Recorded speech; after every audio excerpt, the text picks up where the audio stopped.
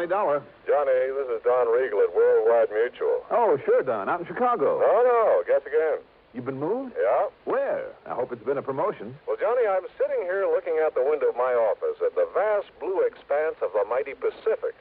Or at least I would be if the fog weren't so dark and thick this afternoon. San Francisco. Right. One of my favorite towns. Go on. I'll bet you say that to every city in the United States. No, I mean it. I have some real fond memories. Oh, yeah? Who is she, Johnny? I mean memories of nice, big, fat fees. Uh-huh. You know, Don, every case I've handled in that fair city of yours over the years has paid me very nicely. How about this one, Don? Let's wait and see, huh? What's the problem? Man missing. Anybody I might know? Well, I doubt it. His name is Harvey Lehman. And, Johnny, I find we have the gentleman insured to the tune of exactly $250,000. Wow. Yeah. Okay, Don. I'm on my way.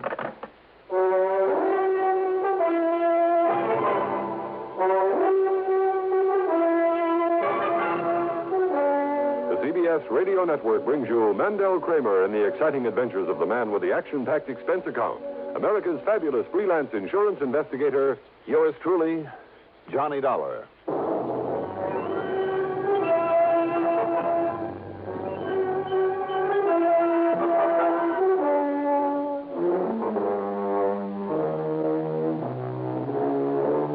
Expense account submitted by Special Investigator Johnny Dolar to the Worldwide Mutual Insurance Company San Francisco office. Following is an account of expenses incurred during my investigation of the buyer and the seller matter.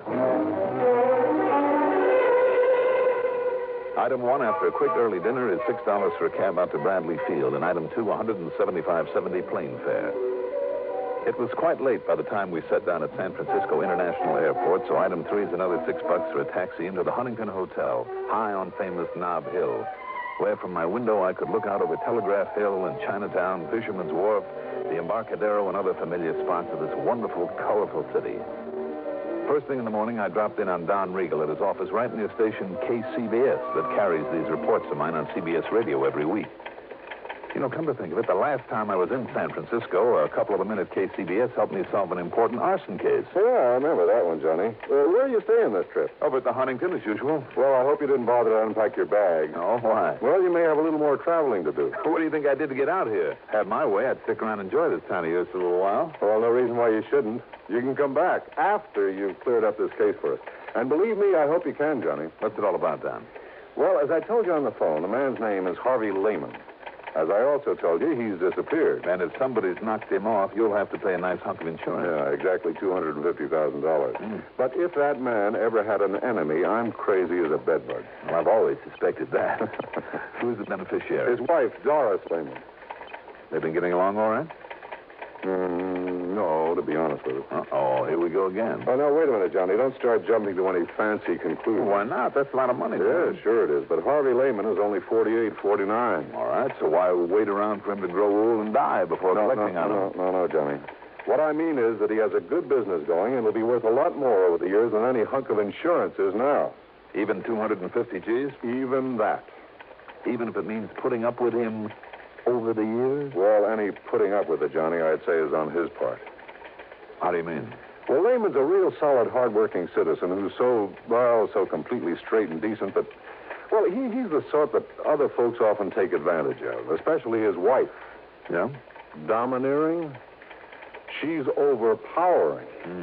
And while he's working, she's spending, and not on him or his house, anything like that, mind you, but on her own selfish self. Well, then you've just opened up possibility number 2. That he's disappeared deliberately to get away from her? Sure. No. Why not? Well, he's simply not the type.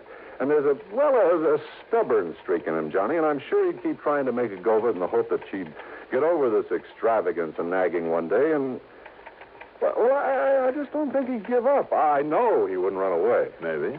Maybe not. I'm sure of it. How long ago did he disappear? By the way, what sort of business is he in? Well, he's a buyer, Johnny. I guess you'd call him a commission buyer. Oh, buyer of what? Well, antiques, that sort of thing. You want a giant ruby from some ancient Persian idol, Lehman would get it for you if anyone could. Or the suit of armor that King Arthur wore. Or even a whole room from some Scottish castle. You know that sort of thing. Uh-huh. Well, anyhow, he left here just a week ago. A week ago? Mm-hmm. Well, that means a pretty cold trail. Yeah, I know. He told his wife he was going down to Los Angeles, to Beverly Hills to be exact, to see a man. Told her he'd be back the following day. But he wasn't. Any reason why he couldn't have just stayed over for a while? Well, look, Johnny, if Lehman said he'd show up at 9:16 on Tuesday morning, he'd be there at 9:16 on Tuesday morning on the nose. Not a minute sooner, not a minute later. That kind. Yeah, that kind. Anyhow, Johnny, I've checked every hotel and apartment down there, so have the police. There's been no sign of him. What about this man that he went to see? Well, his name is John Arthur Whittington Maynard. I've been on the phone with him. The police have been on the phone with him half a dozen times. Lehman never showed up. Maynard. John Arthur Whittington. Yeah, you remember him, Johnny. Big producer-nick of a lot of big movies some 30 years ago. Well, at least they made a lot of money. Yeah. All of them horror films, Edgar Allan Poe and vampire and werewolf sort of stuff, before all this science fiction type of stuff came along. The old screwball made himself millions. Well, why did Lehman say he was going down? Well, like I said, Lehman was a buyer of some pretty unusual stuff on commission. And I understand Maynard has a house full of it. Oh, wait a minute now. Don, isn't he the one who had an old movie set, an old capsule moved onto some property to use for a home? Yeah, that's the one. You've probably seen it in one of the picture magazines. But now, to get back to Lehman. You better give me his description. Let's see. Here's the dope on him, Johnny, all scribbled out for you. Thanks. And if you want a picture without having to go to the police, his wife has promised to have one for you. Good. Because she's the one person that I want to talk to about this. Now, have you got a car I can use? No, sure, you can have mine. But listen, Johnny, so far as Mrs. Lehman is concerned, I thought I made it clear a couple of minutes ago Okay, Don, okay. Let's just wait and see. The Lehman house was up in Marin County over the Golden Gate Bridge, and it was quite a mansion. From the minute I stepped inside, it was plain who dominated this household. The rugs, every piece of furniture, every bit of decoration, everything was in the unmistakable taste of a woman. Even Lehman's so-called study would have done much better as a sewing room. There was certainly no place where a man could open his collar, take off his shoes, put up his feet, and relax. And the more I talked with Doris Lehman, the more I became convinced that one of two things had happened. Either he, in spite of what Don had told me, either he'd skipped out simply to get away from her, or she had done him in for that insurance.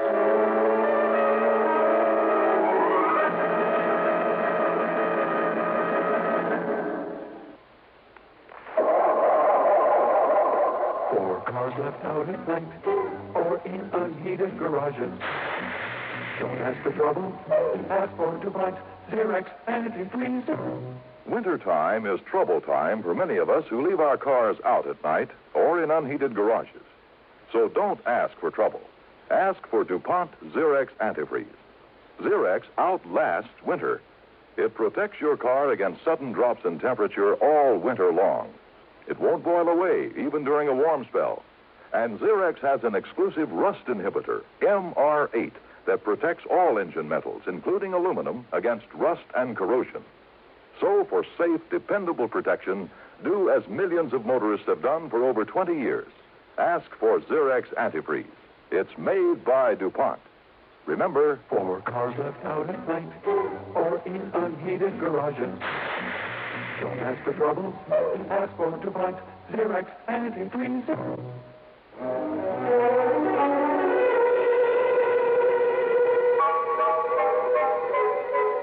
Now, just a minute, young man. If you came out here to insult me... I'm sorry, Mrs. Lehman. You very well should be. But in my job, we have to consider all the possibilities. Ridiculous. Do you think for 1 minute I'd dirty my hands with such a low act as murder? It's ridiculous. Even for $250,000? Make no mistake about it, Mr. Dolar. Harvey is worth a great deal more to me alive than he might ever be dead. He's done very well for me and will continue to. If you can find him and bring him back to me. I'm sure he will. Of course he will. Have you considered that he might have just wanted to get away from you for a while?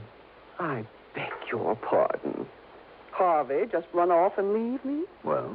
He wouldn't dare. I wondered. Well, you can stop wondering right here and now. Harvey would no more... He would no more... Yes? Go on, Mrs. Lehman, or if I hit a sore spot. Mr. Dolar, if I thought for 1 minute, if it were possible that you were right... No, I refuse to believe it. And if you have no better theory, I suggest you get out of here and forget the whole thing. If he's to be found, the police can do it. Have they accomplished anything as yet? No. Big, talking, do-nothing men. They haven't accomplished a thing. And those bumbling, movie-struck police down there in Beverly Hills are just as bad. Now, just a minute. It just happens that Beverly Hills is a mighty fine police department. I know. I've worked with them. Then why haven't they found him? That's where Harvey went. Well, how do you know? How do you know that he ever got there? Because he telephoned me from Mr. Maynard's home. If you can call that atrocity a home. He said that's where he was calling from? The night of the morning he left here. Harvey always calls me when he gets to a destination, wherever it is. I insist on it. And naturally, Harvey obeys. I'm sure he does. Did you tell that to the police? Of course I... Yes? No. No, I guess... I was so confused. These stupid police annoy me so with their endless questions and insinuations. They're even worse than you are. Thank you very much. What? Don't you realize they're only trying to do a job for you? Well, then why don't they? Why don't they know that Harvey got there? Because you didn't tell them. Why did he go to see Mr. Maynard? To collect the money due for a lot of junk he bought for him. $10,000. Junk? Oh, chunks from some ancient Roman ruin. Artifacts out of the temple of some old pagan god. And a lot of other nonsense that castle is stuffed with. Maynard simply refused to pay. He told Harvey he should feel honored for having been able to contribute to the decoration of that silly place. And that if he didn't stop dunning him, he'd what, Mrs. Lehman? Oh, I don't know.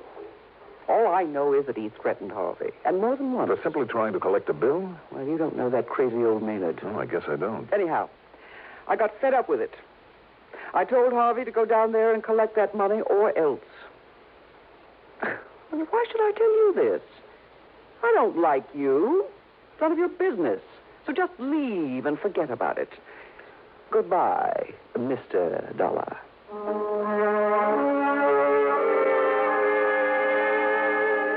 I was afraid if I lingered any longer, she'd literally throw me out. So I got the next bit of information, her telephone number, from the phone book in my room at the Huntington. Then I put through a call, not to her, but to an old pal of mine. Under the circumstances, it wouldn't be diplomatic to give his right name, so we'll just call him Brady. Sergeant Brady, the Beverly Hills Police Department. And 15 minutes later, he called me back. Johnny Dollar. Brady, Johnny. Yeah. Well, as you suggested, I snooped the phone company, and yes, there was a call to that Marin County number the same night Lehman should have arrived down here. All right, then, Brady. So maybe old Maynard called to see why he hadn't. He must have known Lehman was planning to come. I don't think so. I don't think Maynard would have called because I don't believe he did know Lehman was heading your way. Oh, you don't, huh? What's more, it was Lehman himself who made that call. No, wait a minute. You're sure of that? Yes. At least that's what I was told by... Yeah, Johnny? Well, maybe I'm not sure. Well, if you're thinking that maybe Lehman did get here and that maybe they had a fight or something, well, Johnny, we thought of that, too. You see, we know that wacky old Maynard pretty well. He's a real nut. And if you don't believe me, just dig up some of those old horror pictures he used to make. Wow. I know what you mean. Made a lot of the props for him, too, with his own little hands. Anyhow, just in case, some of the boys and I went through that joint of his from stem to stern. And? Nothing. Zero. No sign of Lehman or anybody else. We even tapped on walls and took measurements, looking for hidden rooms or secret panels, that sort of thing. Nothing. But you did suspect him. Did? Yeah. But only because that crazy old man, just to be dramatic, might try most anything, just for kicks. Even murder? Murder. So what's a murder to him? I mean, after all those he put on film? But you know something? No? If that ham ever did kill somebody, why, Johnny, he'd be the first one to ask us over. He'd probably lead us right to where he'd hidden the stiff after fixing it so we wouldn't see it. Just to show off. Yeah, sure. That's why we went over the place so carefully. Even poked around in all the old suits of armor that he kept pointing out to us. Brady, how long are you going to be on duty? Well, I'm off in half an hour, but now listen, Johnny, if you think you have some Well, idea... I'm not sure, but maybe I'll run on down there. If so, I'll holler. Yeah, you do that.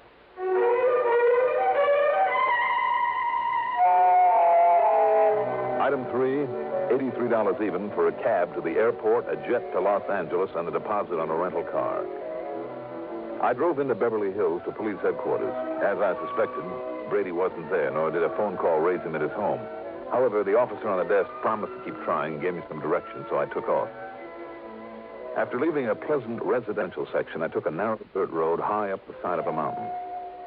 I could see all of Beverly Hills and most of Los Angeles spread out below me, and Catalina Island over 20 miles out in the blue Pacific like a jewel, fairly sparkling in the late afternoon sun. I could also see the crummy castle where John Arthur Whittington Maynard lived alone among the tattered glories of his past in the film business. And suddenly, that wee small voice in the back of my brain spoke out loud and clear. Watch it, Dollar. You may be getting into more than you bargained for, so watch it, Dollar. Watch it.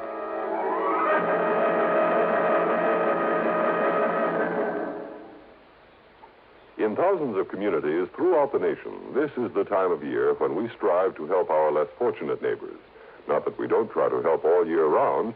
It's just that now many health, recreation, and welfare agencies band together in a common fundraising campaign. When you give just once to your United Fund or community chest, you help many people in your city, the sick, the needy, the aged, the serviceman, and veteran. So give the United Way, and please give generously.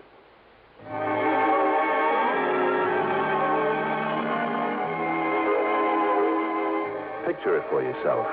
This castle, once a movie set, built up among the rocks and boulders at the top of a mountain. Complete with gray stone walls, battlements, a gallery between the towers, and believe it or not, even a moat with a heavy wooden drawbridge. I almost expected to see the bridge thumped down and a half a dozen fully armored knights come galloping out to challenge me with lances at the ready. Instead, as I drew up in front of it, the bridge was lowered slowly. There was something almost ominous about the creaking and clanking of its iron chains. And then standing there, the man, or rather the caricature of a man. He was short, heavy-set, and in a way almost grotesque. The ugly face, the eyes of a pig, the long, black, straggly hair and 3 or 4 day growth of beard, the heavy, beefy shoulders hunched forward. I thought of Quasimodo, the horrible hunchback of Notre Dame. Welcome, sir. Welcome to my castle. Oh, how do you do, Mr. Maynard, is it? That's right. Surely you heard of me. As a matter of fact... Come in. It's not often I have visitors, someone to show my place to. So few people even know of my beautiful castle. My name is Dolar, Mr. Maynard. I'm an insurance investigator. Insurance? Not a salesman. I'll have none of it. Get out. Leave my place. No, I said I was an investigator, Mr. Maynard. I'm trying to find out what happened to a Mr. Harvey Lehman. Harvey? Oh, yes, of course. A very old and very dear friend of mine. Come. Let me show you some of the wonderful things he has brought me over the years. Well, I would like to ask... Magnificent suits of armor, regal pennants and banners, beautiful tapestries.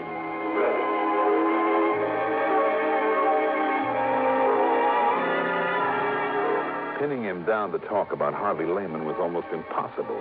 But I must confess that the trip around that phony castle was interesting, to say the least. Much of what he showed me deserved a place in a museum.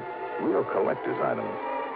And some of the props from old horror pictures that he's made were just fascinating.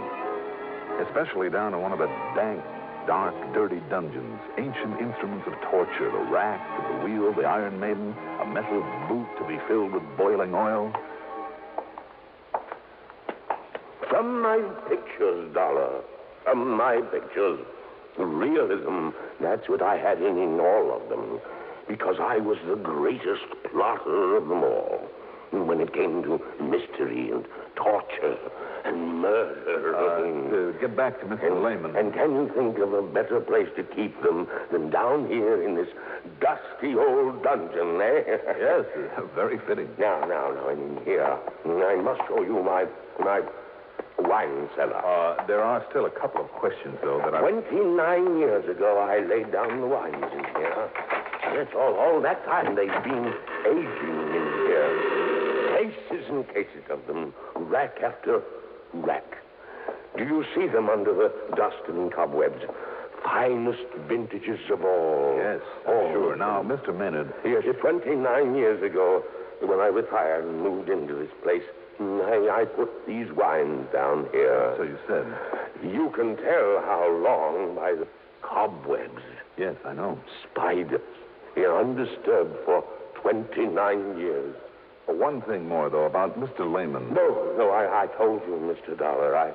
I know nothing whatsoever about him. When did you see him last? Oh, almost a year ago.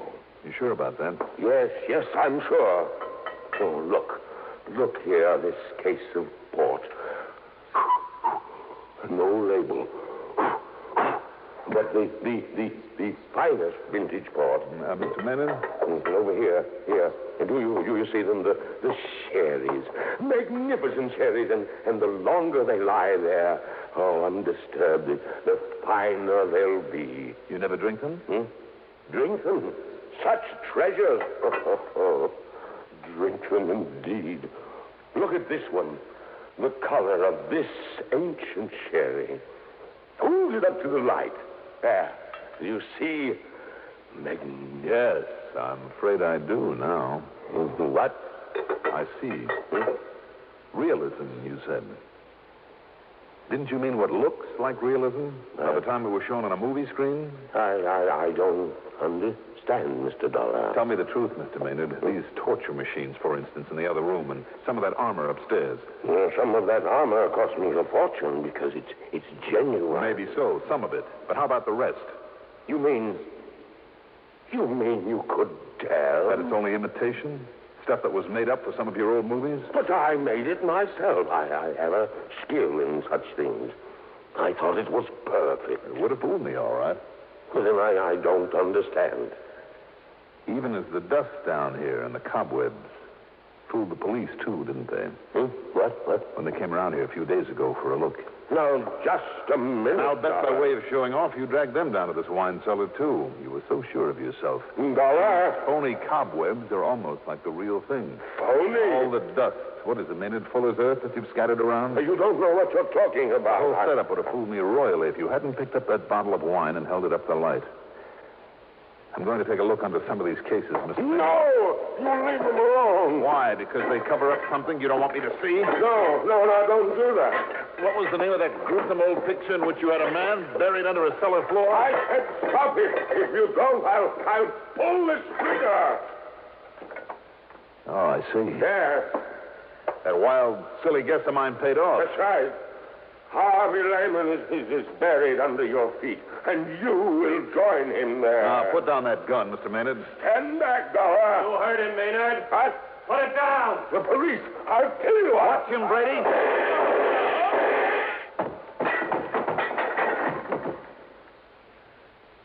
Thanks, Brady. Well, it was a pleasure, Johnny.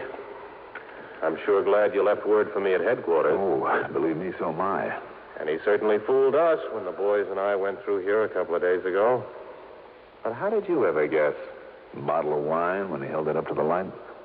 Well? He said it was fine old sherry, lying around down here for 29 years. So? Sherry? There should have been a sediment in that bottle this thick. Uh-huh. So the age and dust and cobwebs were a fake, huh? And he must have moved the bottles over this spot only recently. That's right. I just took a wild guess. You know the rest. Pretty smart, Johnny. Pretty smart.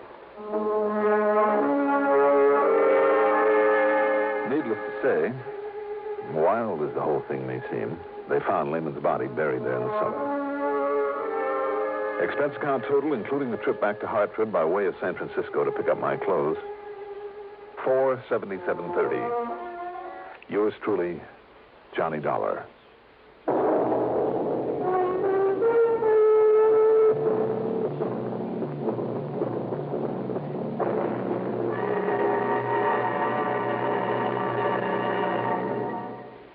Now, here is our star to tell you about next week's story. Next week, Savannah, Georgia, after one of the cleverest crooks I've ever had to tangle with. Join us, won't you? Yours truly, Johnny Dolar.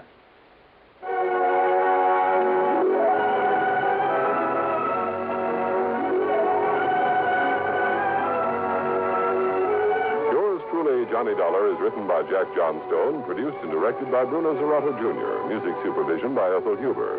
Johnny Dolar is played by Mandel Kramer. Also featured in our cast were Leon Janney as Maynard, Gertrude Warner as Doris Lehman, William Redfield as Brady, and Carl Frank as Don Riegel. Be sure to join us next week, same time, same station, for another exciting story of yours truly, Johnny Dollar. This is Art Hanna speaking. Don't just stand there. Enjoy the Gary Moore Show weekdays on the CBS Radio Network.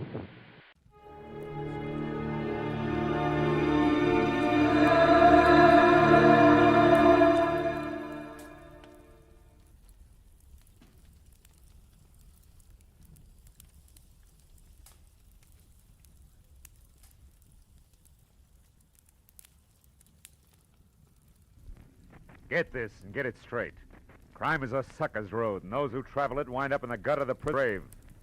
This time it was a fishy horseplay from a red-headed beauty, past a black-bearded sailor to a neck-and-neck finish over a wandering seahorse worth $50,000. And I was the jockey. It happened like this. From the pen of Raymond Chandler, outstanding author of crime fiction, comes his most famous character in The Adventures of Philip Marlowe.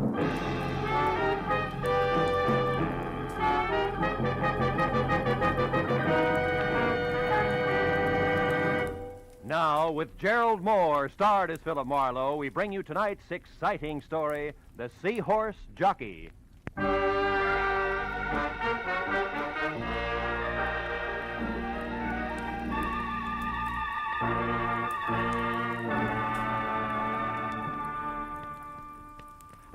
You know, Mr. Marlowe, when you came in today, I said to myself, it's a funny thing. You've been getting your haircuts here now for 6-7 years. But I never found out how you vote, Republican or Democrat. Well, I like to think that's my business. And another thing. Never did you tell me if you're for the Marshall Plan or against the Marshall Plan. Well, the Marshall Plan And for the California's governor next fall?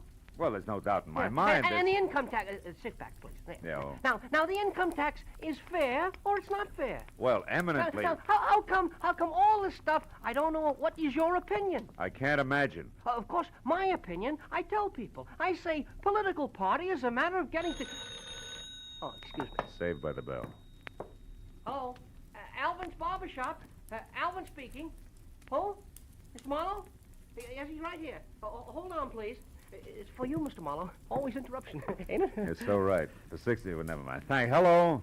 Mr. Marlowe, this is Mrs. Lola Demarest speaking. Oh? Thank goodness I've finally located you. Now, you're to come out to my place at once. Pacific Palisades, 1312 Old Tower Road, and your plane leaves in 2 hours. Now, wait a minute. What plane, Mrs. Demarest? Why? What's this all about? The seahorse. I'm going to sell it, Mr. Marlowe. My mind's made up. The sea witch? A seahorse, Mr. Marlowe. It's a brute 6 inches high and set with precious stones, which a San Francisco dealer is anxious to pay $5,000 for. Well, look, Mrs. Demarest, The dealer's flying to New York tomorrow, Mr. Marlowe, and also my doctors say I'm living by sheer willpower alone. Hence, my decisions must be made quickly. Now, the terms of the deal are cash, so please be sure that you're armed. And the money will be returned here to my stepdaughter, Jillian Demarest, unfortunately. Oh, you don't approve, huh? No. However, I'll abide by my late husband's wishes. Jillian is to be provided for. Now, no more questions, sir. Just hurry. You'll be paid handsomely, and when you get here, Mr. Marlowe, use the back porch. I'll be in my bedroom. The other doors are locked. You're alone, Mrs. Demarest? No servants? I'm merely sick, Mr. Marlowe, not dead. And since I've just fired Elmer Paris, who was called a lawyer, but it was actually more of a baboon, we'll be able to talk. Now, hurry, Mr. Marlowe. Please be punctual. My new lawyer is due here at 4:30. I'll finish up and be ready for you at exactly 5. Is that clear? I've got one question. Were you ever a barber? Goodbye, sir. Well, Alvin, it looks like we'll have to skip that shave. Oh, that's too bad, Mr. Marlowe. Like I said, I'm anxious to get your opinions. Opinions are important, huh? Important, you know. Oh, sure, Al, sure. Yeah, I mean, the way I look at it, Mr. Marlowe... Alvin! Yes, Mr. Marlowe? Wipe the lather off. Your chin, not mine.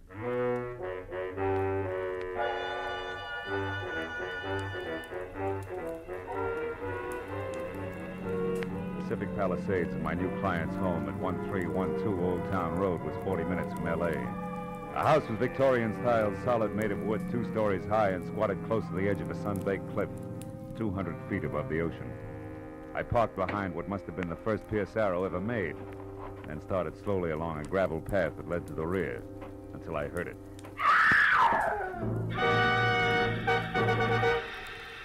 Inside, I found an old woman whom I figured to be my client, leaning against a half-open kitchen door. sobbing and clenching at the gingham apron she wore like it would keep her from screaming again. Mrs. Demarest, get hold of yourself. What happened? I'm not Mrs. Demarest. Oh, the poor darling. Her heart. She's dead. She's dead? In there, the bedroom. Oh. But who are you? My name's Philip Marlowe. Mrs. Demarest hired me an hour ago. An hour ago. She was a handsome woman. A beautiful woman and a good woman. You're the detective, aren't you, about the brooch? Yeah. How'd this happen, Mrs. Lockfield. Oh. Miss Bertie Lockfield. Miss Lockfield, were you with her? No, I came over a bit ago. I'm Lola's best friend, you know, her only friend. I came over in my car to cook her some dinner, like I do all the time. I live right by the little cottage at the foot of Old Tower Road, the one with the tall hedges. The dinner, Miss Lockfield, you were saying? Oh, yes. Well, Mr. Marlowe, can we go back to the living room? Oh, sure. Now, Miss Lockfield, you came over to cook dinner, then what? Well, I looked in on her first, like I do all the time. And since she was asleep, I went to the kitchen and set things going. And then? Oh, here, you better sit down, huh? Thank you. Then I went back to my place, fussed around for 10, maybe 20 minutes. Then I came here again and found what we just saw. That pillow clenched in one hand like she'd wanted All to right. hold Take it easy, something. Miss Lockfield. Try to hold on, huh? Now, tell me, you didn't happen to see anything of the new lawyer around, did you? New lawyer? Why, Lola didn't mention a new lawyer. He was due here today? Yeah, a half hour ago. Might help if we knew his name. Why, Mr. Marlowe? Mr. Marlowe? Surely you don't think there was, well, foul play? I don't know, Miss Lockfield. But for one thing, the position of the pillow seems kind of cockeyed to me. Yes, but who on earth would want to... Oh, no, not Jillian. It couldn't be. Mrs. Demarest was quite clear about Jillian. Jillian hated Lola, Mr. Marlowe, but Jillian isn't a killer. Yeah, well, maybe nobody's been killed. But tell me, Miss Lockfield, did this stepdaughter, this Jillian, know that she was getting the money from the brooch?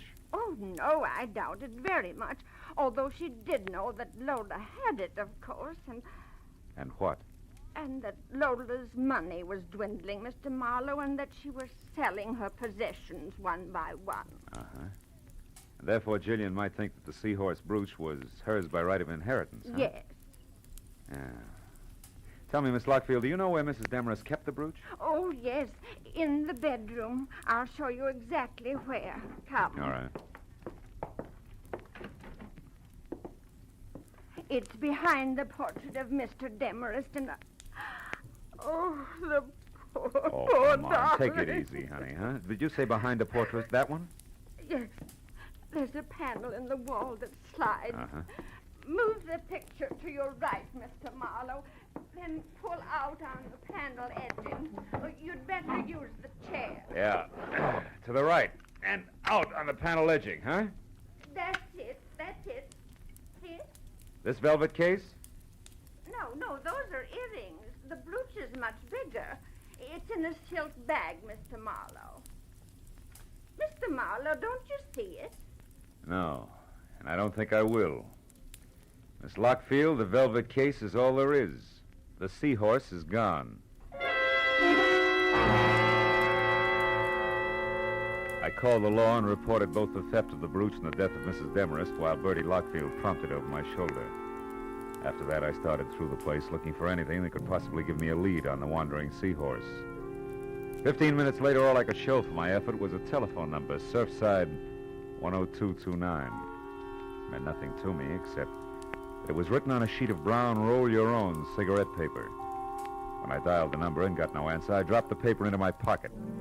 I told Miss Lockfield to wait for the police and headed for town in the first public phone booth. I started through the local classified directory looking for a lawyer named Elmer Paris. When I didn't find him, I figured he could be somebody's junior partner. So I began at the top. I scored on my seventh nickel. Calder, Kramer, and McDuff. It was the anchor man who answered. Elmer Paris? Yes, we employ a lawyer by that name. One who was fired by Mrs. Lola Demarest early today, Mr. One McDuff? who ceased working for Mrs. Lola Demarest early today. All right, objection sustained. Tell me, where can I get in touch with Mr. Paris? At his desk here in the office where he's been all day. Your reason for asking, sir? The answer you just gave me. Now, one last item, Mr. McDuff. Did your firm supply a new lawyer for Mrs. Demarest late today? We did not.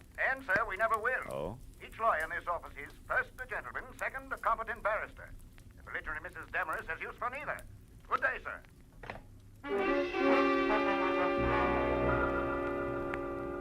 With that, I checked Elmer Paris off my list and went back to the phone book. Jillian Demarest, my late client's stepdaughter, was listed at number 111 Los Amigos Terrace, which a map on the back of the book showed to be just off Sunset Boulevard in Hollywood. Come in. The girl herself, replete with old-fashioned, the only thing that was red-headed, maybe 30, and meat and potato curves in either direction. From a waistline that was strictly rye crisp over lettuce leaves. Sit down. What's your problem? Well, I got some bad news, Miss Demarest. Don't tell me. It's my income tax. I've been caught lying. It's your stepmother. She's dead, Jill. Oh. That's too bad. Well, try not to go to pieces, kid, huh? Look, I didn't particularly like Lola Demarest. She didn't particularly like me. So, why make a thing of it? Because the seahorse brooch has been stolen. You're kidding. Don't try brushing that off, because it was supposed to be sold today with the proceeds to go to you. You're a liar. Private detective. Hired Jill to fly the brooch to a San Francisco dealer, and I found out it's really worth $50,000. A lot of dough you didn't expect. Okay, Mr. Private Detective. At last crack. It means exactly what? That you could have taken the brooch yourself. Try me again. Surfside, 10229. Stop pushing and start listening. If Lola intended to sell the brooch and give me the money, it was for one reason only. My father wanted it that way. So? So do I. And now that you're without a client, maybe you'll work for me. I doubt it. I write and get paid well. 5,000 words a month for a pulp magazine. Torrid stories. It figures. Pays off nicely. Be worth your while. Do you want to help me? Suppose you're lying and actually stole the brooch yourself. What then? Then you handcuff me to the nearest cop and run for mayor on the Let's Clean Up Local Crime ticket. Now, is it a deal for, say, 1% of the 50,000 if I get it? 0 if I don't. 500 of fun, huh? Mm-hmm. Okay, Jill, it's a deal. Good. And for a starter, do you happen to know who Mrs. Demarest's new lawyer was? New lawyer? I didn't know the old one had been fired. I didn't say he had. Could have quit, you know. Nobody ever quit working for Lola Demarest. It wasn't her nature. Oh? Now, will you please stop barking at me and go out and bite the guy with the brooch? You look like you could do a good job of it. For $500. Yeah. But just think of the opposition, Jill. It's snapping at 50 grand.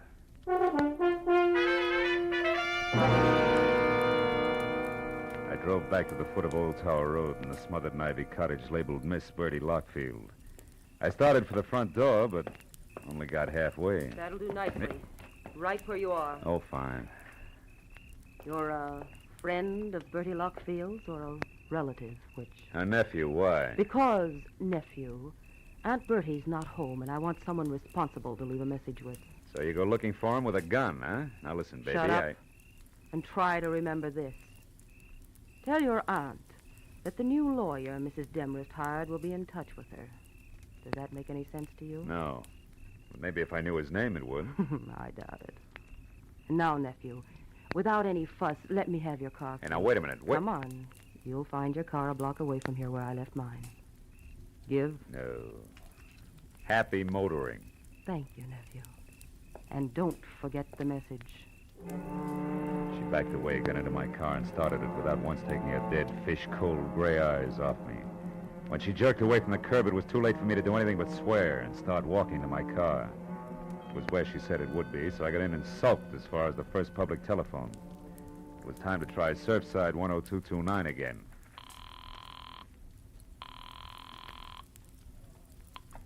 Hello. Hello, I'd like to talk to... To who? Wait a minute, is that you, Lieutenant Matthews? Yeah. Marlowe? Yeah, that's right. Oh, that Demarest case, huh? Well, Phil, the coroner thinks it was murder, all right. Suffocated her with a pillow, but they won't be sure till the autopsy report is in. Yeah, wait a minute, Matthews. Hey, wait a minute. Will you? You're at Surfside 10229, right? Yeah. You You got this number from homicide, didn't you? No, I didn't. I got it from a brown cigarette paper I found at Mrs. Demarest's. Huh? Now, look, tell me, Matthews, what have you got and where are you?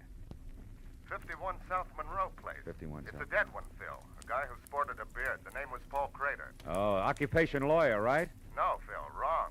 The occupation was able-bodied seaman.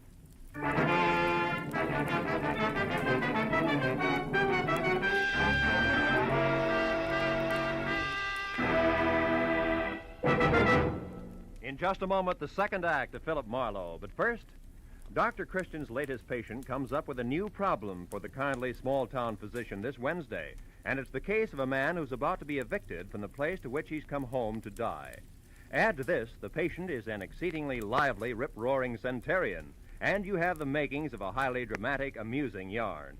Dr. Christian, starring Gene Herschel, is heard every Wednesday on most of these same CBS stations.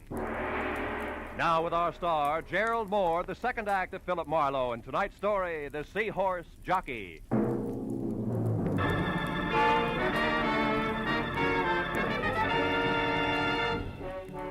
I was 30 minutes getting out to the address Matthews had given me. The neighborhood around Surfside looked like it had been pushed together from scraps that had washed in from the sea. And number 51 Monroe Place was no improvement. It was a corroded little frame house surrounded by a picket fence, with most of its front teeth missing. I parked in the red glare from the squad car's spotlight, and as I walked past the sagging gate, I could hear Matthews inside. Oh, hello, Marlowe. Come on in. But don't fall over the late Mr. Paul Crater there. Oh, that's him, huh? Doesn't look much like a sailor to me, Matthews, in spite of his whiskers. What do you expect, bell-bottom trousers? All right, all right. Those guys wear suits when they're ashore like anyone else. He was shot twice, Phil. Once in the stomach, once in the chest. Dropped right here in front of the door, huh? Yeah. The way it looked, somebody came up and knocked, and when Crater opened the door, they let him have it. Got a line on him? Well, he was a nice, quiet guy, apparently. Lived there with his sister, Helen. As far as we know, they got along fine. We're still trying to locate her. He worked around here someplace, but we don't know where yet. But what about that Demarest business? Oh, that. Well, Oh, wait a minute. Oh, okay. Matthews. Yeah, Mooney. I see. Jug Nolan. As in J-U-G? Yeah. Uh-huh. He is? No, you come on back. I'll check him later, personally. Well, Phil, that answers one question anyway. Crater here worked out of a boatyard on Front Street. Now, what was that Nolan, J-U-G, about? Jug Nolan. He's the bird who runs the shipyard. Oh. Mooney says he's a genuine old sea dog from roll-your-owns to... Wait a minute. Did you say roll your own? Yeah. Matthews, how about letting me talk to this Nolan before you and the boys move in? Why? I'd like to check the color of his cigarette papers, and I'll let you know. Well, okay, Marlowe. Only keep your chin in. Maybe Nolan doesn't know anything about what happened to Crater here. Unless he pulled the trigger, huh? I drove through the thick smell of seaweed and dead fish that was Front Street for 10 blocks before I found a battered sign that read Nolan's, dangled over the door to a shanty of an office behind which a tangle of crooked masts stuck up like jackstraws out of a jam of crusty hulks. I pulled into the curb across the street from the place and started to get out when the office door opened. And a man who looked something left over from Moby Dick stepped out, headed across in my direction. As he passed in front of my car, I got a good look at the butt of the homemade cigarette, drooping over a jaw as heavy as the end of an anchor. It was rolled with brown paper. Odds on it had to be Jug Nolan. When he swung on down the street and finally went into a bar, I followed. Hey, Swede, do it again, huh? Be right with you, Jug. Snap to it. I gotta get... Well, what do you make of it, mate? Something biting you? Not exactly, Jug. I was just wondering how well you're acquainted with Lola Demarest. Demarest? Yeah.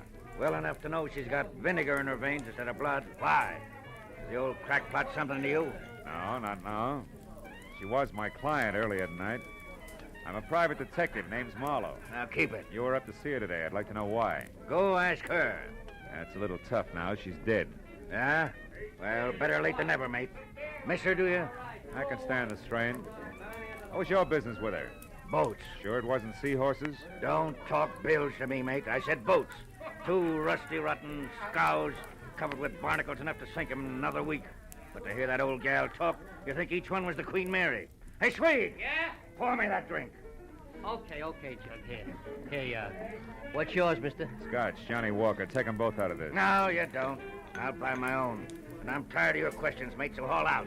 Here, sweet. Suit yourself. Maybe you can bear up on one more question, Nolan. For you, maybe it's easy. Who killed Paul Crater?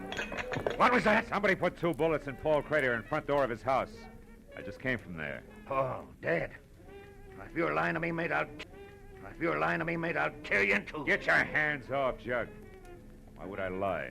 The cops know who did it? Not yet, but they will. I'll find out about this and in a hurry. Slow down, Nolan. There's no rush.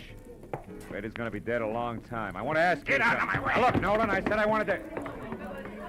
Never mind. Okay, Commodore, help yourself. Nolan's ponderous right fist was cocked when I changed my mind, but that wasn't what did it. Over his shoulder, I'd spotted a familiar face. Detective Lieutenant Matthews leaning at the end of the bar and studying his thumbnail intently. As Jug stamped past him and out the door, Matthews jerked the intriguing thumb at a thin, sandy man working a pinball machine, who suddenly lost all interest in the game and left abruptly. And Matthews sidled down the bar toward me. Sorry to step on your heels there, Bill, but we found out that Nolan has 2 judgments against him for assault. Got a very dangerous temper, it seems. Well, you saved me a split lip. Did you hear all of it? Enough to convince me that Jug Nolan didn't do it, but we'll tag him just to play safe. Oh. Chances are he's heading for Crater's house now, which should just give me a good chance to go to his place and look around. Uh-huh. I'll see you, Marlowe. Yes, so long, Matthew. Something else for you, mister? No, thanks, Swede. Unless you can tell me why so many surfside sailors grow Van Dykes. Ha, I wondered myself. Maybe it's to hide those dirty collars. I don't know. That's sweet. Couldn't stand the city gas. Hey, here's one with a beaver now, mister. Why don't you ask him? Oh, it's not that important. Come on, let's go, sweet. Set me up some rye whiskey. Okay, all right. Say, Dusik, this fella here wants to know why you sailors grow those chin whiskers. Yeah? Skipper, I'll tell you. A sailor's got to have something to do while he's away to spare time at sea that don't take up too much space. Yeah, well, I guess it beats bike racing. I'll see you, Dusik. Hey, wait, I want to tell you. I went to town today looking for nothing but a change of scene in a chubby blondie shirt, would see. And what happened? Yeah, well, that's fine. Some gal takes a look at my bed and thinks I'm a college professor doing research. I couldn't tell her out with a blowtorch. Yes, the well, next one runs for her life because she takes me for a judge. And after that, I'm just getting around Hey, to wait a minute. Hold it, Dusik. Huh? You say judge?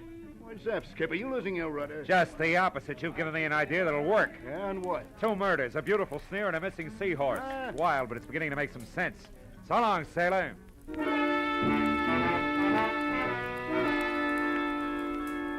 checked Nolan's boatyard first, but his office shack was dark. So I drove hard back to 51 Monroe Place in the hope that Matthews had been right about Jug's destination. When I ground to a stop, I once again gave thanks for smart cops. Jug Nolan was there, all the fight gone out of him as he stared without seeing it at the blood spot on the floor where Paul Crater had died. I asked him one simple question. The answer he grunted in 3 words without so much as looking up. But it made everything fit. And as I got to the phone, I knew that whatever else he was, the old sea dog was no liar.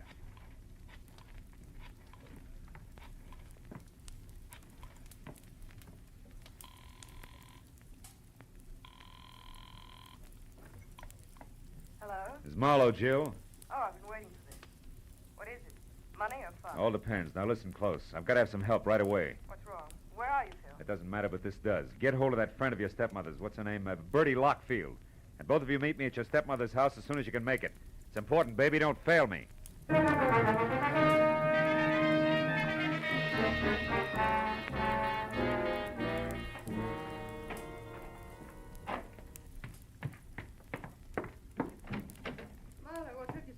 Well, yes, I understand you wanted our help in a big hurry. We rushed madly over I'm here. sorry it took longer to get here than I figured. What do you want us to do, Phil? Catch a thief and a killer? You see, I'm positive now that whoever got away with that jeweled seahorse also held that pillar over Mrs. Demarest's face until she died, then went on to kill Paul Crater in Surfside. 2 murders? Killers have that advantage, baby. For 1 murder or a dozen, the price is the same. Oh, I don't understand, Marlowe.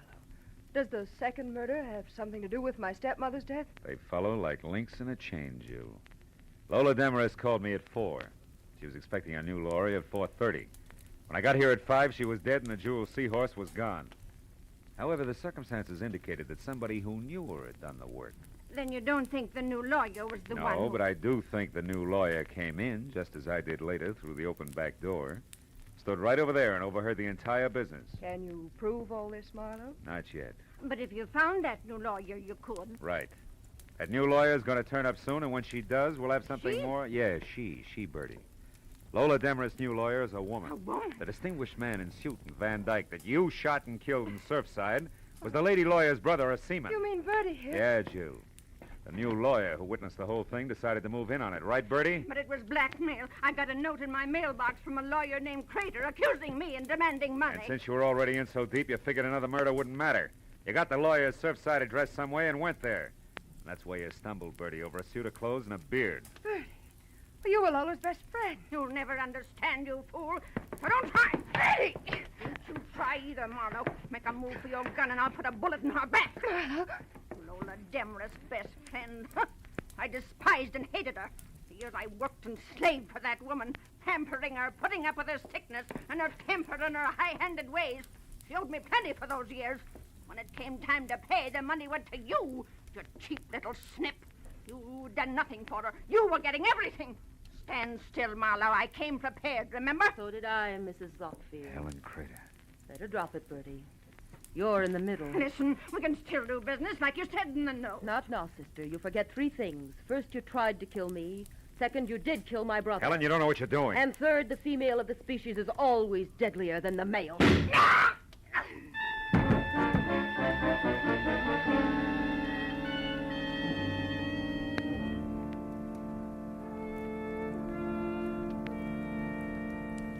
Well, Matthews, that's about it. Yeah. What do you think will happen to Helen Crater? No, that's one I don't have to figure out. Well, she's a lawyer, you know. Maybe By the she way, could- Phil, Huh? how did you find out she was the lawyer? Oh, that. Well, you see, the fact that the new lawyer was nowhere around bothered me. Uh-huh. And then when I was in that bar in Surfside, one sailor with a beard told me he'd been mistaken for a judge. So I figured maybe another sailor, also with a beard, could have been mistaken for a lawyer. And you worked back from that? Yeah, Paul Crater's sister, Helen. I finally asked Nolan what Helen Crater did for a living. He told me. You see, he was the guy who had recommended Helen in the first place. He'd come to see Lola about the boats and found out that she needed a lawyer, right? That's right. So he tossed some business to Paul Crater's sister. That's how the phone number came on brown cigarette paper, though. You know, I found it on the sun porch. Well, that's it. Yeah. Well, you gonna get some coffee? No, thanks, Matthews. I'm kind of tired. Oh, I think I'll go home.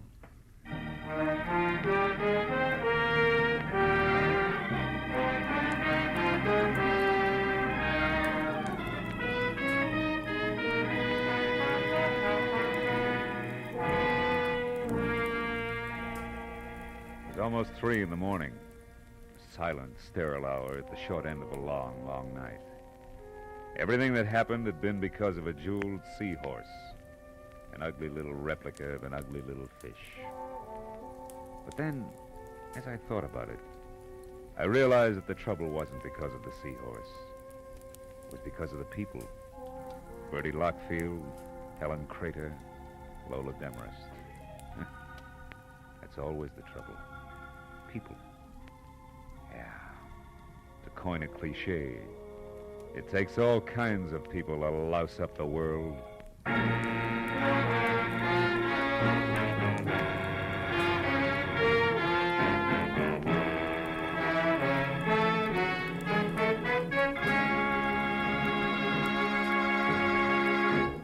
The Adventures of Philip Marlowe, bringing you Raymond Chandler's most famous character, star Gerald Moore, are produced and written by Norman MacDonald and written for radio by Robert Mitchell and Gene Levitt. Featured in the cast were Stan Waxman, Ann Morrison, Ruth Parrott, Eileen Prince, Ed Begley, John Stevenson, and Bob Sweeney. The special music is composed and conducted by Richard Arant. Be sure and be with us again next week when Philip Marlowe says... This time all I had to go on was a postmark, but that was plenty. It led me to a knife between a pair of shoulders, a woman with a second-hand face, and a corpse by a water wheel.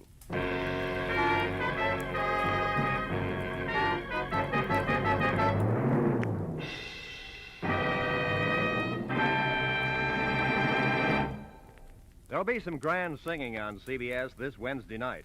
Bing Crosby will play host to Al Jolson and Ella Fitzgerald, and Burns and Allen will entertain lovely Dinah Shore. Also, Groucho Marx will be around with more of his wonderful wit on his quiz, You Bet Your Life.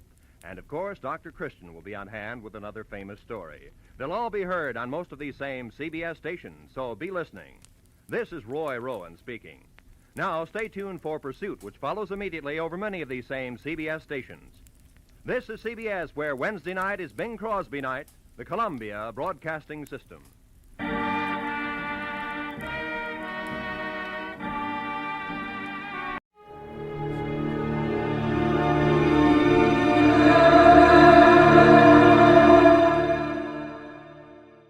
And now, Roma Wines, R-O-M-A, made in California for enjoyment throughout the world.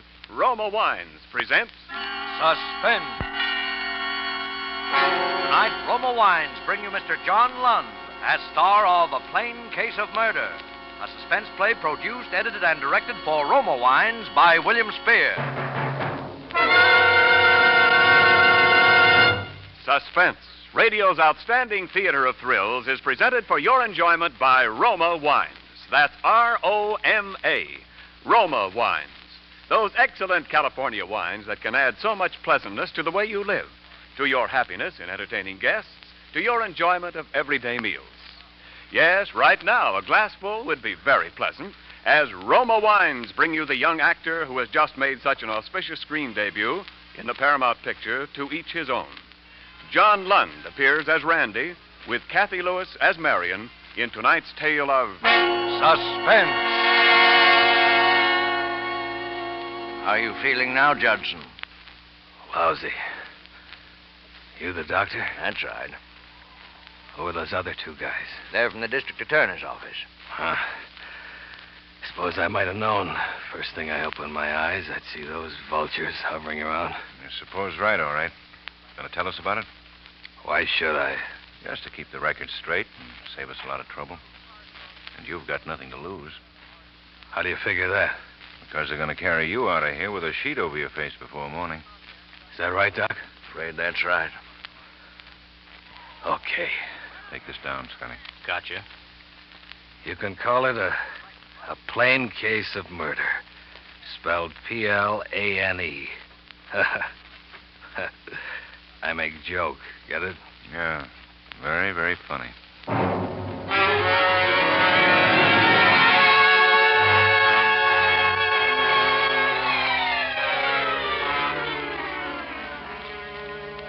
I'd been home 3 weeks when I finally broke down and called her. And she said to come on out. Her husband wouldn't be home. It's funny.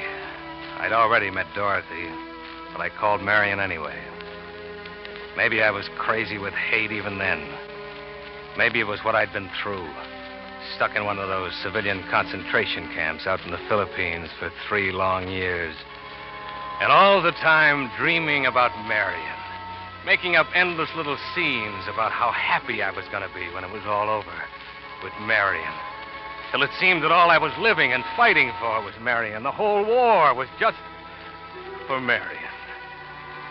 And then to come back and find she's married to this other guy. Something like that'll do things to you, no matter how good you are. And so, when she told me to come out, I went. Why? A sort of horrible fascination, I suppose, to see it with my own eyes.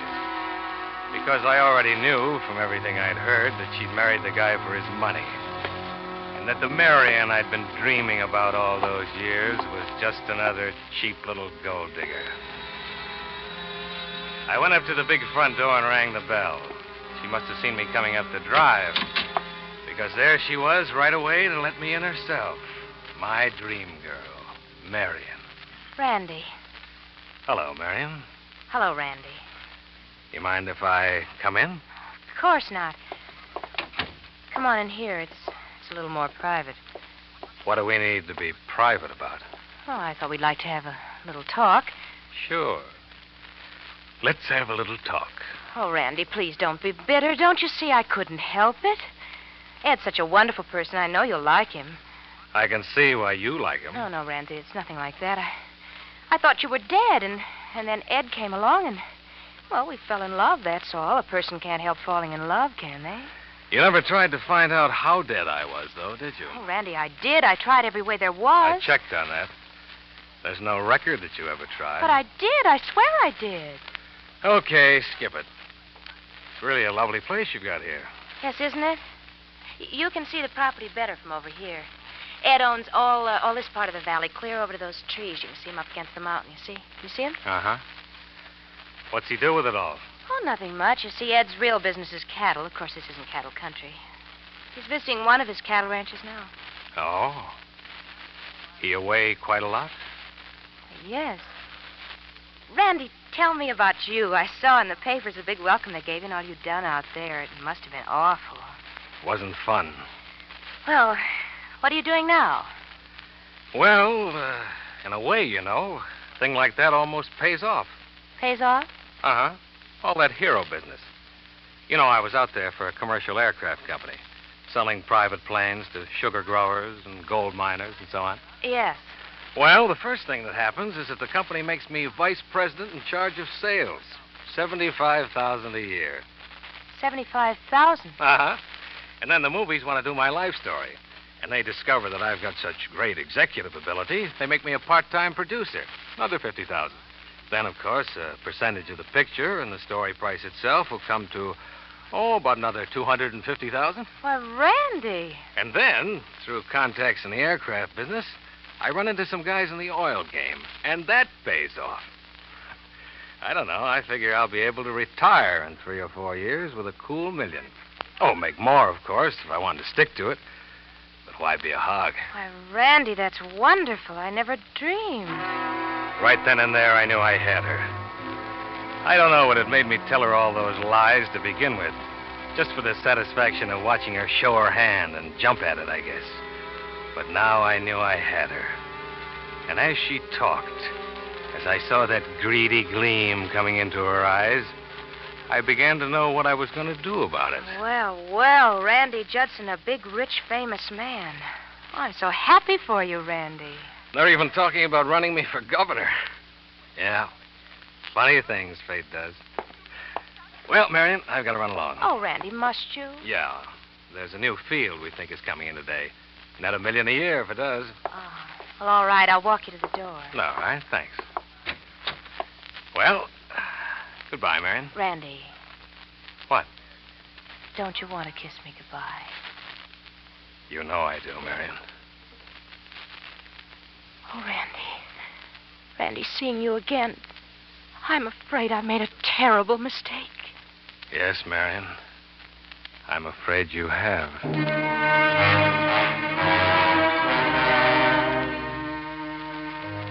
I was pretty sure after that all I had to do was wait. There was some truth in what I told her. About 2%. I had been a salesman for a commercial aircraft company, and I still was. And I had a little money, enough to look the part of the big executive when I was around Marion anyway. And, of course, it had to be secret, not only because of Dorothy and of Marion's husband, but because of what I had figured out for later. But as the weeks went by, I saw her, all right. I saw a lot of her and waited. And I didn't have to wait too long. Oh, Randy, I love you so much.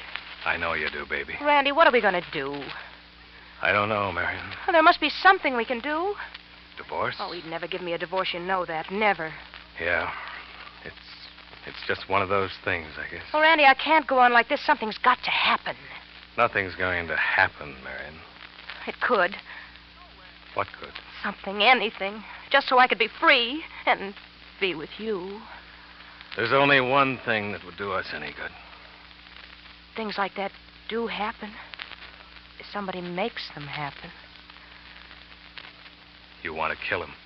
Randy, I know it's terrible. I just know it's wicked to even think of such a thing. But you do. Yes. What's stopping you? Oh, I'm afraid. Alone. You mean you want to kill him, but you want me to help you to kill him? Yes. Yes. Yes!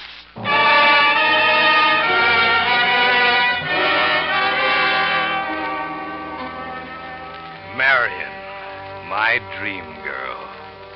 Oh, I agreed to help her, all right. Sure I did. I planned it for her. First, there was the plane. That was going to do several things for us. And, of course, my being an aircraft salesman made it easy. Marion suddenly became interested in aviation. She began reading about it, hanging around the airports. Then she started taking lessons.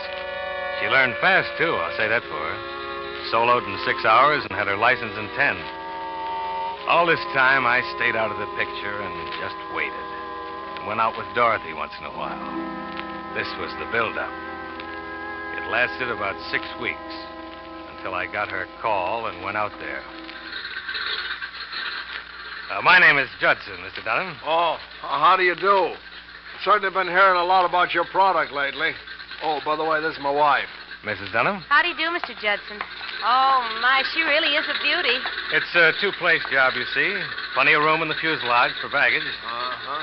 150 horsepower engine, variable prop. She'll cruise at nearly 150, and yet her landing speed isn't much more than 45. And, of course, she has flaps for low-speed landing. Uh-huh. I'm really sincere when I say that you can't match her anywhere near in the price field. Well, I don't know much about it, but if that's what Marion wants... Oh, Ed, you're a darling. Well, that's the way we like to make a sale. How about a little spin? Oh, I don't know. Oh, go on, Ed. You gotta begin sometime. Just Come around on. the field. Oh, by the way, you've got practically a perfect natural landing field here. Yeah. Have to put up a hangar, I suppose. Ah, that won't run you much. Climb in. Well, I'll wait right here for you, dear. There you are. You keep out of the way now, Marion. I will. Oh, by the way, before I take you up, here's a release you have to sign. Just a formality. Oh? There's 3 copies. One for me as the pilot, one for the company, and one for the Bureau of Civilian Aeronautics. Uh-huh. Where do I sign? Oh, anywhere at the bottom there. Uh-huh. Okay. That's fine. Thank you, Mr. Dunham.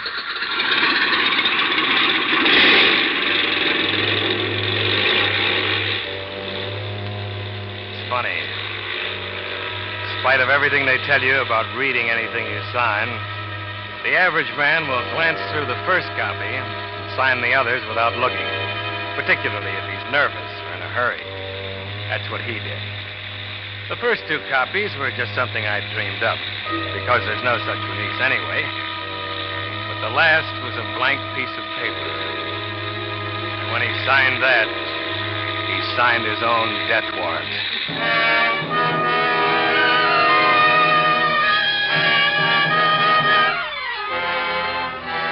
For Suspense, Roma Wines are bringing you John Lund with Kathy Lewis in A Plain Case of Murder, a radio play by Robert L. Richards. Roma Wines' presentation tonight in radio's outstanding theater of thrills, Suspense.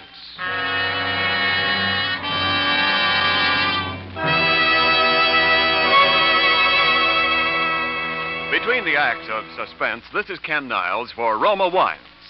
Next week is National Wine Week, and throughout California, gay festivals will mark the occasion, celebrating the vintage from which will come another taste treasure of fine Roma wines.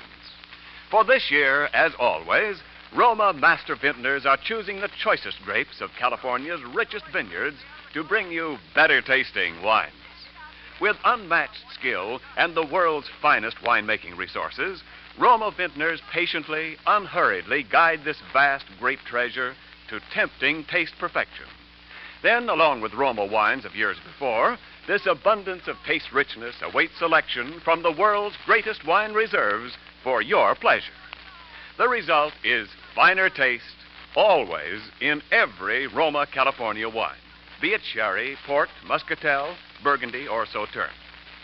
That's why more Americans enjoy Roma than any other wine. Let Roma wine add pleasantness and good taste to your living. Tomorrow, enjoy Roma, R-O-M-A, Roma wine, largest selling wine in all history. And now, Roma Wines bring back to our Hollywood soundstage John Lund as Randy Judson, with Kathy Lewis as Marion Dunham in A Plain Case of Murder, a tale well calculated to keep you in suspense.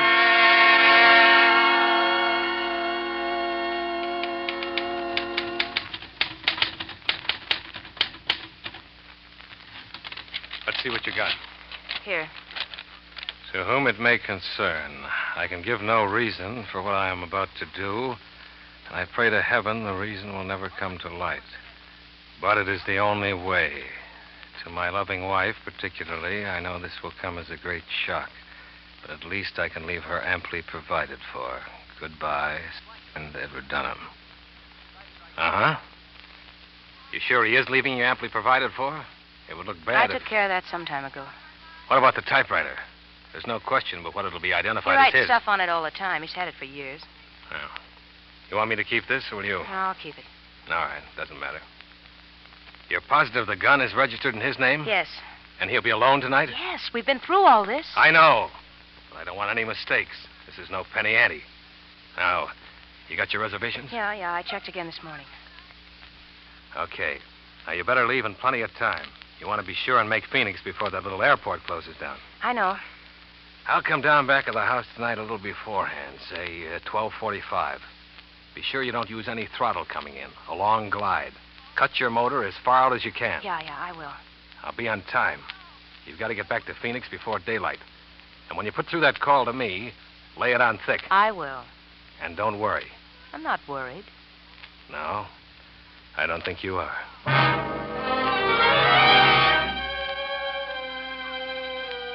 The wheels were moving. Complicated, but good. We'd been over it enough, rehearsed it line by line, so I knew exactly what she'd be doing and saying almost every minute.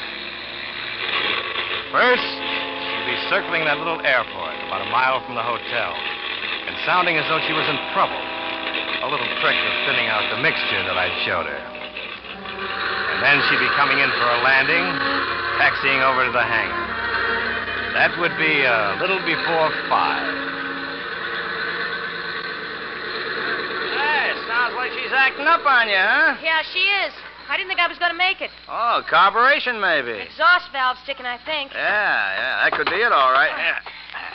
Thanks. Hey, you staying in Phoenix? Yeah, for a few days. Can I leave it here? Oh, sure. Tomorrow, first thing, I'll get a man. No, I'm going to get the man down here who sold it to me. I've only flown it about 8 hours. Oh, gee, it shouldn't be doing that. I'll say it shouldn't. Is there anybody here at night? No, I'm sorry, ma'am. I come on again at 8 in the morning. Well, he may be down here before that, because I'm going to get him out of bed if it's the last thing I do. It's a brand new $6,500 airplane. Oh, I don't blame you.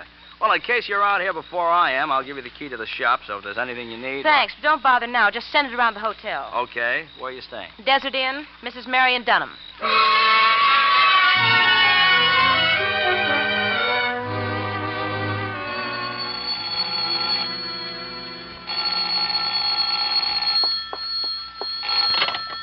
Hello. This is the hotel operator, Mrs. Dunham. I have your call to Los Angeles now. Oh, yes, thank you. Go ahead, Los Angeles. Hello? Mr. Judson, this is Marion Dunham. Who? Oh, how do you do, Mrs. Dunham? I don't do so well, Mr. Judson. In fact, if you ask me, I'm lucky to be alive. What? I'm mad, Mr. Judson. I think I've got a right to be. I started out for Phoenix today in that airplane you sold me. I just barely made it. I don't see why a brand new $6,500 airplane could possibly... Well, I can't understand it, Mrs. Dunham. What seemed to be the trouble? Well, an exhaust valve or two just burned up, apparently. Plane's absolutely useless to me in the condition it's in now. I doubt if it'd even get off the ground. Oh, I quite understand, Mrs. Dunham. I'll send a man down I don't want first just thing. a man. I think you ought to come down here and look at it yourself, Mr. Judson. I should come. Why, there's nothing in particular that I could Well, do. are you responsible for these planes you sell to people, Mr. Judson, or aren't you? Well, Oh, all right, Mrs. Dunham. I'll be down first thing in the morning. Where are you staying? The Desert Inn. The Desert Inn. All right, Mrs. Dunham. Tomorrow morning, then. Well, thank you, Mr. Judson. Good night. Good night, Mrs. Dunham. Did you get your call to Los Angeles, Mrs. Dunham? Yes, thank you. But is the doctor on his way up here? Oh, never mind. That must be him. Thank you. Come in. Mrs. Dunham? Yes, come in, Doctor. I'm awfully sorry to bother you, Doctor, but I've got a frightful headache. I flew in from Los Angeles today, and something went wrong with my plane. I suppose it's just nerves, but I was wondering if you could give me something to help me sleep. Why, certainly, Miss Dunham. Thank you. We've got just the thing for you right here. Here, take one of these, or two if you think you need them. Well, I better take two. Well, they're pretty strong. How long will they make me sleep? You'll be dead to the world for a good 8 or 9 hours. particularly if you take two. Uh-huh. Well, thank you, Doctor. I'll go in and take them right now. Would you mind hanging that do not disturb sign on the door when you go out? Why, not at all, Miss Douglas. Good night. Good night, Doctor.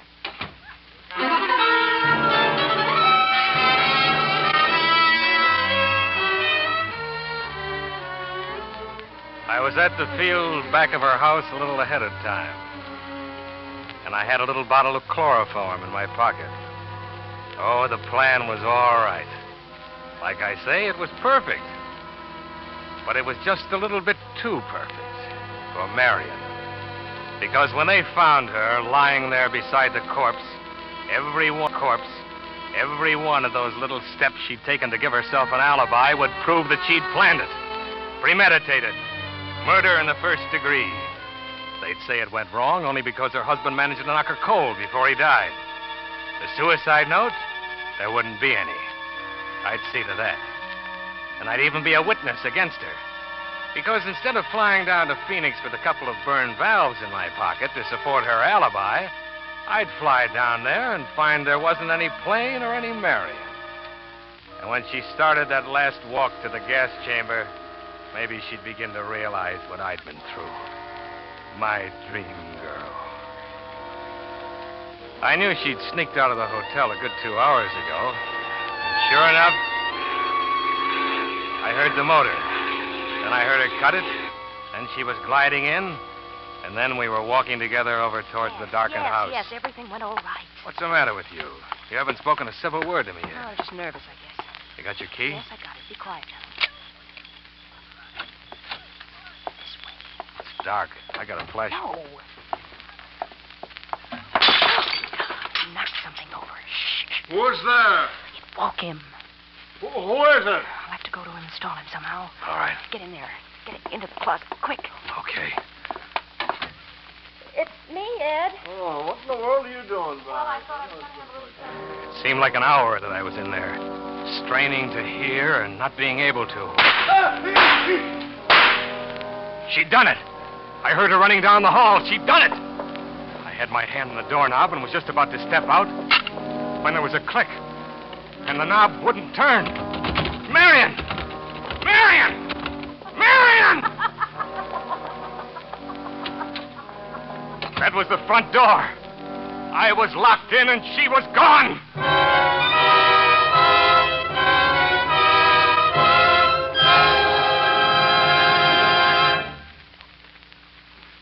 For a moment, I almost fainted. Because I could see just how she'd planned it. Just what I'd planned to do to her. She'd fly back to Phoenix and then put in a call to her husband on some pretext, and she wouldn't get any answer, and pretend to be worried and call the cops. And they'd find me. They'd say I killed him and then got in a panic and locked myself in the closet by mistake. It was a spring lock, and it could happen. The door was solid. Oak, at least 2 inches thick. I went frantically through my pockets for something to work in the lock with. It was no good. But I did find my pocket knife. There was just one chance. I had about 3 hours to whittle a hole through that door big enough for me to get my hand through. I went to work. In 10 minutes, my clothes were wringing wet. In 20 minutes, I thought I was going to die of exhaustion, and I'd hardly begun. Somehow, I kept going. Then the knife blade broke. I was almost crying. I opened the small blade and kept on. My hand was raw with broken blisters. The second blade broke. I kept on with the stump of the big one. Hours passed, it seemed. And then, at last, I was through. But the hole wasn't big enough yet. More hours. And then I tore half the skin off my hand and got it through. I opened the door. I was free. As I started out the front door, the phone rang in the hall. I picked it up and listened. Phoenix, Arizona, calling Mr. Edward Dunham. Hello? Hello? Operator? I put the phone quietly back. That would be Marion. That meant that she'd call the cops next, and they'd be out to investigate. I only had a few minutes left, but there was still my plane. I started running across the field to where it stood. If I could get off in that plane, I had a chance, a good... And then I stopped. Marion. She'd fly back. She'd land right on this very field.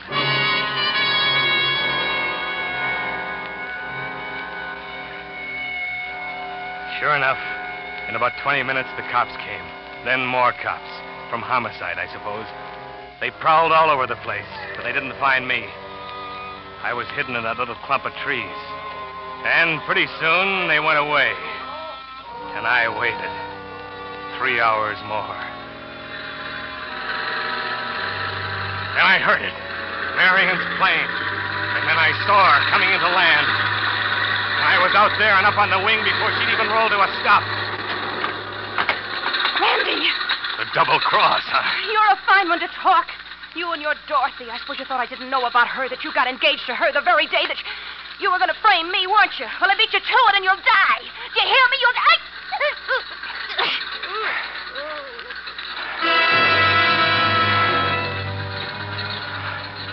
She was dead when I let go of her. My dream girl. But I had to get out of there. The cops had seen her land, and they must have seen me, too, because they were running out on the field and began shooting as I took off.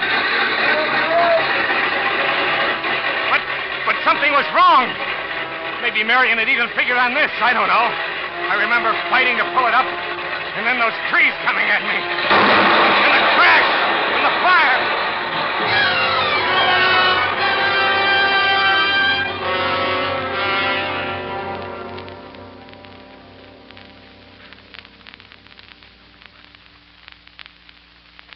You got all that, Scotty? I got it. How is he, Doc? Not so good. Here, Judson. Sign here. Sure. I'll sign. Hurry up. Sign it. Sign. Hey, Doc. He's gone. Dead, huh? Dead. Fine thing. They got a confession and no one to sign it. What's the difference? You got witnesses. Yeah. Plain case of murder. Spelled Plane. Very, very funny.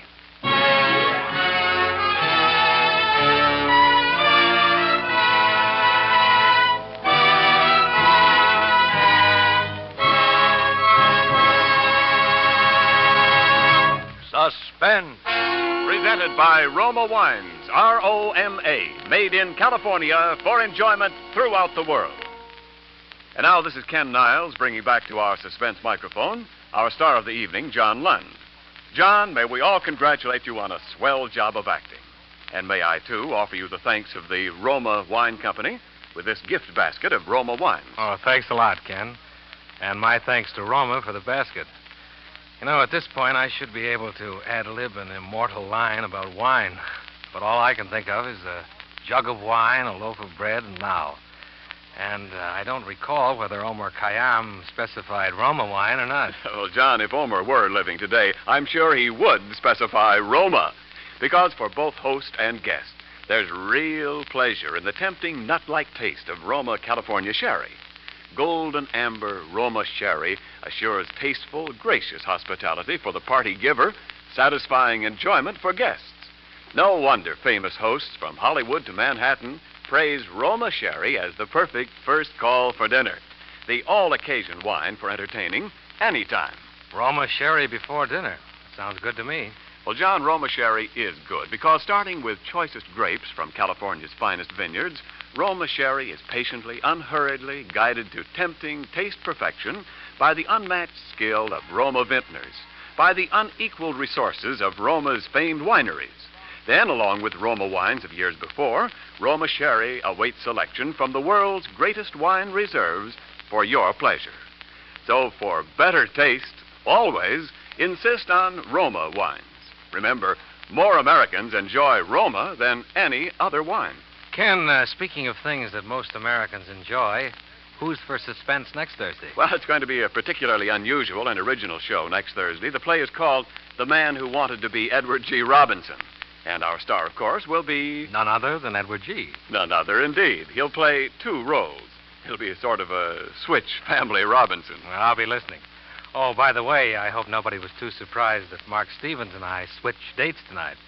However, to each his own, to each his own. Well, good night, John. We'll be looking forward to seeing you in Paramount's Technicolor production, Perils of Pauline. Next Thursday, same time, you will hear Mr. Edward G. Robinson as star of Suspense.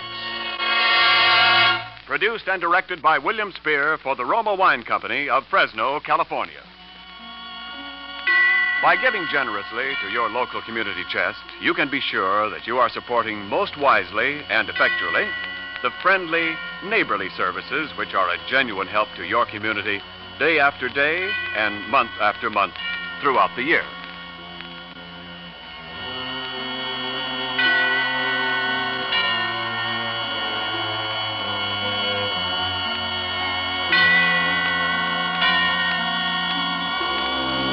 This is CBS, the Columbia Broadcasting System.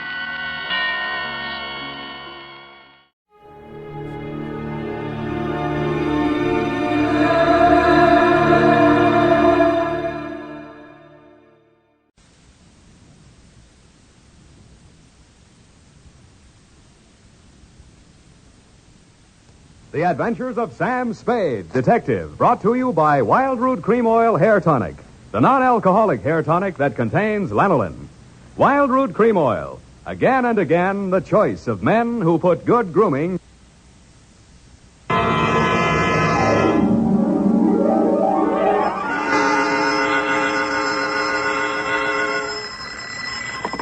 Sam Spade Detective Agency. Me, sweetheart. Oh, Sam, I got it.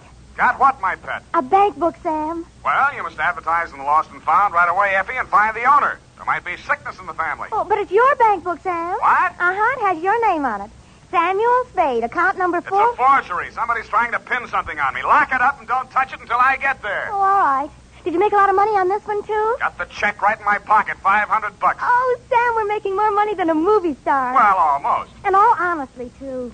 600 last week and 500 this week. Yeah, how about that? And life gives a 3-page spread to I Spy Molten. But we mustn't let it turn our heads, Effie. No. We gotta stay in there pitching. I'll be right down to pitch my report on the Adam Figg caper.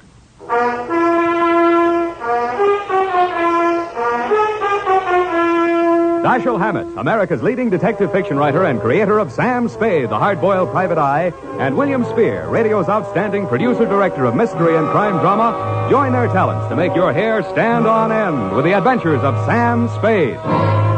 Presented by the makers of Wild Root Cream Oil for the hair. You've heard the saying, you never know until you try. Well, you'll never know how handsome your hair can look until you try Wild Root Cream Oil. See for yourself how neatly and naturally Wild Root Cream Oil grooms your hair. Note how effectively it relieves annoying dryness and removes loose, ugly dandruff. You can get Wild Root Cream Oil Hair Tonic in either the big economy-size bottle or the handy tube.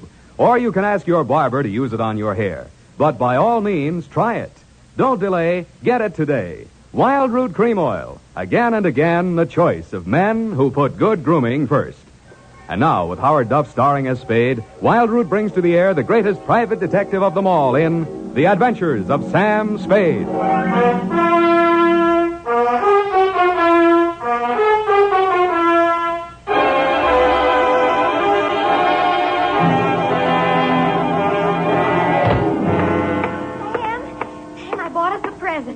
Oh, you're going to love it. Well, we got to watch these expenses, Effie. There's always something. Yes, but this will be saving. It saves confusion. It saves fretting. Mm-hmm. Now, this gadget here, what is it? It's a minorobot. A what-a-bot? It's for busy men like yourself, Sam, so you don't have to burden your mind with petty details. You see, it has this dial on it, right here. And you drop these little cards in this slot. Mm-hmm. You don't have to worry about that. That's for me to take care of. Oh, good. Then, when you come into the office, and supposing you have an appointment with Mr. Jones at 2 o'clock, and you forgot about it, you just dial 2 o'clock, and the little card pops out. And it says Mr. Jones on it. How do I remember to dial 2 o'clock? Oh. Well, maybe it's in the instruction book. But anyway, now go ahead, Sam, please. The card's right in there. Now, dial 2 o'clock. Go on, Sam. Let's see. Just like a telephone, Sam. Now what do I do? Well, give it time, Sam. It's thinking.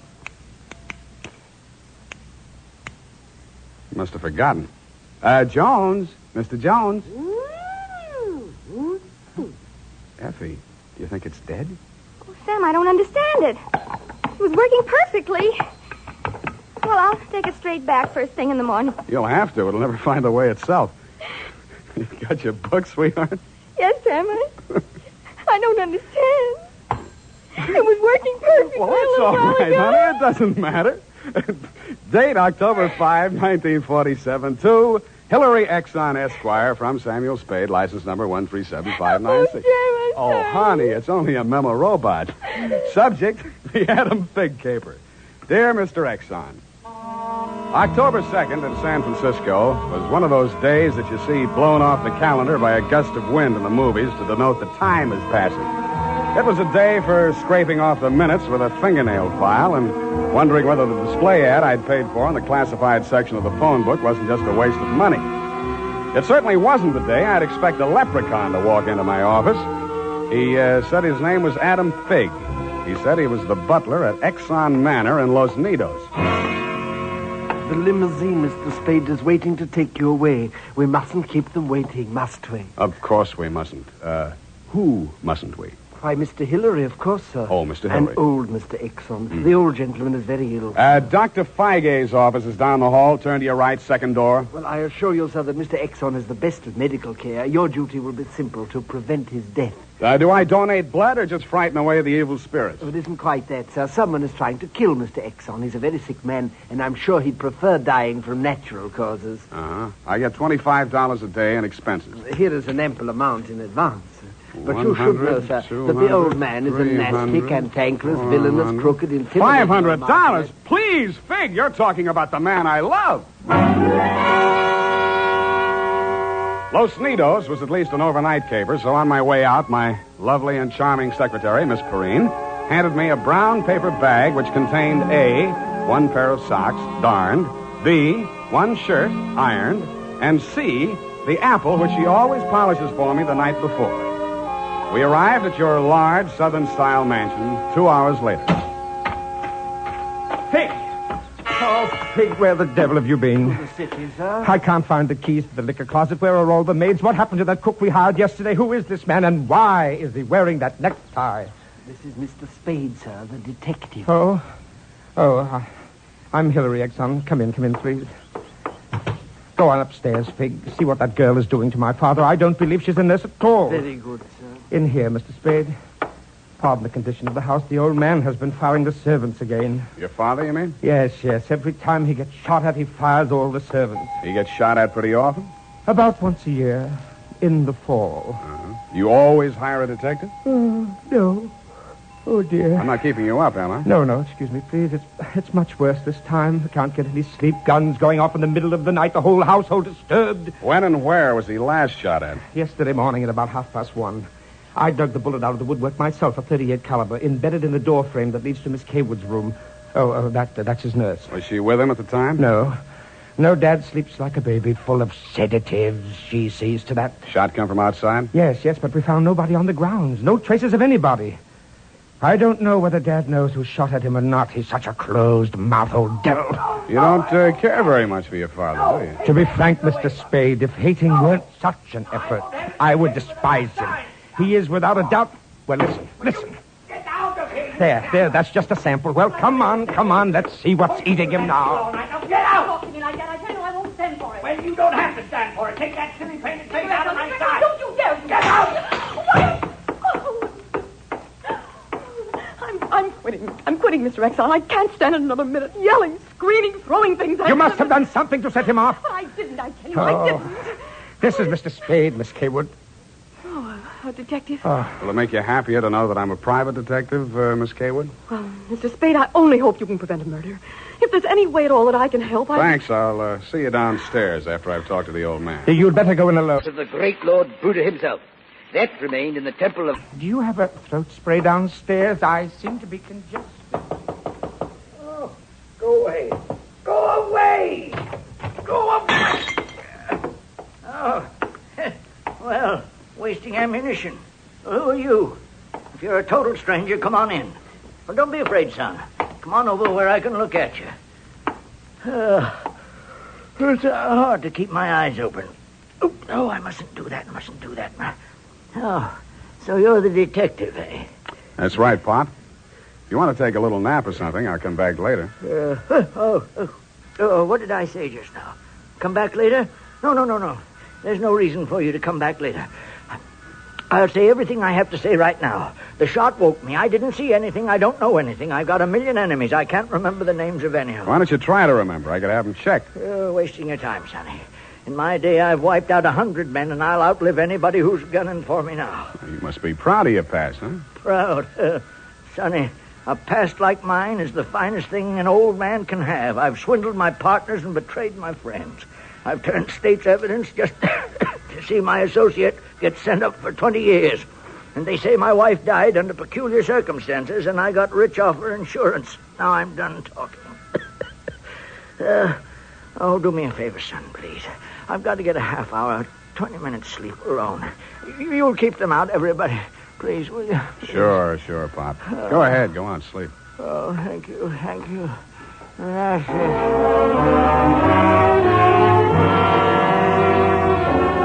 He closed his eyes, rolled over, and fell into a heavy sleep. I stood there a moment, looking down at the frail, wasted old body. Then I cased the room. In digging the bullet out of the door, Hillary had done a good job of ruining any chance there might have been of proving the direction it had come from. I strolled out on the balcony. It was a pretty night. I lit a cigarette and took it in. Then I heard a door open and close softly behind me. Nurse Kaywood was at your father's bedside. She was filling a hypodermic from a small vial of bluish liquid. He didn't awaken when she jabbed it into his arm. Then she saw me standing in the doorway. She hastily dropped the medicine vial into her uniform pocket and came around the bed to meet me. Oh, Mr. Spade, thank heaven. Why, when I saw you standing there in the half night, I thought you might be... Thought I was who? Why, the man who fired the shot. There was a man? I don't know. I didn't see it happen. I just assumed that... You shouldn't have done it. I warned you, Eleanor. Oh, we're disturbing him. Let's talk outside. Okay. Oh, it's good to breathe something besides sick room air. I thought you got used to things like that in your profession. Why are you so unfriendly, Mr. Spade? Nurses are human, aren't detectives. Try me, sweetheart. Oh, I know what you're thinking of me. But after a week in this horrible house, that poor old man, he's frightened. He's really frightened. What of? By the shots. 38 caliber or hypodermic? Surely you don't think that He's supposed to be under sedatives. The doctor's orders. Sorry, sweetheart. It's my job to suspect everybody. Oh, can't you forget your job, even for a moment? Sure. If you don't mind the fact that I know you're a liar, that I'd make book you didn't come here primarily as a nurse, and what's worse, your act's not even convincing. Oh. Is it that bad, Sam? Yeah. Almost bad enough to be good. Come here. Oh, I hate you.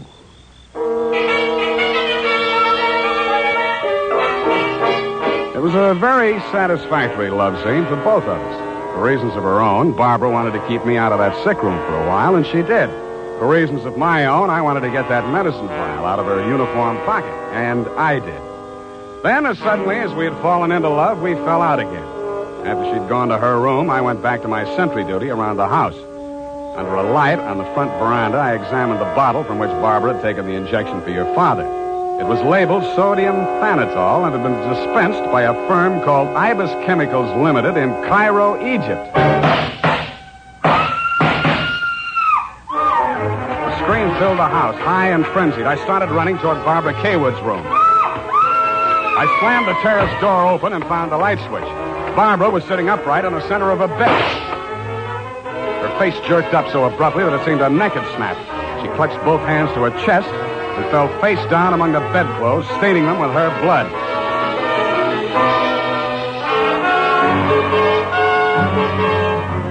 I don't know whether I went through, over, or around the screen that stood between her room and the old man's. I circled Exxon's bed. He lay on the floor on his side facing the window. I went outside. A .38 automatic lay on the ground a few yards away from the building. I put that into my pocket and listened. No shadows moving. Nothing. Then he was on me before I could be sure he wasn't a medium-sized tree. Break your back. Need the light. The warm stuff on my cheek might have been the thing's blood or mine. It gathered me up and bent me back and tore at my throat. Then I remembered that hands are stronger than fingers. I started with his thumbs.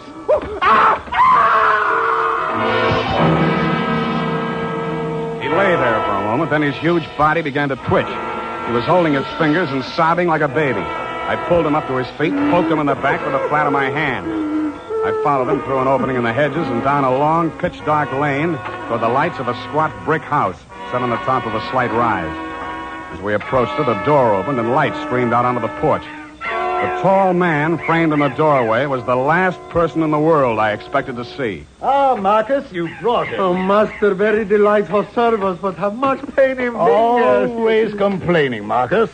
Welcome, Mr. Spade. Come in, my dear fellow. Come in. I've been expecting you.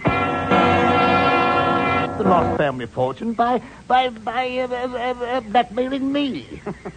And if you don't remit, Exxon could have you booked for forgery, blackmail, definition of character. Oh, my dear fellow, please. This is most painful. But if I had but the original letter, I could destroy it and go back to the felt. Ah, the felt. What happened to it? That Figg, that stinker stole it. He burgled my home. Are you taking pot shots at old Exxon? Well, don't be a fool, man. I want Exxon to stay alive. I must find out some part of his life which will have an exchange value that will cancel out what he has on me. By the way, old thing, you met Miss Kaywood. Mm-hmm. At the present moment, she's milking me for $150 a day. Oh? She's supposed to goad the old man, by whatever means necessary, into talking about his past. And that information she is to bring to me. Well, that ought to be easy. Exxon brags about his past. Now, so far, I've learned that Hillary Exxon stole 2 heifers at the livestock show in Abilene in 1906. I feel for you, Captain. That wouldn't get much on the current market, would it? My dear fellow, I've a proposition to make to you. Should you ferret out anything that would be of value to me, I'll reward you handsomely. Well, maybe something can be arranged, Captain. Good, excellent. May I have your word on that? Well, there isn't much time, Captain. I'd better trot on back. I'll show you to the door, sir. And let me warn you, Mr. Spade, for your own good, should you ever hear the thrum of Ibis wings, run, flee. I assured him that I would heed his warning, bade him good night, and started back down the lane in the direction of Action Manor. Business was going on as usual. There were no shots this time, only the scream. When I got to Barbara's room, you and Adam were standing at a bedside trying to quiet her down. Well, Mr. Spade, is this the way you guard the house against intruders? Where have you been? Ask Adam. What does he mean by that, Figg? I'm sure I don't know, sir. I've not left the house, sir. What happened here? Oh, she woke up screaming. She said someone had come into the room and torn off her bandages. A nightmare, of course. Please, I want to talk to Mr. Spade alone. Oh, please go. Adam, you go too. Please, Hillary, you go too. Good. Some questions I want to ask you, sweetheart, alone. But look here, Spade, look here. She just had a terrific shock. She shouldn't be questioned. The code of detective transcends that of the medical, Mr. Hillary. Perhaps he should have a few minutes alone with Miss Kaywood. Oh, very well, Figg. I suppose you know best. Remember what the doctor said, Miss Barbara. Not too much exertion. What happened, Barbara? Oh, it could have been a dream. Somebody was standing over me in the darkness and peering down at me. And then he started to rip off my bandages, and I screamed. And when Figg came into the room and he turned on the lights, he was gone. It could have been a dream, Sam, and I could have been clawing at the bandages myself in my sleep. But you weren't. It wasn't a dream. I've been talking to Captain Sherry. And then I thought... well, how much do you know? That you've been feeding the old man truth serum to get him to talk in his sleep. Oh. How much talking has he done? Well, plenty. How much you told Sherry? Well, just as little as possible. Why? Because, Sam, if we can keep that old man alive and out of jail long enough to sell what we know to Sherry for what it's really worth, we'd be fools not to do it. What makes you so sure you'll stay alive long enough to collect, sweetheart? Well, because you're going to help me, aren't you, Sam?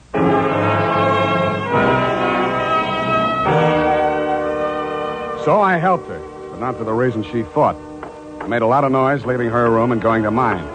Going back, I didn't wear any shoes. I slipped into a clothes press in her room so quietly that even she didn't hear me. I left the door slightly ajar and waited. Time passed, and I was stiff from standing still. It happened at about 3 a.m.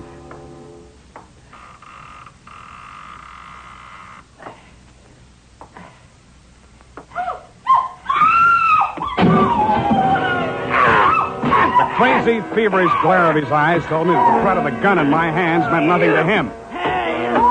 I jumped to his side, twisted the knife away from him, picked him up in my arms, and carried him, kicking, clawing, and swearing, back to his bed. He lay there, breathing hard. Then he smiled. You're a smart one, Sonny. You had me figured out the first time you came in here, didn't you? Not quite, Mr. Exxon. The gun under your window was the clincher. That gun, sure. I had it under my pillow all the time.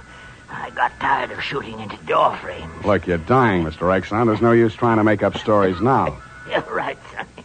I knew that nurse would sit up in bed after I fired tonight. And then I let her have it right through the screen. Why? You know why, well or not. She was doping me up and sneaking in here at night, listening to what I was babbling about. Maybe you weren't saying anything important, Mr. Exxon. I might have, Sonny. I might have. 14 years ago, I killed my wife. I wanted to carry the secret to my grave.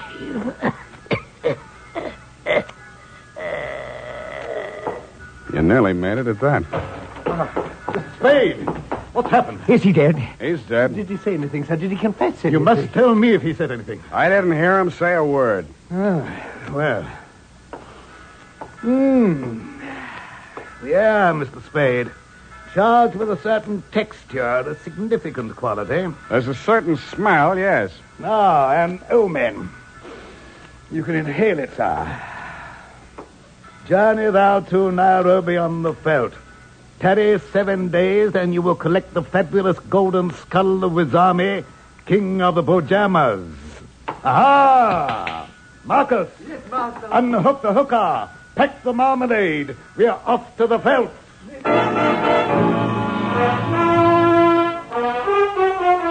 Just then, a flock of birds broke across the horizon, screaming. There must have been thousands of them, but not ibis, Mr. Exxon. Vultures. I suppose if you're going to pay any attention to omens, it's a good thing to know your birds. Period. End of report.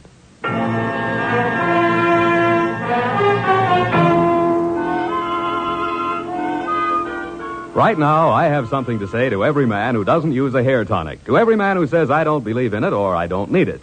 That all depends on what you mean when you say hair tonic. If you mean the old-fashioned greasy kind that leaves your hair smelling like a perfume factory, you're absolutely right. But remember, Wild Root Cream Oil Hair Tonic is nothing like that. Wild Root Cream Oil is an entirely new kind of hair grooming preparation. There's not a drop of alcohol in Wild Root Cream Oil, and it contains soothing lanolin that's like the oil of your skin.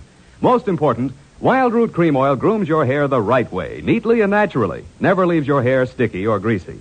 Get the big economy-size bottle and the handy new tube that's economical, easy to pack when you travel, and grand for the bathroom cabinet. Don't delay. Get it today. Wild Root Cream Oil Hair Tonic. Again and again, the choice of men who put good grooming first. Well,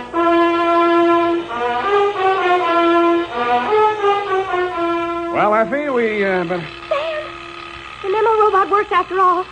I told you it would. Yeah, it just takes a little time, sweetheart. Oh, read the card, Sam. Now, you see? You'd know you were supposed to see Mr. Jones at 2 o'clock. Isn't it wonderful? Well, this card doesn't even mention Jones. Huh?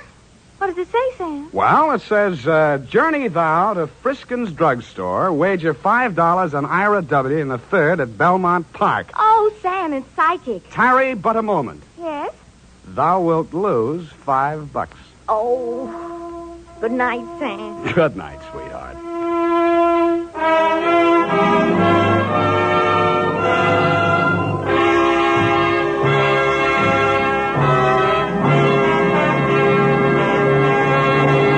The Adventures of Sam Spade, Dashiell Hammett's famous private detective, are produced and directed by William Spear. Sam Spade is played by Howard Duff. Lorene Tuttle is Effie.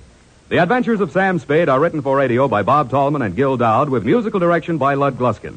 This is Dick Joy reminding you that next Sunday, author Dashiell Hammett and producer William Spear join forces for another adventure with Sam Spade, brought to you by Wild Root Cream Oil. Again and again, the choice of men who put good grooming first. Smart girls use Wild Root Cream Oil, too, for quick, good grooming and to relieve dryness between permanents. Mothers say it's grand for training children's hair.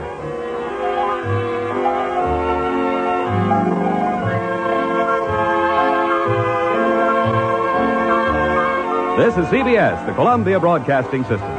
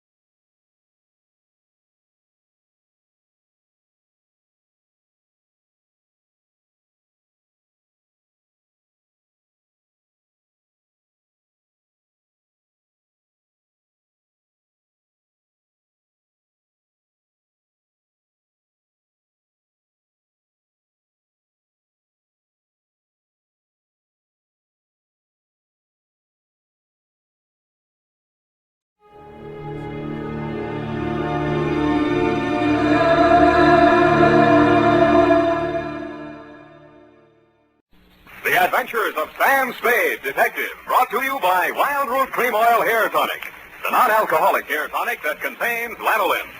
Wild Root Cream Oil, again and again, the choice of men who put good grooming first.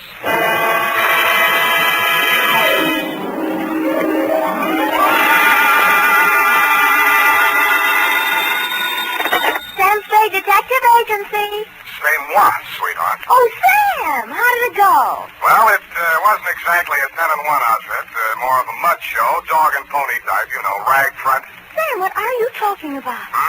And by the way, where were you last night? I missed the last bus in from the Cow Palace, so I had to do a star pitch.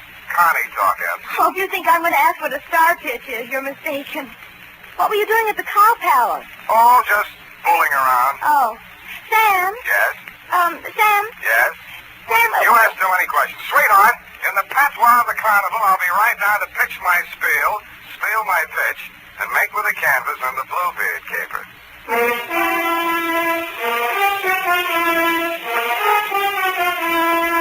Dashiell Hammett, America's leading detective fiction writer and creator of Sam Spade, the hard-boiled private eye, and William Spear, radio's outstanding producer-director of mystery and crime drama, join their talent to make your hair stand on end with the adventures of Sam Spade. Presented by the makers of Wild Root Cream Oil for the hair. Say, Mom, if the summer winds are making Junior's hair drier and mussier than it should be, why not borrow a little of Dad's Wild Root Cream Oil and restore that sweet, angelic look? You'll find Wild Root Cream Oil hair tonic comes in handy for every member of the family. It grooms the hair so neatly and naturally, relieves that summer dryness, and removes loose dandruff, too. Better check on your supply right now.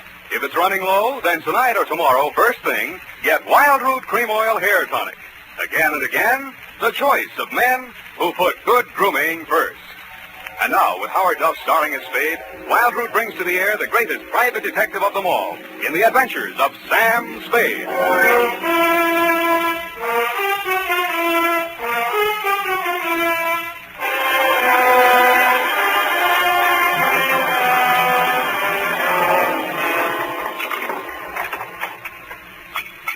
Ready, Effie? Yes, Sam.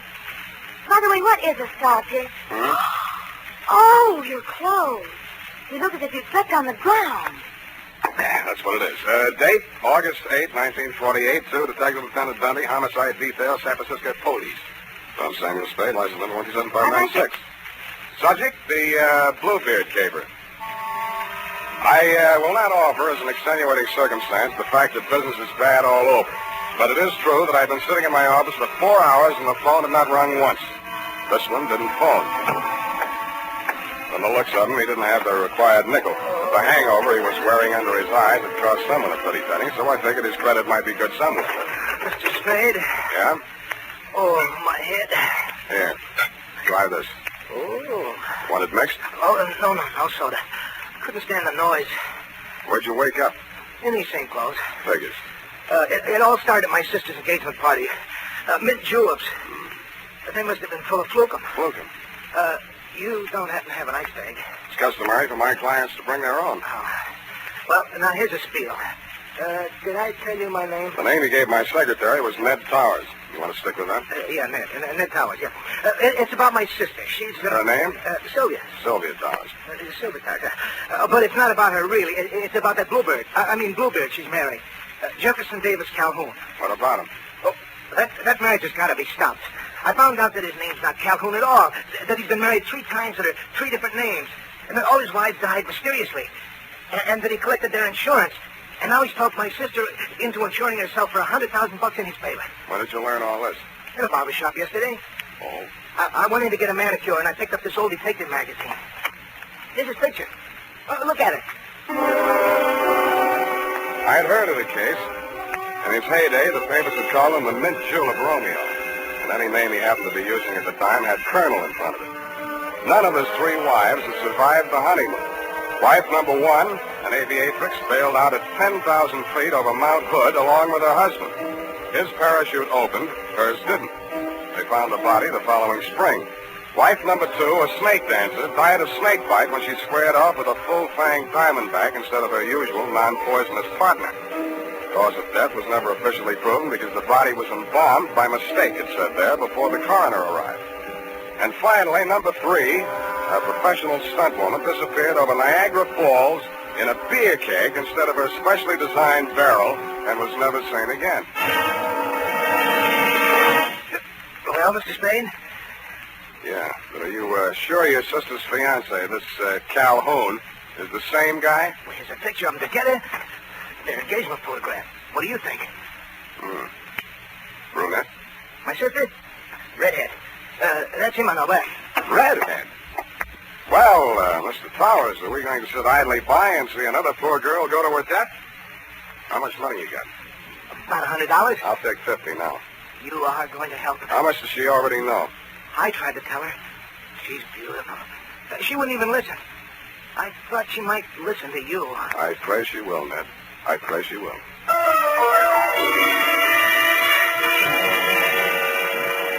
There were 2 aspects to the case that I wanted to look over more closely. A, Sylvia's red hair, and B, the red splotches on my client's face.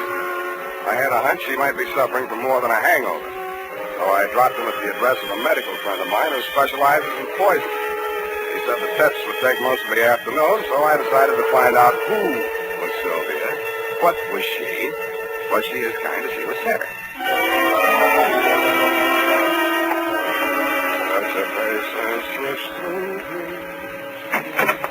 Yes? Yes. I beg your pardon. Miss Towers? Yes, I'm Sylvia Towers. Are you the florist? You're expecting maybe a detective? Come in. Thanks, I will. Well, as a matter of fact, I wasn't expecting a florist or anyone else. But I'm glad to see you. I really am. Huh? Sit down here. Oh, just relaxing. Oh, no, over here. Oh. Well, why not? There. Isn't this more cozy? Take your hat off. Oh. You'll have me believing you really are a detective. What do I look like? Well, I'll have to mull it over. Now, don't tell me. Let me dream. Look, Sylvia, Miss Powers, I mean. Oh, Sylvia. I like the way you dress. Nice and casual. Oh, you do? But, you know, you really should wear a handkerchief. Hey. You're ticklish. Well, look, if you want to frisk me, get it over with. It's your apartment. You got a right to. Well, isn't this way nice? Sure, it's fine. It's just that, well, you know, I just didn't expect. Just didn't expect. Well, what do you want, a butterfly act? No, it's just that my feelings that hurt you. Haven't asked me who I am, or what I'm doing here, anything. Oh, I don't care. I like you. Is this how you got engaged to Calhoun? No, he was selling some phony stock certificates, so I bought a few. They were phony, so you bought a few. Figured. He'd had bad luck with marriage. It was the only way I could force the issue. You're forcing him into marrying you? Darling, don't be so critical. I did it very nicely. I'm sure you did, but why? Oh, I don't know. He's so courtly. A real Southern gentleman. How real? Hand me that cushion, darling. Oh. Oh, no, here, behind my head. Oh, that's better. Oh, don't go away. Why do you want to be number 4 on the Bluebeard parade? Oh, do you really think he did kill him? Oh, that's one of 2 theories. He either did or didn't. Oh, I love your hair. So nice, bristling. Does this bother you? Yeah, but don't stop. Now, wait a minute. Look, I got my client to think about, and I'm trying to think about it. Darling. I didn't want to take this assignment, but he really seemed to be worried about you. Oh, now who on earth would be worried about me? I'm a little worried about you myself, and I'm not even distantly related to you. Well, don't say that yet. This marriage may not last long. Don't you say that. Oh, I know his marital life has been full of tragedy. But I'm not superstitious. I think I may change his luck. Okay, Sylvia, okay, it's your life. I told your brother I'd talk to you, and I have. My brother? Yeah, Ned. I think maybe your boyfriend tried to poison him last night. Oh, no. Oh, Jeff, just in time. Well, my dear, we will discuss this further in private. I have only this to say at the present time. In the South, it is not customary for a lady to receive a gentleman alone just prior to her marriage to another gentleman. But, Jeff... I know your motives were pure and innocent. Customs differ, that's all. I am Colonel Calhoun at your service, sir. I'll call you when I need you. I'm afraid I must ask you to remain. Sylvia?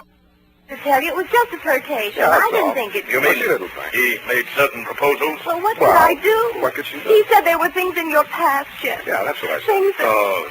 There, my dear. It was blackmail. That's all. I did it for you, Jeff. Go to your chambers, Sylvia. I will deal with this adventurer. If this were the South, there would be better ways, but never fear. Where there's a Calhoun, there, too, you will find Southern chivalry. Please. No, Jeff. Phone the police. Sylvia, I must insist that you do as I say. Very well, Jeff. You know best. Well, sir, how about you and me putting our heads together over little old Miss Judith, huh? Thanks, I'm not thirsty. What's the fetch, Colonel? How come your girlfriend yelled, "Hey, Rube," just now? What is your asking price, sir? What's your bid? 5,000 now, 5,000 after she's buried, 20,000 after the insurance people pays off. No dice.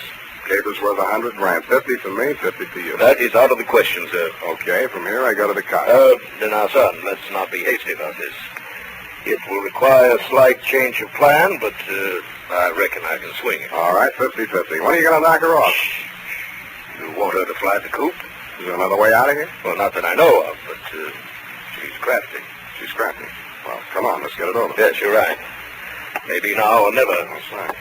Sylvia? Wait a minute. Huh? Come here. What is it? How are you going to do it? Well, hit her with this and then out the window. Let me see then. It's got quite a heft to it. Where'd you get this set? Souvenir, Niagara Falls. Know where you're going to get it? Why, you Yankee!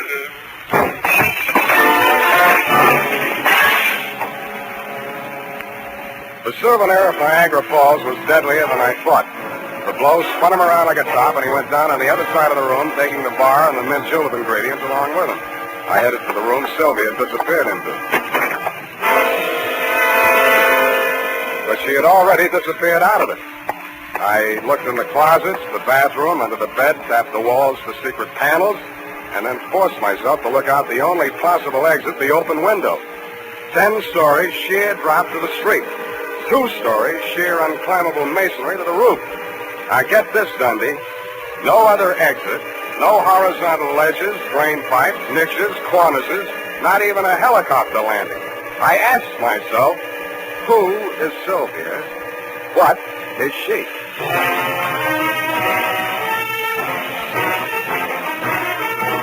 The makers of Wild Root Cream Oil are presenting the weekly Sunday adventure of Dash's Sam Spade.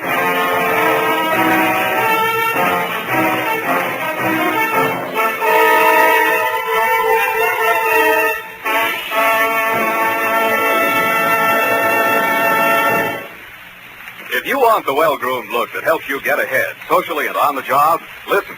Recently, thousands of people from coast to coast who bought Wild Root Cream Oil for the first time were asked, how does Wild Root Cream Oil compare with the hair tonic you previously used? Better than 4 out of 5 who replied said they preferred Wild Root Cream Oil. And no wonder. Wild Root Cream Oil grooms the hair neatly and naturally, relieves annoying dryness, and removes loose dandruff. What's more, non-alcoholic Wild Root Cream Oil is the only leading hair tonic that contains soothing lanolin. So ask for Wild Root Cream Oil Hair Tonic. Again and again, the choice of men who put good grooming first. By the way, smart girls use Wild Root Cream Oil too, and mothers say it's grand for training children's hair.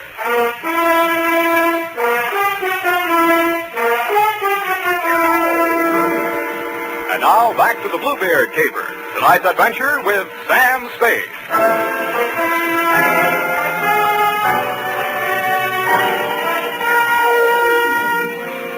There was no use wasting any time trying to figure out how Sylvia had done whatever she had done to escape from that escape-proof room. There was nothing of interest in it but a diving helmet, deep sea type, and the current issue of Billboard, a magazine which records the movements of show people. Under carnivals and pet shows, an item was circled. Colonel Carlisle's Colossal Carnival and Pet Show, which was currently playing San Francisco out by the Cow Palace. That reminded me of the Colonel in the next room.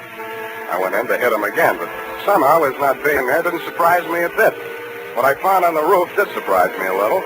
It was a rope and grappling hook, human fly type, which fitted with the circusy aspect the caper was beginning to take on. But I'd never have taken Sylvia for a stunt woman. I took a deep knee bend to get in condition for what lay ahead, slid down the banister to the top floor, somersaulted into an elevator, and rode it down to the lobby, no hands. Pausing only to acknowledge the applause of the scrub woman, I skated down over to the phone booth. Hold his hands like the night. Dr. Mandel's office. Bernie, Sam Spade. Oh, say, I'm glad you called, Sam. That patient you brought in here, Ned Coward? Yeah, what about him? Well, your hunch was right. There was enough poison in him to kill him twice. And that ain't all. He dead? No. Then what's all? Well, his stomach had enough foreign objects in it to keep all the newspapers in town in Monday morning feature stories for the rest of the year. What type foreign objects? Oh, glassware, spoons, hunting knives. Well, nothing valuable. Where'd you send him? Oh, he wasn't a hospital case, Sam. Enough poison to kill him twice, glassware, spoons, hunting knives, and not a hospital case, huh? The poison, he's developed an immunity. The other stuff, it's harmless. Harmless. Do you want me to send you the complete report? No. Forget it, Bernie. You've given me enough. Thanks.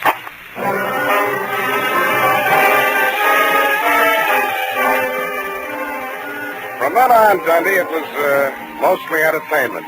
I headed for the carnival grounds outside the town, and Colonel Carlisle's Colossal Carnival and tent show unfolded before my very eyes just west of the Cow Palace. Brought to you in the interest of artistic endeavor. Mademoiselle Mahala, the favorite dancing girl of the Sultan of Zanzibar, brought direct from the perfume gardens of the Mystic Orient.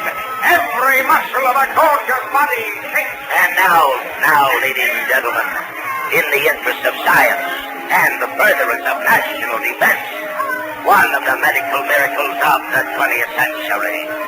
Ladies and gentlemen, a man with the iron stomach and the asbestos esophagus, Professor Dilator.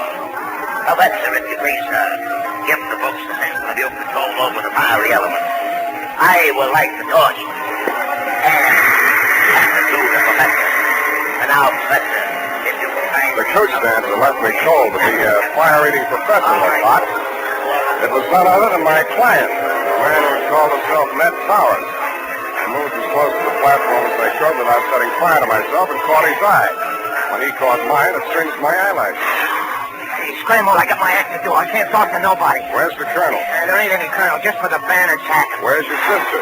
I ain't got no sister. And who is Sylvia? Hey, do me a favor, Shamus. Keep the 50 and forget the whole pitch. Now beat it, huh? Oh, I want to see the show. Okay, you paid for your duck. Tear your eyes out if you want to. Okay, but just start squawking. They're drifting away. And ladies and gentlemen, that was only a sample. Only a sample. Why, he eats the stone and throws the beach away. And he uses powdered poison on his soft-boiled eggs. Now tell me, if you will, is there a doctor in the town? I drifted on down the midway. There was Puna, Nature Boy, Gilda and Hilda, the Siamese twins. There was Shorty, the fat man, and Fatty, the short man, a bearded lady, and several natural freaks of nature. At the very end, there was a big canvas enclosure. The act was called the Three Death-Defying Darlings. From the noise inside, I judged that to be an understatement.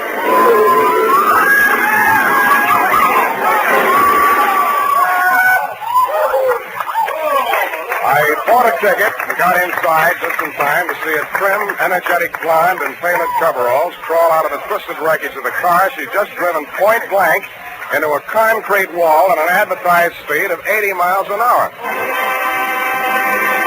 She took a bow, tripped lightly out of the ring, and a brunette about the same size and shape, but wearing a costume consisting mainly of 3 live rattlesnakes, passed her coming in. I swear she did. I also swear that she danced so well I didn't even notice the snakes after I got used to them.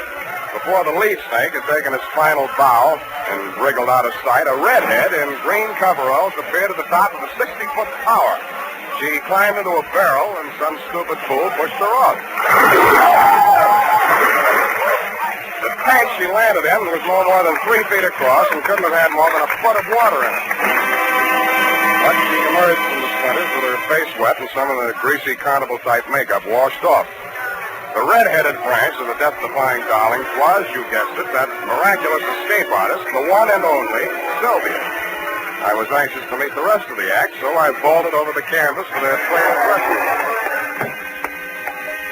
There was a sinister buzzing sound at my ankles as I entered. I jumped out of the way just in time to miss getting bitten by one of the brunette's dancing partners, the Diamondback.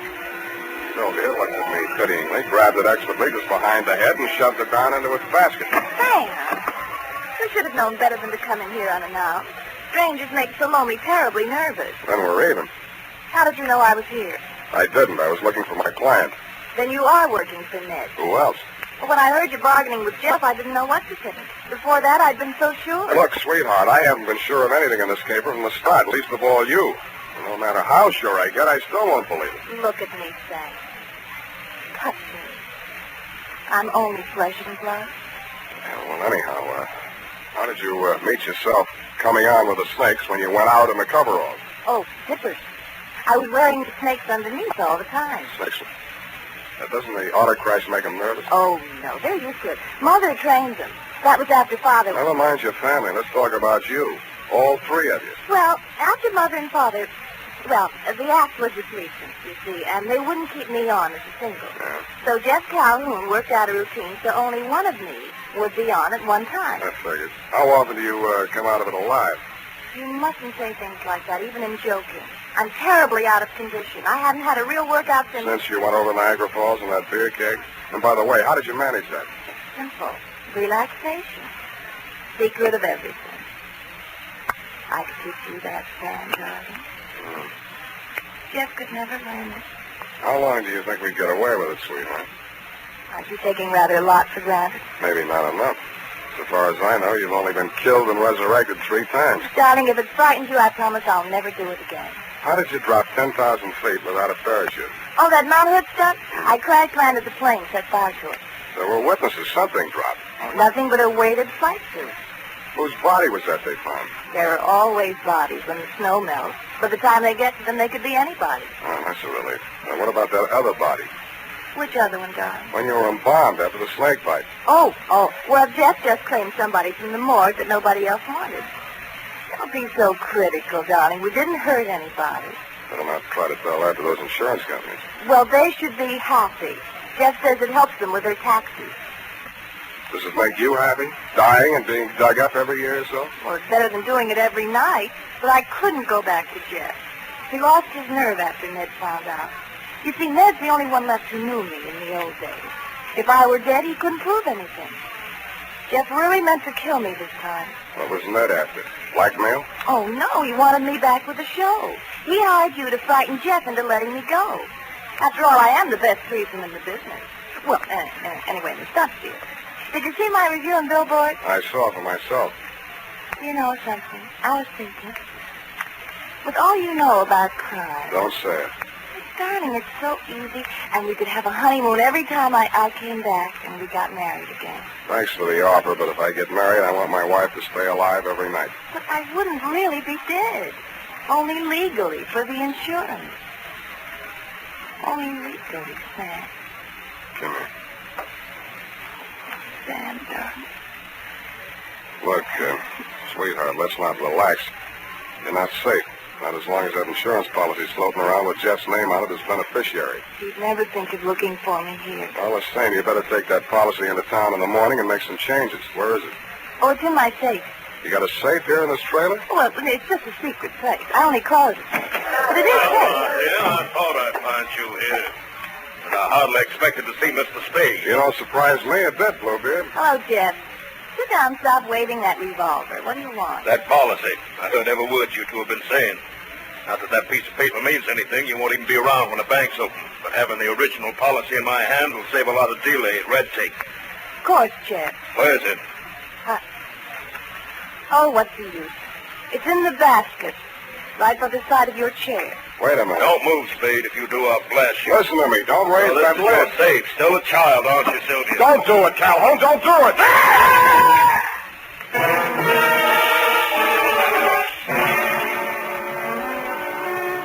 And that, Lieutenant dear, took the lid right off of the cable.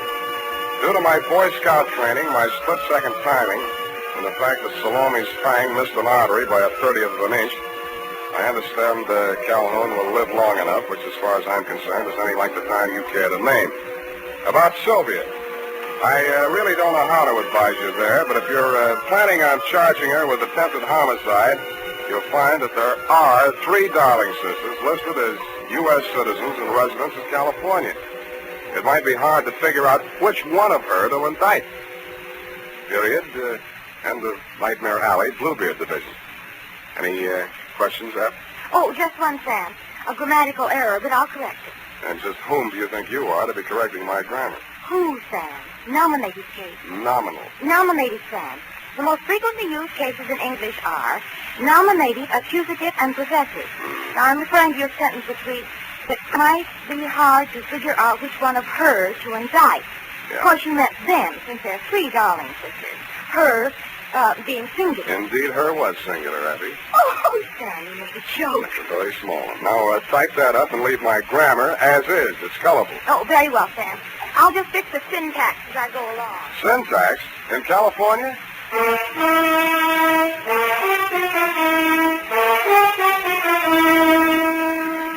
Say, are you looking for a hair tonic that will groom your hair neatly and naturally? Then you're looking for Wild Root Cream Oil. Want a hair tonic that relieves annoying dryness? Get Wild Root Cream Oil. Like a hair tonic that removes loose, ugly dandruff? The answer again is Wild Root Cream Oil, the famous hair tonic that gives you the big advantages men consider most important. Step up to your drug or toilet goods counter first chance you get and ask for Wild Root Cream Oil in the big economy bottle and the handy new tube that's easy to pack when you travel.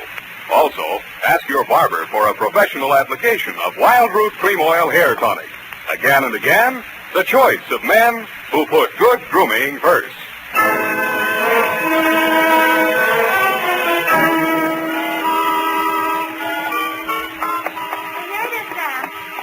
Right, she was only one girl, so I left it to her and made the correction back farther. Back where, Sentence Twinkle just prior. Twinkle Toes. You know, where you said 3 Darling sisters, I changed it to 1. That's impossible. It takes 2 to make a sister. That is not funny, Sam. Who's laughing? It's no laughing matter, Sam. After all, that Sylvia, or the Darling sister, whatever she... And I don't care if she can go over Niagara Falls in a barrel. Let's get it right, a beer cake. That's the only funny thing, is you being taken in. After all, snake charmers of that type are a dime a dozen. All right, it's 20 cents. Phone up that place. What place? Where you get the red-headed snake charmers, 12 to 10 cents. Dime a dozen, Sam. It's a figment of speech. You can say that again, sweetheart. Penny to be 3 people, all with different hair, wearing snakes under a coverall. Oh, okay. No normal girl would do that, Sam. I don't know. Women do all kinds of work. Oh, Sam.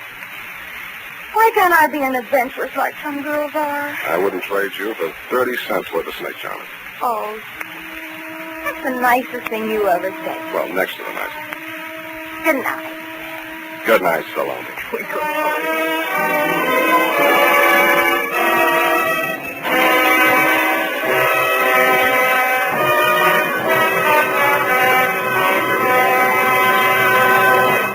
The Adventures of Sam Spade, Dashiell Hammett's famous private detective, are produced and directed by William Spear.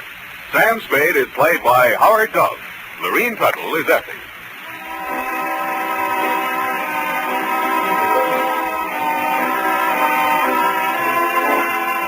The Adventures of Sam Spade are written for radio by Bob Tolman and Gil Dowd, with musical direction by Lud Gluskin. Join us again next Sunday when author Dashiell Hammett and producer William Spear join forces for another adventure with Sam Spade. Brought to you by Wild Root Cream Oil. Again and again, the choice of men who put good grooming first. This is Dick Joy reminding you to get Wild Root Cream Oil, Charlie. It keeps your hair in trim.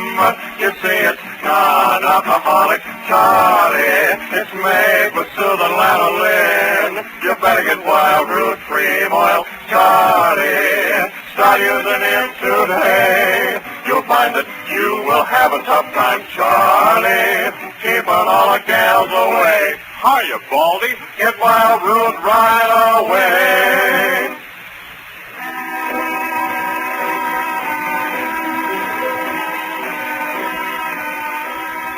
This is CBS, the Columbia Broadcasting System.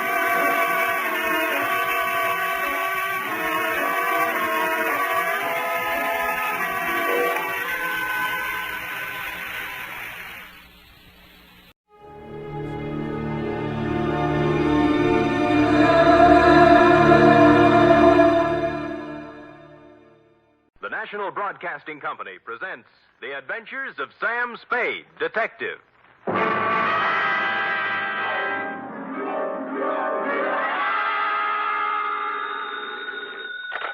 Spade Detective Agency. Hi.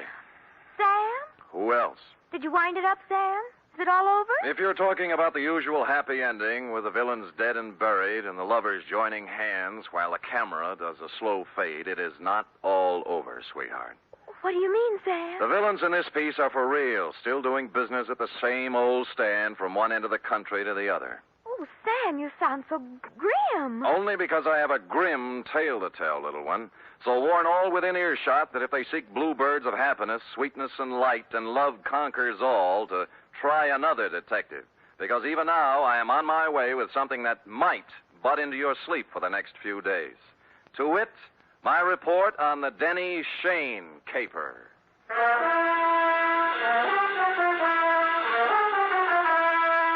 For NBC, William Spear, radio's outstanding producer-director of mystery and crime drama, brings you the greatest private detective of them all, starring Stephen Dunn in The Adventures of Sam Spade.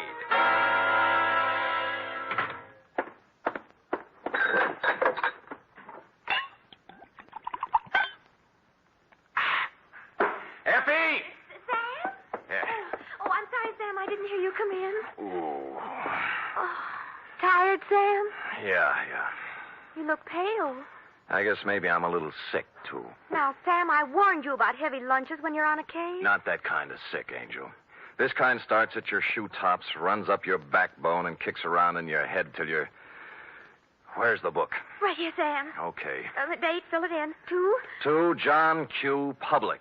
From Samuel Spade, license number 137596. Subject, the Denny Shane caper. Dear John Q. She was sprawled in the corner chair when I got back from lunch. A kid of 16 or so, complete with bobby socks, hair ribbons, and shoulder bag. The kind you see every afternoon in the drugstore near the high school, making jive talk over a soda. But she looked up as I walked in, and the eyes didn't look like jive talk at all. There was trouble in them. You're Mr. Spade? Yep. The detective? Well, according to some people. Fine. I need a detective. You're sure now? Mm-hmm. Positive. What would you be doing with a detective? Your ad in the classified section said you find people. Well, sometimes. They're not too badly lost, that is. Who do you want to find? Did you ever hear of Denny Shane? You don't really want to find Denny Shane, do you? Why not? Well, most people want to lose him. Then you do know him. I'm glad. Here's $20. Now, wait a minute. Hold it, honey. Don't get anxious. What's the matter? Don't you want to be paid for this? Not if I don't do it. What do you mean? Let's talk about you. What's your name? Mary Johnson. Does it make any difference? Mm-hmm. Mary Johnson. Where do you live, Mary? Well, I've never been in San Francisco before. I just got in yesterday. Staying with a friend out in the marina. My home's in Denver. Denver, Colorado. 2028 14th Street. Okay. Here you are. You want to sign the contract? Oh, all right. Where do I sign? On the line here. Oh. No. The right name. Sally Joan Michaels. How did you know that? Next time you use an alias, leave the identification bracelet home. Oh. Don't tell people you're fresh out of Denver when your coat label says it's fresh out of Rouge Brothers, San Francisco. Now, let's try it again, huh? What about Denny Shane? Well, I want to find him, that's all. Well, that's a lot. Why? I'd rather not say.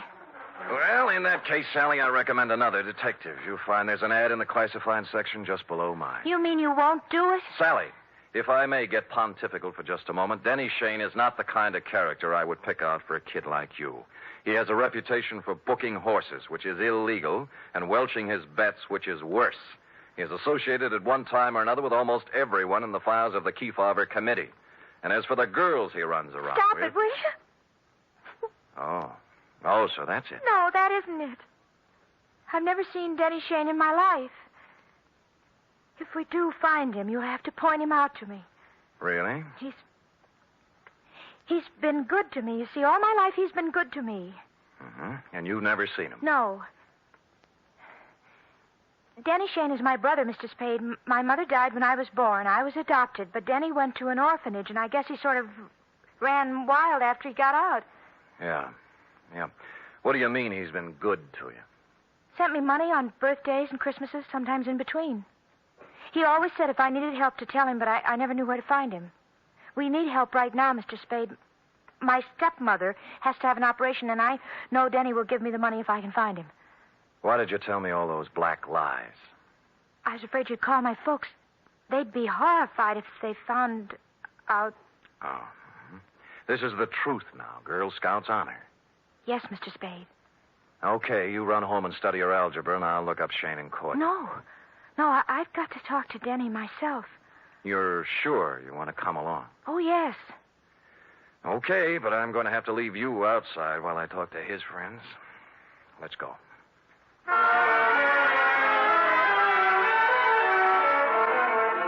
I hadn't seen Shane since 3 years ago when he conned a client of mine out of $3,000 on a phony mining stock deal. I knew it was waste motion, but I checked the hotel where he was living then and found he was long gone. Came next in the following order: one gambling joint in South City, one saloon in the Mission, and one very dubious apartment on Turk Street, run by a charming wench wearing wedgies, culottes, and peach brandy. She gave me a peachy smile. Oh, Denny Shane? Don't step on your laughs. You seen him lately? Funny you asking about Denny. I saw him yesterday. First time in 2 years coming out of Augie Dano's. Oh, who's Augie Dano? Runs his gym exercise studio, reducing setup on Sutter Street. You know, work a little, lose the middle. Get it? Yeah, I got it. But anyway, thanks.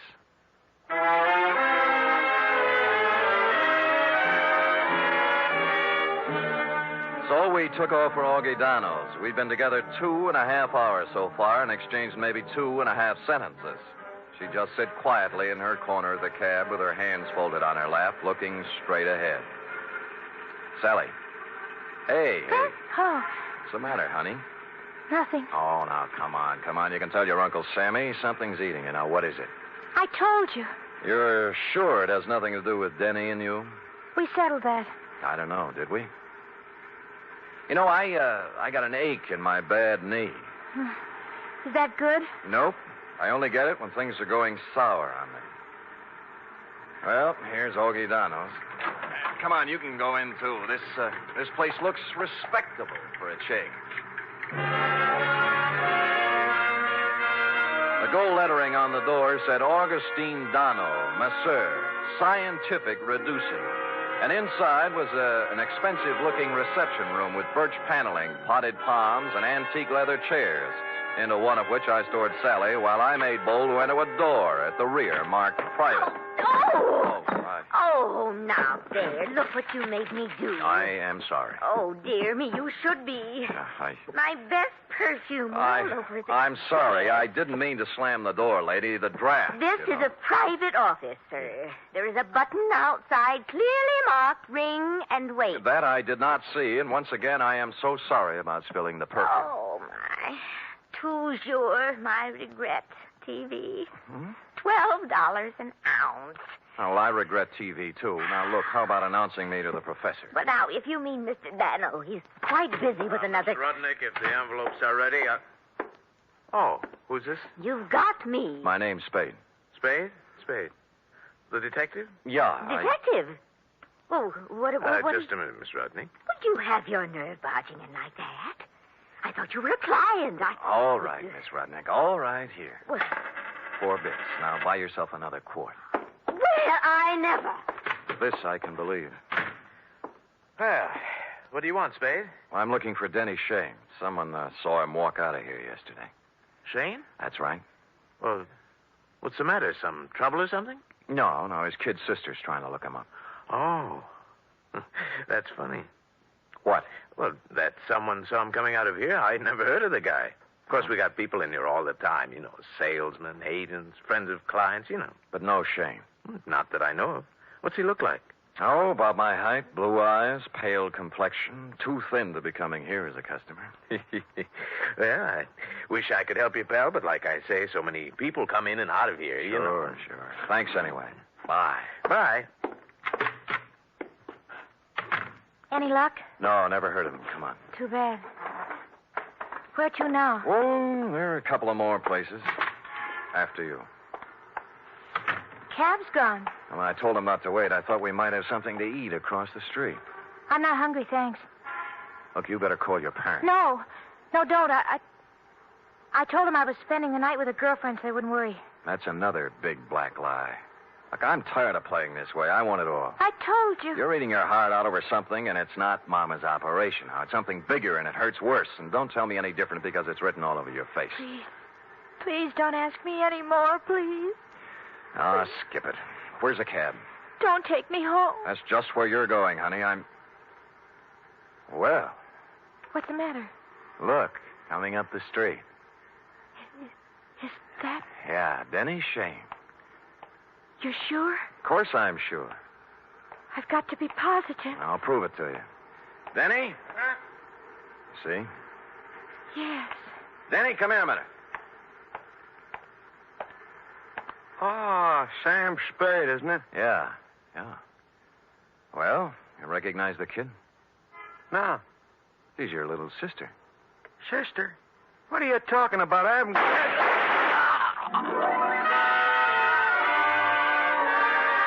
It all happened in less than a second. So hard, so fast, so horrible, it froze me in my tracks. The shoulder bag flew open, there was an automatic in her hand, and then Denny Shane was dead on the pavement, and she was turning toward me, her face a sick gray color, handing me the gun, handle first. There. It's done now. You can take me to the police.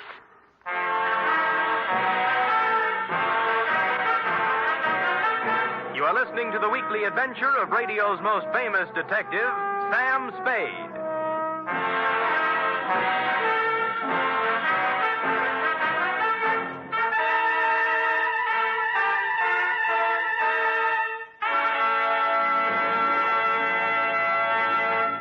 3 chimes mean good times on NBC. Whether it's comedy, music, or drama you're after, you'll find it on The Big Show this Sunday.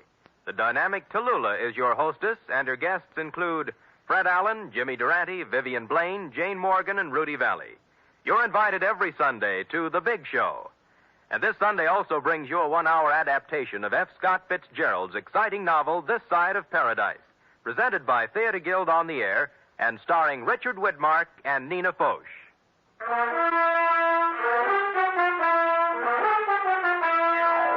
And now back to the Denny Shane caper, tonight's adventure with Sam Spade.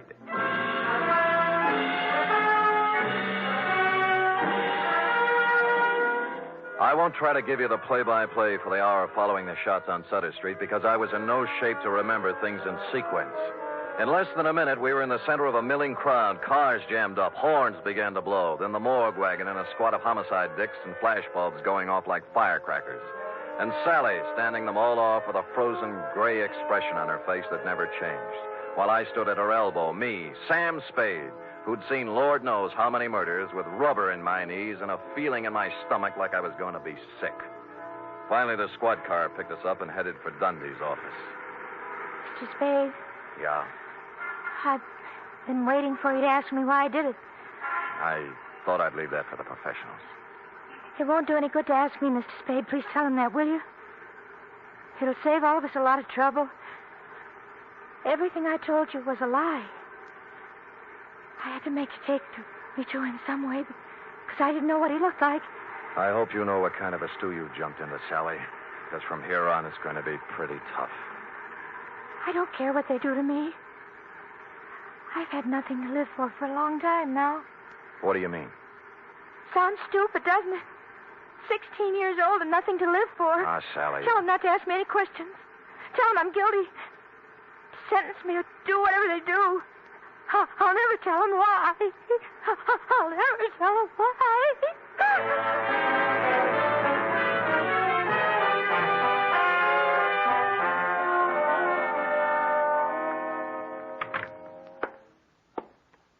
Give me a cigarette, Sam. Yeah. Why did I have to grow up to be a homicide, Dick? No dice, Lieutenant? No dice. It's her old man's gun. Hooked it out of his drawer this morning before she left for school. I still think she's mixed up with Shane somewhere. Dundee, believe me, that's one thing I can guarantee. She didn't know Shane from Hopalong Cassidy. Well, I'm only falling back on the standard answer to this kind of a clam bake, Sam. This is not a standard clam bake. You're telling me. You know, Sam, it kind of scares you. What the Sam hell's happening to our kids? A 16-year-old girl still in high school walking up to someone on the street? Shut up, Dundee. Oh, I'm sorry. It's got me, too. She's resting on the couch in there. Stick around till I get back. I gotta go down and wait for her folks.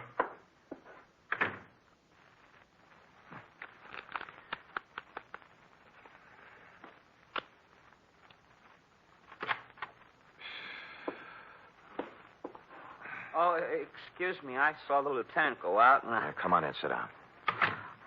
I'm a friend of Sally's. Do you think I could talk to her for a minute? Well, I don't think she feels like talking. Look, I got to, mister. I got to talk to her. What's your name?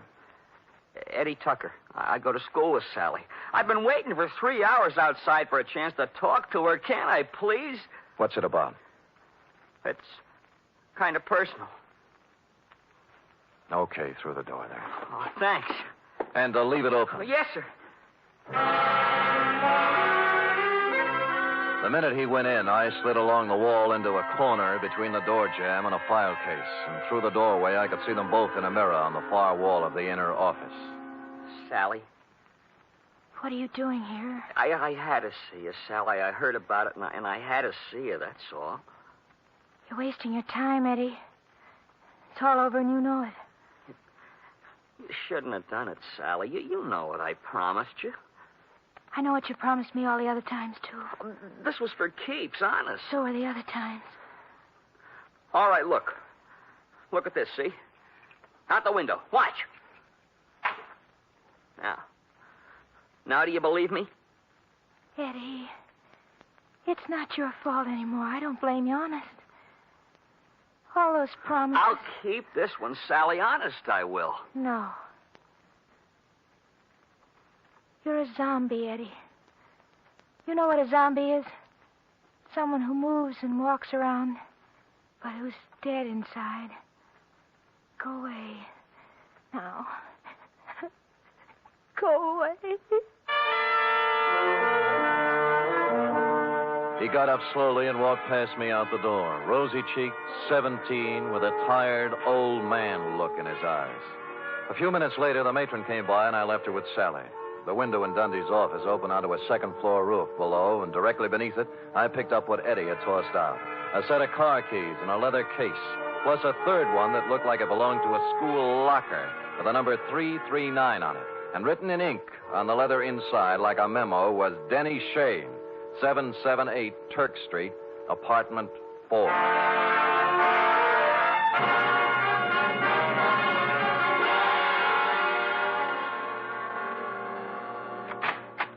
Hello, kids. Oh, well, it's you again. Yeah. Well, hold it, Jack. Aren't you going to wait for an invitation? You done me wrong this morning, honey. About Denny? Yeah. Said you hadn't seen him in 2 years. I told you about Augie Dano, didn't I? Anyone told you about Denny Shane? No great loss. Packs for biscuit. Oh, would you like a drink? Thank you, no. Now, what about... I had it coming to him sooner or later. Never made an honest buck in his life. How did he have it coming to him? Like he got it, like they all get it. What was his racket? Numbers. You know how it works? You buy a number Yeah. How do you know all this? Curiosity. Intellectual curiosity. I want to know things. All the time I want to know things. Follow? So one day, when Denny leaves his suit to be cleaned and I find a book in his pocket, I ask the questions in What book? His numbers book, stupid. What's that? Oh, you know, with the names and numbers of all his customers. You wouldn't know where it is, would you? Oh, perhaps. Oh, yes. How does $5 look? Bourbon is awful high. Yeah, you probably drink it straight. 10. Better. Come on. I think it's in his top drawer. Let me see now. Hi. There you are. Fellow Black Book. See? All the names, all the numbers. All the names, all the numbers, and one other feature. It was divided into sections, labeled Galileo, Balboa, Lowell, George Washington, and a couple of more fellows who passed on long before the numbers racket was invented. Under each was a list of names. Eddie Tucker's was on the page headed Thomas Jefferson, and after it was number 339-7th Street. At this point, several bells rang. The odd key in Eddie's case didn't belong to a locker. It went with a box in the main post office on 7th Street. Hey, now look, fella. It's 11 o'clock Yeah, at my night. name's Spade, clerk. Look. See? The license. I don't care about the license. The rules and regulations of the United States Postal Service. I know, through rain and sleet and snow and hail. But there's been a murder, you see. Murder? Yeah. Oh, well, in that case, I suppose we Great. Where's the mail for the boxes? on the table over there, but it isn't distributed. If you'll wait a shake. I'll wait a shake.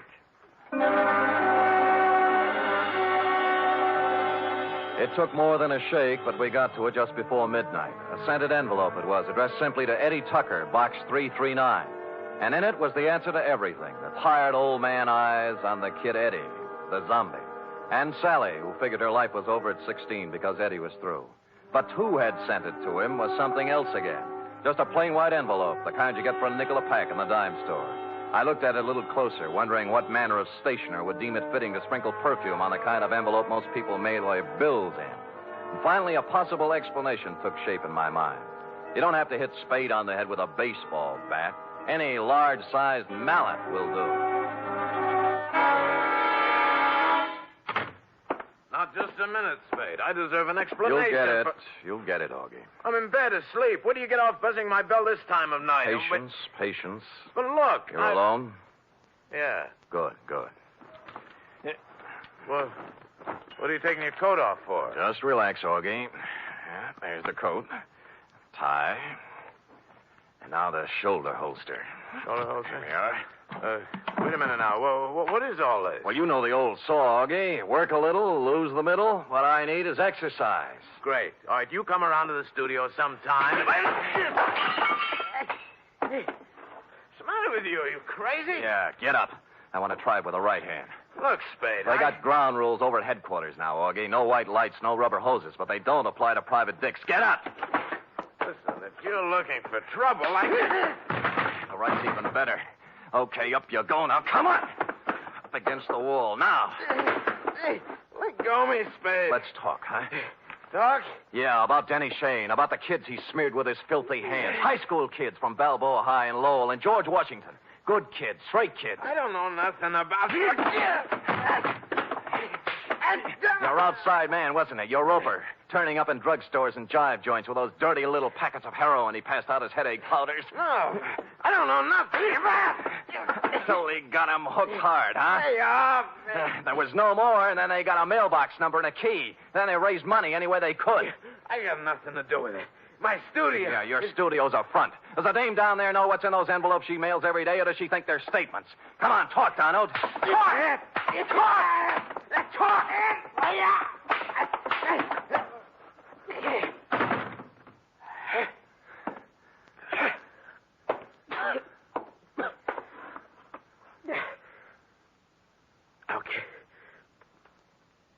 Okay.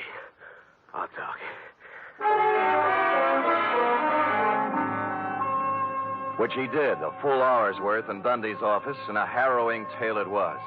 I felt like printing up 1 million copies and mailing it out to every father and mother in the country. They'd taken him downstairs when I happened to glance out of Dundee's window, and down on the second floor roof, a point of light was moving back and forth slowly from one end to the other.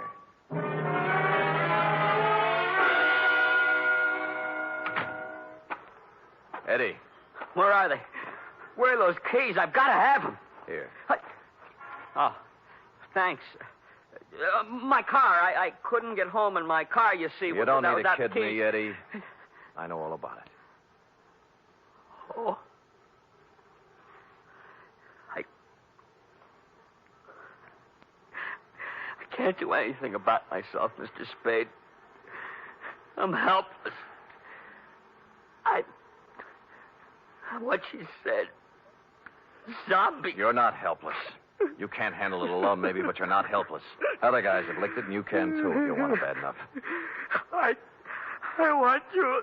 Honest. Good, that's all you need. We'll take care of the rest. Let's go, huh?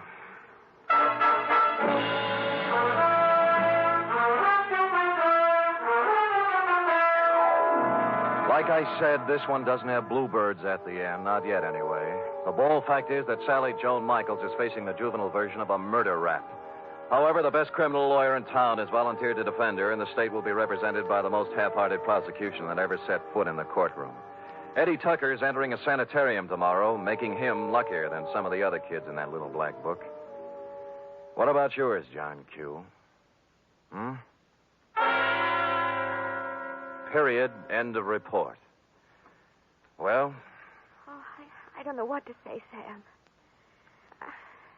I feel so awful. I guess I'd better not make any comments at all. Me too, sweetheart. Let us lose ourselves in our work. Me in this cheap novel you were reading, and you in the merry chatter of that 1906 model Oliver. Scoot.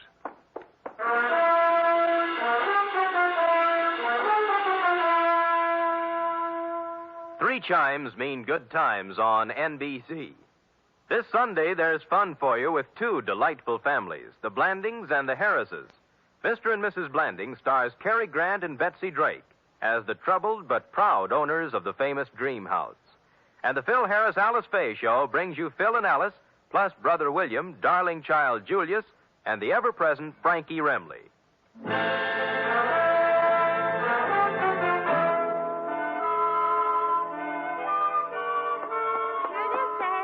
Amazing.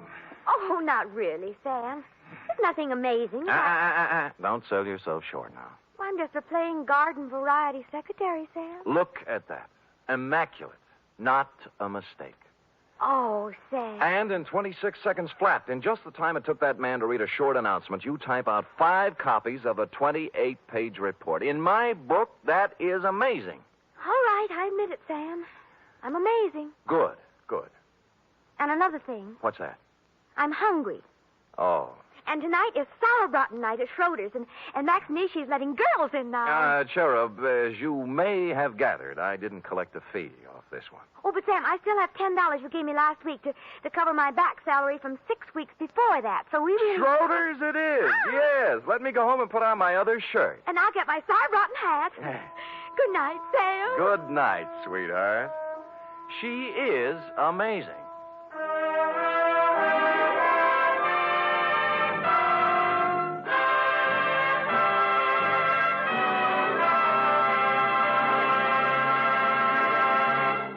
The Adventures of Sam Spade are produced, edited, and directed by William Spear. Sam Spade is played by Stephen Dunn. Lorene Tuttle is Effie. Also in the cast were Kathy Lewis, Paul Frees, Kathleen Freeman, Lou Merrill, Bill Tracy, and Jerry Hausner. Script for tonight's adventure by Harold Swanton. Musical scoring by Lud Gluskin, conducted by Robert Armbruster.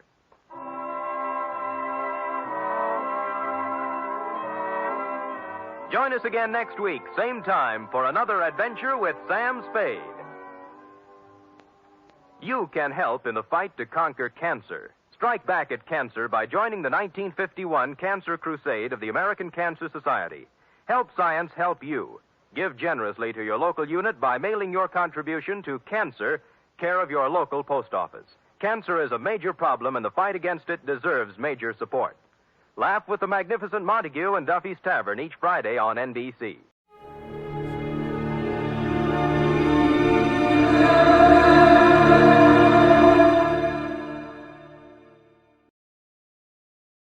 Dragnet.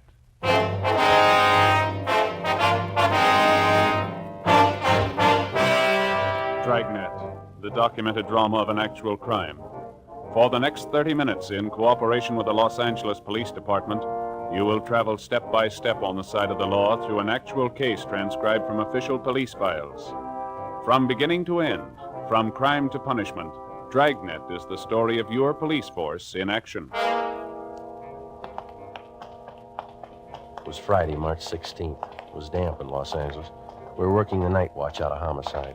My partner's Ben Romero. The boss is Thad Brown, chief of detectives. My name's Friday. It was 11:45 p.m. when we got to where we'd parked our car. 2nd and Main. Couple of drops on the windshield. Yeah, I hope it holds off. I was thinking of going out to see the Cubs and Pirates play an exhibition game tomorrow. Guess maybe now I won't. You might be lucky. What's the weatherman say? I don't know. Get the radio on. It's a slow night. Yeah. Might not be tomorrow night. What? March 17th, isn't it? Oh, yeah. 62A, Collier Station.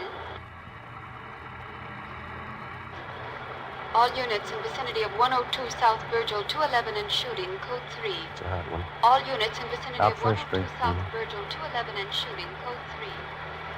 Unit 13, take the call. Happy St. Patrick's Day. 11:58 p.m. We arrived at 102 South Virgil, the Bartlett Hotel, a 4-story building. Sergeant Scheimer met us in the lobby and informed us that the shooting took place at 11:40 p.m. in room 432, occupied by Mr. and Mrs. Theodore V. Benham. Mrs. Benham was the victim. We went up to the 4th floor where Officer McCready was stationed outside the room. Any witnesses? Only Benham says it was a thief. Did you talk to any of the people on this floor? None of them saw anything. They're all in their rooms. Any other way out of here?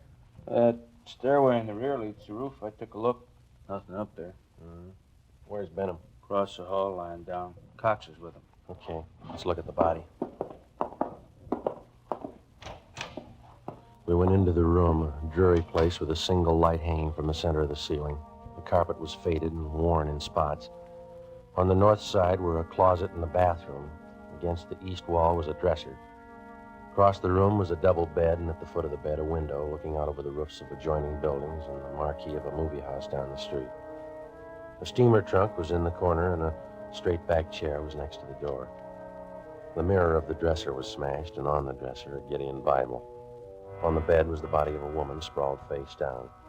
There were several splotches of blood on her coat. In the chair was a .32-20 revolver, which McCready said belonged to Benham, the husband of the murdered woman. We asked McCready to put in a call to the crime lab, and we went across the hall to question Benham. This is an awful shock. I'm not feeling well. I'm under doctor's care. Hemophilia. Awful shock. Sit down, please. Yes. I don't know what it'll do to me. I should be in the sanitarium right now. We'll see you're taken care of. Lincoln Sanitarium in Eagle Rock. Could you tell us what happened tonight? Why, yes. My wife and I went out to the Sycamore Cafe over in Alvarado. What time was that? Oh, about 9:30. We had a couple of drinks and something to eat. Listened to a piano player, then came home. I unlocked the door, and Elizabeth went in first, went over to the dresser. I just walked over to her when a man stepped out of the closet in back of us. He had a gun. Mm-hmm. Can you describe him? I don't know. Did you see his face? No. He had a blue bandana over his face, and he had a cap on, a blue and white check. Did you notice his clothes? No, I didn't. Anything else? He seemed very nervous, and he wasn't holding the gun still. My wife was opening her purse, and I said, well, I haven't got very much, but I'll give you what we have.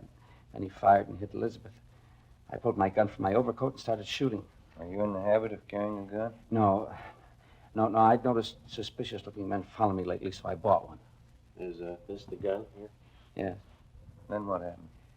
Well, I fired all the bullets. I don't know how I missed. The room was small. He kept moving around all the time. Mm-hmm. But I guess I did miss. Then he ran out of the room. About how old would you say this man was? Officer, I haven't the faintest idea. See you a minute, Sergeant? Sure. We'll be back, Mr. Benham. This has been an awful shock to me. Wonder how his wife felt. McCready told us that Sergeant Scheimer had found a woman in the Nevada Hotel next door who might know something. We went next door and questioned Mrs. Caroline Cromwell, a resident of the hotel. She occupied room 415 on the top floor. She told us that about 20 seconds after she heard the shots, she looked out the door of her room and saw a man come down the back stairs, which leads to the roof of the hotel, and enter room 402. She'd seen the man several times and was positive of her identification. Sergeant Scheimer said the man was registered as Jack Morrison. We went to room 402. Try it again. Who's that? Police officers. What do you want? I'd like to ask you a couple of questions. I was going to bed. We'd like to talk to you. Won't take very long. All right. What do you want to know? How long you been in your room? About 10 minutes. What? Where were you? To the movie? Which one? Right down the street. Why are you asking me all these questions? You been drinking? A little. Not much. Mind if we look around a little? I was out all the time. I didn't know nothing about a shooting. And you won't mind if we look around. You won't find nothing here. These all the clothes you've got? Yeah? Is this your coat? Yeah. Yeah. You wearing this tonight, were you? No. It's the only coat in the closet. What'd you do with the coat you were wearing? Guess I was wearing that one. Did you spill it? What? A bottle of whiskey? It broke. How? How do I know? Got a hole here in the sleeve. What'd you do with the broken bottle? Threw it away. Where? I don't know. On the street. Joe, I found something. A shirt. Stuck down between the wall and the bathtub. Looks like blood on it. Is this yours? Where's the shirt you wore tonight? Take off your pajama top. Why? Take it off. All right. But I didn't have nothing to do with that shooting next door. What happened to your arm? Guy shot at me. Who? I don't know. I bought a bottle and had a couple of drinks and went to the movie for a little while. Would you mind moving away from the bed, please? No, no. Thank you. I came out of the movie because I was getting dizzy. And I went up on the roof here to get some air. While I was standing there, a guy ran across the roof and shot at me. What'd the man look like? I don't know. He came from the roof of the hotel next door and ran into this place. How big was he? It was dark. I couldn't see. What'd you do? Well, after I was sure he was gone, I came down. I was going to have my arm fixed in the morning. Better get your clothes on. Why? Well, you got a pretty bad arm. You better have it fixed up. We'll take you to George Street Receiving Hospital. It's all right. I don't have to go there. Find anything, Ben? No. You got a clean shirt? No. Well, you better wear your pajama top then. Oh, here's something. What did you say your name is? Jack Morris. Here's a card I found in the closet. It says, Tommy Kane, report for work, Joe's Cafe, 8 o'clock, March 1st. Who's Tommy Kane? That's me. Where are you from? Elgin, Illinois. How old are you? I'm 22. Why'd you leave Elgin? No work. I've been bumming around. You ever been arrested? I was picked up on a vague charge a month ago. Here? Yeah. I don't know why you guys are bothering with me. When somebody gets shot, we bother. 1:30 a.m. We took King to Georgia Street Receiving Hospital, where they found that a muscle in his upper right arm had been severed and the right side of his chest was bruised. Before taking him to Ward 1300 General Hospital for further treatment, we took him back to the roof of the Nevada Hotel. Still trying to rain. Yeah. Well, where were you standing when you got shot at, King? Right over there. I was leaning against the bricks. Where'd the man come from? Out of that door in the other roof? Roof of the Bartlett Hotel? Yeah. Was he running when he shot at you? Yeah, he was. Where'd he run? Right across here where we are. And then he went through this door here into the Nevada Hotel. Did you notice anything unusual about him? Well, his face was covered with a handkerchief, and he wore a checkered cap. Thought you said before it was too dark. Oh, I could see that. I mean, you know, I could see that. I couldn't see his face. And you were standing over there by the parapet? Yeah. About here? Yeah, that's it. Mm-hmm. All right, let's get over the roof of the Bartlett. It's a little high. Can I help you over? No. Come on, Ben.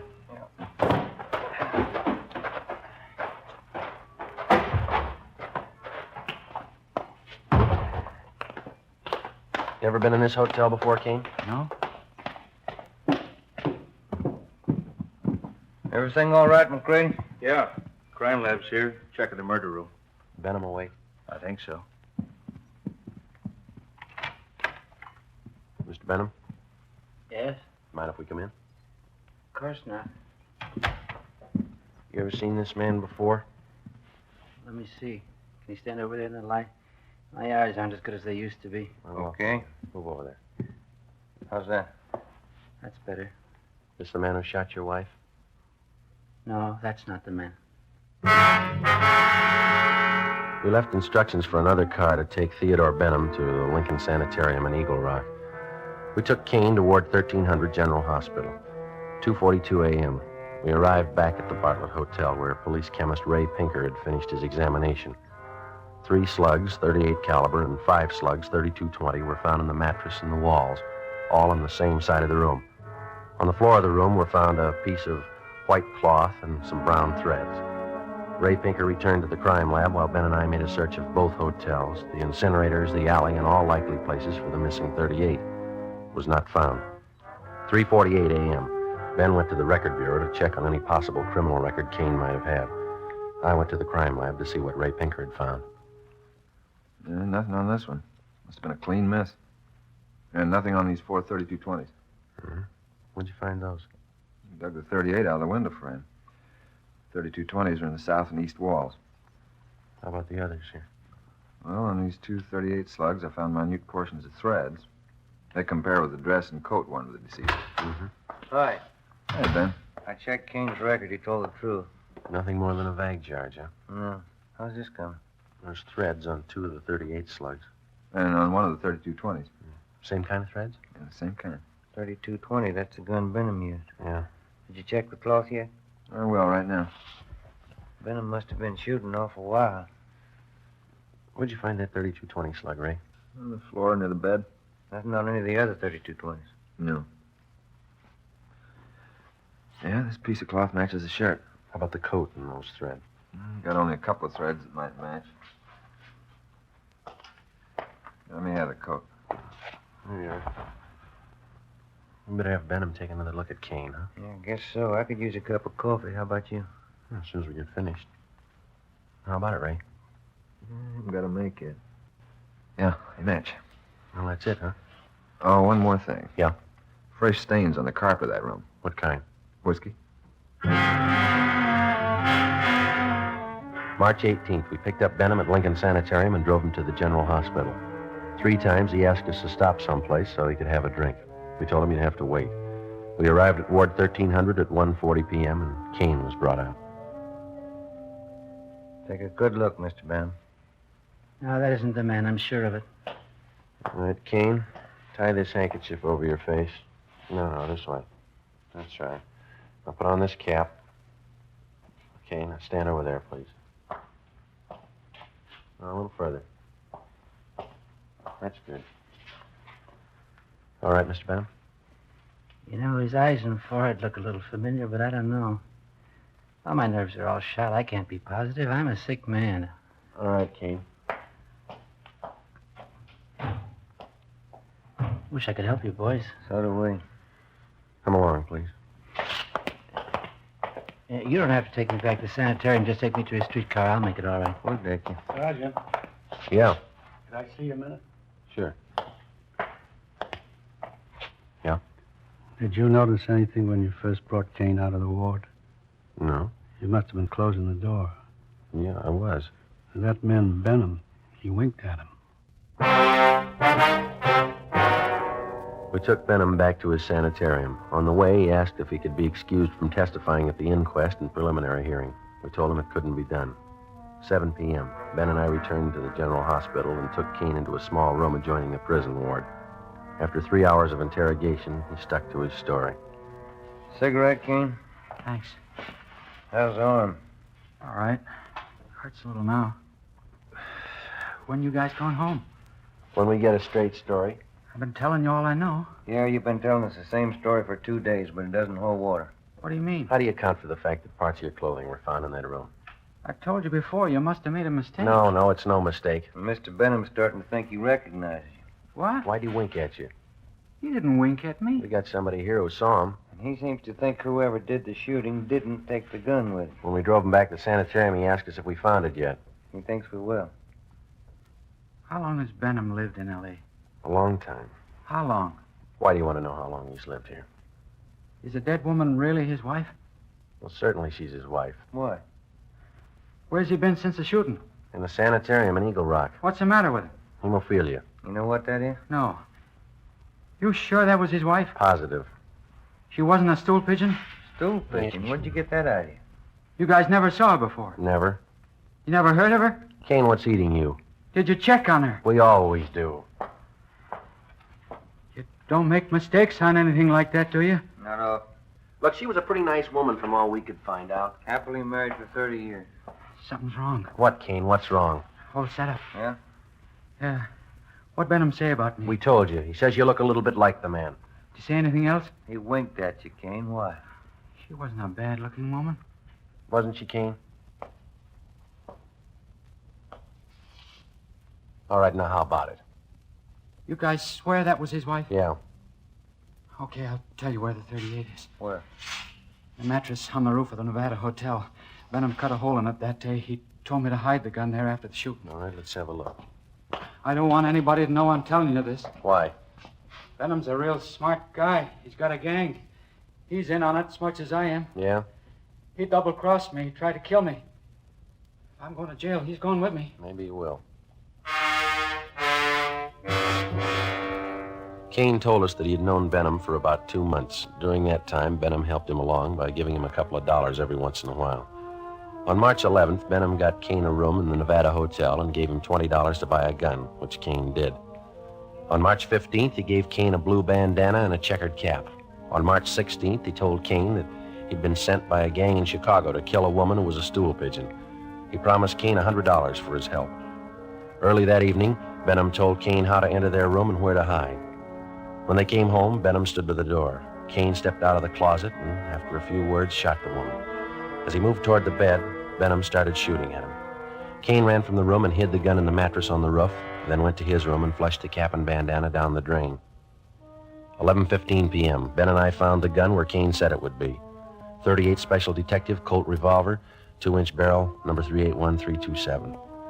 11:52 p.m., we checked and found no evidence that Benham belonged to any kind of a gang. March 19th, 9 a.m. Ben and I reported into homicide and picked up Captain Steed. We went over to Dr. Wagner to learn his autopsy report. It showed that the deceased had been shot 3 times. 2 .38 slugs and 1 .32-20 were recovered from the victim's body. They were initialed for evidence. 8 p.m., Captain Steed, Ben, and I went to the sanitarium and told Benham that there were a few angles we wanted to clear up before the inquest next morning. Benham got dressed, and we drove back to the Bartlett Hotel. It was raining. I'm still trying to remember what happened. I was very shocked that night. Yeah, I suppose you were. Well, sometimes my memory comes back for a little bit. The red light. Yeah, I see. You know, the man who did the shooting knew you lived in room 432, and he knew you'd be gone that night. How do you suppose he figured that out? Well, I'd been noticing that a lot of men had been following me. Suspicious-looking men. I told that to Sergeant Friday, didn't I, Sergeant? Yeah, that's right. Must have been one of them. You ever give money to characters on the street so much they might follow you? Hey, that must be it. Many times I used to do that. I'd be nice to them, and they'd try to make friends. You remember any of them? Yeah, I do. There was old man Dorsey, Jolly Swanson, and a fellow named Kane. Lane. Kane? Yeah, that's it, Kane. There you are. The young man you took me to see in the hospital. I'm thinking, I believe that's Kane. Are you sure? Quite sure. He's the burglar. What makes you think he was a burglar? Well, what else would he be? He didn't rifle any of the drawers or steal anything, did he? Must have got there just before us. Did you have anything important there? Yes, some insurance policies. On your wife? Yeah. How much? Oh, one policy for $4,000 and 2 for $2,500 each. Policy for $4,000 and 2 for $2,500 each. Who's the beneficiary? Well, I am. We took Benham up to room 432, where he got out the insurance policies on his wife and showed them to us. Then Captain Steed asked him to reenact the shooting. Benham acted as the killer, I played Benham, and Ben acted as his wife. Well, the man was over here in the closet. My wife and I came in that door, and then my wife went over to the dresser. Oh, over here? Did you turn on the light?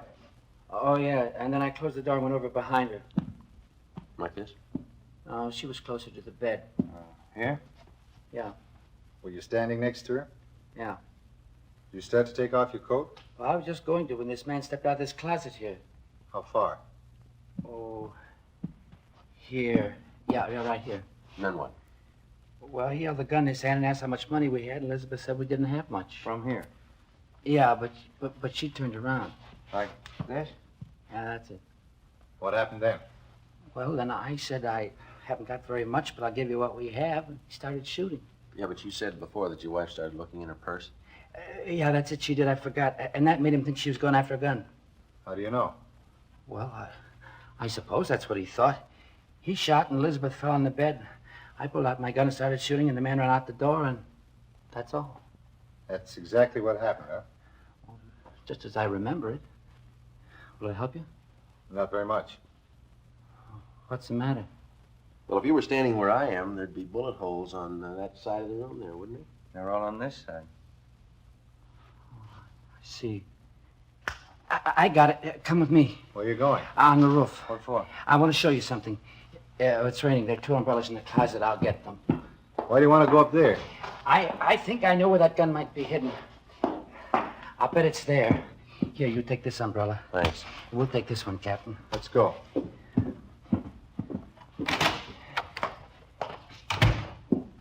I'll bet it's up there. We'll find it.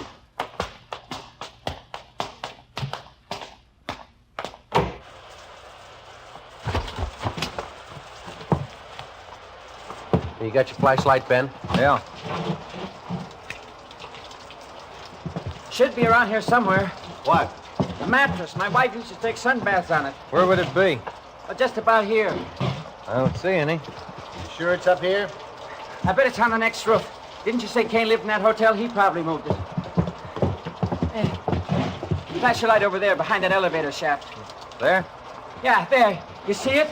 We have to climb over this parapet to get on the other roof. Watch it, Cap. It's pretty slippery. Okay. Yeah, it is slippery.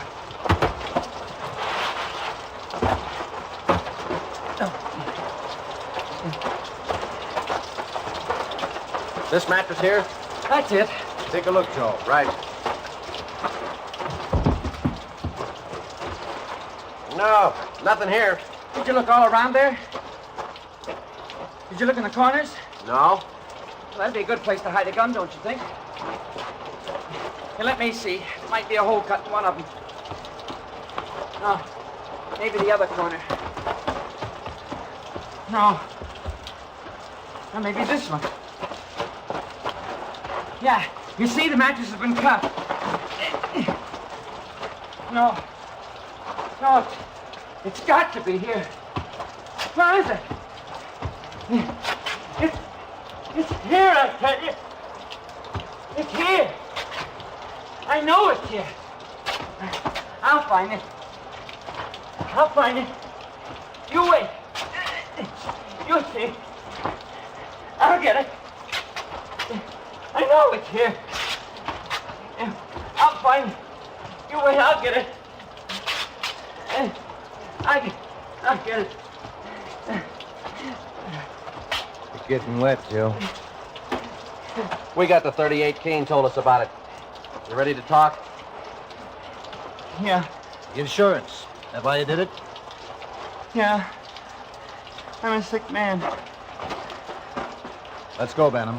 On your feet. This is the United States Armed Forces Radio Service, the voice of information and education.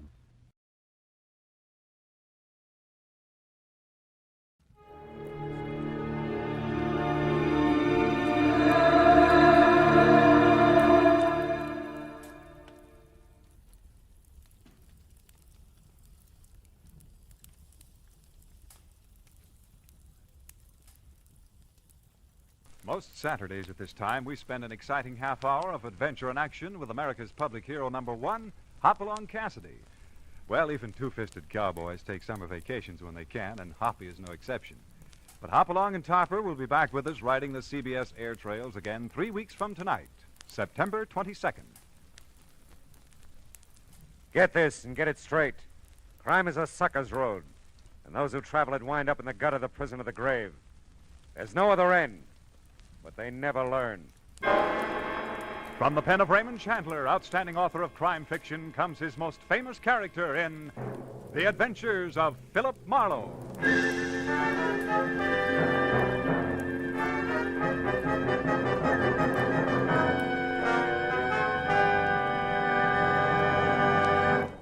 Now, with Gerald Moore starred as Philip Marlowe, we bring you tonight's transcribed story, Nether, Netherland.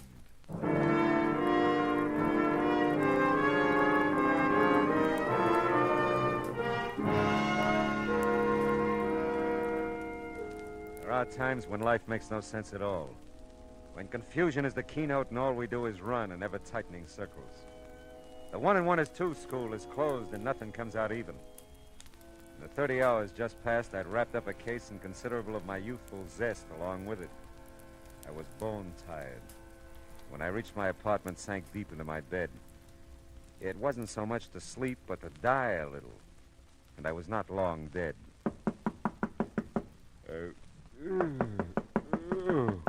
Oh, okay. Where are those slippers? Okay. Who needs more than 15 minutes sleep? Yeah. Yeah. Mr. Marlowe, I've got to see you. It's very important. Yeah, it better be. It's awfully late, I know. You're nice to let me in. Did I let you in? Yes. Just now. You're not still asleep, are you? No. No, I don't think so. You see, I always sleep lying down. It's a habit. You must know I wouldn't bother you this way if it weren't that... Well, someone's following me, Mr. Marlowe. Oh? He's been following me for I don't know how long. I'm so frightened. Oh, come on, come on. How about a cup of coffee, huh? Oh, really, Mr. Marlowe, I don't think you're listening to me. I can make it worth your while. I wish you'd wake up. Yeah, well, that's what coffee's for. Come on, come on. You can talk to me while I make it, hmm? Now, you were saying someone's following you. A man. Naturally. Who is it? I don't know. Uh-huh. Well, sit down over there at the kitchen table. This won't take long. Thank you. Now, why would anybody be following you? That's the silliest question I've asked in days. But it isn't silly. I've tried to figure it out myself. I haven't done anything. I don't have anything. Yes. Well, we'll let that go. Look, maybe I ought to know your name, huh? Oh, I'm sorry. I'm Carolyn Shepherd. Don't be sorry. I'm glad you're Carolyn Shepherd. Why? Well, because it beats the heck out of being George Shepherd. Dee Dee said she thought you'd help me. That's why I came. Dee Dee? My roommate, Dee Dee Reynolds. Oh. She doesn't know you or anything. She just said if she were troubled, like I am, she'd get in touch with you. Yeah, well, that's nice of Dee Dee. Does she know somebody's been following you? No, I haven't told anyone. I don't know her very well. We haven't lived together long. I don't know. I didn't want to frighten her, too. So I just told her something that sounded all right. And she said she'd heard about you. Oh, your water's boiling. Oh, thanks. Does he ever call you? No, we don't have a phone. Oh. The landlady lives right next to us, the next apartment. We use hers. But he never tries to call me, as far as I know. Well, does he ever come to your door or approach you in any way? Sometimes he gets very close. That is, almost before I know it, there he is. But then I run, and he's never caught up with me yet. Well, he could just be watching you then, huh? Yes, I guess so. But why? I don't know. Maybe we can find out. Did you see him tonight? Yes. He was out in front of the apartment house for a while. I don't think he followed me over here, but he may have. Can you see the street from those windows? Mm-hmm. See anything? No, nothing. Oh, Mr. Marlowe, what will I do? Well, right now, honey, you'll have a cup of coffee. I'll take a quick shower and a shave, and then we'll... He might come. Oh, the doors are locked. If you hear anything, just bang on the bathroom door. You won't be long. No. Sure not. Be back before you know it. It was now 2:30 in the morning. Although I was still gray and half dead inside, my eyes found a new reason for being wide open. Carolyn Shepherd was not just an attractive girl. She was slightly sensational. Statuesque would be the term. She was almost shoulder height with ash blonde, long hair. Her smoky blue eyes were half wild with fear and searching. But there were promises in them. And her figure was the kind that you didn't mention in polite society. How's the coffee coming, Carolyn? Carolyn? Hey, where'd you go? Oh, come on, the coffee couldn't be that bad. Carolyn! The craziest thing I ever heard of. The door was locked, all right. It's funny, she's gone. Carolyn! Hello. Oh, hi, Simon. You lose something, Mr. Marlowe? Something named Carolyn? Yeah, it looks like it. You didn't see her out in the hall by any chance? I don't believe I did, Miss Scott. I've noticed her. I'm not so sure. Oh, ran out on you, huh? Well, you dog. Oh, yeah, sure. Yeah, where'd you go? Oh, there. What's out the window? Thought she might still be down on the street. Who? Carolyn. Oh, ran out on you. You said that. What did you do, man? You'll never believe this. Oh, come on, now tell me now, what did you do? I took a shower. You took a shower? Oh, ran out on you.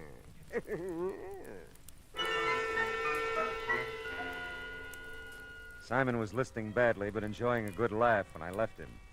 Back inside the apartment, I reached for a cigarette and a few conclusions. Her name was Carolyn Shepard. Someone was following her. She'd been here, and she was gone. That's all I knew. I looked at the clock, 2:45. I remember the coffee I'd made, started to the kitchen to get a cup when my foot and eye caught something at the same time. It was a billfold. The driver's license said Carolyn Shepard, and it gave a Yucca address, apartment 3. Physical description didn't do her justice. But it heightened my memory, and I was there in no time.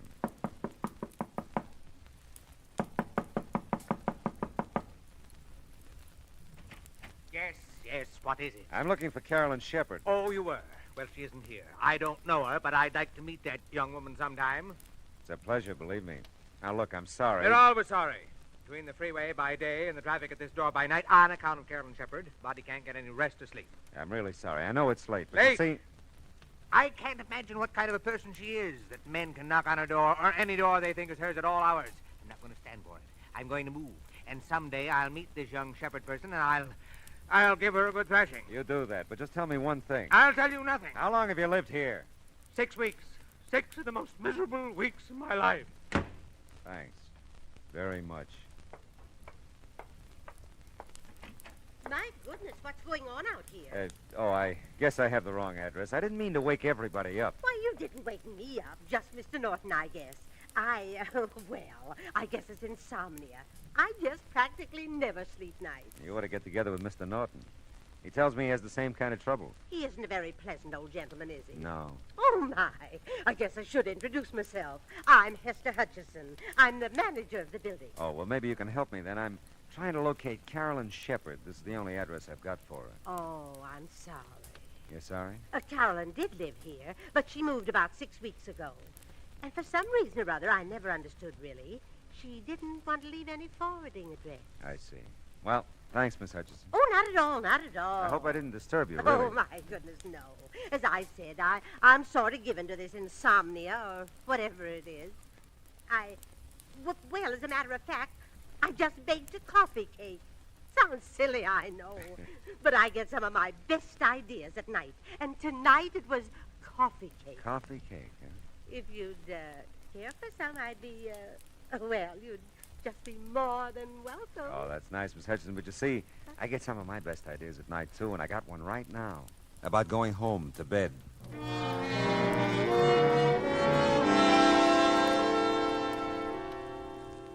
I could sleep. I knew I could. I could have been sleeping at least an hour if Carolyn Shepard hadn't decided to come into my life and go out again. Well, I didn't know where else to look for her, so I decided to give my little trundle bed another whirl. I'd gotten about 10 out of the usual 40 winks.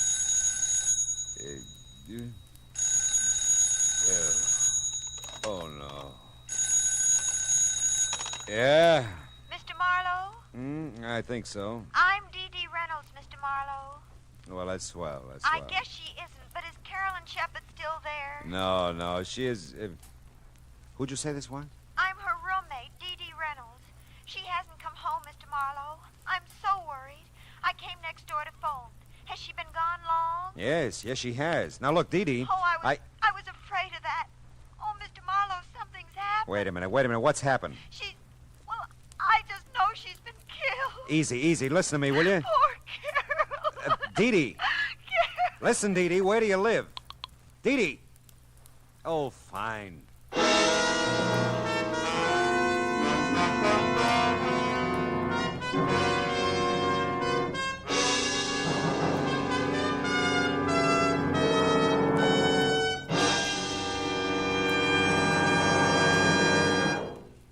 In just a moment, we'll return to the second act of Philip Marlowe. But first, James Fassett brings you the second part of his two-program series of Holland Music Festival selections, along with a few colorful words about the music, customs, and people of Holland as he observed them. That's on your invitation to music tomorrow afternoon on most of these same CBS radio stations. Listen to tomorrow for your string serenade featuring Jerry Windsor with his singing strings in Music All America Loves. Now with our star, Gerald Moore, the second act of Philip Marlowe, and tonight's story, Nether, Netherland.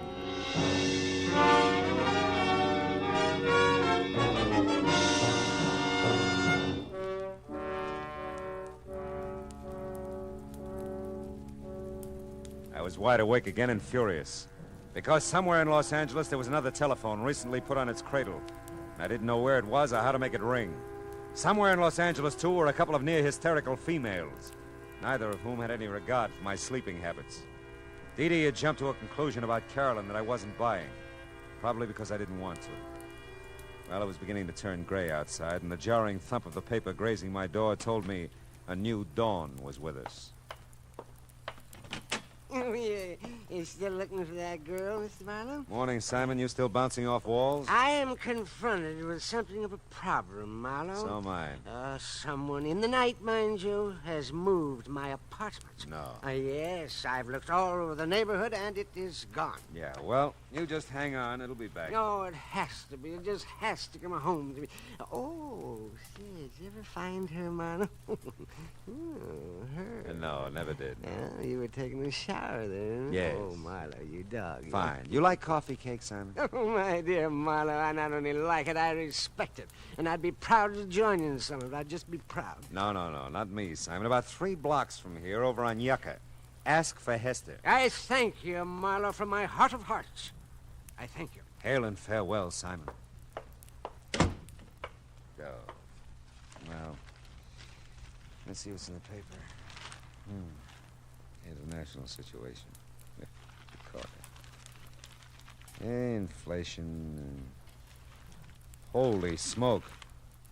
Police late last night found an unidentified woman beaten and unconscious in the Beechwood area near the Hollywood Hills.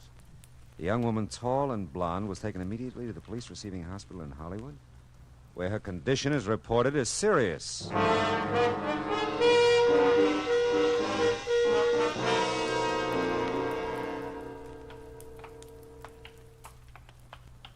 She fits the description of that Shepherd girl's driver's license all right, Mr. Marlowe. She's pretty banged up, though. Might be tough to identify her. Yeah, what time did they find her? About 3 o'clock this morning, I think. We were figuring robbery, since her wallet and most of the stuff in her purse is missing. Oh, here we are. Oh. Yeah, she's still out. Pretty doped up, I guess, huh? Yeah. She the one? No, she isn't. You sure?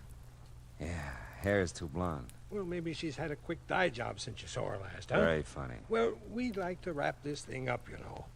If you could identify her, we'd be part out of the woods. I'd like to help you out, but she's not Carolyn Shepherd. How about it? Will she live? This one? This one. No, hasn't got a chance. You get that way, I guess, watching the inhuman parade of human stretcher cases into a police hospital. I wouldn't have his job. The sunlight was fresh and warm outside, and the coffee I got at the Three-Stool joint next door was neither. The now you're sleeping, now you're not routine of the night before hadn't exactly made me razor sharp. But by now I was alert enough to study Carolyn's wallet a little more intently. There was $12 in it, and stashed in with the bills a book of check stubs on a Hollywood bank. Don't let anyone tell you that banks don't open till 10 o'clock. If you make like breaking down a glass door, they'll let you in. And if you cause them that much trouble, they'll give you the address you ask for and send you on your way in a hurry. I felt better about this address for Carolyn. Dee Dee Reynolds was listed on the card in the mailbox, too. Yes? You must be Dee Dee, and I must be Philip Marlowe. Oh, yes, Mr. Marlowe. Come in. Thanks. I'm just supposing that Carolyn made it home all right. You seem to have a better grip on things than you did a few hours ago. Oh, I have. I don't usually go to pieces that way, but I was terrified. Really terrified. She came home shortly after I called you. Sleeping now? No. As a matter of fact, she just stepped next door to use Mrs. Landsberg's phone. She'll be right back, I know. Sit down, won't you? Oh, thanks, I will. I had 3 chairs in my house. 1 for solitude, 2 for friendship, 3 for society. Is that so? Which one am I sitting on now? Oh, you don't know the quote. It's Thoreau. Oh, well, I'm impressed. I shouldn't flaunt my knowledge that way. It's just that I've been nervous lately. I always read Thoreau when I'm nervous. Well, aside from Thoreau, how much do you know about Carolyn? Not very much. She doesn't let anyone know very much. Oh? I know she's worried. She watches at the window, and she jumps when there's a knock at the door. She acts like someone's after her all the time. I told her to see you. That's nice. Society is commonly too cheap. We meet at very short intervals, not having had time to acquire any new value for each other. You quote a good deal, don't you? Thoreau reaches me. How about Frank Laszlo? Frank Laszlo? Yeah. No, I don't think so. Is he a well-known writer? I wouldn't know. I thought Carolyn might have mentioned him. No, not that I know of. Of course, we keep pretty much to ourselves. Mm-hmm. Which one of you smokes cigars? What? In the ashtray on that table there. Why, for heaven's sakes. I never even noticed it. That's odd. Of course, I was gone early last evening. Went to the library. Oh. Maybe someone was here to see Carolyn. Yeah, that could be. Well, hello, Mr. Marlowe. I'm so glad to see you. Are you? You don't know how glad. Dee Dee, would you? I promised Mrs. Landsberg I'd water the lawn, fore and aft anyway. It's the nearest thing I can get to Thoreau's Life in the Woods. I love a broad margin to my life. The swiftest traveler is he that goes afoot. Mr. Marlowe, you do know Thoreau. See you later, Dee Dee. Oh, it's been a pleasure. A real pleasure. She's an amazing girl, isn't she? So are you. You did a great disappearing act last night. I know. I felt so strange there. I knew he was around somewhere, and then I saw him down the street in front of your apartment. I had to run. I went out the back, down the fire escape. But you didn't come home for quite a while. Well, there's an all-night diner over on Franklin. I stayed there a long time. I was so frightened. I still am. It's got to stop, Mr. Marlowe. Whoever he is, he has to leave me alone. Who's Frank Laszlo, Carolyn? Why do you ask? Well, I looked through the check stubs in your wallet. You made weekly payments of $50 to Frank Laszlo for several months, up until 2 weeks ago. Well, he's just a family friend, Mr. Marlowe. He loaned me some money, and I've been paying him back. Yeah, but $50 a week is pretty much and pretty often. Well, I wanted to clear up the debt as soon as I could. I thought you had no family. I haven't. But we've known Mr. Laszlo for years. You see, I inherited a small amount when my father died, just last year. It was tied up for a while, and Mr. Laszlo just helped me over the breach, that's all. Does he live in town? No, he doesn't. If you're thinking he has anything to do with my trouble, Mr. Marlowe, you're very wrong. I wouldn't want him to know about it at all. You know, Carolyn, you never described this guy who's been following you. You know, I wouldn't even know what kind of a fellow to look for. Well, he's short for a man, not quite as tall as I am. And he's muscular looking. I think he's dark, too, although he usually wears a hat and a gray suit. Does he smoke cigars? I've never noticed that he does, no. You don't work anywhere, do you? How can I hold a job in the state I'm in? Oh, no, I just look and wait. What is it? I knew it. He's out there, Mr. Marlowe. Where? He just got in that car, the big convertible at the curb. Okay, honey, come on, let's go.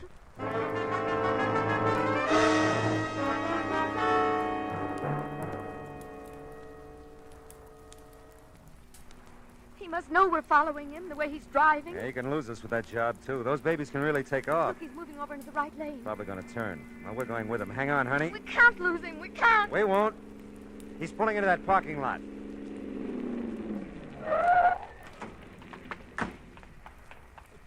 Well, sir, we made quite a chase of it, didn't we? Yeah, we did. Get out of that car. I was just about to. You know, you really shouldn't try to keep up with a car like mine. I was just toying with you that time. Now, if you want to make a real race of it... Now, wait a minute. How tall are you? Oh, I'm quite tall, really. 6'7" in my stocking feet. How tall are you? It doesn't matter. Why, what's the matter, young lady? She'll be all right. She's just a little disappointed. Come on. No. You mustn't take it so seriously, young lady. Your companion here made a good race of it, considering he was up against great odds. Yeah, thanks. Mr. Old for you. Pious. Old for you. Yeah, well, thanks.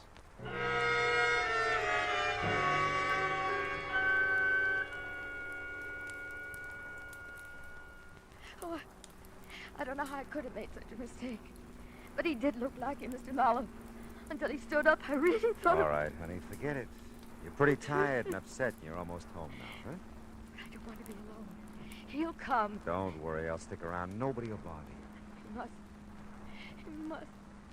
I'm so tired. So afraid. Take it easy, honey. We can't strike out all the time.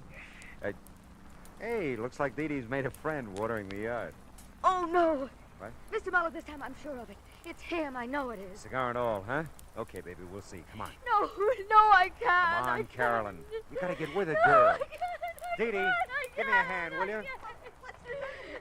Carolyn, what's wrong? She's pretty upset. Take her in the apartment, will you? Oh, sure, I will. Who's the guy with the cigar? Well, he didn't say. He asked for Carolyn. Okay.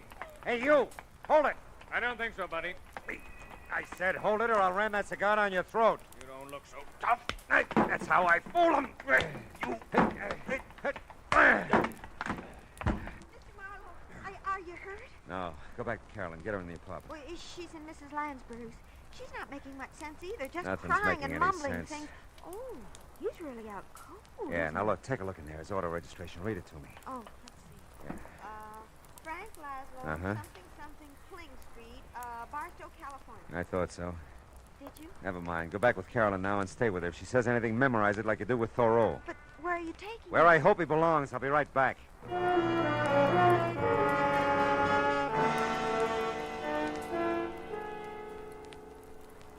Hey, you keep dropping in like this, and we'll be old friends, Mr. Marlowe. Never mind that. What shape's he in? Looks like a minor concussion.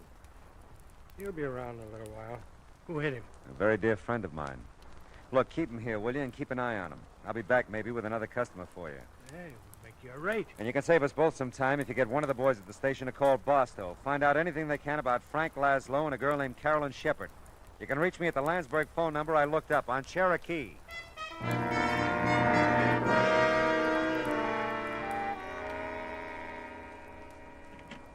Oh, Mr. Marlowe, gee, I'm glad you're back. How's Carolyn? Come in and listen to her. I'm scared to death. I remember. Mail a check to Barstow. I must remember. Mail check. Got so much to forget, too. Forget and remember. It's been going on like that ever since you left. Yeah. What does it mean? I don't know for sure yet. Steve, you can't be everywhere. Everywhere I look, you can't be anywhere. You're dead, Steve. Don't you know you're dead? Take it easy, Carolyn. Easy. Oh, that's Mrs. Lansberg's phone. I told her I'd answer it while she was out. Go ahead. It could be for me. Okay. Carolyn, you're okay. Who are you? No. Steve. It can't be you, Steve. You're dead. I'm not Steve, Carolyn. Steve, you're dead. Don't you remember, Steve? I killed you. But you won't go away. You won't go away. It's for you, Mr. Marlowe. It's the police. Yeah, I know. I'll get it. She's... What's wrong with her, Mr. Marlowe? She fainted. She'll be okay. Yeah. She'll leave Mrs. Lansberg's door open? Oh, sure. Phone's right there in her living room. Thanks.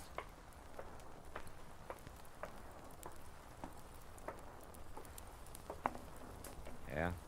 Hey, Marlowe, that Barstow call was a rule. Really? That dame you mentioned, Shepard, she's wanted for murder.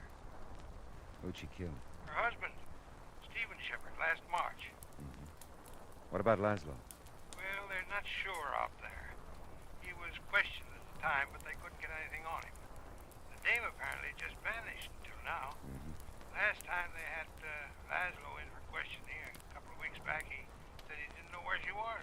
Must have a real bad memory, huh? You bringing the dame in? Yeah. I'll bring her in.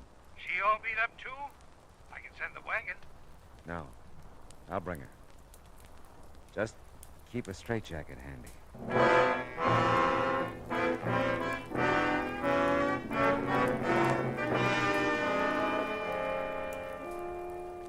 Like I said, there are times when confusion is the keynote. Carolyn Shepard, poor sick kid, kept seeing the man she murdered. Saw him so often she believed it. And Frank Laszlo must have seen things too. Enough to keep Carolyn paying him blackmail ever since she killed her husband. Did you ever stop to think of all the so-called nice, clean, upstanding citizens who carry a moral cesspool behind shining eyes and a sweet smile? Suddenly they make headlines, like Carolyn. What's the line? For murder, though it hath no tongue, will speak with most miraculous organ.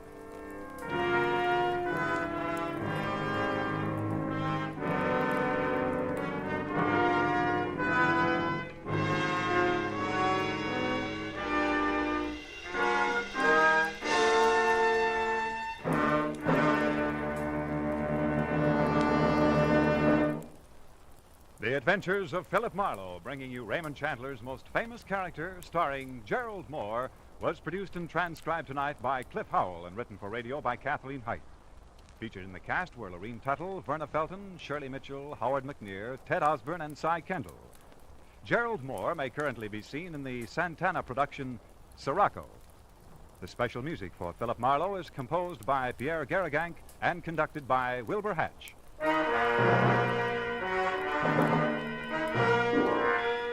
Be sure to listen next week at the same time when Philip Marlowe says...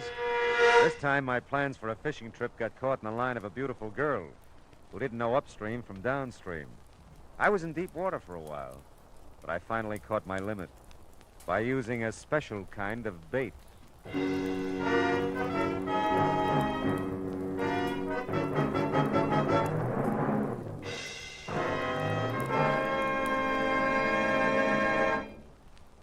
There's a song that goes with this story, friends. The story is, starting tomorrow evening, you'll be able to laugh again at the adorable antics of America's favorite teenager, Corliss Archer. Her boyfriend Dexter returns from vacation, too. So does her whole family. All of which means more Sunday night fun for your whole family when you meet Corliss Archer Sunday nights on most of these same CBS radio stations. We said a song went with this story, didn't we? Well, here it is. CBS. B. For the best. F. Yes, yes, yes. The stars that dress is CBS.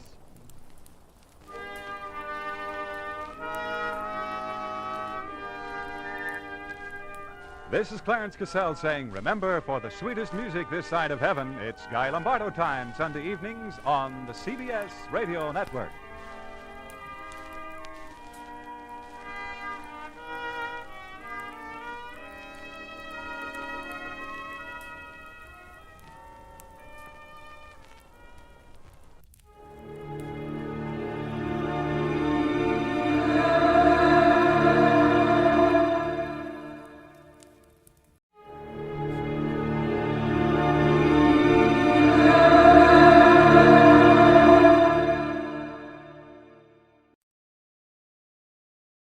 I hope St. Peter's listening.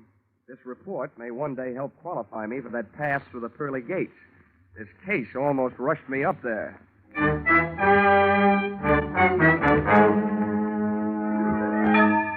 This is another adventure of America's fabulous freelance insurance investigator, Johnny Dollar.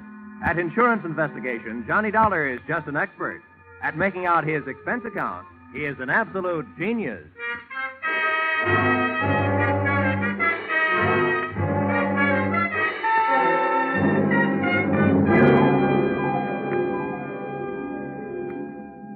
Expense account submitted by Special Investigator Johnny Dollar. To Special Investigator Johnny Dollar. This one's on the house. I wouldn't even bother itemizing it, except that the whole thing is probably tax deductible. The following is an accounting of my expenditures during my investigation of Bonnie Goodwin. Or, she was under 21, but that didn't mean she was involved with nothing but minor vices. Or, murder ain't minor. Expense account, item 1. $12.40. Scotch whiskey and cigars consumed at surprise party arranged for me by one Mr. King Hart at my apartment in Hartford, Connecticut at 1:25 in the morning.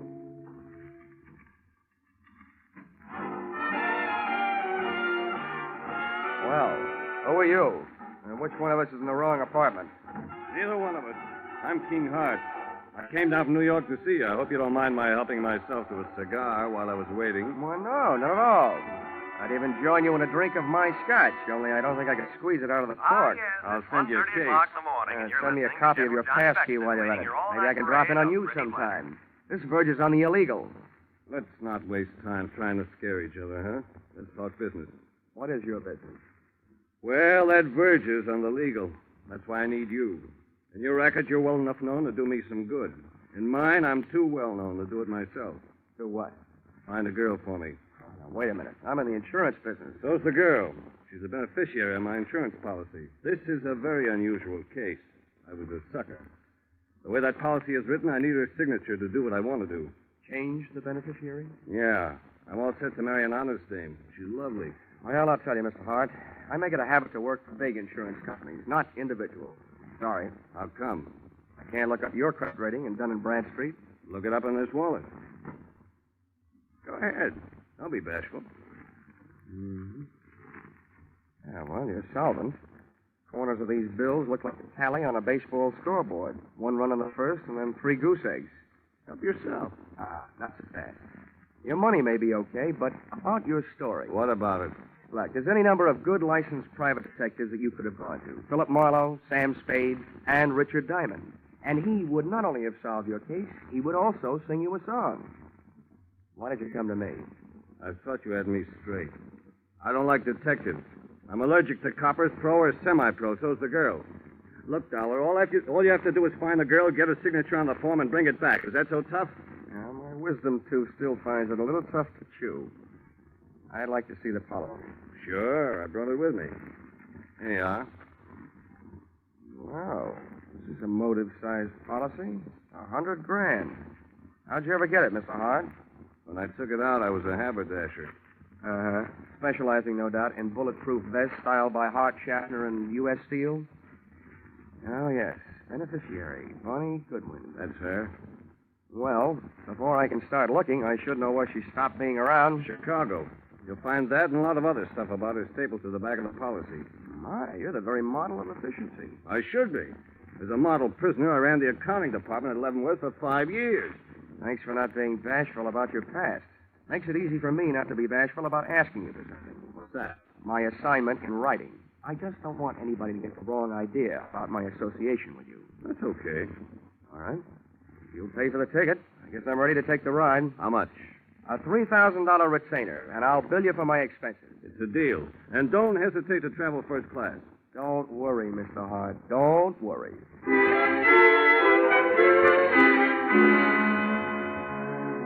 Expense account, item 2, $55.32. Plane fare, Hartford to Chicago. Expense account, item 3, $4. Cab fare from airport to downtown. It takes about half as long to get from the Chicago airport to downtown as it does from Hartford to Chicago airport. I checked into the Ambassador, where I intended to live, first class. And expense account, item 4, $1.20. Cab fare to the Muriel Arms, a female hostelry where I didn't expect to live, but which was Bonnie Goodwin's last known address.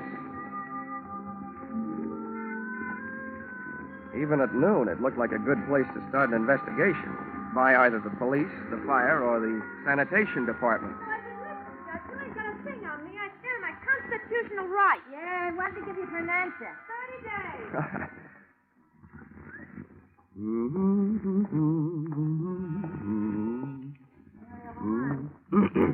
Call back at before.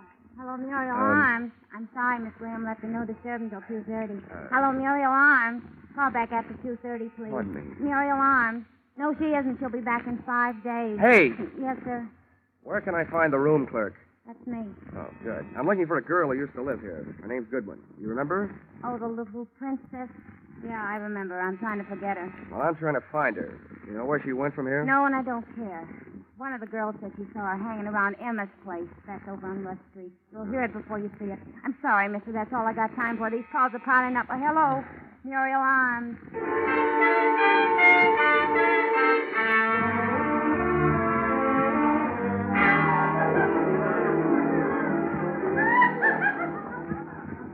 Say, bartender, Let's see.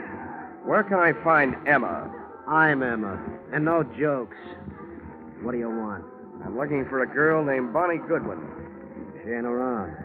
We told her she wasn't wanted around here. Well, that's your business. My business is to find her. Who are you?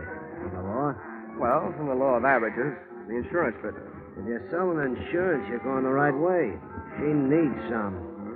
Why don't you try the Flagler Apartments?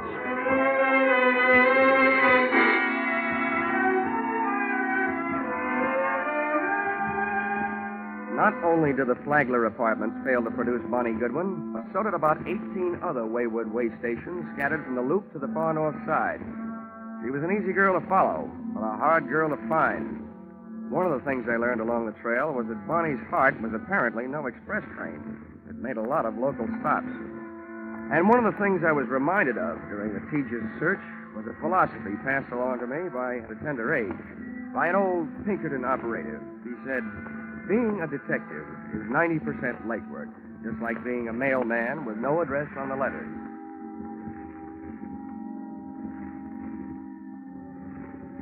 Expense account, item 5. $14.95, shoe leather.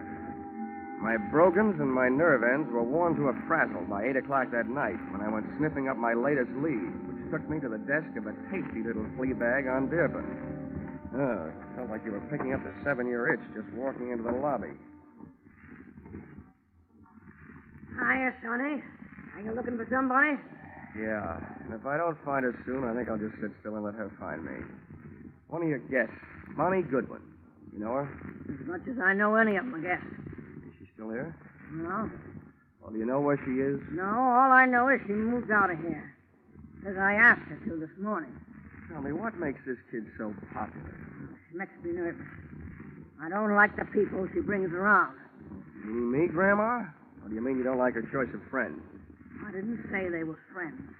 No, I'm through talking. Beat it. Now, wait a minute. I've got to find Now, her. listen, little boy. I'm awful good at not talking when I don't feel like it. And right now, I don't. Save yourself some time and get out of here. Okay. Now I know what was wrong with that little Red Riding Hood story. Grandma was the wolf. Boo!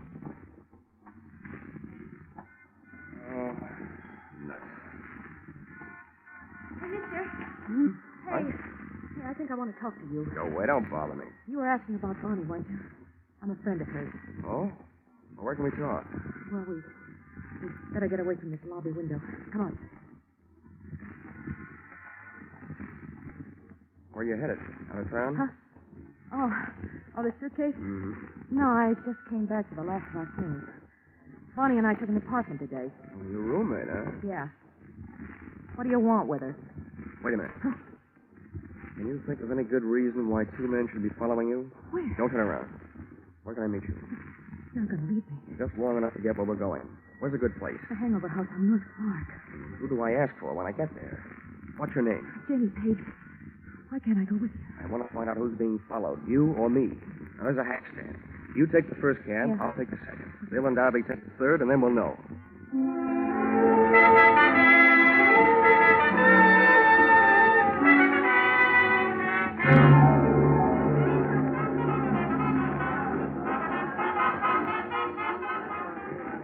What did you find out? Oh, nothing, Janie. Those guys pitched me the biggest curve since Lefty Grove. What does that mean? Oh, we took 2 cabs, so they took 2 cabs. One of them followed me, so it figures one of them followed you. Any idea why? Now, wait a minute, mister. First, I got to get you straight. I just picked you up on a hunch because you don't look like the other ones. Who are you, and what do you want with Bonnie? My name is Johnny Dollar. My business? Insurance. Insurance? Who's dead? King Hart? Did I hear a hopeful note in your voice, Janie? Well, is he? Look, in my business, I've learned never to give a definite answer to that question. But, as far as I know, he's still alive. He was when I saw him yesterday. He hired me to find Bonnie because he wants to get her name off his life insurance policy. As simple as that. That skunk. So what he put her through. You can file this question under N for none of my business, but just what did he put her through? He built her way up and then he dragged her way down. And she's still too good for him, for anybody who works for him. I'm getting out of here. Maybe I told you too much about my business. Just enough. You're trying to help King Hart take away the only thing he left her. If I have my way, she'll never sign away the money from that insurance policy. Good night. This was the first chance I'd had all day to make anything happen. With a little luck, Janie Figg was going to finally bird dog me straight to the little chick who had flown so many coops, thus making herself so hard to find. As she started down the 60-foot length of the long, narrow bar toward the back door, I saw two familiar hulks launch out of their chairs up to the front door. They were after her, and too big for me, our opponents from that game of taxi tag. So I set about stopping them. I took advantage of the narrow room, the big crowd, and a little bitty drunk. I hated to do it, but I had to turn the bottle baby into a bottleneck. I hope he was too numb to care. Hey, lay off the little guy. He's minding his own business. I saw it. Guys like you that Come on, let me like through here. Get out of our way. We're coming through. If you like mob scenes, it was a great go-round when it lasted. But it only lasted 40 seconds. And then we got upstaged by some off-scene action out in the back alley.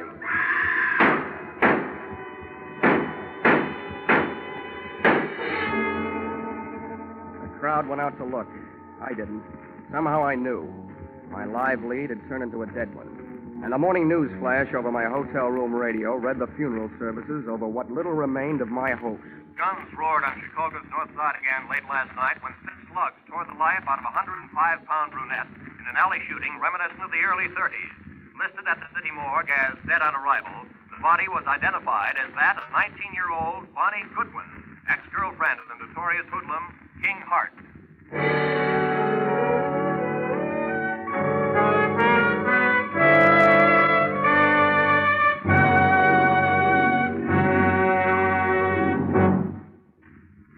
In just a moment, we'll return to the second act of Johnny Dollar. But first, a burly sea captain, a fashion designer, a neurotic young gun collector, and a wealthy socialite. One of them very much dead. These are the elements Police Commissioner Bill Grant faces in his adventure on Call the Police tonight. Join Bill Grant for the thrills of the chase as he sets out to solve the case of the hero's funeral. And then take in Sam Spade's latest two-fisted adventure, well spiced with wisecracks. Bill Grant of Call the Police and Sam Spade, like Johnny Dollar, are regular Sunday visitors on most of these same CBS stations.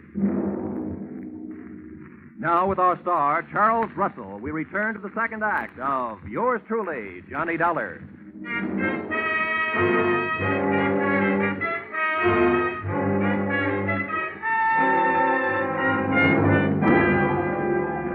In an alley shooting reminiscent of the early 30s, listed as dead on arrival at the city morgue, the body was identified as that of 19-year-old Bonnie Goodwin, ex-girlfriend of the notorious hoodlum King Hart. And now for yesterday's baseball scores in the National...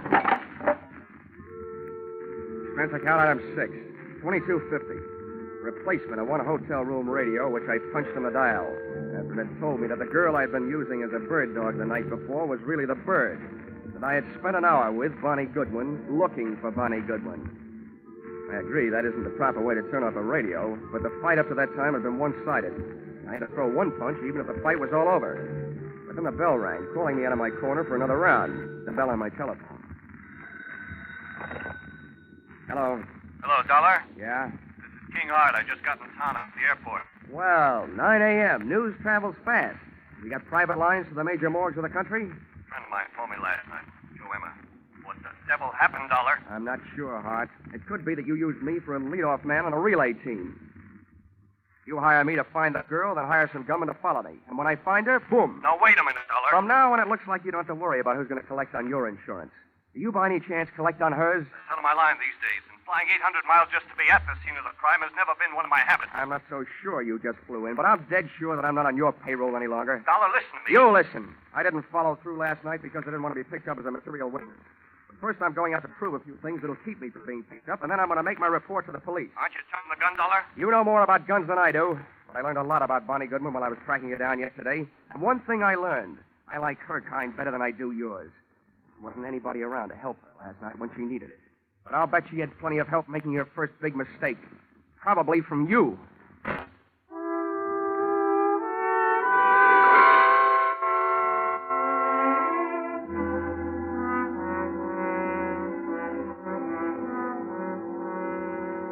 Any morgue is a masterpiece of refrigeration.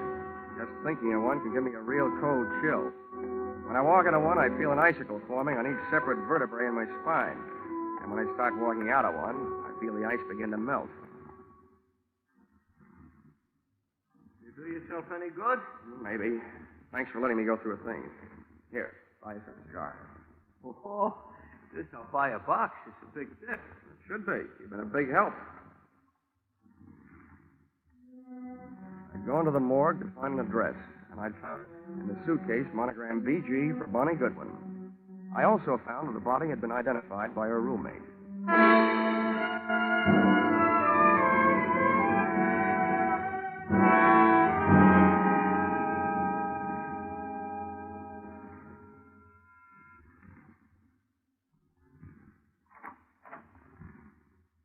What do you want?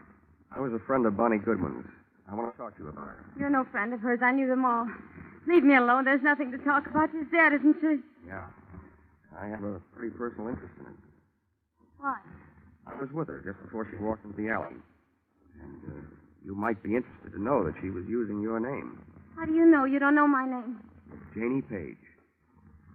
So you're packing. I might be unpacking. When you pack, you fold things on the bed. When you want, you put them on hangers as you take them out of the bag. Now, you know where you're going? You better close the door. Well? I don't have to be a quiz kid to figure out that you're leaving because you're scared. Probably running away from the same thing Bonnie didn't have a chance to run away from. I'd like to find out what it is. Bonnie didn't have any big brothers looking out for her. What's your angle? I'll break it down for you. About 10% of my interest is keeping myself from being implicated in what happened last night. The other 90% might get me a merit badge in a Boy Scout troop. I'm just trying to do my good deed for the day. I'd like to see somebody get paid off. Who's your candidate? King Hart? He's one of the people she was afraid of. For a little girl, she had a lot of people after her. Did she double-cross too much, talk too much, or just know too much? She knew too much. About what kind of thing? The kind of thing smart people stay away from. Wasn't she? Couldn't. For a girl being mixed up with the wrong people is an incurable disease. You just wait it out. Mm-hmm. I see what you mean. You can't throw a bad reputation into reverse. You can stand a compliment. You strike me as being a gal who might have a better chance than most of busting into this unsmart set. I can't figure you out. What do you really want from me? What are you doing here? Who are you working for? I always feel sorry for you, kid. Particularly the nicer ones. Oh, who knows? Maybe I'm just being selfish. Maybe this is a good chance for me to show off in front of heaven. I'd like to revise those percentages I gave you. From now on, let's call it 10% me, 10% Boy Scout, and 80% you. Well, now that I've cut you in for most of the profits, I'll get some help. I haven't got much to give you, but I think it was King Hart. Why? That insurance policy? That'd be one good reason. And the others? She brushed him. He wanted to marry her, but she brushed him. He was crazy jealous. King Hart claims he was in New York at the time of the shooting. If he can prove it, he's clear. But assuming that he did have some gun work to do in Chicago, who would he hire to do it? A guy named Joe Emma, by any chance? Joe Emma? He'd be more interested in shooting King Hart. They split up over Bonnie Goodwin. Emma wouldn't leave her alone till after Hart got out of town. Is that enough reason for him to kill her? I don't know. I don't know how jealous he gets. There's only one other thing I'd like to know. What? How I'm going to help you. I want to do something more than just help you pack. Hey, how does this sound? You and Bonnie are about the same type, same build, same hair, close enough to confuse anybody in the dark alley. Hey, what have you got going? If I could get a little story published on the first page of the evening paper to the effect that the body in the morgue, originally identified as Bonnie Goodwin, is not Bonnie Goodwin, that it was identified in error and actually is you, Janie Page, I think we can sweat Bonnie's killer out in the open, trying to finish the job. Hey, what are you trying to do to me? I'll get killed. No, you won't, because you won't be waiting here for them. I will.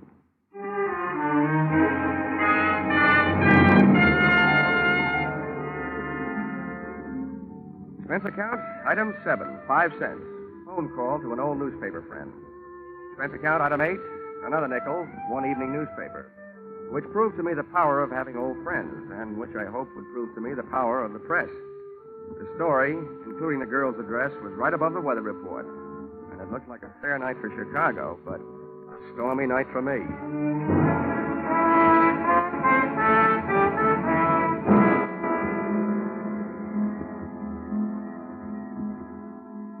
I learned early in my career that when you're waiting in an apartment for the arrival of killers, don't just wait. I opened a window onto the street, made myself a pot of coffee, some sandwiches, sat down in an easy chair facing the door near the telephone, and had a picnic. For dessert, I had a sweet, rich idea, which made me feel much better. When a little after 10, I heard a car pull up outside. When I heard footsteps coming up the hall 20 seconds later, I took the telephone out of its cradle, dialed 1 to get rid of the telltale tone of a line not in use.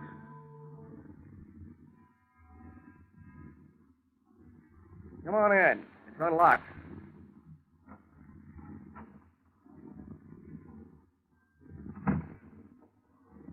King Hart.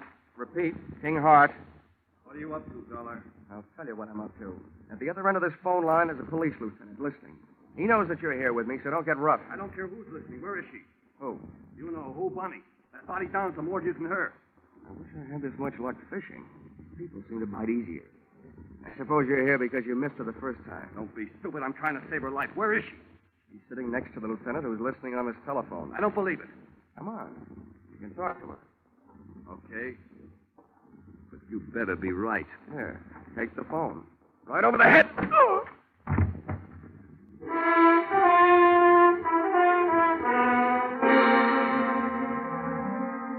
Dragged Mr. King Hart into the living room closet, went back to the phone, and really told the police to tell them that I had their man. I still had the phone in my hand when the apartment door opened, framing two masses of manhood, one of whom I knew. So this time, just to play safe, I said into the live phone, Joe Emma, and help her. Shut the door, Angie. Yeah. It ain't our insurance sale. Who you talking to with that telephone? Police. I just gave them your name. Hang it up. Okay. Pretty smart trick, I suppose. But I got news for you. What you just did ain't even evidence. Because you ain't going to be around to corroborate it. We ain't going to be here when the cops get here. Now, where is she? If you're looking for Bonnie Goodwin, your search is narrowed down. You've got the whole rest of the world to look because she ain't here. Too smart. Now, where is she? Hey, Emma. She's hiding in that closet there. The knob just moved. Oh? That's where you got her. Okay, Angie, stay on this guy. I'll take care of Bonnie. On out, sweetheart. I'm coming, Joe! Why, you?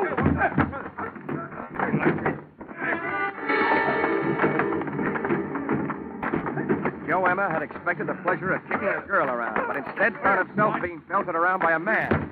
Angie's right hand dove for his armpit, and not to scratch himself. Just as he snapped another shot at King Hart, I snapped a flying tackle at him. Go! Down your fist again, Angie, and it's over you.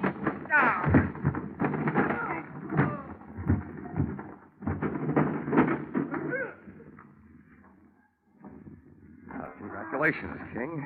It's a delightful right hand you throw. Never mind that. Where's Bonnie? She's dead, Hart. I planted that newspaper story that she's still alive. I didn't read any newspaper story. I just came from the city morgue. The babe they got isn't Bonnie Goodwin. I never saw her before. Isn't Bonnie? Well, then why did... Oh. Emma kills her roommate in the dark alley by mistake. So Bonnie switches identities to make herself officially dead so she can live longer. Where is she? I want her back. I thought all you wanted was to get her name off that insurance policy. That isn't true. If I wanted an insurance investigator to find her, what else could I tell you so you take the case? I want her back. She'll have to make up her own mind about that. For you, I'm not playing Cupid. I'll tell you what I'll do. You tell me all the sweet, pretty things you want to say, and I'll repeat them to her.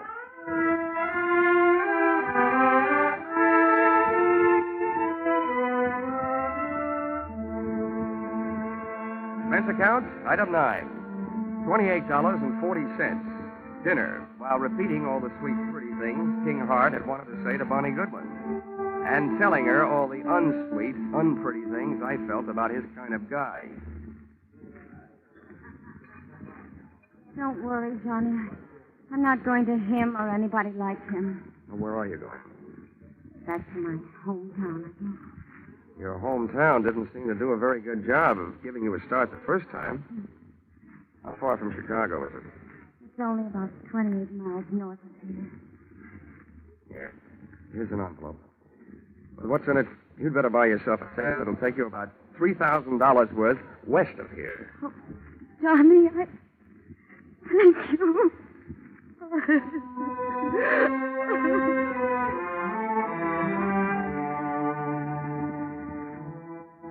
Expense account, item 10, 20 cents. 2 beers, one for me and one for King Hart. I told him that his money was taking Bonnie on a little trip back to happiness. And he told me that if I ever expected to collect any expense money from him, I knew where I could go. Expense account total, $163.55. You'll notice that this is very low, but remember, I'm paying this one myself. Yours, very truly, Johnny Dollar.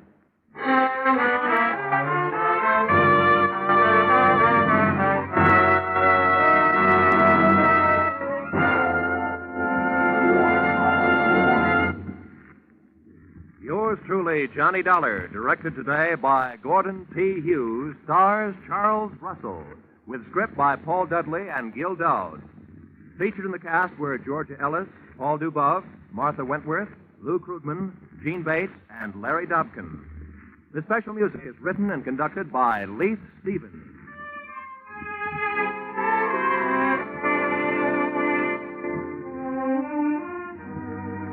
Be sure to be with us at the same time next week when another unusual expense account is handed in by yours truly, Johnny Dollar.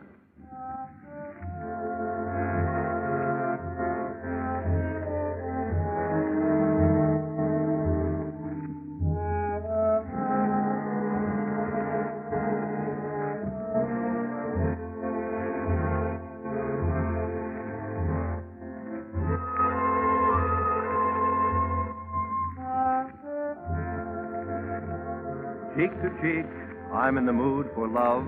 Isn't it a lovely day? That's what you think. Nope, that isn't just a mixed-up sentence. That's just for the top hits you'll hear on your Hit Parade on Parade tonight. Top hits from 1935. Without a word of warning, I'm on a seesaw. Yes, more hits dressed up in bright new 1949 arrangements and played and sung by the nation's top vocalists and musicians.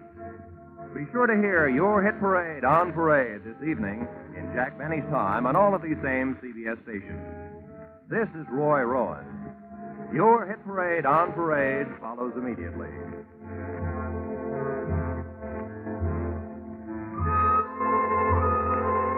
This is CBS, the Columbia Broadcasting System.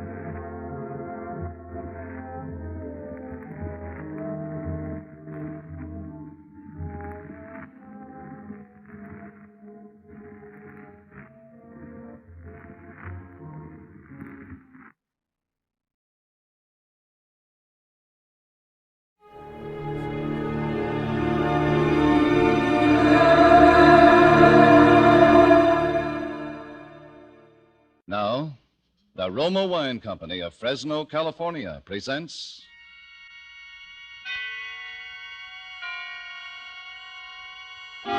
Suspense.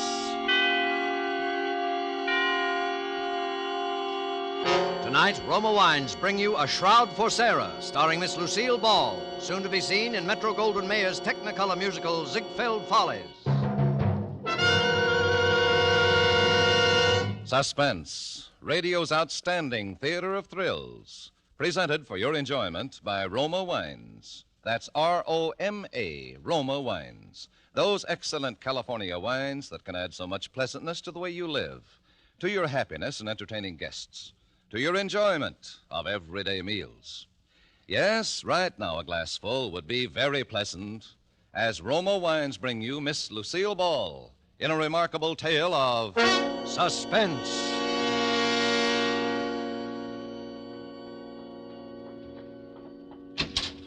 Oh, Sarah? Sarah? Come in, George. How did it go, darling? George, you're trembling. Something went wrong. No, nothing went wrong. You got it then? Yeah, I got it stuffed in all my pockets. Here, I'll dump it on the bed.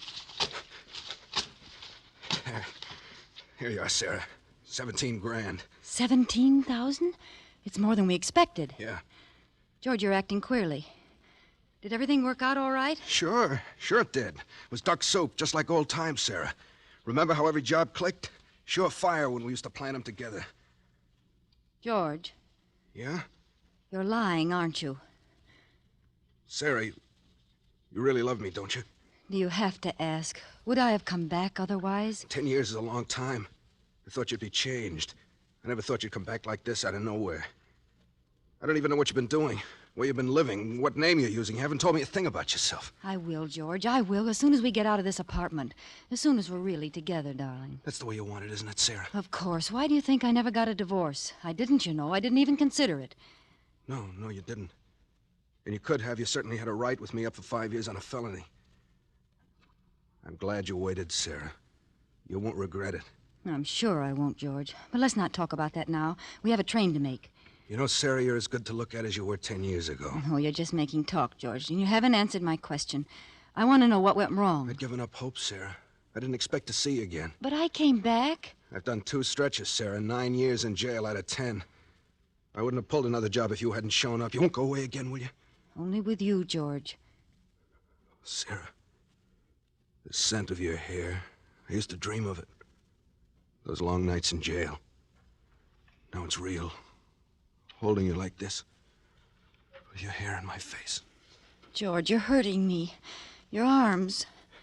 I'm sorry. It's just that I'm so afraid it isn't true having you again. I want to hold you tight forever. George, what happened? What went wrong? Sarah, I had to kill a man. Well, haven't you got anything to say? Only the obvious. It's murder, then. That changes my plans. Your plans? My plans for us. You're going to stick with me, aren't you? Of course. I didn't come back after 10 years only to run right out again. And we must think this out carefully. Are you sure you left no clues? Only the gun. I wiped it off clean and left it there. It's a gun I picked up years ago. No way to tack it on me. Fingerprints? Gloves. Well, then there's nothing to worry about. Only if they happen to pick me up on suspicion. I see. Are they after you now, George? Of course not. Nobody heard the shot. There was nobody in the building but that bald-headed bookkeeper. He hadn't gone home. Must have stayed to get his books in shape for the morning. My luck. And you weren't followed or chased? You don't think I'd have come here if they were after me? I'm sorry, George. I know you wouldn't. You're not sore at me, then? We can go ahead just as we planned? Our train leaves in an hour. We'll pick up the tickets at the station. Sarah, it's hard to believe in an hour we'll be on the way to Florida, you and I. Yes, George. Just the 2 of us. In the warm sun. It's a dream I've had for 10 years, in and out of jail. I figured it would always be a dream. You know, it's funny. What's funny? There's a bald-headed man lying dead over there at the finance company. He's finished. And we're just beginning. I never killed a man, Sarah. Never before. You'll do all right from now on, George. You'll forget about that thing. I'll help you forget it. Yeah. But we've got to hurry now. Put your hat on. And I'll go over and pick up the tickets. Oh, I thought we'd go to the station together. Well, silly, I've got to dress. Yeah, well, the Sunset Limited leaves at 8 o'clock. There's only an hour. I know. I'll dress and pack and meet you in 30 minutes at the train gate. Have you any money? Here, take some of this. I'll put the rest in the valise and bring it in a cab so it won't be found on you if anything happens. Why didn't you come back before, Sarah? I didn't realize it till this minute. I've been like an orphan for 10 years. Kiss me? Now, that's all, George. You've got to hurry now. Yeah. Remember, the Sunset Limited at the gate. I'll remember. And don't forget to clean out the desk. I'll take care of everything, George. Now, hurry.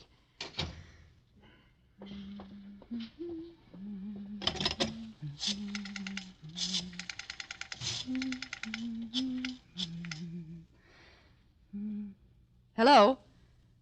Police headquarters? A man was killed a few minutes ago at the Vanda Finance Company on Dexter Avenue. Please don't interrupt. If you go to the LaSalle station, you'll catch the murderer at the Sunset Limited train gate. His name is Monk, George Monk.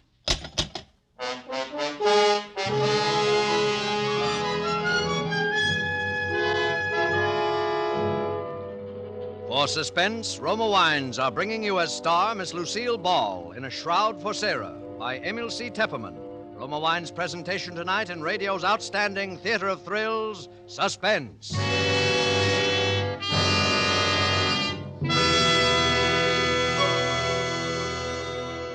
Between the acts of Suspense, this is Truman Bradley for Roma Wines. Saturday is Navy Day. On this day, all America gives honor to the returning veterans of the fleet. To these men, all America lifts its voice to say, well done. This weekend, too, millions of Americans will be entertaining family and friends. To them, here's a hospitality word from famed hostess Elsa Maxwell. My guests compliment me when I make delicious Roma California sherry first call for dinner. It's the perfect appetizer before the meal, served cool. Yes, Miss Maxwell, Roma sherry is most delightful later in the evening, too, when friends drop in, especially when served with tasty snacks. For glorious gold and amber, Roma sherry is a happy, mellow wine with natural fragrance and cream-rich, nut-like taste. So good because Roma sherry, like all Roma wines, is born of luscious grapes gathered at peak of flavor in California's choicest vineyards. Gently pressed, then unhurriedly guided to delicious perfection by Roma's ancient winemaking skill. Bottled at Roma's own famed wineries. That's why all Roma wines are true wines, unvaryingly good always. Remember, because of uniformly fine quality at reasonable cost, more Americans enjoy Roma than any other wine. Insist on Roma, R-O-M-A, Roma wines. And now, Roma Wines bring back to our Hollywood soundstage Lucille Ball as Sarah Martell in A Shroud for Sarah, a play well calculated to keep you in suspense.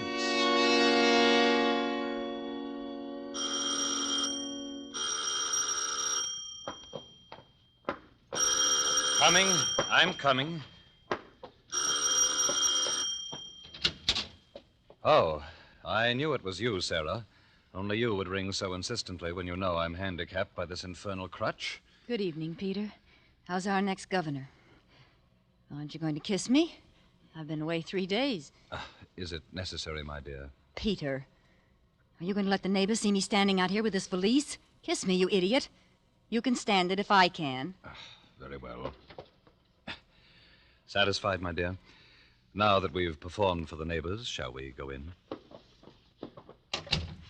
The city's underworld, it appears, has broken out again with a new wave of violence, robbery, and potential... I see you've moved the radio again. I moved it nearer the easy chair.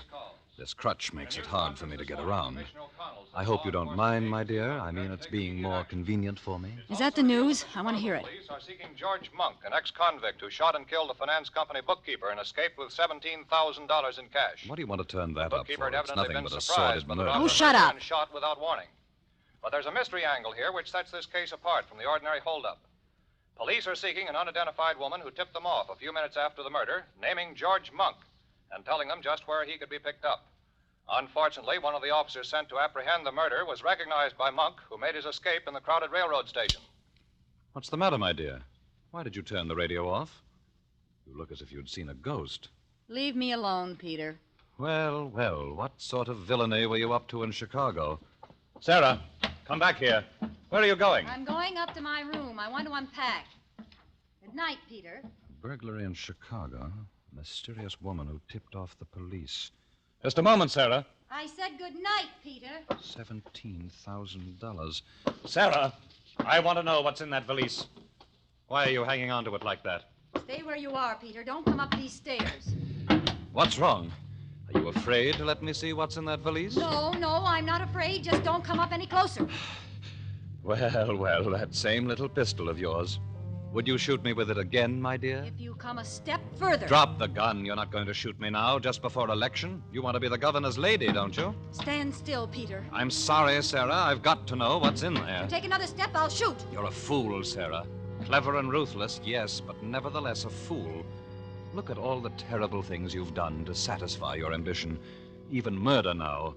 And it's all been a waste of time. What do you mean? Did you know that the results of the popular poll were published today? Well? It gives Stephen Archer a 15% edge over me. And not only that, but the incumbent governor, the man we're both trying to beat, ran ahead of the two of us in the poll. You're not lying about that? Of course not, my dear. How did you expect to beat Stephen Archer and his money? We're broke. No, Peter, we're not broke. Oh? You mean you have $17,000 in that bag? I'm going to be the governor's wife, I tell you. There's nothing that could stop me. Nothing. I believe you, Sarah. Why, I believe you would even murder Archer if you had to. Let me have that valise. You can't seem to understand, Peter. You're not going to open it. Then shoot me, my dear. You do it so well. It comes so natural to you. Maybe you can shoot me in the other leg this time. Oh, will you never stop throwing it up to me? That was an A accident. very fortunate accident, wasn't it, Sarah? Just when I was ready to accept a commission in the Army. You didn't want to be the wife of an Army captain. Your ambition ran higher than that. You wanted to be the governor's lady. Now, Sarah, I'm going to see what you have there. And you're not going to do anything about it. Get away from me, Peter! No, Sarah, you're going to give them to me. First the gun. And now that black... Sarah, don't! The stairs!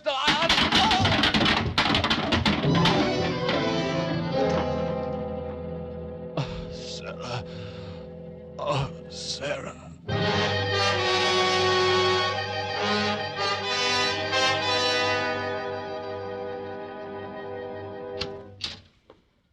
Please go straight into the bedroom, Doctor. Peter fell again and hurt his leg in the same place. Now, look here, Mrs. Martell. What's the use of keeping up this deception between ourselves? You know and I know that your husband didn't fall the last time. That was a bullet wound in his leg. Dr. Varney, you promised never to mention that bullet wound. And you promised to pay me, remember? $10,000. Where's the money? Don't worry, I have it. Oh, well, that's different. Where is it? I'll take it now. Later. Please go in now and take care of Peter. Did you shoot him again? Of course not. That was an accident the last time. I was examining the pistol and it went off. Yes, of course. That's the story, Mrs. Martell. And for $10,000, I'll gladly subscribe to it. But I must have that money. I need it. I won't touch that leg till I get the money. All right. I have it here. Oh. There. That's $10,000. Now hurry in there and take care of Peter. Afterwards, I'll want to see you in here. There may be another matter that I'll want you to handle for me. Yes, there's $10,000. Another matter? You are also the physician for Stephen Archer, aren't you? Yes. You've been attending him every day during the campaign. I understand his heart needs attention. Look here, Mrs. Martell. Stephen Archer's running against your husband for governor. I wonder when you originally called me in, did you know I was Archer's physician? Could be. Huh.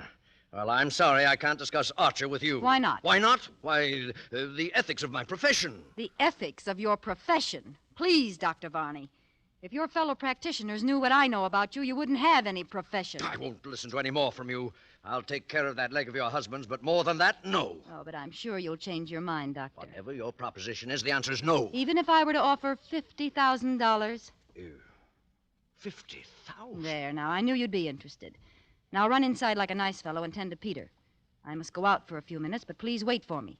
There's an appointment I must keep. I won't be long.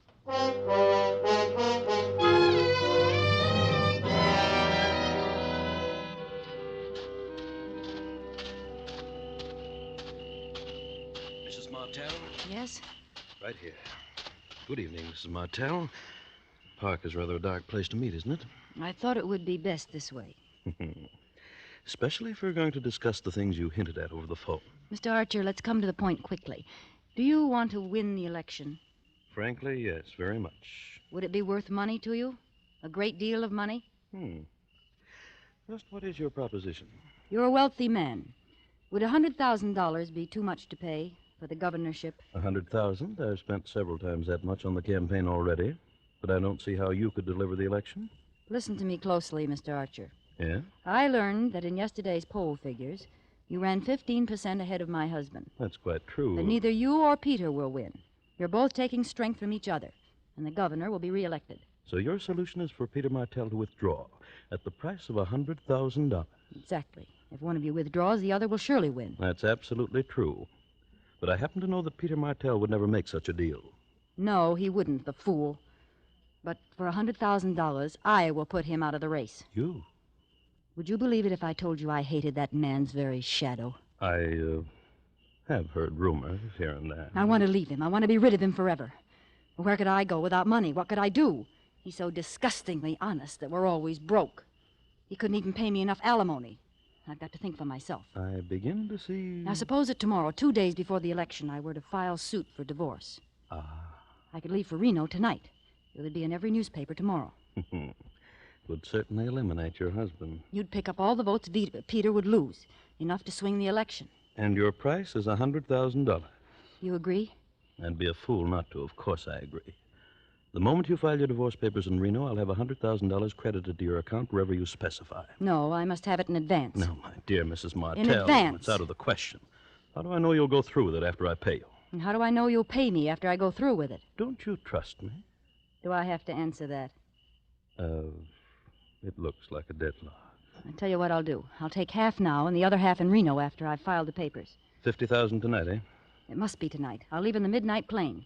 Surely you have the cash available in a campaign like this. Yes, of course. I have the cash. That seems to be the only solution. It's a deal, Mrs. Martell. You'll get the money now? At once. Wait here. My home is just across the park. I'll be back in 5 minutes. But just as a precaution, I'm going to note down the serial numbers of the bills I give you. If you aren't in Reno tomorrow morning, I shall report the money stolen.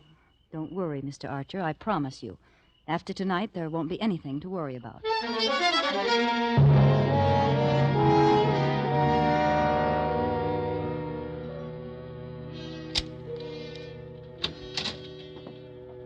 Still waiting for me, I see, Dr. Varney. Well, it took a long time. I was just deciding to leave. You took care of Peter all right? Yes, the wound opened up again. It was painful, but not as bad as it looked. He'll be up again by tomorrow. Thank you, Doctor. Oh, you said you wanted to talk to me. Yes, I have a little proposition for you. You mentioned $50,000. Yes. Yes, I have the money in my handbag. Here. One. Take it. Now count it. Ah. Yes. Yes. What do you want me to do? Doctor, have you ever murdered anyone? What? I said, have you ever murdered anyone? Why, you're joking. You'd hardly call murder a joke. What are you suggesting? You are Stephen Archer's physician. You stop at his home every night and check his heart. And you give him a sedative. No. I'm going out of this house, Mrs. Martell, and I'm never coming back. Before you go, Doctor, I'll take that money back. $50,000, Doctor. It's a lot of money. Yes, I know just how deep you are in the red. $50,000 will put you on your feet again. Well, And you'll have the friendship of the wife of the next governor. You want me to give Archer an overdose of sedative, huh? I knew you'd be reasonable, Barney.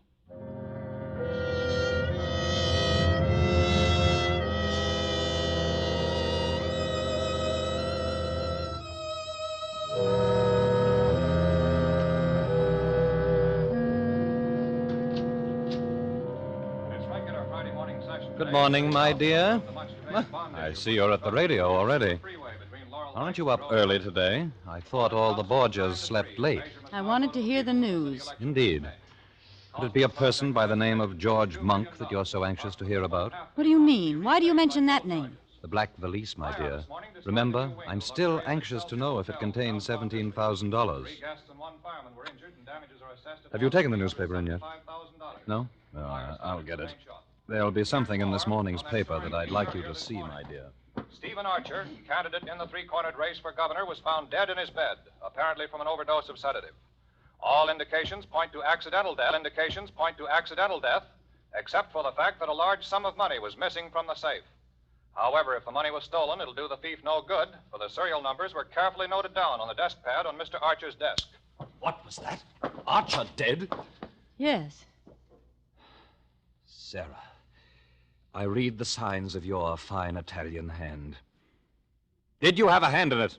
Peter. So now Archer's votes will drop in my lap, huh? You'll be governor, Peter. Sarah, I think I'm going to kill you. Put that crutch down! No, my dear. You needn't run away. I was just rehearsing.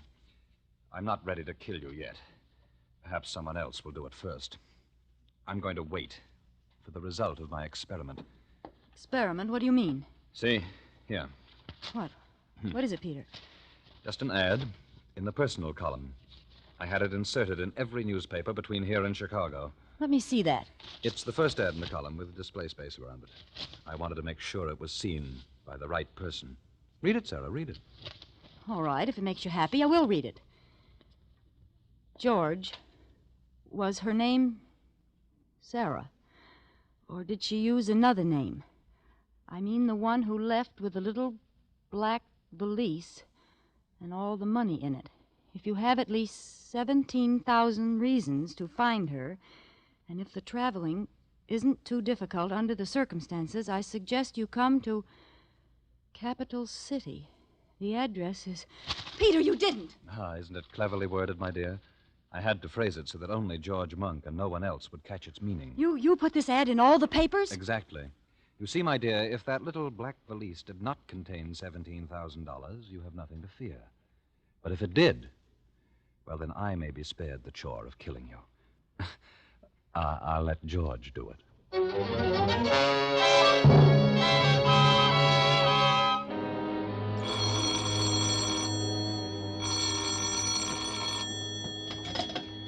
Hello? Mrs. Martell? Who is this? Dr. Varney.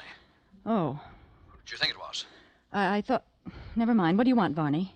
Don't you know? Think you're pretty clever, don't you?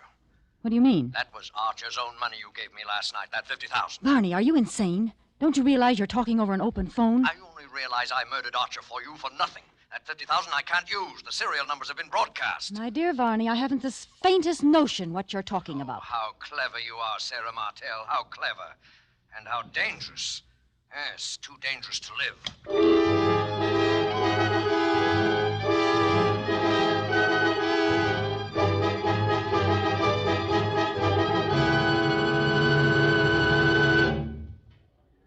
The medical examiner's all through with the body, Inspector. All right, O'Connor, all right. Then I guess we're finished, too. Tell Mike to be careful with the body. And put down in your report, dead on arrival, murdered by person or persons unknown. I'll sign it when I get downtown. She was a beautiful woman, O'Connor. It's a tough way to die. A tough way indeed, Inspector. How's Mr. Martell taking it? Like a trooper, sir. Here he comes now with his doctor. All right, O'Connor. I'll see you downtown. Yes, sir. Goodbye, Inspector. Are you pretty near through, Inspector? Yes, Mr. Martell. The boys are taking the body away now. May I say, Mr. Martell, that you have my deepest sympathy in this bereavement of yours. Thank you, Inspector. Oh, by the way, do you know Dr. Varney? Oh, yes. How do you do, Doctor? How do you do? A ghastly business, Inspector. Yes, indeed, and we'll do everything in our power to lay that murderer by the heels. Inspector. Yes, Dr. Varney? Have you any clues, anything definite to go on? Well, if you don't mind my talking about it now, Mr. Martell. Oh, it's all right, Inspector. I'm afraid I'm going to have to listen to a good deal of talking about it. Might as well get used to it. A very wise and courageous way to look at it, Mr. Martell. Well, as I was saying, I believe it was a maniac. That's my firm conviction. A maniac? Right. Who but a maniac would have stayed in there to torment that poor dead body? Can you imagine a sane man first choking her to death with his hands, then stabbing her with some keen instrument, then bashing her head in with a blunt instrument?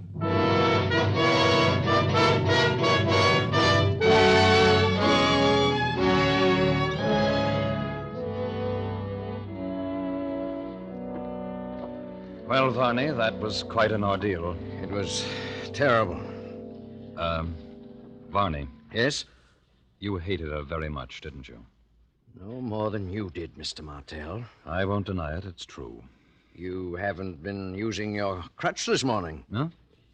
What made you think of the crutch? Oh, nothing. A blunt instrument, huh?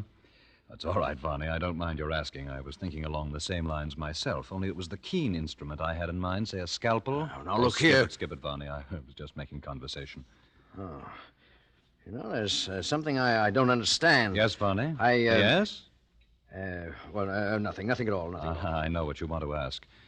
You want to know who was the third man. Well, I'll show you, Varney. Where are my keys? Here. What have you got in that closet? A guest, Varney. Shall I say an invited guest? You can come out now, George. The coast is clear. Thought you meant to bury me alive in there. Tell, who's this man? Dr. Varney, George Monk. Shake hands, gentlemen. No? Very well. I thought it would be right for all three of us to be together for a moment. What are you talking about, Martell? Listen carefully, Varney, and you, George. Each one of us was in her room last night. The cumulative effect of our individual deeds has convinced the inspector that a maniac murdered my wife. But we three know better. However, there is one of us who knows more than the other two. One of us killed her first. I say first because the other two were not one whit less murderers for the fact that she was already dead. The three of us. We all did it. Yes, George. And I suppose that by checking each other and comparing notes, we could determine, to the satisfaction of all of us, just who took precedence. For instance, when I heard you move about in the closet this morning and turn the key on you, I had no way of telling how long you'd been in the house. And I don't want to know. Then 2 of us will always be in doubt. Exactly, Varney. Do you agree to it? Yes. And you, George? Yes. Then, goodbye, gentlemen.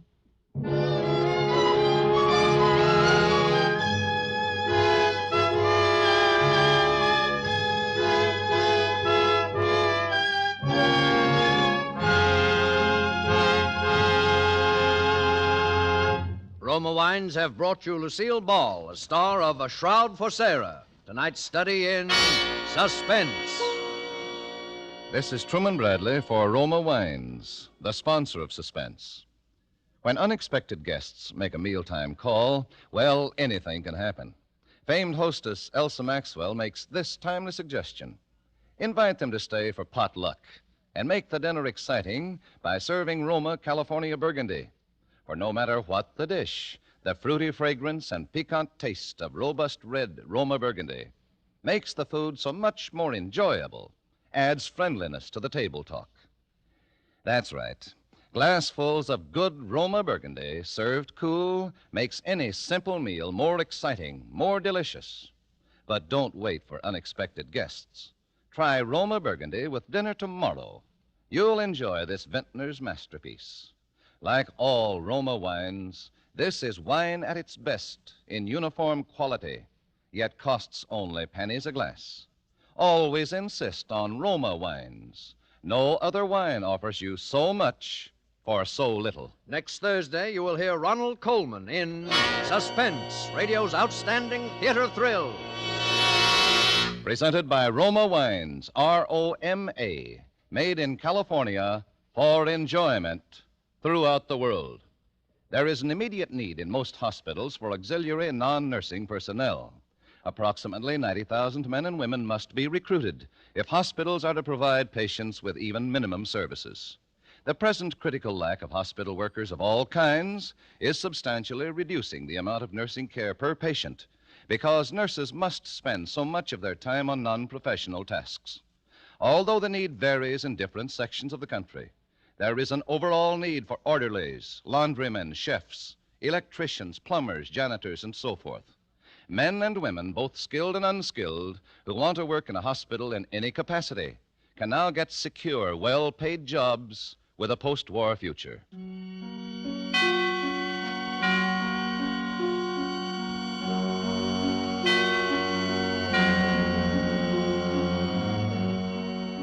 This is CBS, the Columbia Broadcasting System.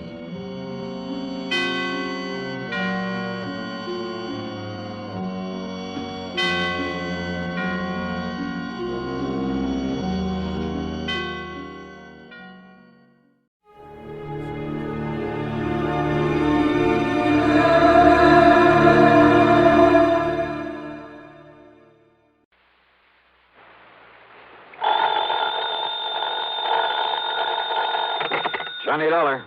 Hi there, Johnny. This is Helen Daner.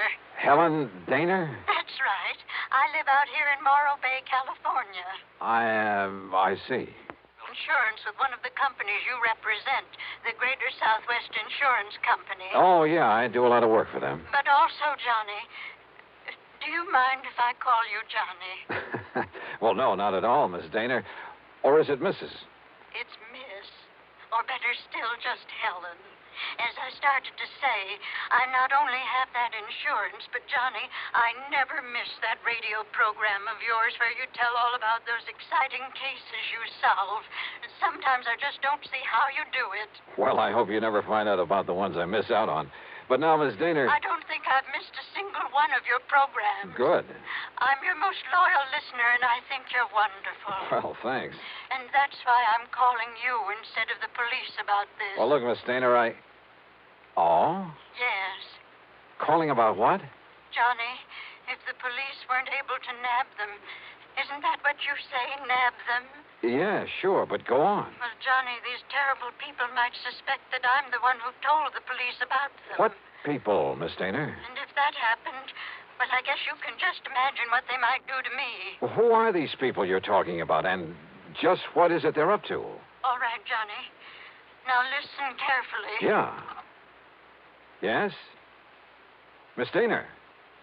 Hello? Hello? Hello?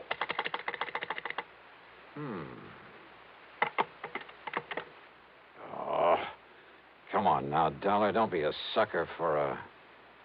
And yet... I wonder...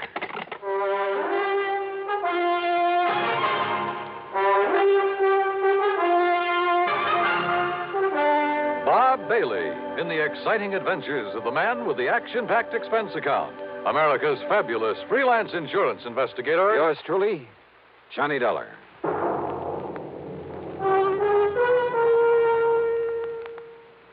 Oh, Act One of yours truly, Johnny Dollar.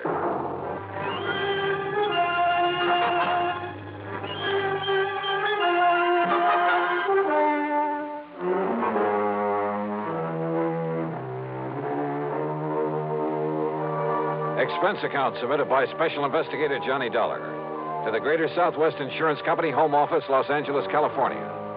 Following is an account of expenses incurred during my investigation of the Big H matter. Expense account item 1-275, long-distance telephone call to Hollywood 82124. That is to say, the office of Royal J. Harkins, contact man at Greater Southwest Insurance in Los Angeles. It was late in the day, but luckily he was still in his office. Nice to hear from you again, Johnny. What can I do for you? Roy, I'm putting this call on expense account. Oh? But that ain't all. If I could make connections down to New York, well, let's see. There's a plane leaving for the West Coast a little after midnight, so I'd arrive in L.A. early in the morning. You coming out here? Unless somebody's been pulling my leg. Roy, do you have a policy holder named Helen Daner? Yes, somewhere up we certainly do. Well, now, what's that mean? She's an elderly woman, a spinster, who lives up in the little town of Morro Bay. That's about 200 miles north of here. Johnny, she called this office early this afternoon. She demanded your phone number there in Hartford. And? Well, I didn't give it to her. Why not? Because she wouldn't say why she wanted to get in touch with you. Oh, fine. And knowing how busy you always are, well... But then, just a few minutes ago, I began to wonder about it. Yes? Well, after all, if she wanted to contact you about some insurance matter... Yeah. What? Well, did you call her back? Yes, since we handle all her insurance. That is, I tried to, but I got no answer. Then, Roy, I'm going to grab that plane I was talking about. Well, now, wait. Did she get to you? Did you talk to her? Yes. And it has something to do with her insurance? Plenty. So I'm flying out there, Roy, at your company's expense. Now, just a minute, Unless, Johnny. of course, you'd rather pay off her insurance to some beneficiary. Johnny. Then just be sure to have a rental car waiting for me when I pull into the airport. Item 2, 162.85 plane fare. The big mainliner took off from New York's International Airport promptly at 12:30 a.m. At 6:30 Pacific time, I stepped off the plane at L.A. International. Dollar? Dollar, oh, this way. Oh, hi, Roy. I didn't exactly expect you to be here in person this early in the morning. Well, I am. I've got a rental car ready and waiting for you out at the curb. Good, good. But listen, you still haven't told me what this is all about. Because I'm not too sure myself. But you sounded over the phone as though something's happened to the old lady. Miss Helen Daner, I mean. That's exactly the way I meant it to sound. And since I still haven't been able to get her on the telephone... Well, what? What's happened to her? I don't know. This my car? That's right. Oh, start making some sense, will you? I wish I could. Well, do you actually know that something's happened to Miss Daner? Nope. But if it hasn't, I've got to do everything I can to prevent it. Johnny, prevent what? Royal, I only wish I knew. Johnny! Johnny! Thanks to an excellent highway and light traffic, I made good time through Santa Monica, then Santa Barbara, even past the famous Pismo Beach. It was just afternoon when I pulled into Morro Bay. When I stopped for gas, that's item 3, 420, I looked up Miss Helen Daner's address in the local phone book. It turned out to be a modest little frame house about half a mile south of Morro Rock on the landward side of the bay. It had some nice, well-kept flower beds in front, and at the back I could see a small, rather decrepit dock that stuck out into the bay. A brand new, expensive automobile was parked in the street in front of the place. Hardly the kind of car you'd expect a sweet old lady to be driving along. Well, there was only one way to find out.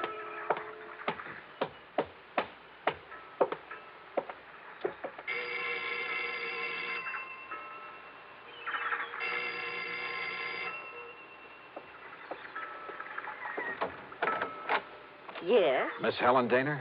No, I'm Bessie Daner, Helen's sister. And who are you, young man? Johnny Dolar. I'm from Hartford, Connecticut. Is your sister... Oh, yes. I've heard Helen speak of you. You're an old friend of hers, aren't you? Well, yes, I guess Won't you come in? Well, is she here, Miss Daner? Well, she ought to be back from the market any minute. The market? But she hasn't been at all well, you know. That's why I've come to live with her, sort of take care of her. I see. But I did think it was all right to let her walk down to the market this morning. Would you like to come in and wait for her? Which market, Miss Daner? Well, it's the first one down the street. Now, do you see it? That little supermarket just 2 blocks away. Oh, yeah, I see. So if you'd like to come in and wait... No, thanks. I'll pick her up there. Well, but Mr. Dollar... Thank you very much. Mr. Dollar...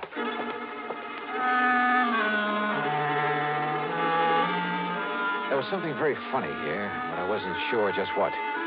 Or maybe I'd just fallen for some gag on the part of a fan on my radio program who wanted to see her favorite hero in person. In any event, there was one sure way to find out, from Miss Helen Daner herself. And if she was still at the market.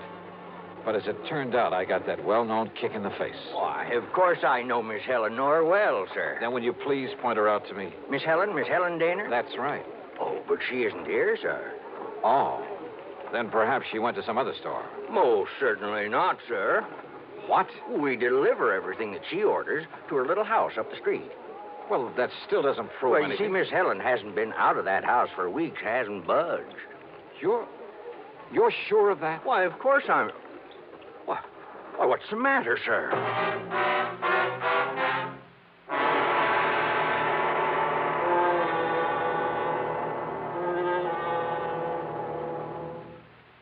And now, Act Two of yours truly, Johnny Dollar and the Big H Matter.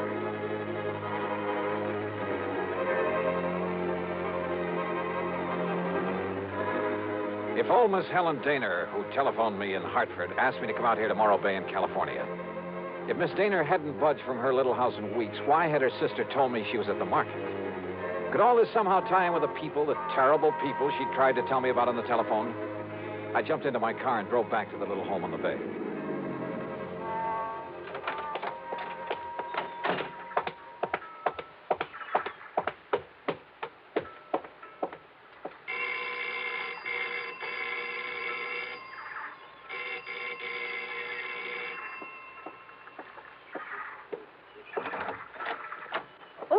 Mr. Dollar. That's right. Now, where is Helen Daner? Oh, Sister came back while you were gone. Came back? Without my seeing her? Now, listen, I was... Yes? Well, the manager of that market said she hasn't been out of this house for weeks. What? Oh, you must have gone to the supermarket. Well, where else? And just because she isn't shopping there anymore... Oh, now, look, Miss Daner, you told me... Won't you come in? I think she'll be terribly disappointed if you don't. You see, she's told me all about you now. In the couple of minutes I was away from here? An insurance investigator. I think it's awfully thrilling. But now come in and see her. I think she's been kind of expecting you. Yeah. And if you'd like to know what I think, Miss... Good Lord.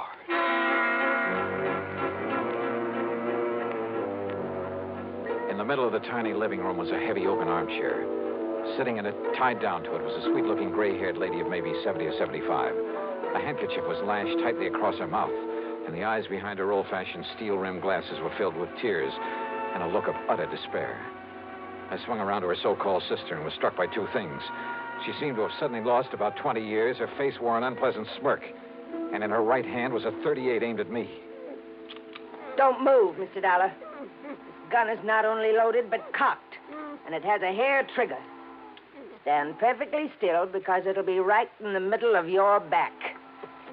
So, while I take away your gun... All right.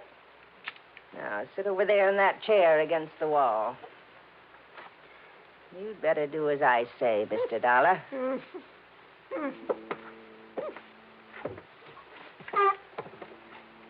Now, we may have to wait a little while. So get one thing straight. Any move, any tricks, and I pull this trigger. Mind telling me what we're waiting for? You'll see. And why you've tied her up that way? That is Helen Daner, isn't it? Why, what's the matter, honey? Getting a little short of breath with that gag in your mouth? Well, then Then why don't I take it out for you? No, Dollar. Not a single move. Just crossing my legs. Sure. Here now, honey. Don't want you to conk out on it. After all, you may be of some use before we're through with this caper. There you are. Johnny. Johnny, I don't know what. These terrible people, they sneaked in while I was phoning you. Yeah, Helen, I guessed that. If only you hadn't come, but I thought maybe. They're smugglers, Johnny, of the worst possible kind. You tell them, honey. It'll help to kill time while we're waiting for Pete and Dollar. Okay. They're smuggling in narcotics, heroin, from the way down in Mexico. Oh, pretty smart picking a spot as far up the coast as this. If only I'd known. When this man, Pete, asked if he could use my dock. He said it was to tie up his boat at night when he came in from fishing. How did you get onto them, Helen? When they saw I turned my lights out so early every night, they thought I was asleep. That I wouldn't notice he wasn't taking fish off his boat, but little cans of heroin. Heroin? Then Bessie here, who can look so sweet when she wants to. Why, Helen, I thought I was pretty sweet. Then Bessie would meet him with her car. How did you know it's heroin? Because they told me they'd use it on me if I don't behave myself. Which is a lot better than you'll get, Dollar. And besides, Johnny. Yeah? I found a little of it that was spilled on the dock. And I remembered how you described it once when you caught a man bringing in the terrible stuff. Yeah, she's a real smart old biddy. Except when she phoned to you, Dollar, and we caught her at it. We can handle her all right. With a little H in her veins, we can even let the neighbors see her now and then. And with me acting as her sister, taking care of her. Oh, listen, here he comes now from the dock. Just relax, Dollar.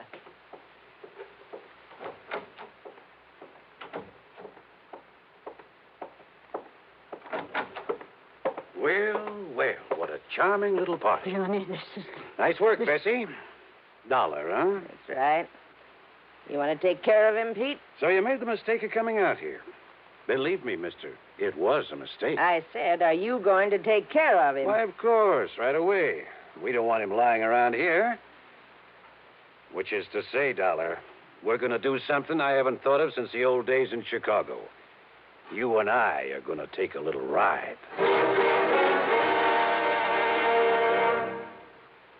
Act 3 of yours truly, Johnny Dollar. Take a little ride, huh? That's right. Chicago style. Exactly, Dollar. Oh, no, Johnny, don't you see what that means? He's going to take All her right, out. all right, honey. Just keep out of this. No, I won't. Pete's going to kill him. That's right. Now, shut up. Oh, now, just a Dollar. minute. Sit down. Bessie, be sure you keep the gun on him. Oh, don't worry, Pete. I had a silencer, though. I'd get rid of him here and now. Has it occurred to you, Pete, that I may have left word with them that if I'm not heard from... Now, don't try to be cute, Dollar. Sure, it occurred to me. I dismissed it. For the simple reason that you couldn't possibly have had any reason to know what you were getting into out here. So forget it. What are you going to do with him, Pete? Well, whatever it is, it'll have to wait till after dark, when this one-horse town closes up for the night. Well, then what? Well, I've got to be sure that Dollar's body won't be found until No. Shut up. until we're through with this operation. That means a week or... Wait, I got it. What, Pete? Up on Cayucas Beach. Cayucas? Yeah, that little town 5 or 6 miles north of here. There's a big pile of rocks, a big cave in them. Nobody'd ever think of looking in there. So, as soon as... Oh, what are you doing? Just digging out a cigarette, if you don't mind. No, sure, go ahead. But this is one time the condemned man won't enjoy a hearty meal. Johnny, isn't there anything? To think I got you into this. I told you to shut up. Listen, I told you. Oh, no, you don't.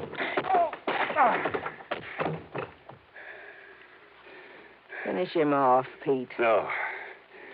No, we'll wait for dark and do it right.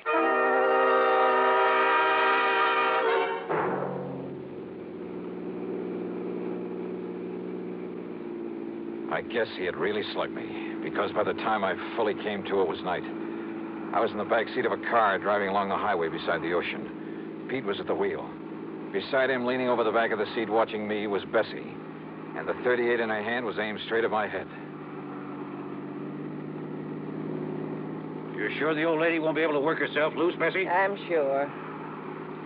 If we'd had any sense, Pete, we would have brought her along on this ride, too. It would have saved us a lot of trouble. Oh, so you've woke up, Dollar. Yeah. Now, just stay put in that back seat. Any funny business? I said any funny business. Just trying to dig out a cigarette. Stay back in that seat. Yeah.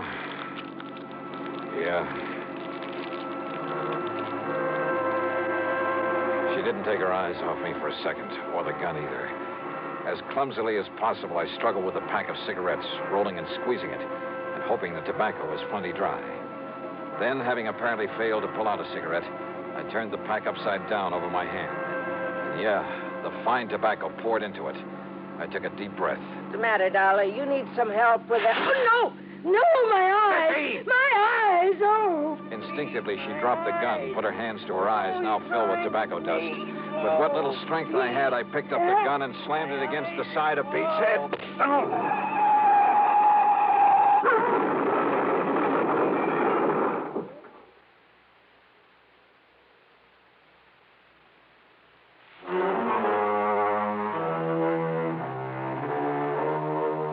It was a commercial trucker driving one of those big interstate trailer jobs who pulled off the highway to give us a hand. Yes, somehow those boys are always around when you need them. And he used his head.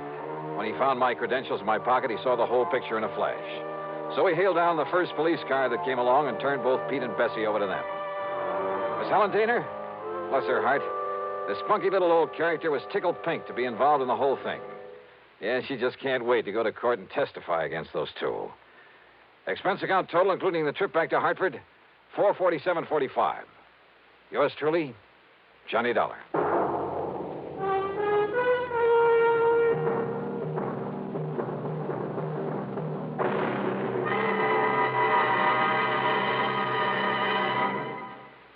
Now, here is our star to tell you about next week's story. Next week? Well, so help me, it's the wildest case I ever got messed up with. Join us, won't you? Yours truly, Johnny Dollar.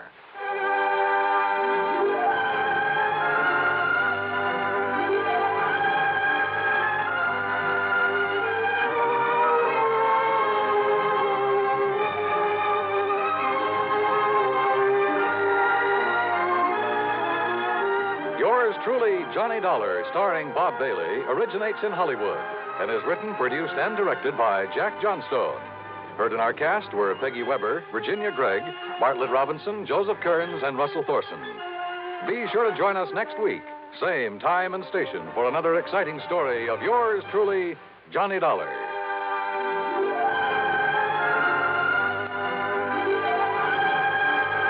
This is Dan Cubberly speaking.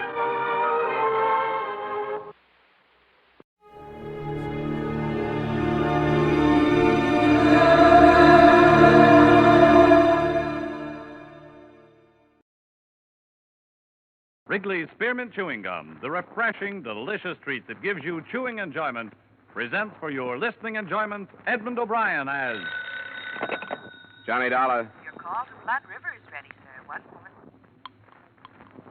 Go ahead, please. Hello, Deputy Gray? Yeah, is this Mr. Dollar? Yeah, right. I've been assigned to the Coburn shooting. I got your telegram. When'll you be here? Well, I have to ask you a favor. I got a plane space to Parkinson, and I understand there's a bus to a place called Divide, but I can't find any transportation into Blood River. Well, there isn't any. I'll have to meet you in Parkinson. Oh, good. I'm due to arrive at 4 tomorrow afternoon. Say, what about Coburn? Did he make a statement? No, he hasn't come to yet. If you want one, you better show some speed. The doc says he may not last till tomorrow.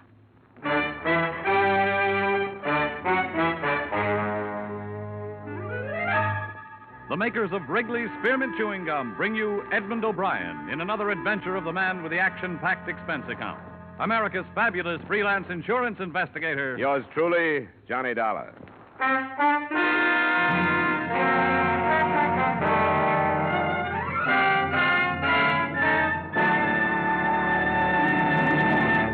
To make every day more enjoyable, treat yourself often to refreshing, delicious Wrigley's Spearmint Chewing Gum. Here's a taste treat you can enjoy indoors, outdoors, at work, or at play. The cool, long-lasting mint flavor refreshes you. The smooth, steady chewing helps keep you fresh and alert. adds enjoyment to whatever you're doing.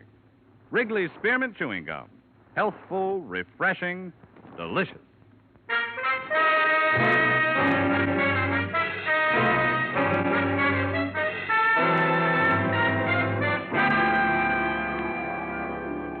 Expense account submitted by Special Investigator Johnny Dollar to Tri-State Life and Casualty Company, Hartford, Connecticut.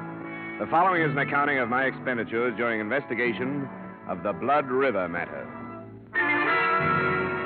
Expense account item 1, $240, transportation and incidentals between Hartford and Parkinson. I was paged at the airport and given a note that directed me to St. Paul's Hospital, where I was met by Deputy Sheriff Tom Gray. They brought Coburn in here this morning, trying to pump some blood into him, I guess. Nothing like a hospital out in Blood River. Any improvement? Yeah, I don't think so. Slugs from a .45, 4 of them.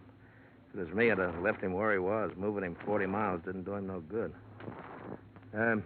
What did this insurance company send you out for? Just a routine check. When a policyholder gets shot up, they like to know why and by whom. How much insurance he have? $50,000 worth. Oh, I didn't know that. Who's it go to? Frank Coburn, a son, and Mary Coburn, a daughter. Oh. Do you have any leads, Sheriff? Leads? Oh, I got what the hired girl said. What was that? I didn't hear about it. Oh, she was a witness. She was in the kitchen that night. A man knocked on the door, asked for some grub. Old Coburn walked in, started to shoo him away, and the man shot him down. Have you got him? No, not yet, but a posse's out hunting him. We'll find him. Come on, operating room's down this way.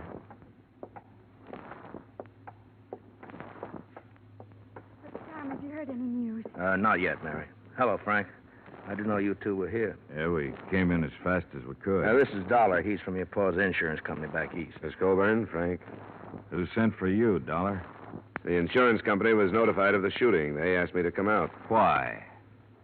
I don't think this is the time to talk about it. It's just the way they work, Frank. They like to look into things like this. Come on, Dollar, in here. Oh, Tom, wait. Can't we go in, too? The doctor told us to wait here, but we've got a right to go in if anybody has. Well, I guess you have, Mary, but the doctor probably thought it'd be easier for you this way if something went wrong, you know. Well, it isn't. I want to be with him. I have a right to be. All right, Mary, if that's the way you want. You too, Frank? I don't see how it'll do anybody any good, but I'll come.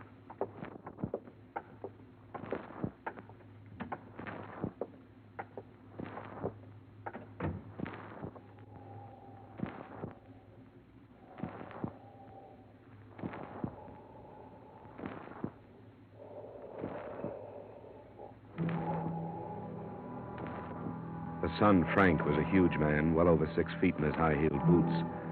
But the figure on the operating table must have towered over him during better days. I learned later that Max Colburn was more than a man. He was already a legend in the Blood River section. But here, under the intense glare of a battery of overhead lights, and under the probing instruments of the surgeon, Colburn was a great deal less than a man. Through the concealing sheets, you could realize the disintegration of his body, and his massive head, skin now bloodless and drawn, had already taken on the aspects of a skull. I knew he'd never make a deathbed statement, but we stood there and waited 2 hours for him to die.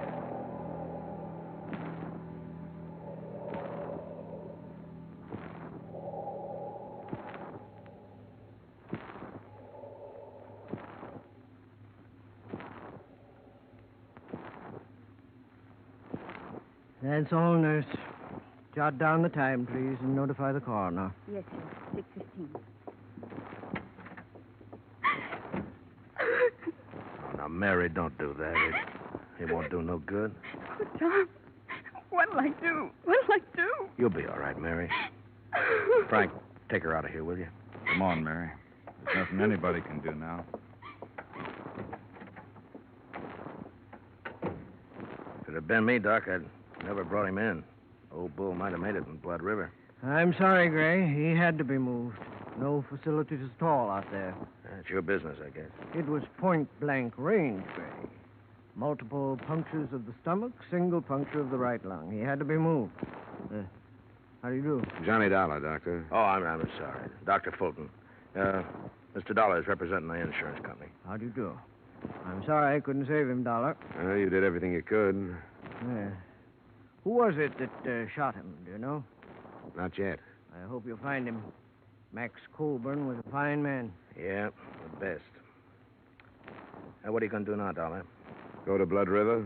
I'm still not satisfied about this thing. I'll put you up in my place. There's no hotel. Oh, thanks. I'd appreciate it. Well, nice to meet you, Dollar. Too bad it couldn't have been under better circumstances. You should never have brought him in. Well, he probably knew what he was doing. You think he shouldn't have been brought in? Why'd you let him? You're supposed to be the sheriff out here. There's nothing I could do to stop him, Frank. No, and there didn't seem to be anything you could do before to stop it either. Oh, now, calm down, Frank. The county don't pay you to run around with my sister. If you'd been spending half the time on your job that you do with her, this wouldn't have happened. That's enough, Frank. Now shut up. And if Mary don't know it's mostly your fault, I'm going to tell her. He's a hot-headed buzzard. Yeah, I noticed. Can we make it to Blood River tonight? Yeah, we can make it all right. Look, Dollar, I want to tell you something. It's a funny little place, only about 300 people in it. They aren't going to like you butting in. They don't like strangers. I'm used to that. Okay, as long as I told you. My Jeep is out in the back in the parking lot.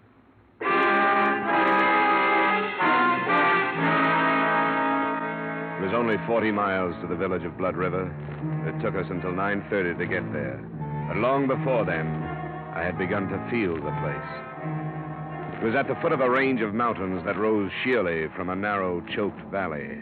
And it was the mountains that gave the feeling of oppression. In the moonlight, they seemed to be leaning over the village, ready to destroy it at any moment. Gray had comfortable quarters in his cabin office. I slept fairly well. And the next morning, he drove me out to the village, to the Colburn Ranch.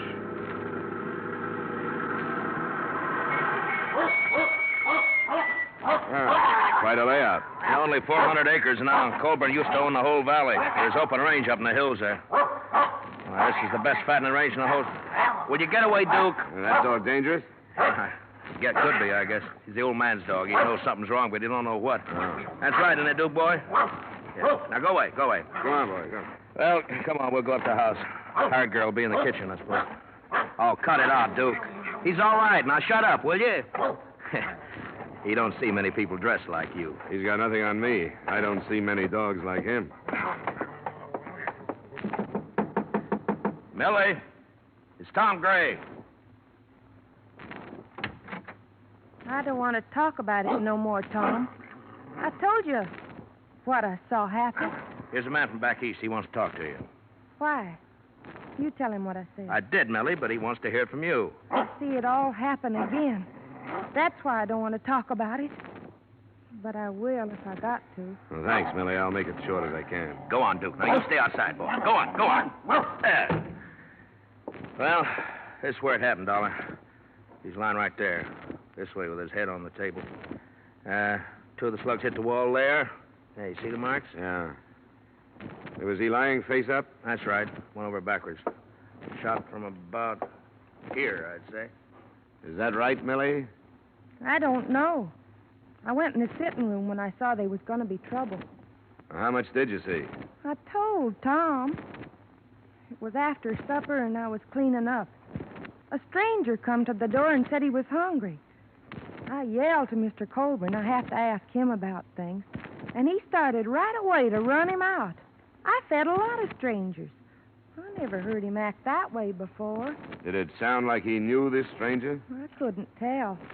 He started cussing at him, and I run in the sitting room and held my hands over my ears till the shooting. Then I screamed. According to the description you gave Sheriff Gray, the man was short, stocky, with dark hair and heavy eyebrows. Now, can you remember anything else about him? I can remember one thing more.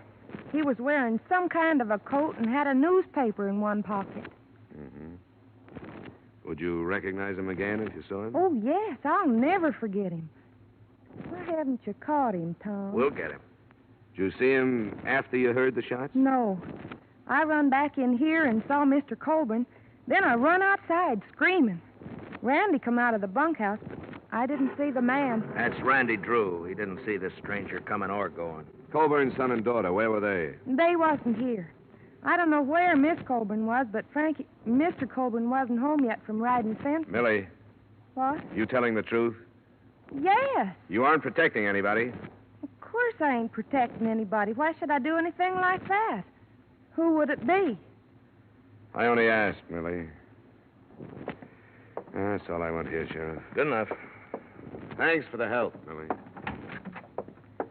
Yeah, it looks like it's going to storm. And how old is she? Huh? No, about 20, I guess. With a little work, she could be an attractive girl. She's peculiar. She grew up outside, but never quite did inside. How does she and Frankie get along? Pretty good, I guess. What are you driving at? Sometimes that stranger story sounds just a little too pat. Now, hold on. I take it that's the bunkhouse? Yeah, that's it. Now, how could somebody kill Coburn and then get across all this open yard before anyone ran out to check on the shooting? I don't know. I guess shooting out here don't mean what it does where you come from. Folks here do a lot of shooting. Well, Millie said she screamed. Yeah, it's pretty dark here, too. Mountains cut off the sun about 4 o'clock. Well, maybe so. I told you we found the gun in a ditch near here. She said she had a newspaper in his pocket. The gun was wrapped in one when we found it. Who's this? What? That looks like Charlie Baxter. Oh, yeah, it is. He was in the posse. Wonder what he's steaming that horse about. Hold it. Oh! What's the matter, Baxter? We got him. We got the killer. We found him a Silver Star. Oh, well, good. Where's he now? We're bringing him to your place. It's Elmer Bryce. He came back? You better get in there. Right. You stay here and bring Millie in. She'll have to identify him. Use the truck. Okay. Let's get on back to town, Dollar. Who's Elmer Bryce? There used to be a hand here, just flunky. Kept the range string watered. Choked a colt to death with a rope, and old man Coburn darn near killed him. When was this? Oh, 2 years ago. You know, in 35 years of ranching, Elmer Bryce was the first hand the old man ever had to fire. Folks around here ran him right out of the country.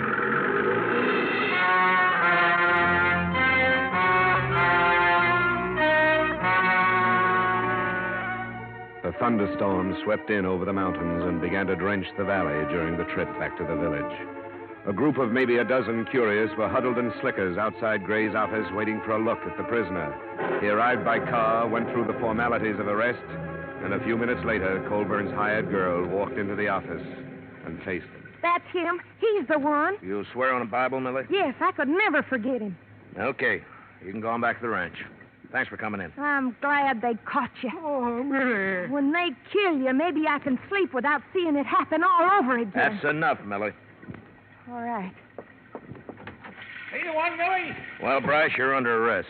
Anything you say will be used against you. I didn't kill him. You deny being at the ranch? I was at the ranch, but I didn't kill him. Well, what did you do? I was hungry. I thought I could get something to eat. He owes it to me. I can't get work no place because he talked about me so much. Nobody'll hire me on account of the way he talks. It wasn't my fault that colt choked. He kept pulling and the rope jammed. Coburn, he told people I was crazy and I did it for fun. That ain't right. What happened at the ranch? Well, I asked the girl for something to eat. She called Mr. Coburn. He come and cussed me out and told me to get off his land. And I left. Millie says when he cussed you out, you killed him. I don't care what she says. What kind of a gun do you carry? I ain't got no gun, and you can't prove I killed him. Because I never did. Him too is Gray. We want Elmer Bryce. Why did you go to his ranch instead of some other? I told you. Because he owes me something for what he done to me. Why don't you tell the truth so we can get on with this, huh? I didn't kill him. You hated him. I hate a lot of people. Listen to them. Who is it? Baxter, let me come in. Just a minute. All right, come in. Gathered fast, Gray. Must be near to 100 out there now. They sent me in to say they wanted Bryce. Well, they can't have him. You know how they feel about old man Coburn? They want his killer for themselves. I didn't kill him. Nobody can prove I did. I think you've waited long enough, Sheriff. You better get this man into a car and get out of here. All right. Come on, Bryce. On your feet. I ought to give you to him. I don't care what Give me a hand, Dollar. Sure. The faster we move, the better. Open the door, Baxter, and start out. We'll be right behind you. All right, let's go. Move, Bryce. Come on, move. Come on. Get to the car, Bryce, quick. Now go home, folks. Anderson there, you go home. And Phil, you know better than to do this. Now go on home. Get away, let go. We don't need no outsiders.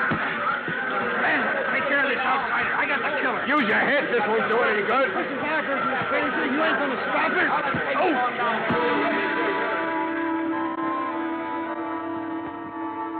There was no stopping them. I caught a last glimpse of Bryce's face as I went down into the mud of the street. Then there was nothing but hundreds of thrashing legs carrying the mob and their victim to a waiting truck.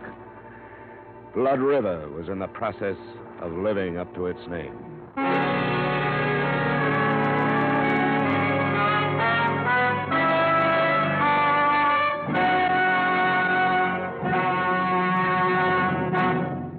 To make every day more enjoyable, treat yourself often to refreshing, delicious Wrigley Spearmint Chewing Gum. The lively, full-bodied real mint flavor cools your mouth, moistens your throat, freshens your taste. And the chewing itself gives you a little lift, helps you keep going at your best. So for real chewing enjoyment that's refreshing and long-lasting, always keep Wrigley Spearmint Chewing Gum handy. Healthful, delicious Wrigley Spearmint Gum will make every day more enjoyable. And now, with our star, Edmund O'Brien, we return you to the second act of yours truly, Johnny Dollar.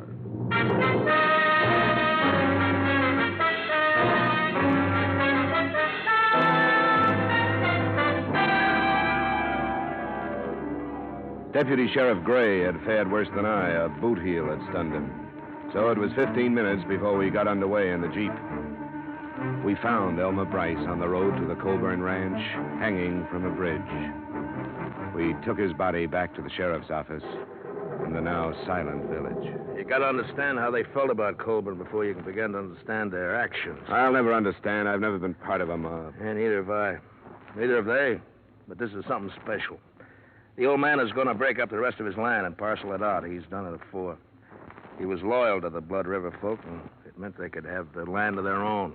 They could never afford it except the way he sold it. You're in a bad spot, aren't you? What are you going to do about this lynching? I'd like to call back the last hour and a half. That's what I'd like to do about it. Should have kept Bryce out of Blood River, but I didn't know. These people are my friends. I'll have to go into Parkinson and name as many of them as I saw. That's what you pay for wearing a badge, I guess. It's a lousy break.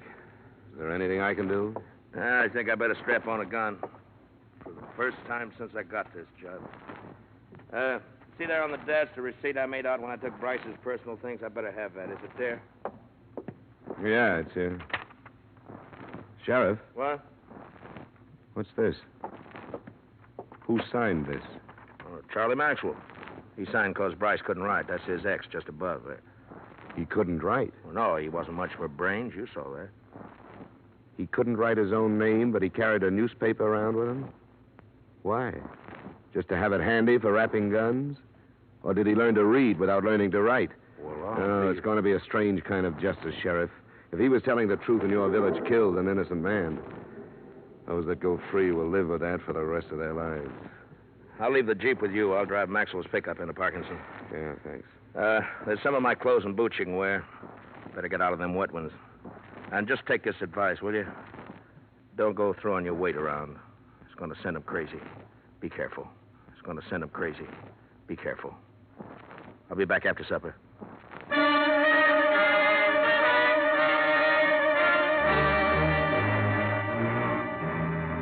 The single street was still silent and empty when I left the Colburn Ranch. The mountains were closing in again.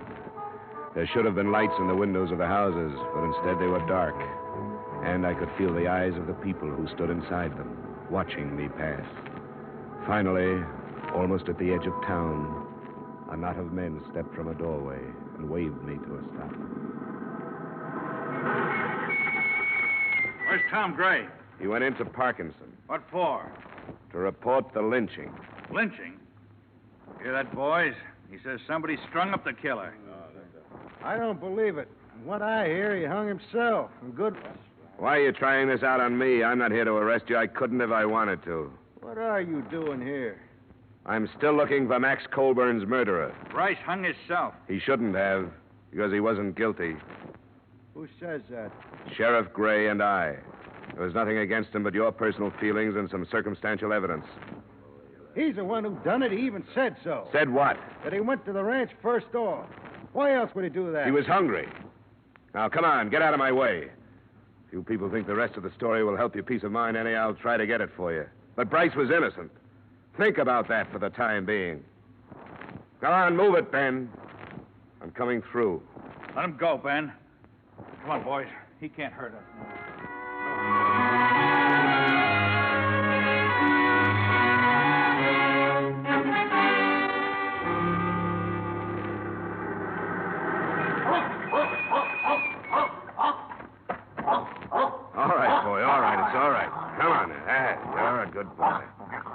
Sure, it's all right. Yep, these clothes belong to a friend of yours.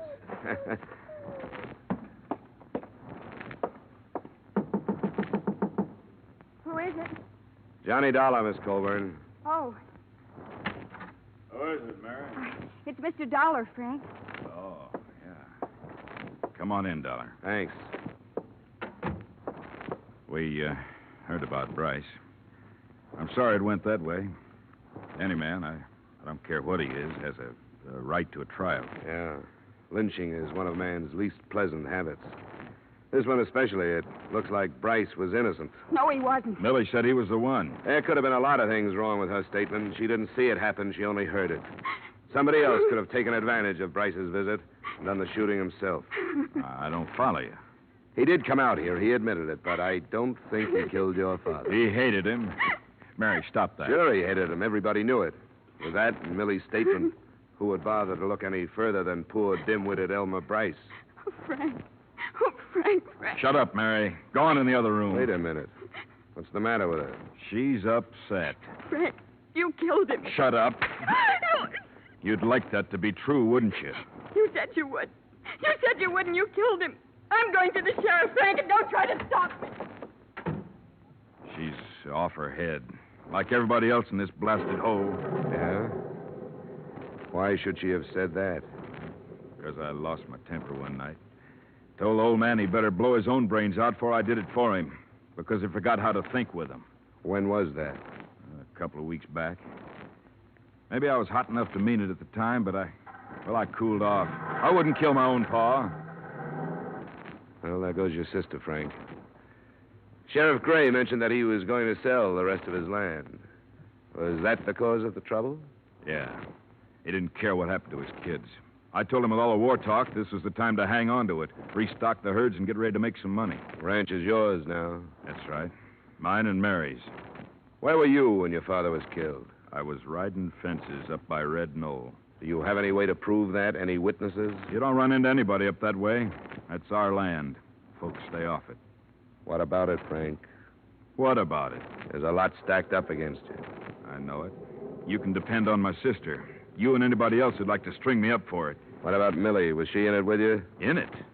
Now, wait, don't get the wrong idea. I didn't kill my pa. There's a lot stacked up against you. Well, there are places to go. I don't like jails and courtrooms. I think I'll just fade until it blows over. That's not the way. You won't make it. You're going to stop me? I'm being paid to see this thing cleaned up. I'll have to try. Get out of my way, Dollar. You sit down until the sheriff gets you. Get away from the door. You're an outsider. It's none of your affair. Now get out of the way. I said get out of the way. What's this to you? Stay where you are. You can't make me.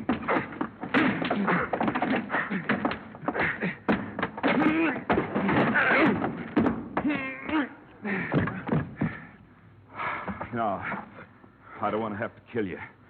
So don't get up. Frankie. What do you want, Millie? What are you doing with that gun? You've got to kill him, Frankie. Get out of here. You've got to. For me. Why? Because I lied. I lied to everybody. What about? About your pa. Elmer Bryce didn't kill him. Millie. Because I did. I killed him for you. You told me that night you wished he was dead. You remember that night? I remember, Millie. And I told you I'd do anything for you. Remember that? Anything. Yeah, I remember. I lied.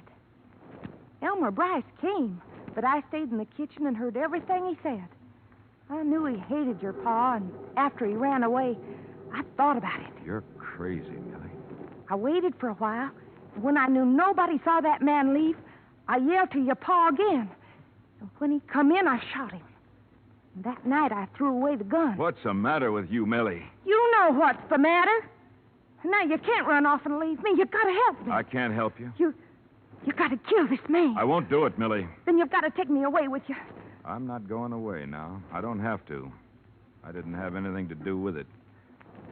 This is the end for you and me. All right, Frankie. Hey, get down. Don't do it. Kill her. Drop it. Let go. All right. I did it for him. Now, I don't care what happens to me.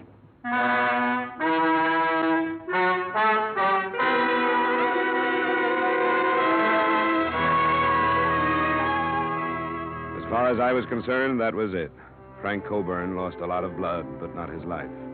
And his sister still had to live at the ranch with her ill-tempered brother.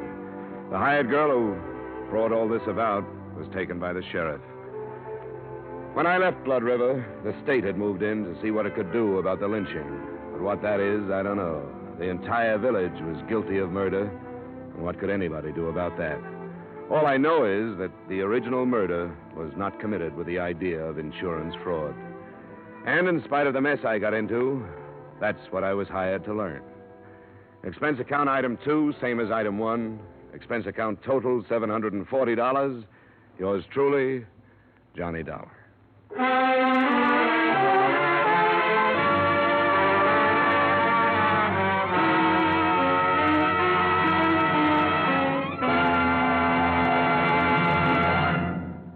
Remember, friends, to make every day more enjoyable, treat yourself often to refreshing, delicious Wrigley's Spearmint Chewing Gum. There's lots of cooling, real mint flavor in every stick. And chewing Wrigley Spearmint helps keep you feeling fresh and alert. You feel better, work better, get more fun out of doing things. So indoors, outdoors, wherever you go, keep some healthful, refreshing Wrigley Spearmint Chewing Gum handy. To make every day more enjoyable, treat yourself often to delicious Wrigley's Spearmint Chewing Gum.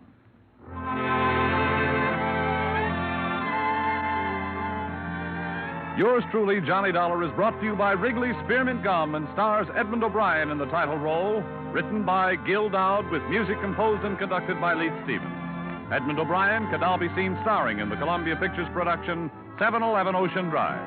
Featured in tonight's cast were Virginia Gregg, Bill Conrad, Junius Matthews, Sammy Hill, Clayton Post, Tyler McVeigh, Dave Light, and Howard Culver. Yours truly, Johnny Dollar, is produced and directed by Jaime Del Valle.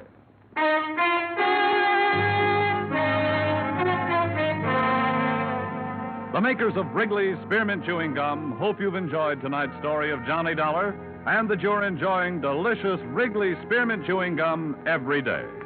We invite you to join us again next week at the same time when, from Hollywood, Edmund O'Brien returns in another adventure of... Yours truly, Johnny Dollar.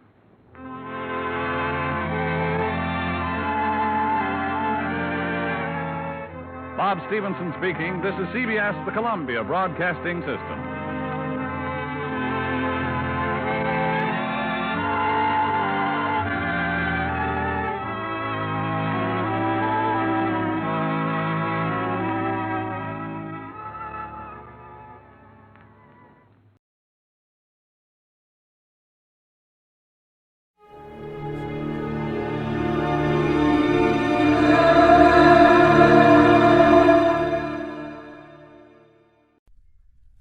Spearmint Chewing Gum, the refreshing, delicious treat that gives you chewing enjoyment, presents for your listening enjoyment John Lund as...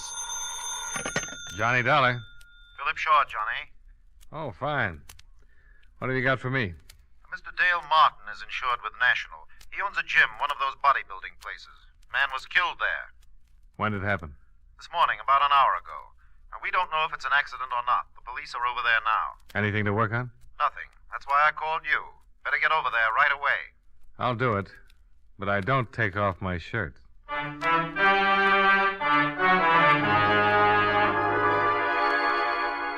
The makers of Wrigley's Spearmint Chewing Gum bring you John Lund in a transcribed adventure of the man with the action-packed expense account, America's fabulous freelance insurance investigator. Yours truly, Johnny Dollar.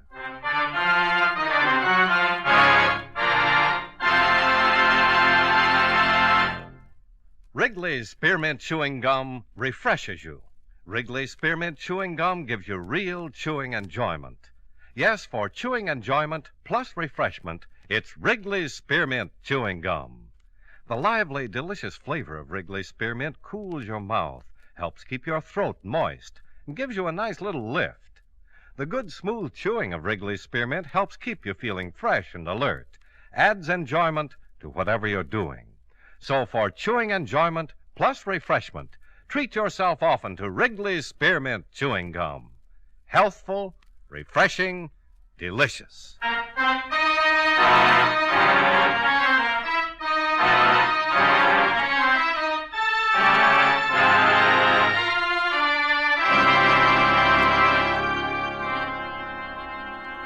Expense account submitted by Special Investigator Johnny Dolar to Home Office, National All-Risk Insurance Company, Hartford, Connecticut. The following is an accounting of expenditures during my investigation of the Blackmail matter. Expense account item 1, $1.40. Cab fare and tip for ride from my office to Martin's gym. After receiving what little information there was from you by phone, I arrived at 1215 at 1084 6th Avenue in the heart of downtown. On the second floor, I found Dale Martin, a very nervous Adonis, seated at a desk in his office. A policeman at the door informed me that a Lieutenant Nathan of the homicide detail had stepped out for a minute and the coroner was expected soon. Mr. Martin? Yeah? I'm Johnny Dolar from the National Insurance Company. Oh, that's the outfit I'm insured with. Yeah, I know. That's why I'm here. I want to get the facts in case there's any claim. Now, tell me, what happened? I don't know. I went back to the locker room to check on the towels, and I found him lying on the floor. Found who? His name's Royal, Frederick Royal. He's been coming up here for over a year. Well, why did you call the police and not a doctor? Because I think he was murdered. Why murdered? I've seen a lot of accidents around this gym, but never saw anything like this. It wasn't an accident. What makes you so sure? Well, it looked like his neck was broken. I don't know how it happened, so I called the police. Now, the publicity's going to ruin what little business I have. Murder always ruins something. You got any idea who might have done it? No. Who was in the place when you discovered the body? My 3 assistants and 3 fellas working out. They all still here? Yeah, all of them. Nobody else left or came in? Just the cops. Business is real slow. Does everybody know about it? No, I took the body and put it back in the rub-down room. Haven't even told my boys. Well, the officer at the door won't let anybody leave, so let's have a look at the body and see what we can find out.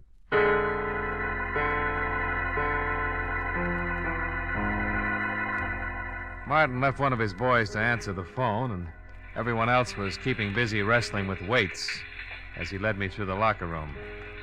So one man was taking a shower. At the end of the room, he unlocked the door, and we walked in. The smell of rubbing alcohol was strong enough to give you a hangover. There were white curtains separating 2 rubbing tables. The first one was empty. In back of that curtain, Mr. Dollar. Okay. Not very pretty. Circus rubber man would need vulcanizing if he turned his head that far. Busted neck, all right. I wish the coroner would get in and take him away. It hurts me seeing his head hanging like that. Why don't you move it? Oh, no, sir, not me. I caught it good from the lieutenant for moving him in here. Well, don't worry about Mr. Royal. He can't feel a thing.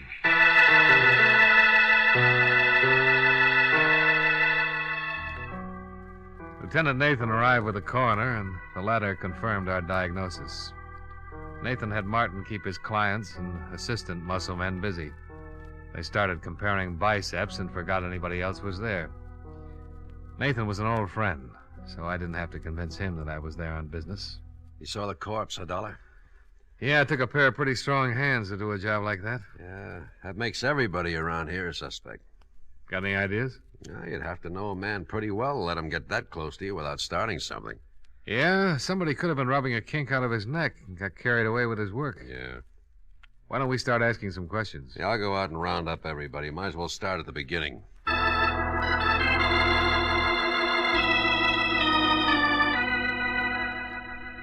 Nathan herded everyone together, and the questioning started. The men were very unhappy. This bad publicity that couldn't be helped. Mr. Robert Wells, songwriter, Mr. Michael Darling, car salesman, and the third and last, Mr. Patrick Mullins, jeweler.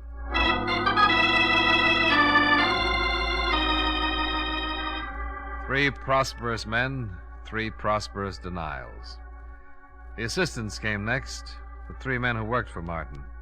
First, Bernie Carroll, the man who'd instructed Fred Royal, the one who'd put him through his exercises and sent him in to take a shower before he cooled off and got stiff. Sure. I worked him out and sent him in the shower like always. We tell him to take a good long hot shower to relax the muscles. Isn't that right, Dale? That's right, Lieutenant. That's the way it works. Bernie left him, went over to start on Mr. Wells. Bernie's a pretty strong boy. Yeah. Any one of us could have gone to the locker room at one time or another, Lieutenant. You found him, didn't you, Mr. Martin? Yeah. Why did you happen to go back to the locker room at that particular time? Well, I do it every day. Check on a towel, soap, see that everybody has everything he needs.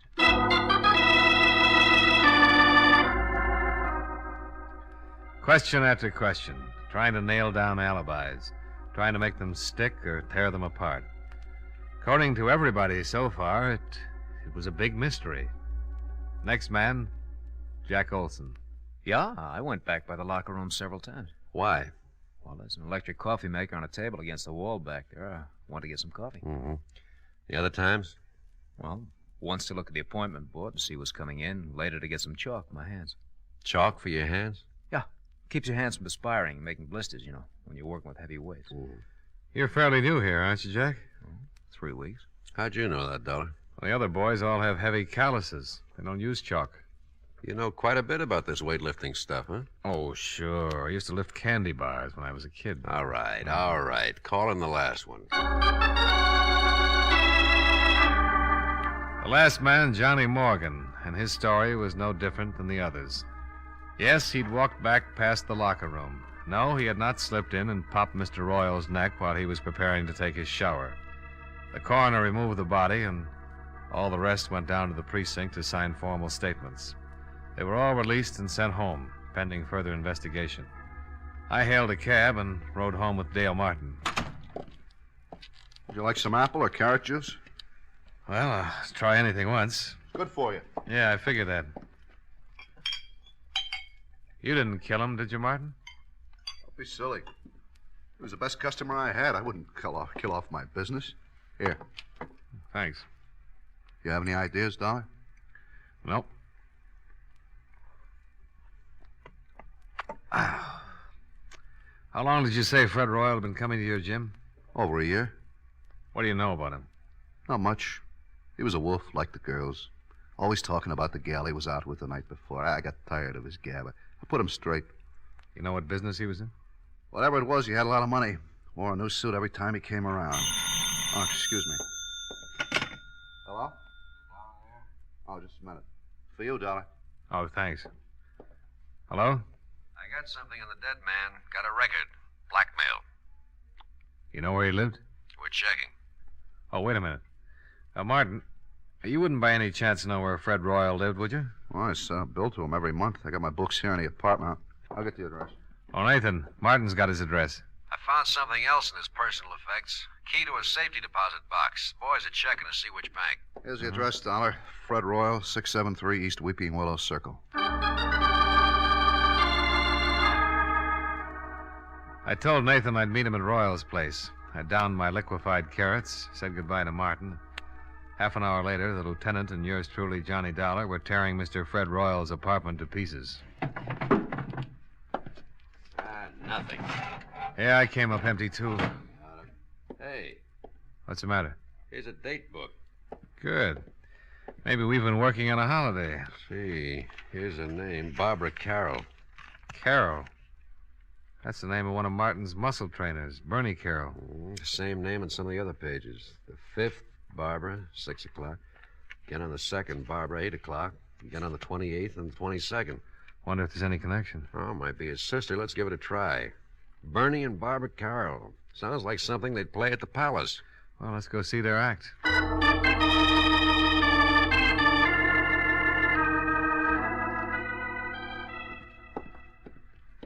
Here's the apartment. They live with that new fella. Jack Olson. Yeah, the quiet one. Police. Yes? I'm Lieutenant Nathan, homicide. This is Johnny Dollar. How you do? How you do? We'd like to talk to you, Miss Carroll. Certainly, Lieutenant. Come in. Thank you. I was just making some lemonade. Would you like some? Yeah, thanks. It is pretty hot out. Maybe you'd like something stronger. No, thanks. The lieutenant's on duty. I guess you've heard about the accident. Like your lemonade sweet, Lieutenant? Medium, please. Here you are. Oh, thank you. Your brother didn't mention anything about your going out with Royal. He was probably protecting his little sister. The lieutenant found your name written in Royal's date book. I've been out with him 6 or 7 times. You know what his business was? He never discussed it. Did you ever meet any of his friends? No. Did he ever mention any of the other fellows at the gym? At the gym? I don't think so. Mm-hmm.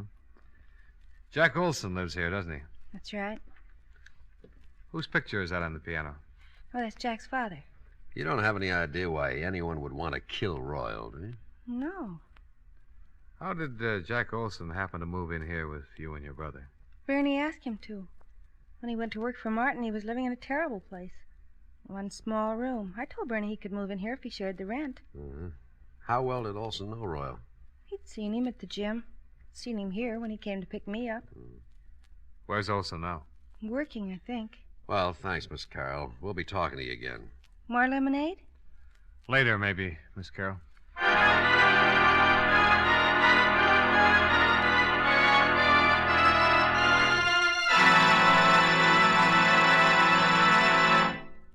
Friends, wherever you are, whatever you're doing, you'll enjoy chewing Wrigley's Spearmint Gum.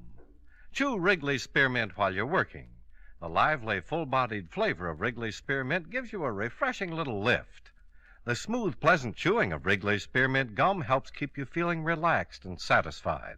Makes your job seem easier. Chew Wrigley's Spearmint Gum in your home, when you're out walking or driving, when you're enjoying sports and other activities. Wrigley's Spearmint Gum tastes good anytime, and the natural chewing aids digestion and helps keep your teeth bright and attractive. Yes, wherever you are, whatever you're doing, you'll enjoy chewing Wrigley's Spearmint Chewing Gum. Healthful, refreshing, delicious.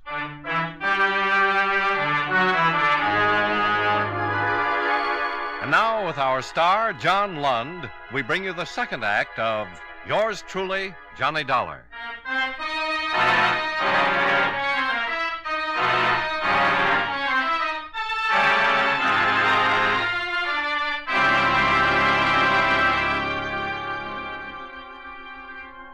Three in the afternoon. Out of Barbara Carroll's cool apartment and down in the blistering street. The thermometer crowding 90, and the humidity sticking to us like a steaming blanket. I feel awful. Terrible day to solve a murder. I want to go look through some newspaper files. What for? That picture on the piano. Jack Olson's father? Yeah. I've seen it someplace before. There's a news story connected with it. Yeah, I'll drop you off. I got to get back to the precinct, see if the boys have found the safety deposit box that fits Fred Royal's key.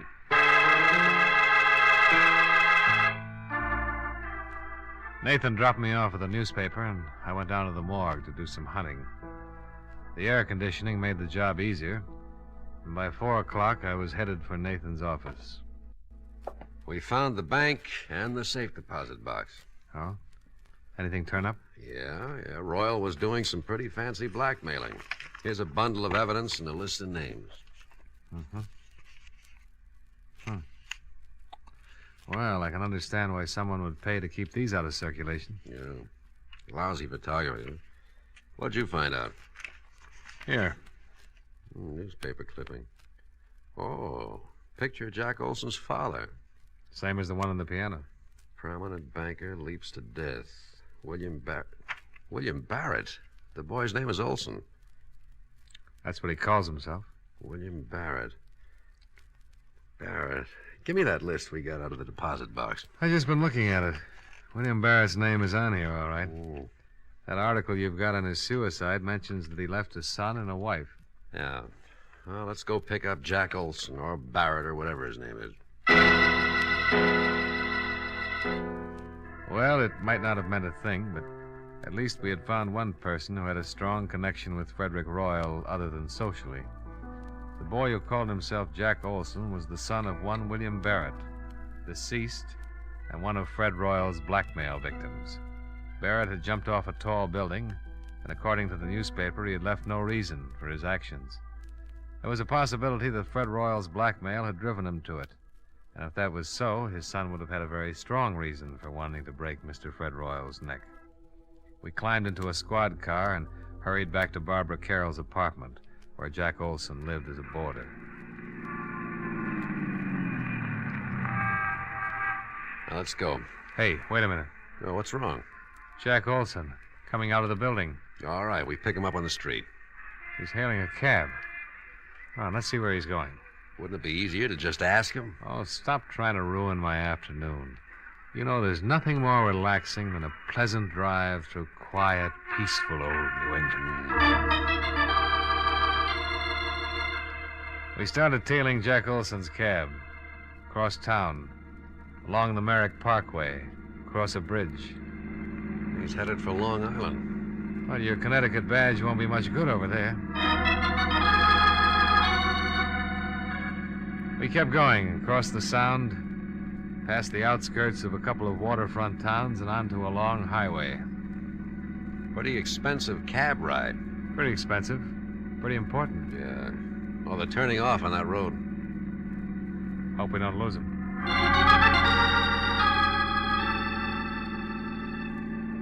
We took the road to the right off the highway and spotted the cab up ahead, pulling into the entrance of a large white building. The sign over the tall iron gate read, Lakeview Sanitarium. We waited for him to go in.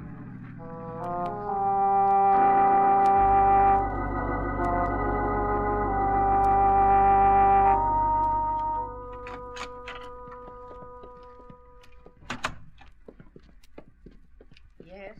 Is there something I can do for you? I'm looking for a man.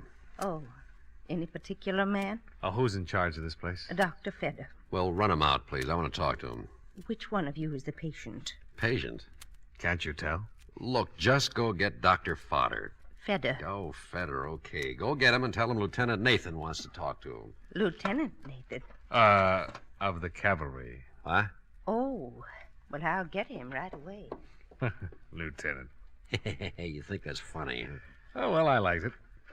Let's see what kind of a reaction it gets out of Dr. Fedder. Cavalry. Nice thing to say in a place like this.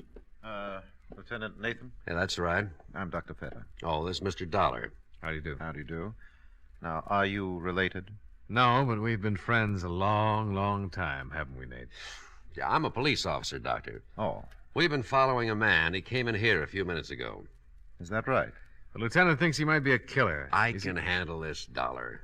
Doctor, I'm with Central Division Homicide. This isn't my territory, but I'd appreciate it. Which one of you is the patient? Now, look, this is getting a little ridiculous. Here are my credentials. Oh.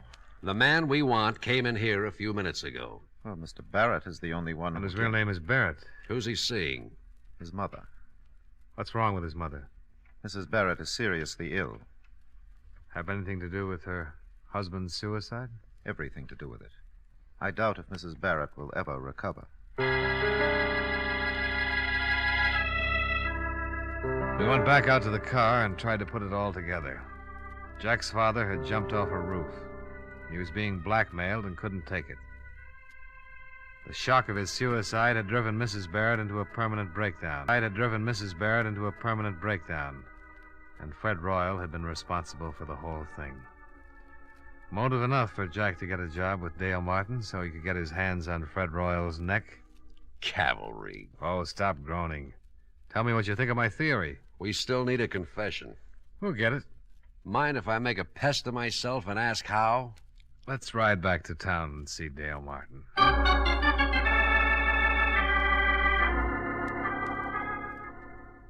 You're going to come up and take a workout and a rub tomorrow, huh? That's right, Martin. And I want you to make sure that Olson takes care of me. Did he do it, Dollar? I think so. But why? He seems like such a nice kid. He had a pretty good reason. But we need a confession, and Dollar has an idea how to get it. I want Olson working on me through the whole workout, especially when I get on the rubbing table.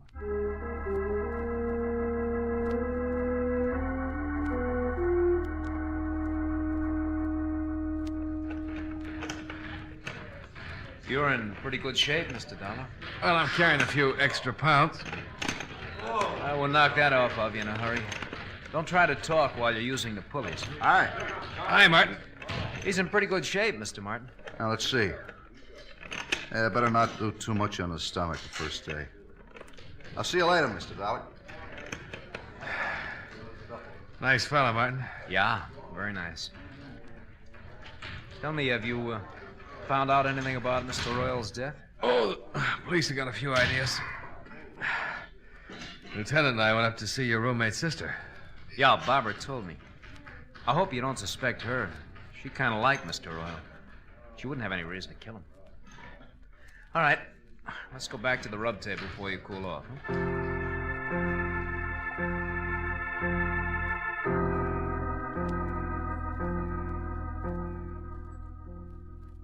You don't mind going in there, do you? No. Why should I? Oh, some people are funny about rooms where there's been a dead person, you know? Well, it doesn't bother me, Mr. Dollar. Martin's got all his towels piled on the other table. I can move them if you like. Oh, no, it doesn't make any difference. Royal wasn't killed in here anyway. All right. Up on your back. Yeah. Give me a good brisk rub and let me relax for about 10 minutes. All right, slide down a little. Yeah.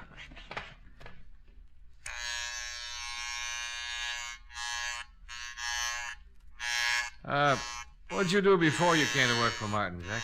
Oh, not much. Went to school, finally decided to look for a job. Found this one. You ever study this sort of thing? No, there's really not much to it. Martin shows us how to use the machines, help the clients, and rub the neck and back.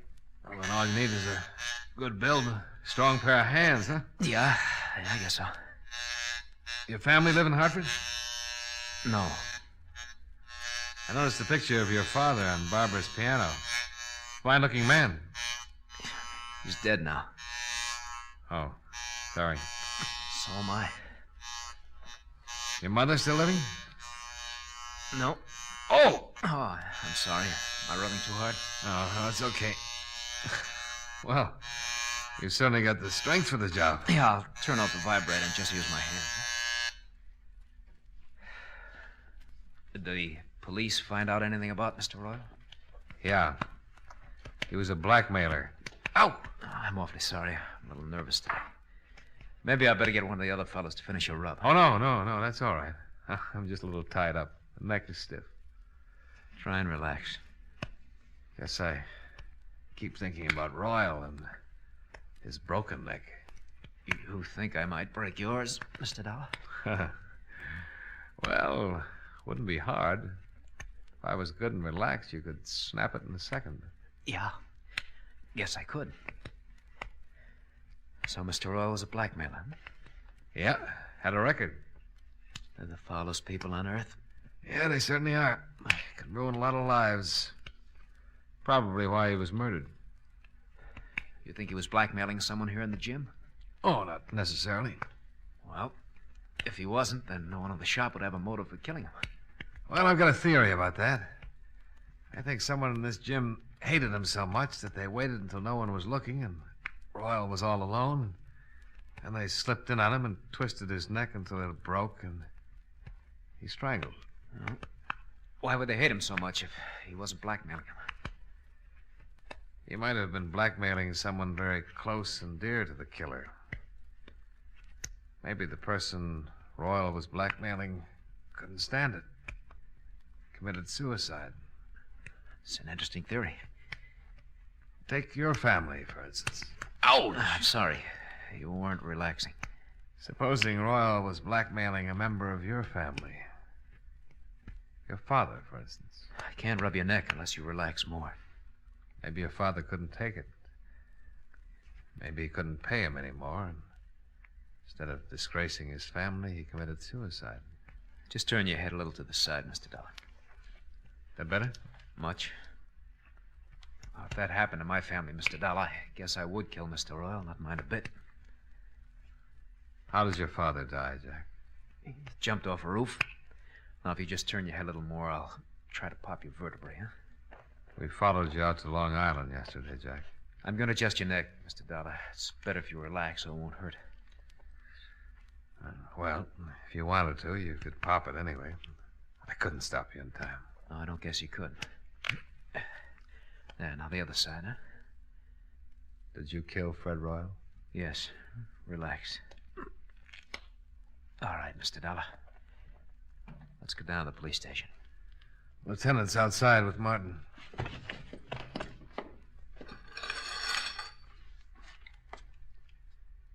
After you, Mr. Barrett.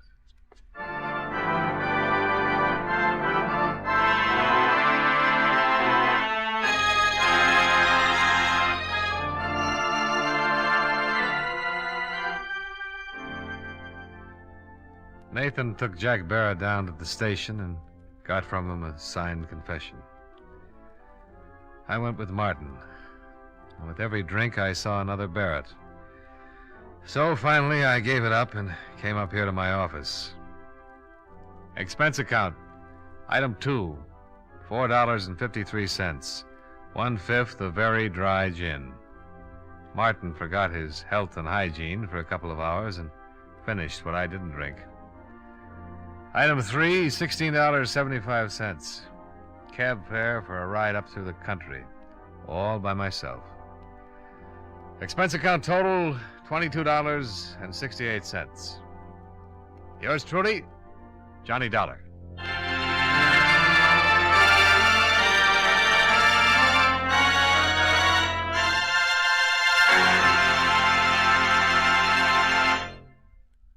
Remember, friends, Wrigley's Spearmint Chewing Gum refreshes you. Wrigley's Spearmint Chewing Gum gives you real chewing enjoyment. The lively, full-bodied flavor of Wrigley's Spearmint cools your mouth, freshens your taste, sweetens your breath. The smooth, pleasant chewing of Wrigley's Spearmint helps keep you feeling relaxed and satisfied, makes whatever you're doing more enjoyable. Yes, for refreshment plus chewing enjoyment, treat yourself often to Wrigley's Spearmint Chewing Gum. Millions enjoy it daily. Get a few packages and always keep some handy. That's Wrigley's Spearmint Chewing Gum. Healthful, refreshing, delicious.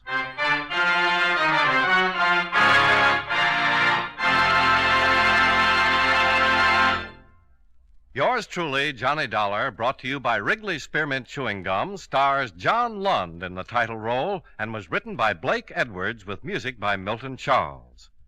Featured in tonight's cast were Edgar Barrier, Hy Averback, Hal March, Jim Nusser, Tony Barrett, and Virginia Gregg. Yours truly, Johnny Dollar, is transcribed in Hollywood by Jaime Del Valle.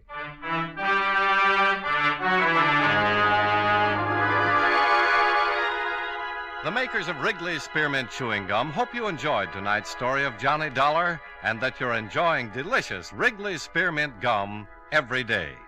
This is Charles Lyon, inviting you to join us again next week at this same time when, from Hollywood, John Lund returns as... Yours truly, Johnny Dollar.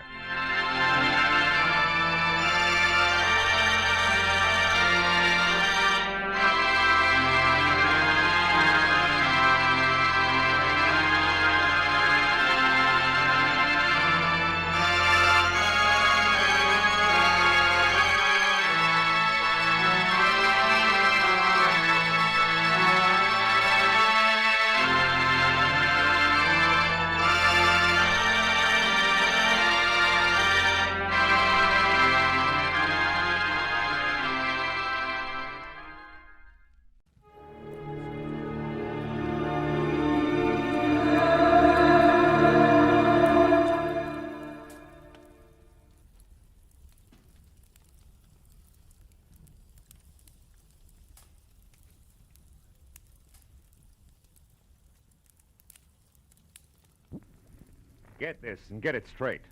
Crime is a sucker's road, and those who travel it wind up in the gut of the prison of the grave. There's no other end, but they never learn. From the pen of Raymond Chandler, outstanding author of crime fiction, comes his most famous character in The Adventures of Philip Marlowe.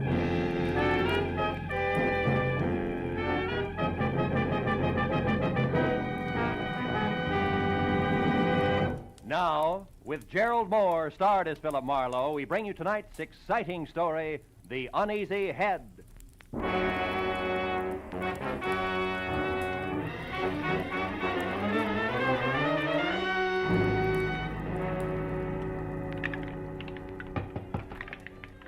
Hey, Slattery, you running a bar here? Don't be neglecting the regular clientele. Okay.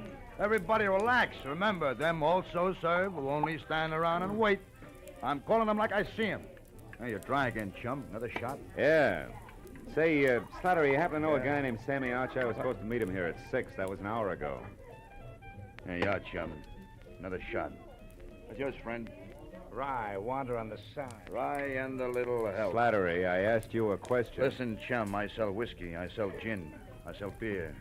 Pretzels I give away, but only pretzels. If you're busting with questions, try Louis. Louis? Yeah, a punk in the corner there, the guy with the patent leather hair. Oh. Louis welcomes visitors. Now, you want to pay for this drink? Oh, wouldn't miss it for the world. Mind it for me, will you? Hey, round boy, I'm going to forget I'm a lady. Your name, Louis? That's me. Slattery tells me you might have some information I want. Could be. What race? Don't want any dope on ponies, Louis. I'm looking for a guy. A guy like who? Archer. Sammy Archer. Do you know him? No. What's the matter? You welch on a bet? No. Well, thanks anyway, Louis. I got something good at Beaumont if you... Check. Here twice. Bourbon once around. Coming up now. No luck, huh, chum? I thought maybe Louis could help you. He knows everyone in town. Yeah? Well, here's the Sammy Archer, a guy I never met. Well, so long, chum. Yeah. Don't go away mad, huh? Oh, not a chance, Slattery. After all, you... Hey, what kind of scotch was that? Tastes like boiled cabbage heads. Slattery, what did you... I drink it was dope. Are you no good, tooth timing?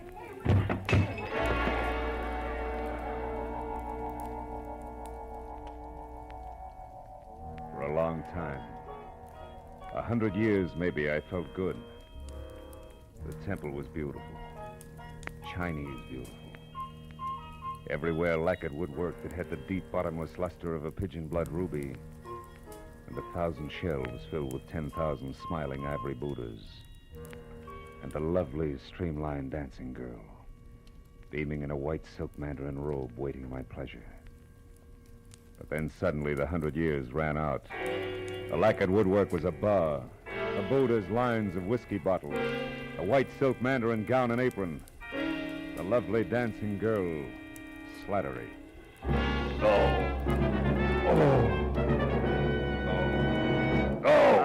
Easy now. Yeah.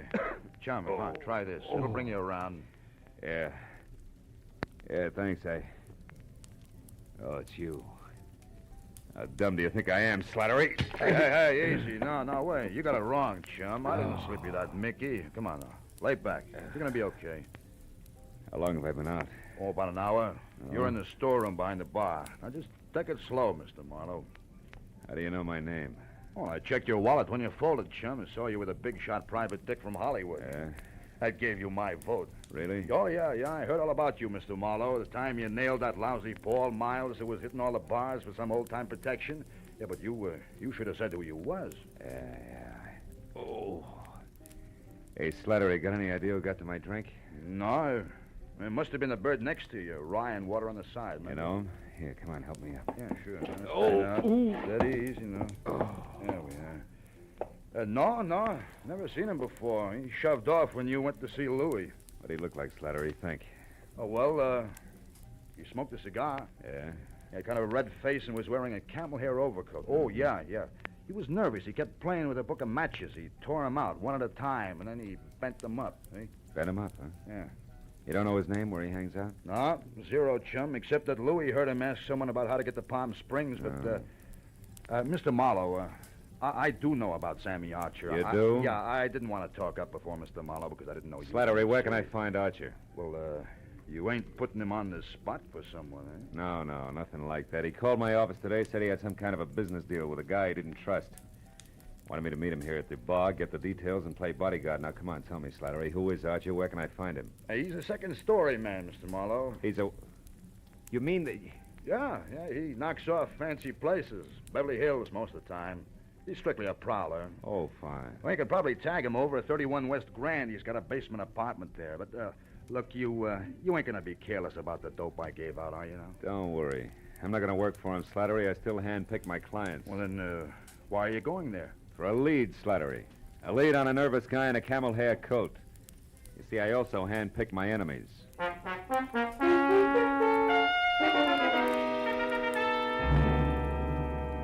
31 West Grand Avenue was a dirty stone tenement propped up by a dirty stone stoop. A cracked pavement led to the basement apartment, which showed a fuzzy slice of yellow light, where the door was cracked open inches. So when I knocked, I was ready for almost anything, just as long as it was on the see-me side. but I didn't expect it to come from overhead. You're wasting your time, big boy. When Sammy leaves his door open, you shouldn't bother knocking. You mean he's out? No, I mean he's in. And he's got the blind staggers. I know. I heard him falling over the furniture. But go ahead. See for yourself. If you'll pardon appearances. The big slob.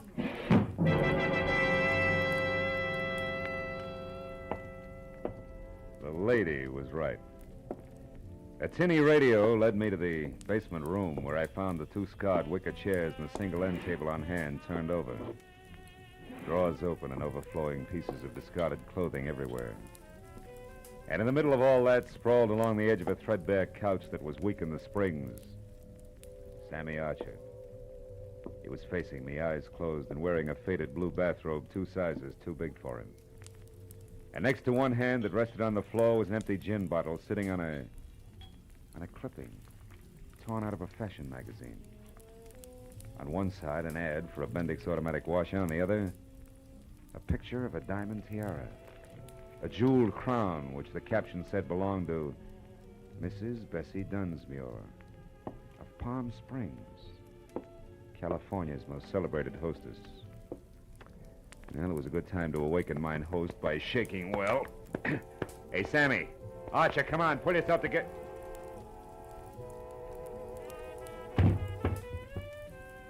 I should have known better. You can't wake a dead man by shaking him. Especially when he's got a knife buried in the middle of his back.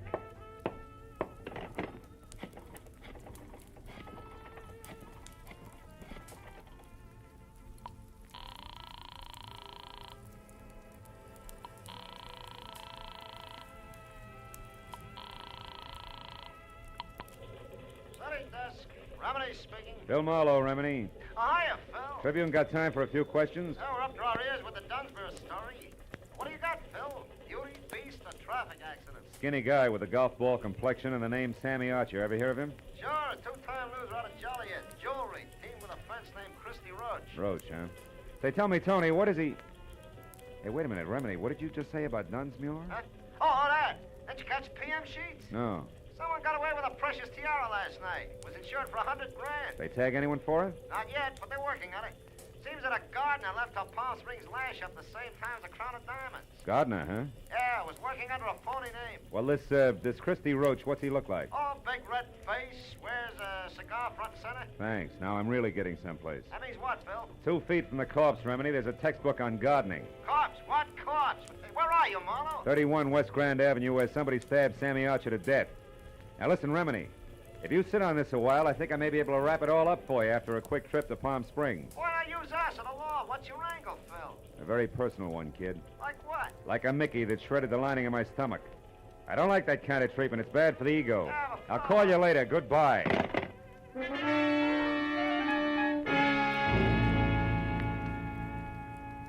The trip to Palm Springs was 2.5 hours of hard driving through sterile wasteland.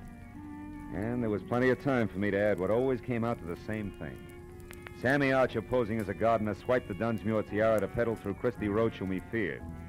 But Roach had double-crossed him, in a permanent sort of way, taken care of me and then headed for Palm Springs. Yeah, but there I got stopped each time.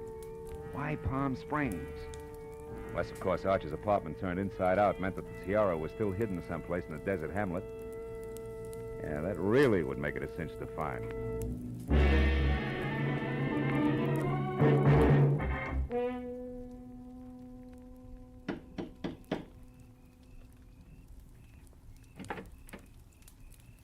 Yes, sir. I'd like to see Mrs. Bessie Dunsmuir, please. My name is Philip Marlowe. Police or gentlemen of the press are no longer welcome. Good evening, sir. Steady, Jeeves. I have information about the tiara. Now tell that to your mistress, or you'll only be able to look down that long nose through one eye. This way, sir, if you please.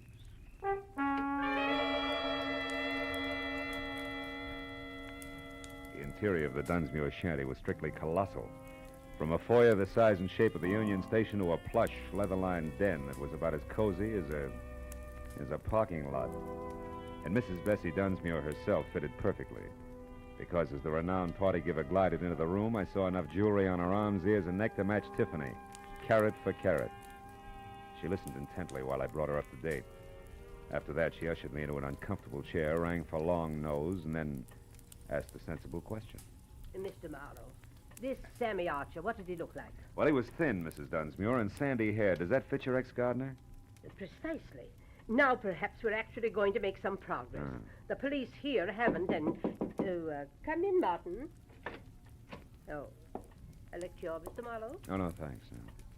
Thank you, Martin. Mrs. Dunsmuir, Yes. did you ever notice a red-faced man who smoked cigars hanging around, talking to Archer, perhaps? No, I never did. Did you, Martin? No, madam. I don't believe I did. Excuse me, madam.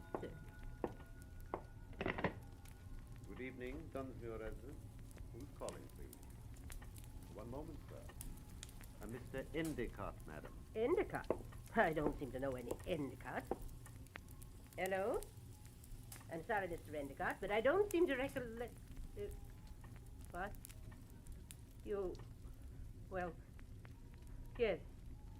Yes, of course. I'll see you tonight here. Goodbye. What's wrong, Mrs. Dunsmuir? Oh, just some more trouble over the estate.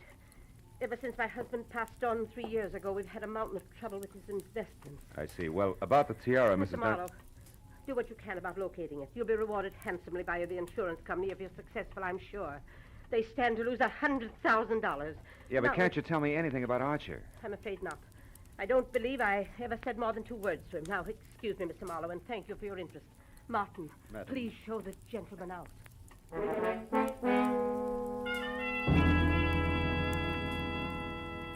Outside, I chalked the Dunsmuir interview off at face value.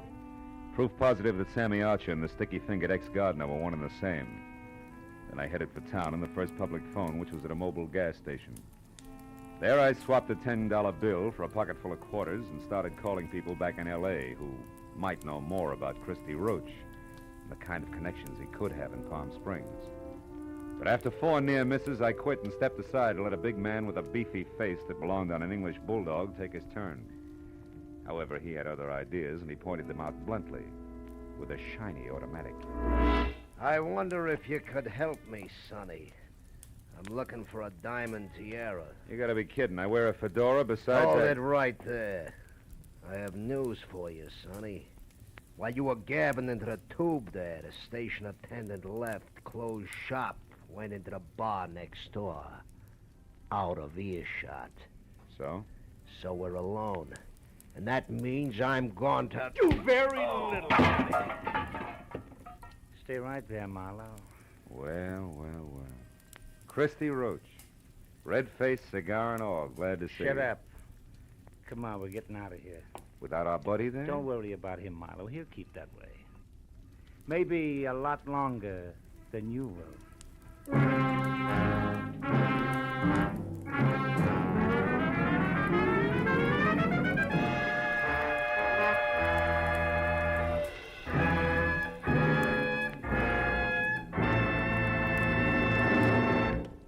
In just a moment, the second act of Philip Marlowe. But first, every Wednesday night, CBS, the network of the stars, brings you Groucho Marx in his dizzy quiz, You Bet Your Life. To hear You Bet Your Life starring Groucho Marx this Wednesday night on most of these same CBS stations, as well as Dr. Christian and that bright new musical show, The ABCs of Music. Now with our star, Gerald Moore, the second act of Philip Marlowe, and tonight's story, The Uneasy Head. From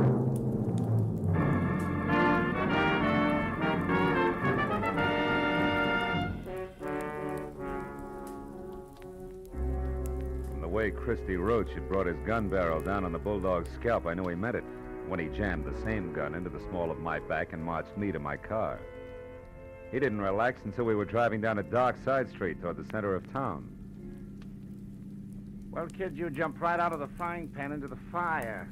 You should have taken that first hint I tossed you. The Mickey? Yeah, that was real cute. But it was too subtle, Christy. I didn't really peg you till I found Sammy Archer. Oh? It's too bad about Sammy. That was more or less of a mistake. Oh, sure. You only intended to carve your initials. The knife slipped. No slips, kid. At the time, I thought Sammy had tried to pull a fast one on me, but I found out later he was just stupid. He had a great thing, and he was just too dumb to see it. As for you, turn east the first chance you get, and don't run any stop signs, you understand? Where we going? Oh, no place in particular, just so it's nice and quiet. You know, you don't know when to quit, Marlowe, so now you're just one of the loose ends I've got to tuck in before I clean up my business here. Take it easy on the corners. You told me to turn east the first chance I also told you to mind your manners. Busting my wrist isn't going to help my driving much. It'll be worse the next time. I've got a lot of ground to cover yet tonight, and I want it smooth.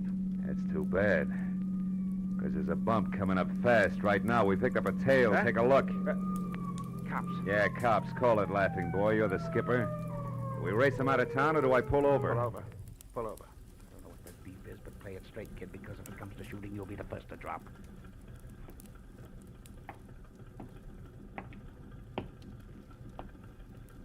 Can't you read, buddy? You're on a one-way street. You're telling me. Yeah, only you're going the wrong way. Yeah, I know. Well, you see, my friend... I warned you. What about him? Well, he's in a hurry, officer. I was taking him as far as the corner there. He said it was okay to come this way. I didn't. I'm a stranger here. Uh-huh. Also, you're a big boy now. You should make up your own mind. You're so right. Here, Mac, if you're in a hurry, you can go, but you better get out and walk. Thank you. Your friend here is going to be tied up for quite a spell. All right, let me see your license. Maybe the limb of the law and I should have nailed him right then and there.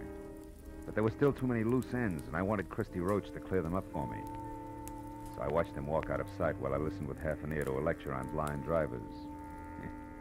Well, it was a small enough price to pay for the service rendered, so I thanked the officer for the ticket and then headed back to the filling station in a bulldog with a headache who might be in a mood to talk.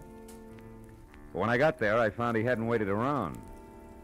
After that, I checked the neighborhood and was 15 minutes getting to first base, which turned out to be the bar of a French restaurant across the street, run by one Monsieur Jean Corret, a high-octane number who apparently had overheard a phone call earlier. I immediately notified the police.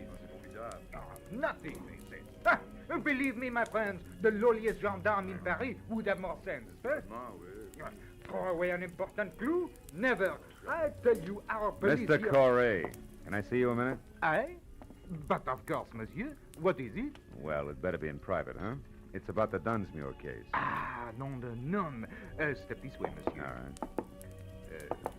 You naturally are a detective. Naturally, yeah. Now, look, I understand you overheard a phone call. Oh, yes. About an hour ago. A suspicious man called the Dunsmuir place from here. What did he look like? Ah, I am desolated, monsieur. I do not know. You said it was an important clue. I assume it was important. In a case as big as this, anything may be important. The smallest... Yeah, you made your point. Go ahead. Bien. He made an appointment. I only overheard, monsieur. The telephone is back this way in the alcove out of sight. Bien, I was passing by right here when I heard the man ask for the Dunsmuir residence. He talked to his party and made an appointment. I couldn't hear where or when, so I went on about my business. But suddenly, a memory exploded like a bomb in my head. Bessie Dunsmuir, the owner of the stolen tiara. I rushed like this, monsieur, to the phone. Pardon, madame. But he was gone, monsieur. I called the police at once. The rest I can fill in. Now, tell me something else, Mr. Corret. Did you happen to notice a man with a cut on his head around here a while ago? A cut? Yeah. Why, yes. One who looked as ugly as Satan himself. I saw such a one in the washroom. Ah, you mean he's suspect? Well, not exactly, no, but he's connected. Where can I find him? You ask me, monsieur. He was sick. I tried to help him, but he refused and left. You've no idea where he went? No. But wherever it was, I'll wager he was too wobbly to get there, monsieur. All right, in that case, I better make a quick call and The telephone set, Yeah. Permettez-moi, monsieur. Bessie Dunsmuir hasn't had a new husband for 2 whole years, Madame. my dear. I can't imagine how she keeps up that elaborate front of hers. Why, do you know that... What? Madame, hang up the telephone at once. I insist. Vitement. I beg your pardon. In the name of the police, monsieur is a detective. I demand you clear the line. I've paid my nickel and Never mind. Skip it. But I would like to know about those bent matches on the floor. What do they mean, monsieur? I better skip the call and get going fast. You've been a big help, Corey. Maybe I can get you the Croix de Guerre. The bent matches that littered the floor under the phone meant that the man who had made an appointment to meet with Bessie Dunsmuir had been the fence, Christy Roach.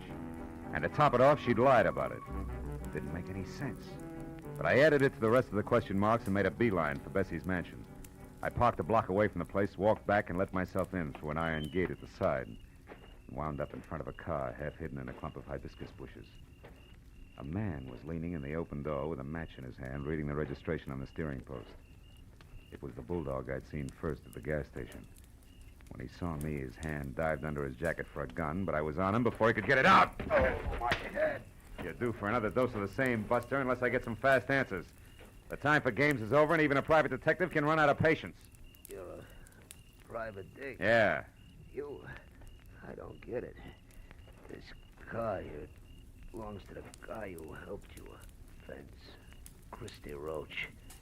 And if he's inside, I got... Roach didn't help me, and you've got to do nothing till I find out about you. Who are you? Temple. Fred Temple. Abilene Insurance Company. Oh, no. We're covering the missing tiara. Only something's haywire. An insurance investigator? Yeah, yep. I'm not gonna make it, fella. My head, you better get in there and stop. When he passed out, he sagged against me like a sack of wet wash. I stretched him out on the grass, and after one look, knew there was nothing more I could do. I went over to the house and quietly tried locked doors all the way around until I came to an open one in the butler's quarters. A bed lamp was on, so I braced myself for another meeting with Martin. When he came to the door, he was in his nightshirt. As soon as enough of his chin was showing, I swung! It was a distinct pleasure. I stepped over him and went through his rooms and on up the long hall of the main part of the house. I finally located Bessie in the leather-lined den. She was alone, but judging from the rate she was burning up the jittery cigarette in her hand, she expected trouble at any moment.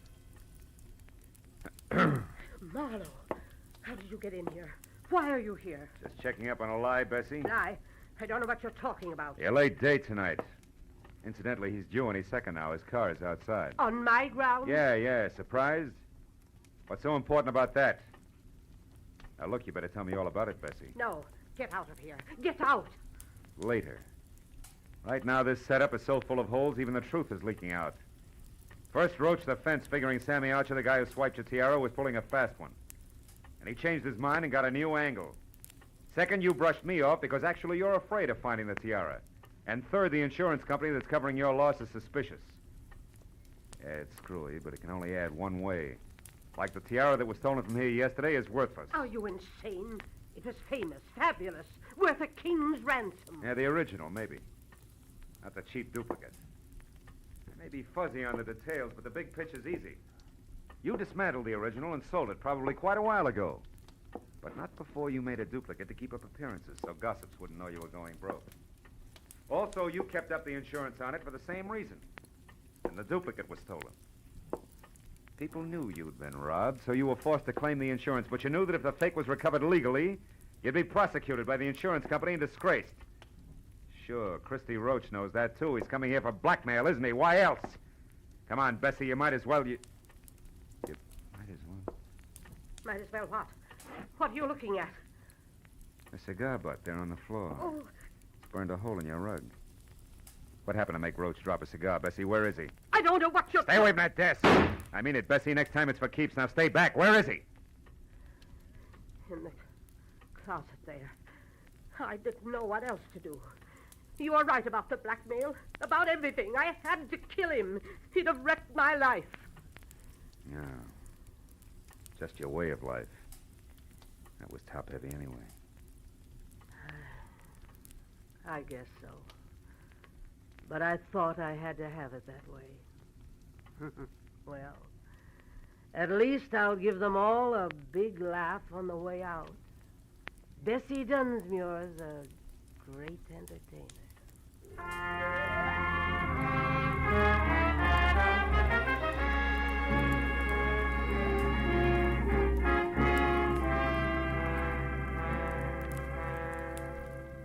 Bessie Dunsmuir, the world's greatest hostess, invited the police and reporters out herself. The fake tiara was found in the back of Roach's car. And she wore it cocked over one eye. to the benefit of the press, the photographers, and her friends. By the time that party was over, it was almost dawn. Bessie was right. The papers came out and the giggles began. But Fred Temple drinking coffee under a head full of bandages didn't see much to laugh at. It's pathetic.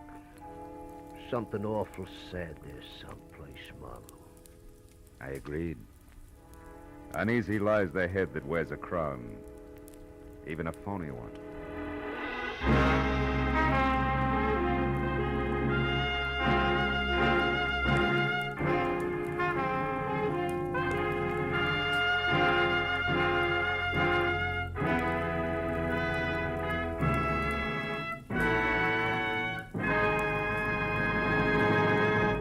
The Adventures of Philip Marlowe, bringing you Raymond Chandler's most famous character, star Gerald Moore, are produced and directed by Norman MacDonald and are written for radio by Robert Mitchell and Gene Levitt. Featured in the cast were Verna Felton, Wally Mayer, Lou Krugman, Ben Wright, John Daner, Edgar Barrier, and Charlotte Lawrence. The special music is composed and conducted by Richard Orant. Now, a special announcement for Philip Marlowe fans. Next week, Philip Marlowe will be heard Wednesday night at 10 p.m. Eastern Daylight Savings Time. Be sure and be with us again next week on Wednesday evening when Philip Marlowe says... This time there was an innocent aboard, a noisy corpse and a quiet killer. But before I knew which was which, I'd mixed with all three, while going 70 miles an hour.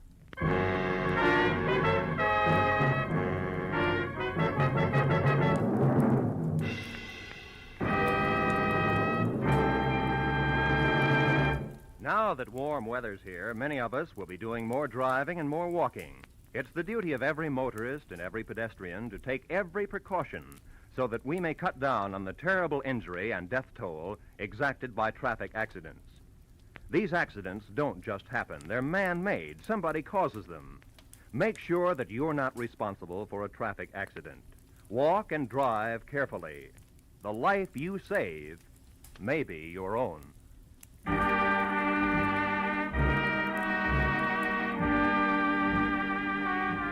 This is CBS, where Philip Marlowe will come to you on Wednesday night, the Columbia Broadcasting System.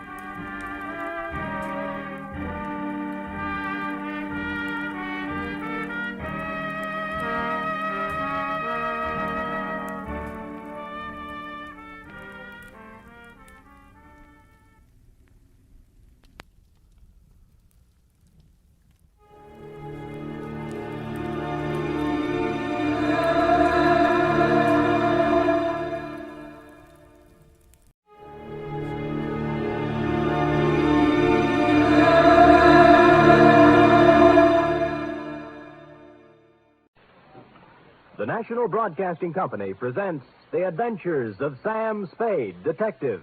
Sam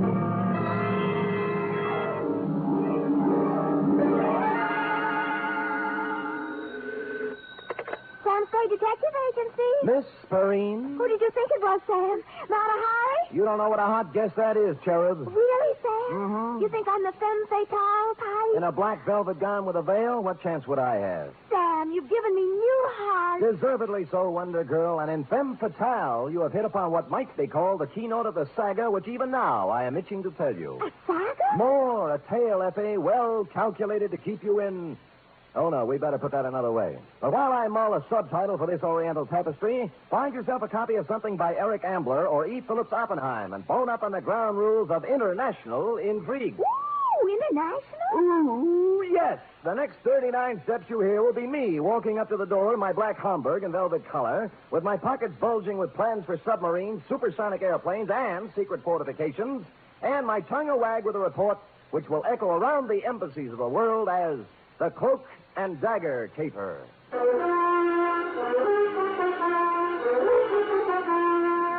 For NBC, William Spear, radio's outstanding producer-director of mystery and crime drama, brings you the greatest private detective of them all in The Adventures of Sam Spade.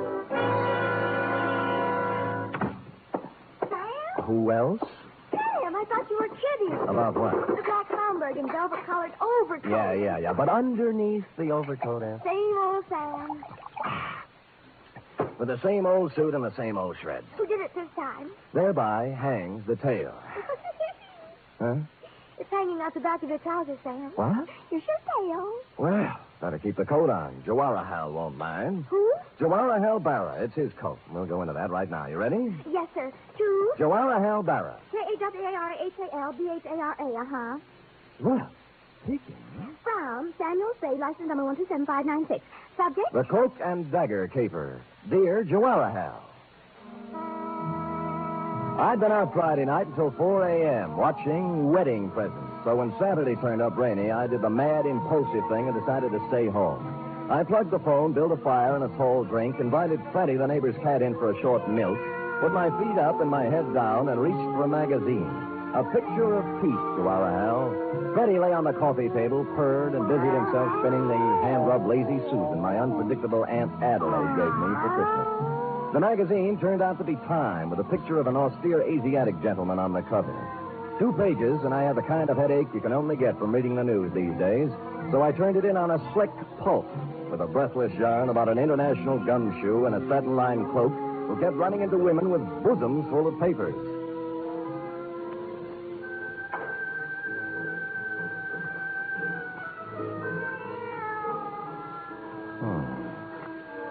She gazed up at him, her eyes smoldering, heavy-lidded. You, she faltered. You are Sheridan Ballard. Mr. G, too? He nodded. Her knife made a glistening arc, stopping as his hand met her wrist, gripping it like a vise. You liar, she hissed. With the other hand, he ripped away her veil, smothered her lips in hot, fierce kisses, felt her go limp in his arms. Now, Zelda, my girl, he whispered, let's have the plans for that plutonium-powered rocket ship. Veil lady. Mr. Spade? Huh? Well. What can I do for you, Veil Lady? You do not mind that I come in so? How did you come in so? The door is open. I see sitting in chair an attractive man. So? So, you are perhaps working on a remake of The Thief of Baghdad for television? Black tube, of course. Oh, you mean this what I have on? Also this what you haven't on. You keep out of this, Freddie. I saw her first. So, you just happened to be wandering past my door and popped in, is that it? Miss, You may call me Shalimar. No, I do not just pop in. I come by design. Well, just what kind of designs do you have in mind? Mr. Spade, you are Private Eyes? Shalimar, I am Private Eyes. You got troubles? Much. How much? I am beloved of Ahmed. Well, that's nice for Ahmed. Ahmed who? McClatchy. Ahmed McClatchy? How do you explain that? He has 2 American names. Oh, figure. You are a friend of Ahmed, too? Never heard of him. Oh, perhaps, Mr. Spade, perhaps you forget. Ahmed McClatchy? No. No? Never forget a face. What's the matter with Ahmed? Hashish. Dope? Much. He has the wild dream, the night horse, the what you call hallucination. You have told others of Ahmed's visit to you? I have told no one of Ahmed's visit to me for the simple reason that he... Oh. Huh? Do not pile upon one falsehood another. Well, Ahmed has to you paid a visit, this I know. Oh? Now, if you will be so kindly, I will join you in the ring. Now, wait a minute. Why don't we... Sure. You do not want to talk with Shalimar? Well, I just think we ought to clear up this misunderstanding. Now? What do you have?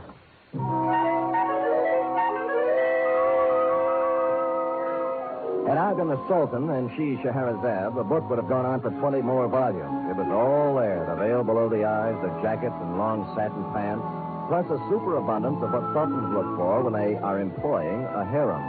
I fumbled around putting I don't know what into a couple of martinis, found more milk for Freddie's saucer, and then set all 3 between us on Aunt Adelaide's Lazy Susan. This I like, Mr. Spade. Fine. Now we talk? Drink your milk, Freddie. Now we talk. You have match? My purse. Oh, I'll get it for you. Oh, move now. You're almost stepping on it. Oh, so clumsy. The lipsticks are on the chair. Yeah, I see it. There we are. There. Thank you. Okay. Now, the light? Got it. Now, Mr. Spade, before we talk of Ahmed, let us drink to him, huh? Right. To Ahmed? To Ahmed. Oh, what's the matter, Freddie? Oh. What? Yeah, look, note's on the wrong side. He did it again. Did what? Well, he likes to spin the Lazy Susan. Lazy Susan. What did he do? Now, take it easy, honey. The thing spins. See, you got my drink, I got yours, and Freddie got left out. That's No. all. Oh, no. Dagger. You Look, baby, please, don't go off the deep end. Take it easy. What's the matter with you? Huh? Shalimar. Oh, Shalimar, baby. Come out of it now, will you? Where's the glass? Oh. Cyanide.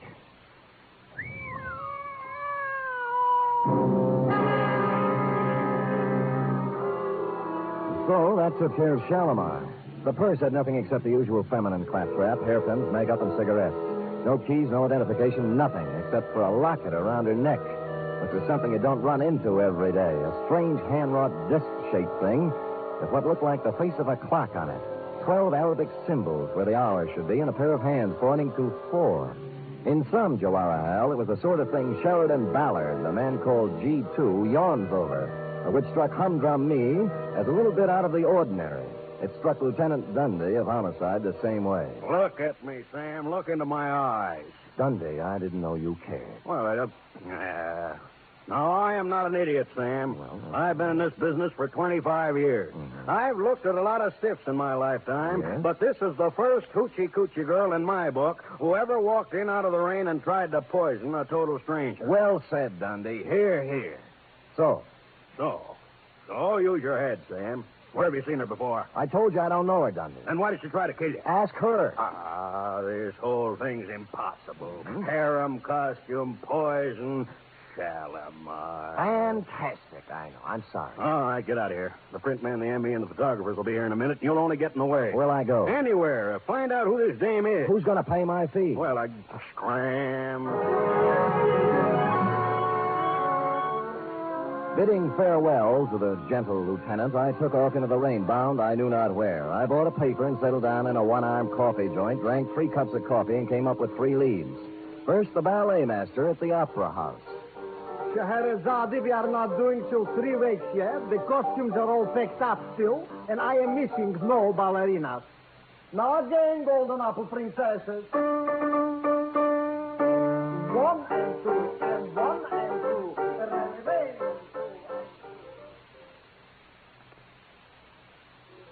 As she wiggles and waggles, she shimmies and shakes. You never saw anything like this, folks. So hurry. Direct from a Turkish harem, little Fatima, the girl with the double-jointed... Jack. Yeah, Jack? You sure she's in there, Jack? Wait a minute, Jack. Yeah, she's in there, man. Thanks, man. All right, folks, step in a little closer. She shakes. Sorry, but can't help you a bit. This here Turkish bat is 100% stag. Homeward bound, I was walking down Grant Avenue when I passed a little shop near Pine Street. Gold lettering on one corner of the window spelled out, Hachadurian J. Pappas, importer, curios. How do you do, sir? Hachadurian J. Pappas? You get the pleasure. What's the J for? Never mind, kiddo. You can pronounce it. I accept your apology. Now, will you take a look at this? Huh? Oh, locket, huh? Uh-huh. Yes, locket it is. Where do you get this locket, sir? I found it. I thought you might recognize it. Hey, I think I do. Good. You know, strange you should have come here. And yet not so strange either, if you want to look on it. Well, which is it? Sure. I'm perhaps the only feller in town who might have dealt in this kind of stuff here. He's quite genuine. Oh, you mean you sold this? Probably. Sure. Who to? I'm trying to remember. A girl? A girl. Or was it a fella? A young fella? Or old fella? Well, that leaves only one more category. Huh? An old woman. Oh, you know her then? No, I don't know her, no.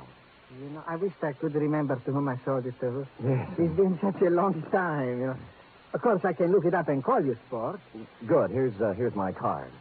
Oh, Sam Sport. Huh? Well, if you want to look at it. You said it's genuine, huh? Oh, sure.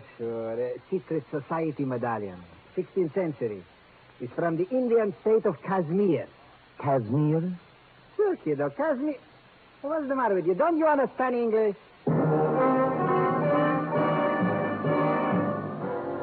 Kashmir. A typical Spade blunder. All I could think of was a girl on a cigarette package, thereby confining my operations to Turkey.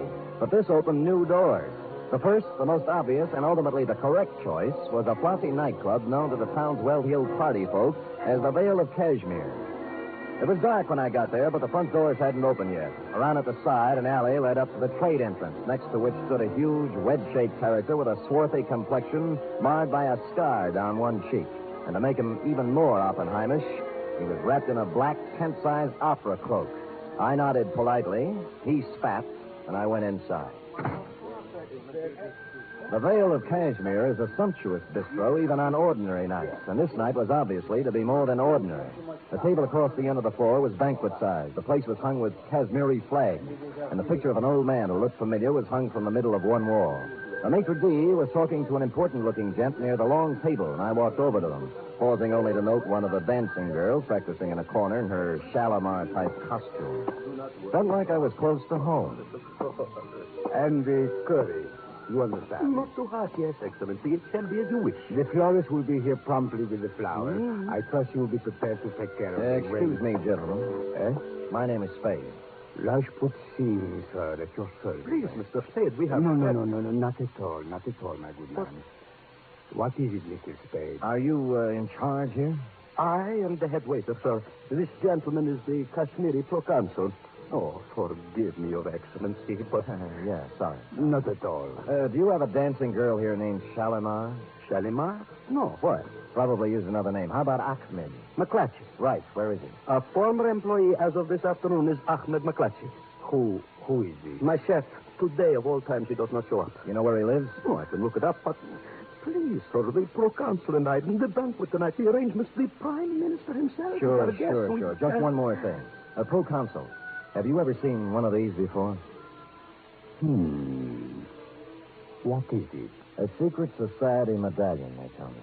Who tells you this? Hachadurian Papa. Runs a little curio store on Grand Avenue. Know anything about it? Secret society is right. The Circle of 12. You see here? The hands point to 4. Yes, the fourth member, this means. The hand straight up is the leader. You seem to know what you are talking about, head waiter. Kashmiri culture is a hobby of mine, Excellency. This is an ancient, subversive organization dating from the time of the Mughal conquest of the 16th century. Very interesting, but of little significance now. The Circle of 12 has been dead for 3 centuries. If you will excuse me, Excellency, I'll get for Mr. Spade Ahmed's address, and then I will... Hold it. Ahmed!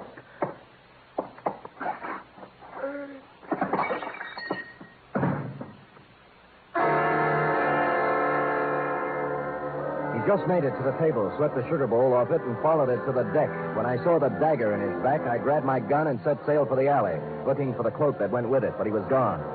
So was Ahmed. I bent down over him, took a closer look, and saw why he spilled the sugar. With his finger, he traced a design in it, a round design, the Circle of 12.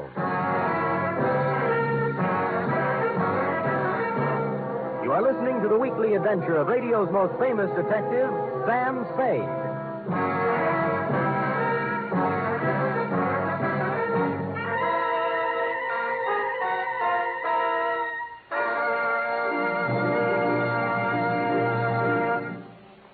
There's a bright newcomer to your NBC Sunday lineup starting this Sunday.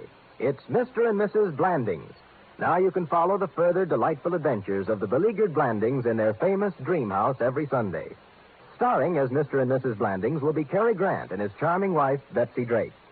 Mr. and Mrs. Blandings is followed over most of these NBC stations by The Big Show. And this Sunday, hostess Tallulah Bankhead will present such bright stars as Fred Allen, Judy Holliday, Patrice Munsell, Gypsy Rose Lee, Vaughn Monroe, and many, many more. The chimes are your invitation.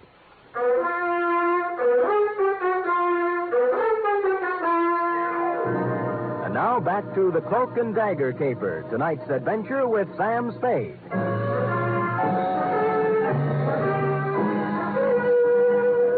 Well, Jawara, all the ingredients of a first-class international goulash were here. The cloak, the dagger, the man with a scar on his face, the lady with a veil over hers, and 2 corpses. By now, Dundee had completed activities with corpse number 1 at my apartment, so I hustled him down to the Vale of Cashmere and put him to work on number 2. Then I hustled back to my office. The big question had yet to be answered. Now, there. Oh, Sam! You always have your phone. I've been trying to call you for hours. About Ahmed McClatchy, right? And the girl with the veil. Shalimar. Is that her name? Probably not, but it doesn't matter to her now. What about Ahmed? Oh, he was frightened out of his wits. He said somebody was going to kill him, and I told him he'd come to just the right place because you were strong and brave and Good. wonderful. Good. And he cried. Good. And I cried. Good. But wait. Hold it, F. Yes, Sam? What happened when all the crying was over? I sent him up to see you, Sam. I couldn't He call. just told you somebody was going to kill him, that's all? Yes, Sam. That's why he was crying? Oh, no, Sam, no. That's not why Ahmed was crying. Why? He didn't care for himself. He's a selfless, generous type. Angel child, who was Ahmed crying over? The man in the paper. What paper? It's in all the papers, Sam. The Chronicle and the Examiner and the Call and even on the cover of Time this week. You see? A banquet. That's whose picture it was. Sir Jawahar Bara, the Prime Minister of Kashmir. Look at the small print underneath, Sam. On him, the hopes of Asia. You see, that's what hurt Ahmed, Sam. Not for himself. He said they're going to kill Sir Jawahar.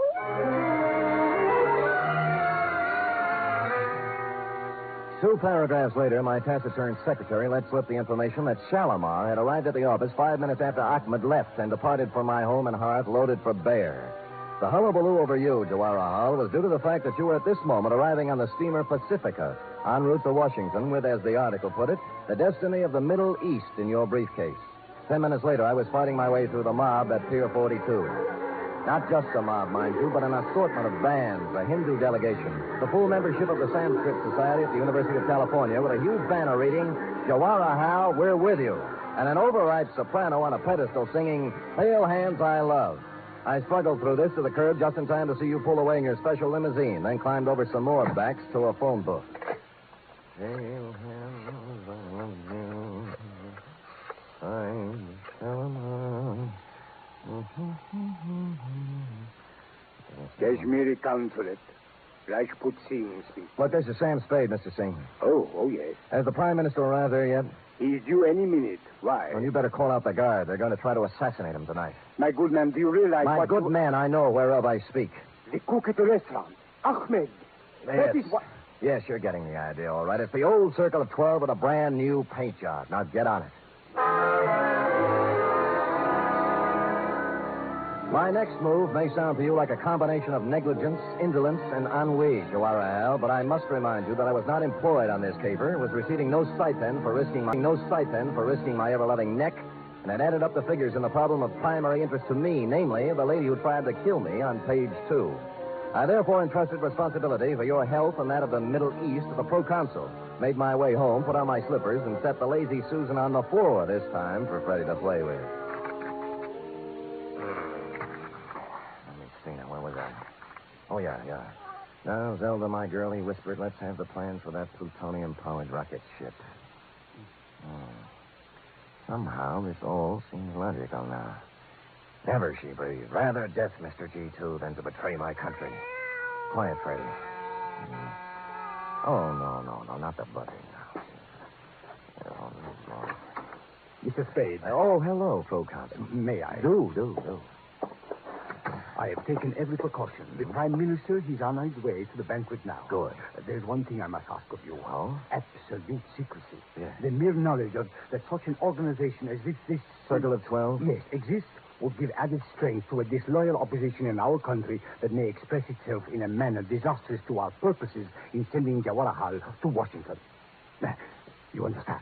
Well, it's taken me a while to learn the ground rules in the International League, but I get the general idea. You have spoken of this to Noir? No? Oh, excuse me. Hello? This is Hatudurian the Papa, sir. Oh, yes. It took me a great deal of long time to check my records, Mr. Spade, but I finally found it. Oh, what's that? The gentleman who bought the set of 12 Kashmiri medallions, like the one you saw me in my shop. Oh, yes. His name is Rajput Singh. A foreigner fella, I think. He's the Kashmiri proconsul here. Oh, Oh, well, gosh, thanks, Dorothy. This is Hajidurian de Papa, sir.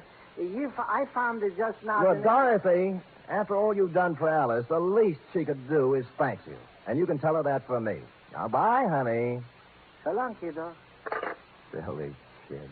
Silly. Let's see now, where were we? You had just given me your assurance you would maintain strictest secrecy in this unfortunate matter. Oh, yes, sir.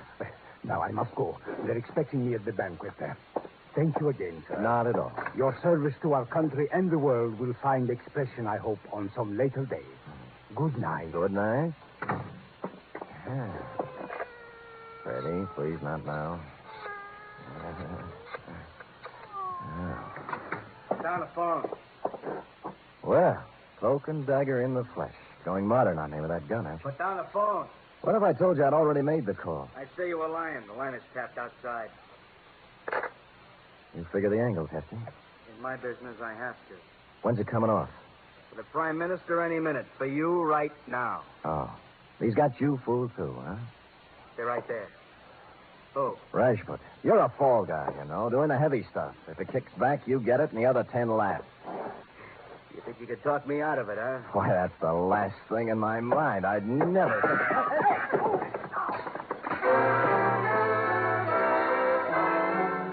Everything happened at once. As near as I can recall, it began when Cloak and Dagger backed onto Freddie's tail. Freddie yowled, spun like a top, and C&D off balance, put his other foot on Aunt Adelaide's lazy Susan. Hardly a place for a big off-balance man to place his only remaining foot.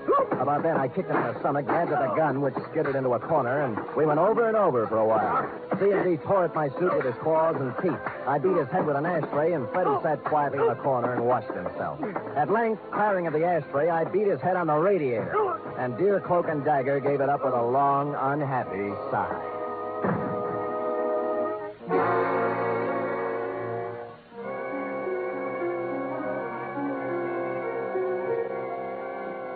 Mr. Spade, this is a dress-up affair. Get out of my way, head waiter, or I'll walk right over that white shirt front. Please, I can't... Have they been served anything yet? The drinks are just coming on. I wait, I should be gone. And now, my countrymen, before we introduce our guest of honor, Sir Jawaharlal Bara, our beloved Prime Minister, I suggest we rise and toast our country. To Kashmir, may she... Go ahead, Proconsul. Don't let me interrupt. Please, not here. The standard remark is, what is the meaning of this? Aren't you going to ask me? I'm supposed to be dead. Is that what's throwing you? Mr. Spade, please, a toast is about to be drunk. Where's my drink, Proconsul? Gentlemen, there was at one time a custom in our country for the host to exchange glasses with the guest of honor. Permit me, Jawaharlal. To Kashmir.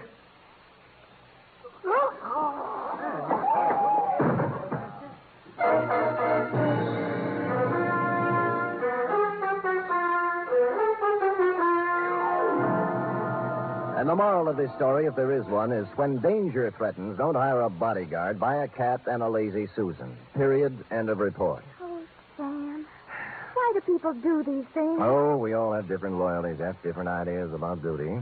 Yes? My duty, for instance, is to pick up a knot in my head and a suit full of holes once a week, while your duty You don't is need to draw a diagram, Sam. I can take a hint. Scoot?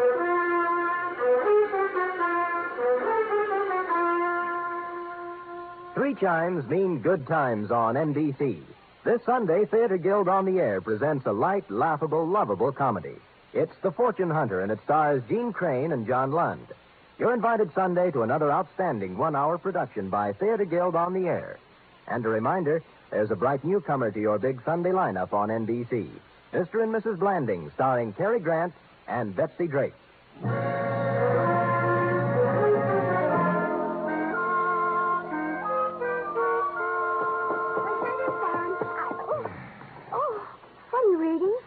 How can I do this? Something wrong? Wrong, the papers. The plutonium-powered rocket ship? What else? A dumper if I ever read one, F. The plans turned out sour. Oh, what were they? The Veil lady had entered a breakfast cereal contest. Well, that's life, little one. We struggle, we strive, we think we have success in our grasp, and it turns out dross. Oh, that reminds me. How do you like it? What? My new dross. And that concludes the dialogue for tonight, except for one thing, of course. Oh, I'm ready, Sam. Who wants to be the man called X? He has a different one every week. I am the man called Spade. Constant, faithful, semper fidelis. That's me. Good night, Mr. Fidelis. Good night, sweetheart.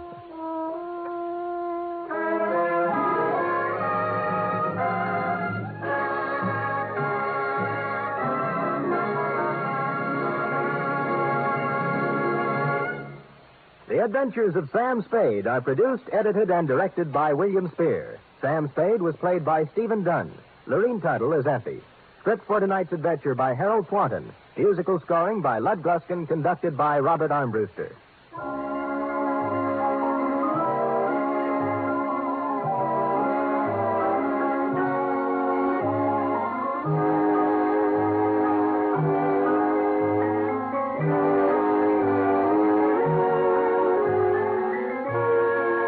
Join us again next week, same time, for another adventure with Sam Spade. The Magnificent Montague next, then it's Duffy's Tavern on NBC.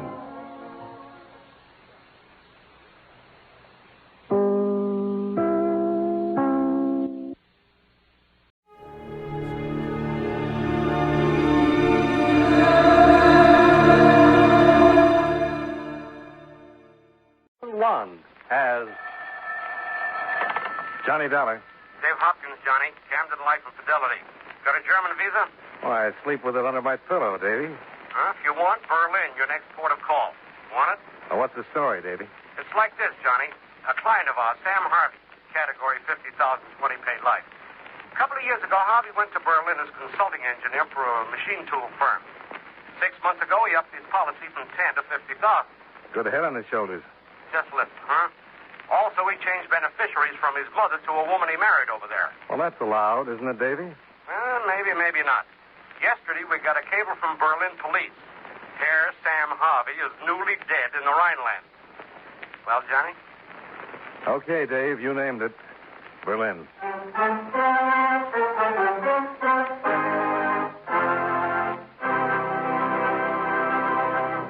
How about taking a minute or so to talk about seals and fish that have some connection with the government of the United States? Now, that isn't as strange as it sounds. You take the matter of seals, for example.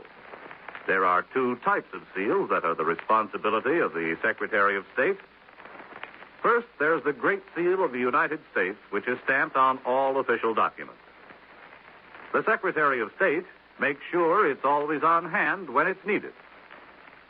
The other kind of seals he takes care of are the ones that swim in the ocean, since it's up to the Secretary to work out agreements with representatives of other countries and let them know how many seals can be caught in what is called international waters and when. The Secretary of State works out similar deals for the catching of fish and lobsters because these agreements are actually treaties. Before they can be put into effect, they have to be approved by 2/3 of the Senate. As a matter of fact, any time our government wants to work out a deal with a foreign country on trade, mutual assistance, fish, seals, or lobsters, it's done by treaty. And all treaties are signed by the President, though some of them aren't drawn up until after the Secretary of State has worked over the rough spots in order to pave the way for prompt ratification. So, just remember, the Secretary of State is a mighty important wheel in the machinery of your United States government.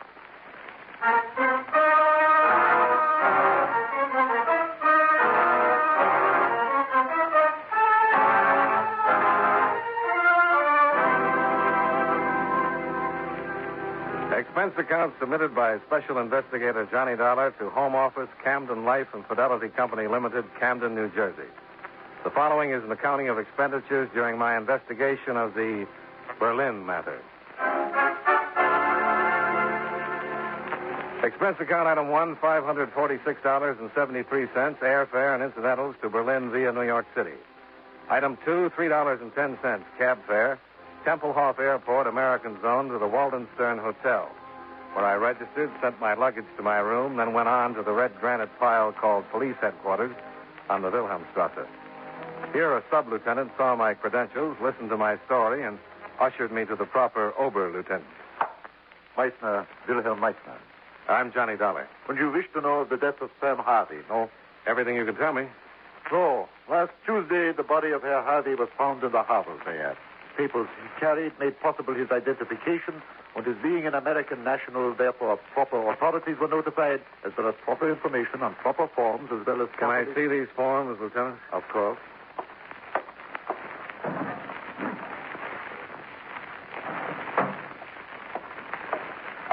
Here, as you please.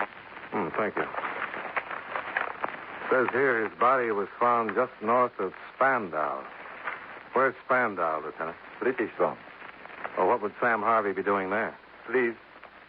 Well, it says here Sam was employed by Koenig Machine Tool, which it also says here is in the American zone.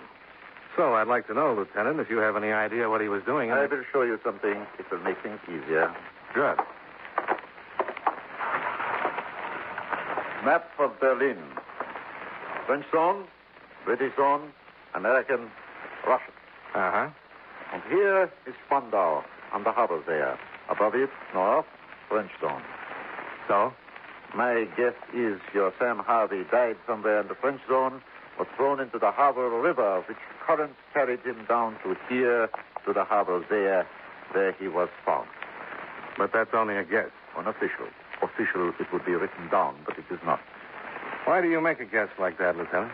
You see, here, the suburb, Hegel, and the French zone, it is trackless. What does that mean? Rough. Tough. Now, Sam Harvey is certainly not the first man who was dumped into the harbor river. Dumped? Dump means murdered and pushed, Lieutenant. Murdered and pushed. Okay. What else? You see here, in the file, positive identification made by Paul Turner. Who is Paul Turner? A friend of Herr Harvey. He claimed the body and buried it. Also, he took it upon himself to notify Herr Harvey's wife. Why does it say wife? Nowhere, but I recall Herr Turner said Paul Harvey was in Vienna and that he would inform her of the death of her husband. No, I think that's real friendly, don't you? Please. Never mind. Well, thanks, Lieutenant. Can I do something for you in return? A beer or something?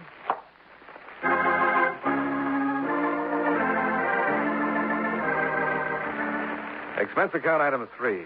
90 cents for 2 rounds of brown beer with my newly found friend, Lieutenant Willie Meister, at the beer stube across the street, where I told him all I knew about Milwaukee and got in return a promise of continued cooperation. Expense account item 4, $1.20 to number 15 Kendenstrasse in the American zone. The address of Paul Turner. That's right, Dollar. I identified him. Who killed him, Mr. Turner? Oh, now listen. Yeah? Don't get cagey with me and say who killed him and lean closer to me to see if I'm going to go to pieces. I didn't even know he was killed. He was pushed into a river. Listen, there was a beer festival up in the French zone last week. Tegel, a suburb. So you can figure it. Sam got drunk and fell in the river? Not pushed? That's the way I read it. Did he ever say anything to you about all that insurance he carried? No. Carried a lot, huh? First it was 10, then a while back he upped it to 50,000. That's right. Well, she's worth it. Who? Paul's wife? Worth every nickel of it. Which comes to a question. Oh, you mean, where is she? I mean, where is she? She'll be here. Her husband's been dead for 4 days. Well, she's in Vienna. Well, it must take all of, 3 hours flying time to get here from Vienna. Listen, Dollar, I'm going to tell you something. Don't ask questions with raised eyebrows, like everybody's lying or covering up. A guy named Sam Harvey died, and there's been a lot of tears on account of it, so gentle your way around. Huh? Make the questions come out polite. You know, I'm going to try that. Good. What are you doing here in Berlin? I have a civilian job with the Army. I interpret. Oh? How do you like it? Nice. See how we can get along if we try? How come Paul's wife hasn't showed up for 4 days? I have a wire here. Wait a minute. I'll read it to you. Illness gone. Arrived Tempelhof Airport this evening, 18 hours. Elsa. Let me see him. You read German, Johnny? No. Are you going to meet her? Right. Sure be glad to have you along, Johnny. Be nice. Fine.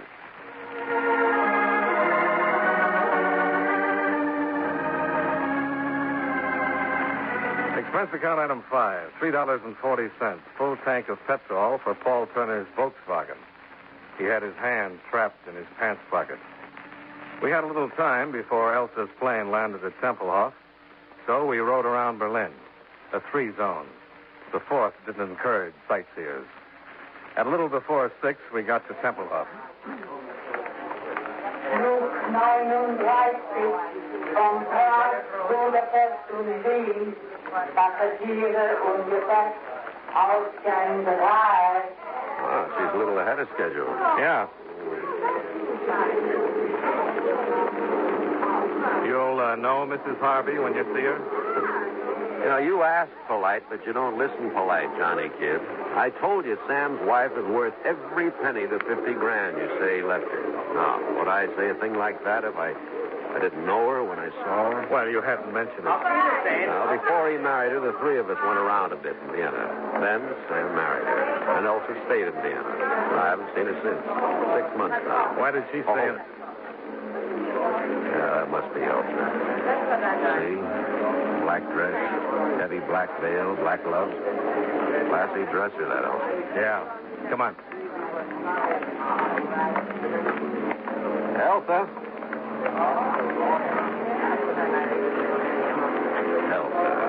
Bitte? Paul Turner, Elsa. Don't you remember? Oh, this veil, it is so... I will lift it. Oh, hello, Paul. It's been a long time since we were together, Elsa. A long time. I'm sorry about Oh, you, my husband's close friend, his dear friend, Paul. Mrs. Harvey? Bitte? I'd like to introduce myself. I'm Johnny Dolar, insurance investigator. Bitte? Insurance investigator means that I was sent here to investigate your husband's death for my company. Well, it means he's got $50,000 for you, Elsa, but first he's got to ask. Please, Paul, let the gentleman speak. I'll have to ask you where you were when your husband died. In Vienna. Why did you live in Vienna, Mrs. Harvey, and your husband in Berlin? I have work in Vienna. Work I cannot leave. With the Refugee Commission. Sam had his birth here. We lived there as we wanted and as we needed. You are finished, Mr. Dollar? Well, no, I'm not quite finished. Paul, please. You finished, Dollar. For now. Come on, Elsa. I'll get you through customs.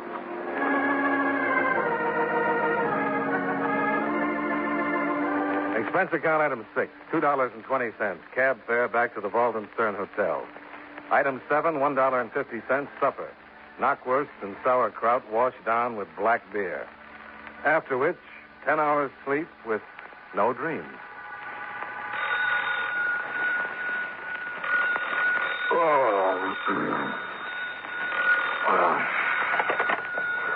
Dolar? Johnny Dolar? Sir? Oh, yeah, this is Johnny Dolar. Good morning. Here is Philip Marlowe. Oh, good morning, Willie. Goodbye, Willie. Oh, do not wish me farewell, Herr Dolar. No? All right, Willie. You want to chat? Yeah, I would like it. However, this is official, or else I would apologize for awakening you. I have just received word from the police in the British zone. About what? About a barge. A barge? Yes, a barge. The river barge Liebfrau on the harbor there. The touches pier 12 of Spandau. You will come. Wait a minute, Willie. I'd An like to... official car will be outside your hotel. You will awake, dress, and come.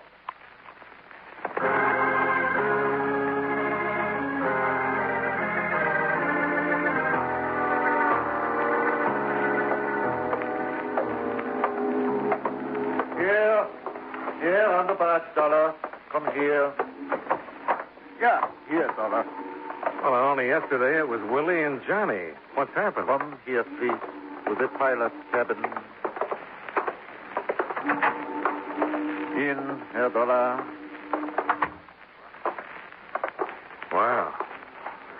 Who's he? The man who is dead, with a bullet in the nape of his neck. Yeah, that one. Kurt Hausmann, captain pilot of this barge. Observe what else, Herr Dolar. What? On the desk, under his arm. Come please close with me. A letter Herr Pilot Hausmann has begun to write. It is, of course, in German. I will translate it. If you wish of Sam Harvey to know, come you to the barge. Now I will move his arm. You see to whom this letter is addressed? To me. To you, Johnny Dollar. What do you say to that?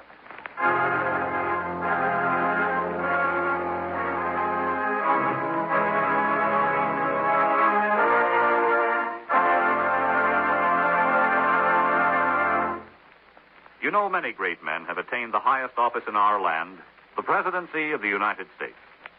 Can you guess the name of this man? He was the second vice president to become president. The son of a poor family, he was indentured to a clothmaker as apprentice at 15. And when he was 19, he bought his freedom for $30. As a congressman from New York in 1837, he opposed the entrance of Texas as a slave territory. During his administration, the country was strongly pro-slavery. And as a protest, Harriet Beecher Stowe wrote Uncle Tom's Cabin. The anti-slavery group in his party strongly resented his signing a bill which penalized anyone who refused to return runaway slaves to their rightful owners. If you don't have his name by now, here's one more clue. His administration saw California's entrance into the Union. Who was he? Millard Fillmore, 13th President of the United States. His life is part of your American heritage.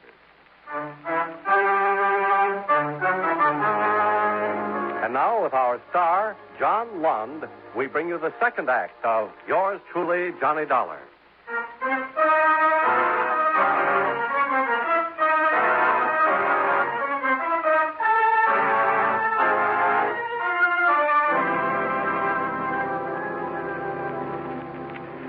Herr Dollar, since you have arrived, you have talked with people. With me, with Paul Turner.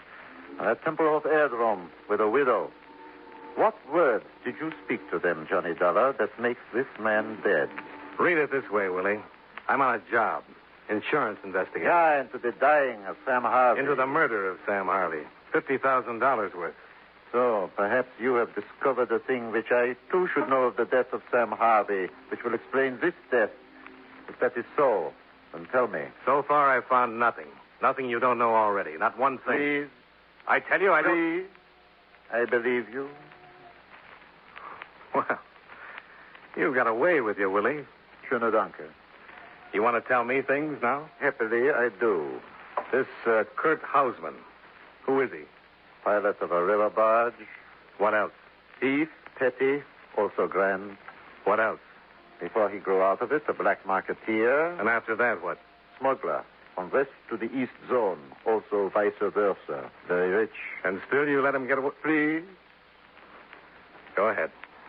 Kurt Hausmann, besides what he was also an eel. You understand? A slippery eel. Many times arrested, many times released. Insufficient evidence. An eel.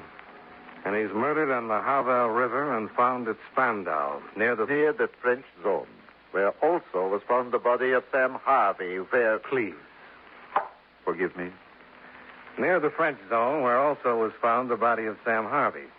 And he begins a letter to me saying if I want to know about Sam Harvey... Which will become an exhibit on the official files. Which figures he knew something about Harvey's death. I would say so. Then someone stopped him from getting the letter to me. I would say so. And that's all? No. Kurt had a friend, a beloved friend, Fräulein Mary Fuller. She came with a troop 4 years ago to entertain your occupation forces. She entertained them. When they left, she stayed. Unter den Linden was what she wanted, she says. Where do I find her? Where do we find her? Yeah, you and me. Where? At Zehlendorf. There's a carnival there. A carnival? Yeah, waxworks, the hula dancers, knife throwers. Fräulein Mary stands in front and beckons so. Well, we just better see this Fraulein, Willie. Yeah, after the ambulance has taken away the body of Herr Hausmann.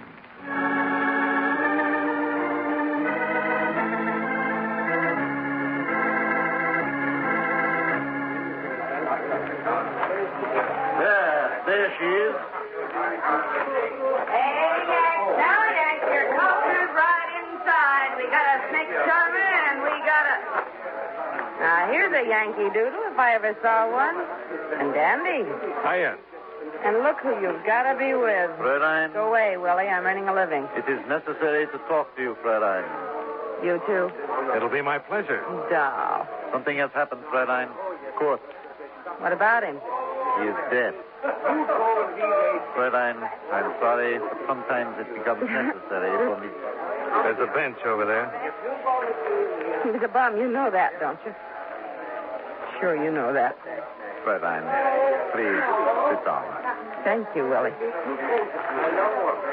How did Kurt die, Willie? By a bullet in the back of the neck. How else would he die? He was writing a letter to me when he was shot. Oh? Why would he be doing a thing like that, Mary? Who are you? Johnny Dollar. I'm an insurance investigator. Why? I mean, why? Why are you here now talking to me in front of a tourist trap? And with Willie here, what's happening? Just take it easy. That's the latest word. Just take it easy. All right, okay. Brave smile. Brave smile. How is it? Fine. Great. Questions, Fräulein? Whenever you're ready. Do you know who killed Kurt, Fräulein? No. Fräulein, 5 days ago, an American by the name of Sam Harvey was found in the harbor there, drowned. Did you know him? Old Sam? Old Sam Harvey? What about him? He was a thief. How? The barge on the river. Kurt's barge? Sam owned it with Kurt. Anything illegal that could be done on the river. Smuggling, black market, name it. Anything from Potsdam and up the canals all the way to Hamburg. If it was illegal and could be carried by barge, my Kurt and good old Sam Harvey. I thought Sam was a machine tool engineer. Only when the barge business was slow. Did you know his wife? Practically. What does that mean? I was her shopper. Sam would give me money and say, buy for Elsa. Presents. Silk stuff they make over in the French zone. Leather from the British zone. Lots of these ceramic earrings, see, like I'm wearing? Yeah, real nice. Just make them for pierced ears. Sam showed a pair of them to Kurt, and Kurt made me pierce my ears so I could wear them, too. Yeah? Sam would get me to buy sweaters and woolens for her. Buy them and send them to her. To Vienna? Sure. One more thing. You know a lad named Paul Turner? No. You want me anymore, Willie? Thanks.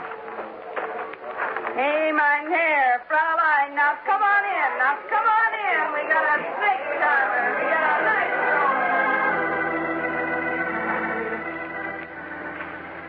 I asked Willie to drop me off at Paul Turner's in the American zone. There, I asked Turner the address of Sam's widow, Elsa Harvey. He sent me to the Tyrol Hotel, where on the third floor rear, Elsa opened a door to me. What do you wish here? To make an apology, Mrs. Harvey. Consider you have done so. Good day, Herr Dollar. And to do another thing. To give you the papers you'll need to sign, so you can get that $50,000 insurance of your husband's. Come in. Give them to me. Sure. Take your time about it, Mrs. Harvey. Read them over. I'll wait till you're finished. A messenger will bring them to you. Yeah, sure he will. Mrs. Harvey. Yes. You're a very beautiful woman. Thank you. Very beautiful. You always wear your hair like that? Long, falling to your shoulders? Do me a favor. What? Put your hair up for me. Put my... I don't understand you. Oh, please. Just see how you look. I've been wondering. Yeah. Yeah, like that. Und what, Herr Dollar? Well, I've already said it. You're a very beautiful woman. You must go. Sure. Wiedersehen. Auf Wiedersehen, Herr Dollar.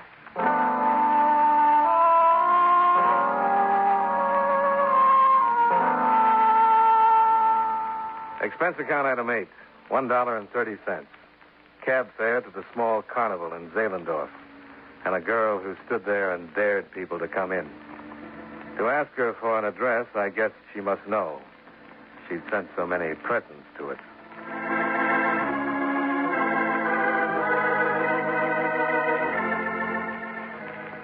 Expense account item 9, $63.95, airfare and incidentals to Vienna.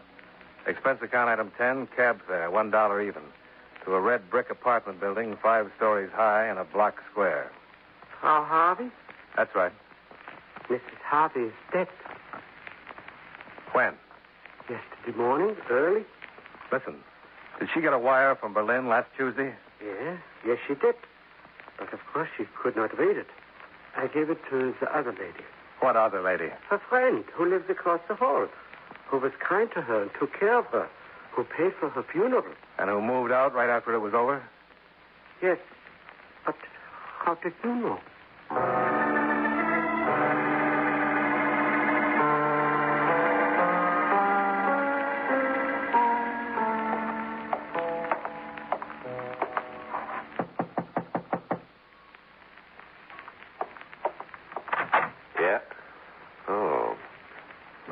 Harvey inside, Paul? Uh-huh. You answer her door for her now? Mm-hmm. So I have to get past you to speak to her, huh? Elsa, Yes, Paul. it's Johnny Dollar. Good. Come on in. Hello, Frau Harvey.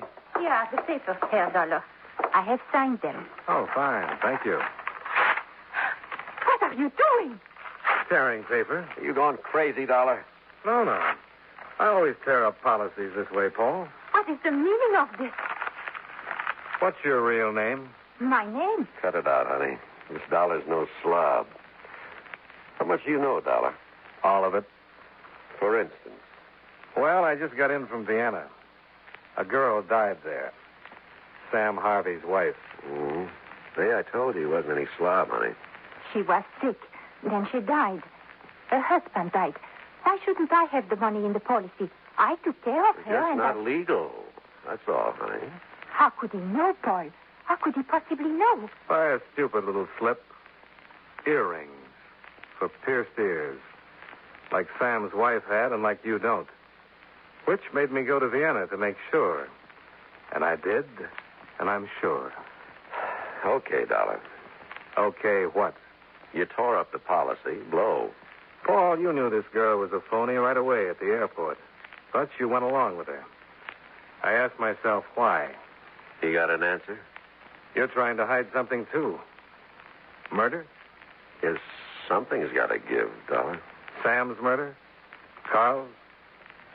You know what you know, and I know what I know. One of us has got to go. Killed Sam because you wanted in on the barge business. The smuggling, the black market. But Carl. Why Carl, Paul? Why did you kill him? He didn't want me in. So bad he didn't want me in, he threatened to get to you. He almost did. You almost got out of Germany, Dollar. But now I don't...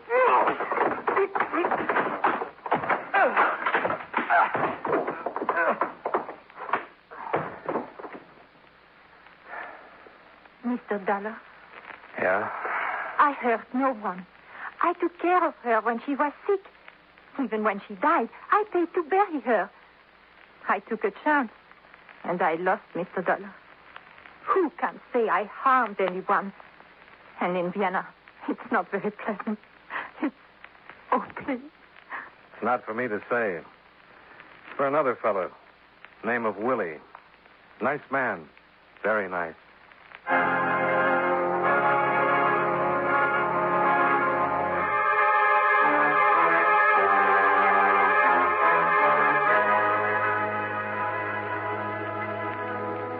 Expense account item 11, $67.70. Hotel bill and incidentals while in Berlin and Vienna. Expense account total, $693.03. Yours truly, Johnny Dollar.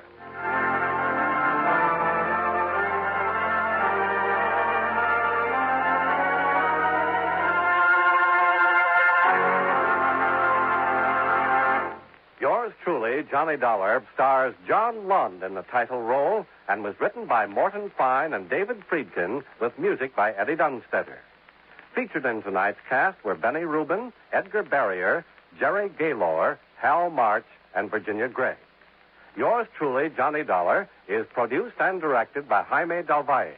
This is Charles Lyon, inviting you to join us again next week at the same time when, from Hollywood, John Lund returns as Yours truly, Johnny Dollar.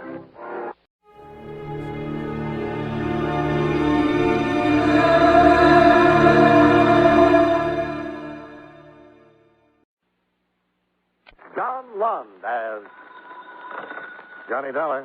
Walter Jackson, Johnny. Oh, hello, Mr. Jackson. How are you? No, not too good, Johnny. That is, our company isn't. If you're not on a case, I'd like you to conduct an investigation for us. I'm at your service. Good. Our company writes a group health and hospitalization policy at the Riggs Bearing Company. Where's that? In Riggs City, Florida. Employees 3,000. We cover the employees and their families. And? We've just received a claim on behalf of a Bobby Foster, the child of a machinist of Riggs. For what? For an operation involving a team of neurosurgeons and technicians that had to be flown to Riggs City by chartered plane from Boston. Now, what do you want me to do? Dr. Grant Howell, director of the Riggs City Hospital, attached a report to the claim. A report which we think bears investigation. Okay, I'll get right on it. Fine, Johnny. And don't spare any expense. If Dr. Howell's report bears out, there's a vicious racket spreading. A racket which victimizes children.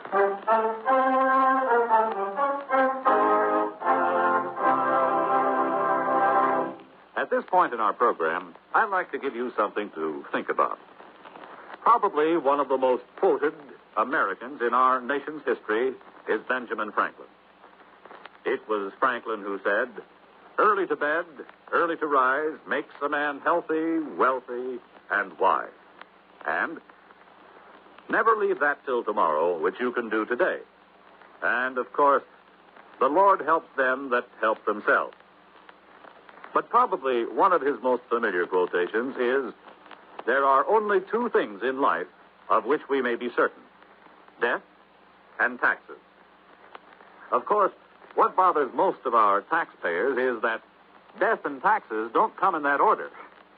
But seriously, one of the biggest jobs handled by the Secretary of the Treasury is the collection of taxes, our government's main source of income. The government raises money through the Bureau of Internal Revenue, which collects income taxes, excise taxes, amusement taxes, and other federal taxes. The Bureau also checks to see that you haven't paid too little and, believe it or not, that you haven't paid too much. Another way the government raises money is through the Bureau of Customs, which levies taxes on imports which are sent here from foreign countries. But although the Treasury Department collects the money, it is Congress, the men we send to Washington, who actually says who will pay taxes and how much. And that's one thing from which none of us can escape.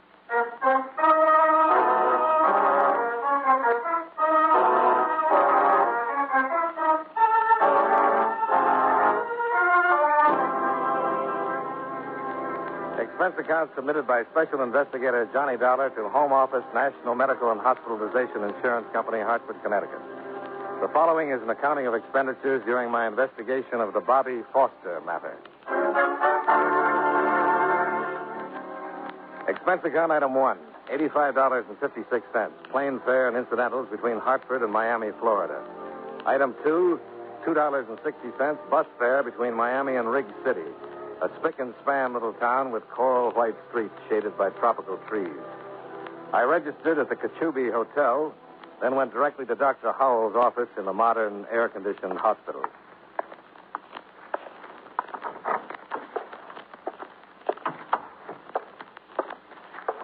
Good afternoon. Hello. May I help you? I'd like to see Dr. Howell, please. Well, the doctor doesn't see patients after 5. I'm afraid you'll have to return tomorrow.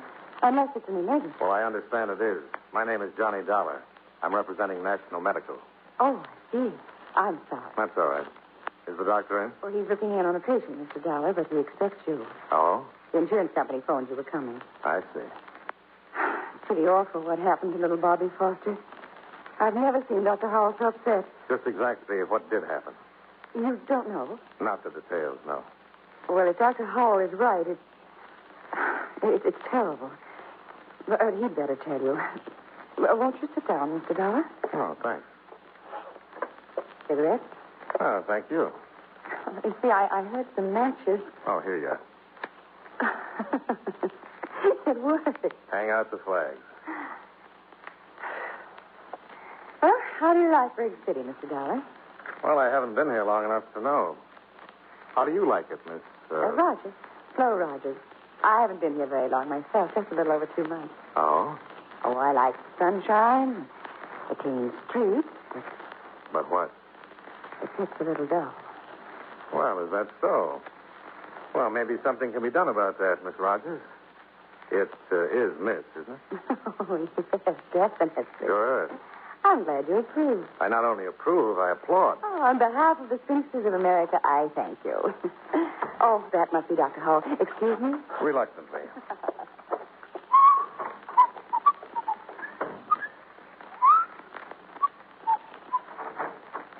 The doctor will see you, Mr. Dollar. Thank you. Oh, come in. Come in. Have a seat. Thanks, Dr. Howell. Well, your company acts fast. Only mailed that claim day before yesterday. National Medical feels it's an unusually high claim, You Doctor. suggesting I padded it? Oh, certainly not. But a team of neurosurgeons flown down from It is Boston... necessary to save the boy's life, I assure you. Well, don't misunderstand, Doctor. National Medical isn't challenging your professional opinion. I should hope not. The report you attached is what interested my company. It should. Should interest the whole country. I didn't have the opportunity to read it, Doctor. Perhaps It's a potential child killer, Mr. Dollar. A vicious, unscrupulous racket, capitalizing on panic, fear. Well, come with me. I want you to see what they've done to an innocent child. Bobby Foster? Yes.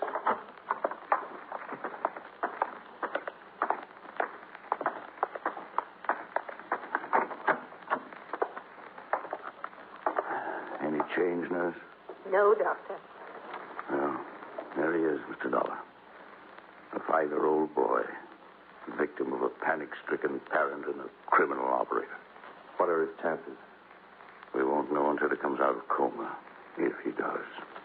And then? For complete recovery, no chance. For partial recovery, a fair chance. Bobby Foster will be paralyzed. You said a criminal operator.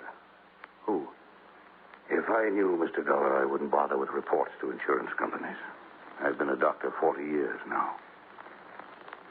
Seen a lot of pain and tragedy. But this... Let's go back to your office, Doctor.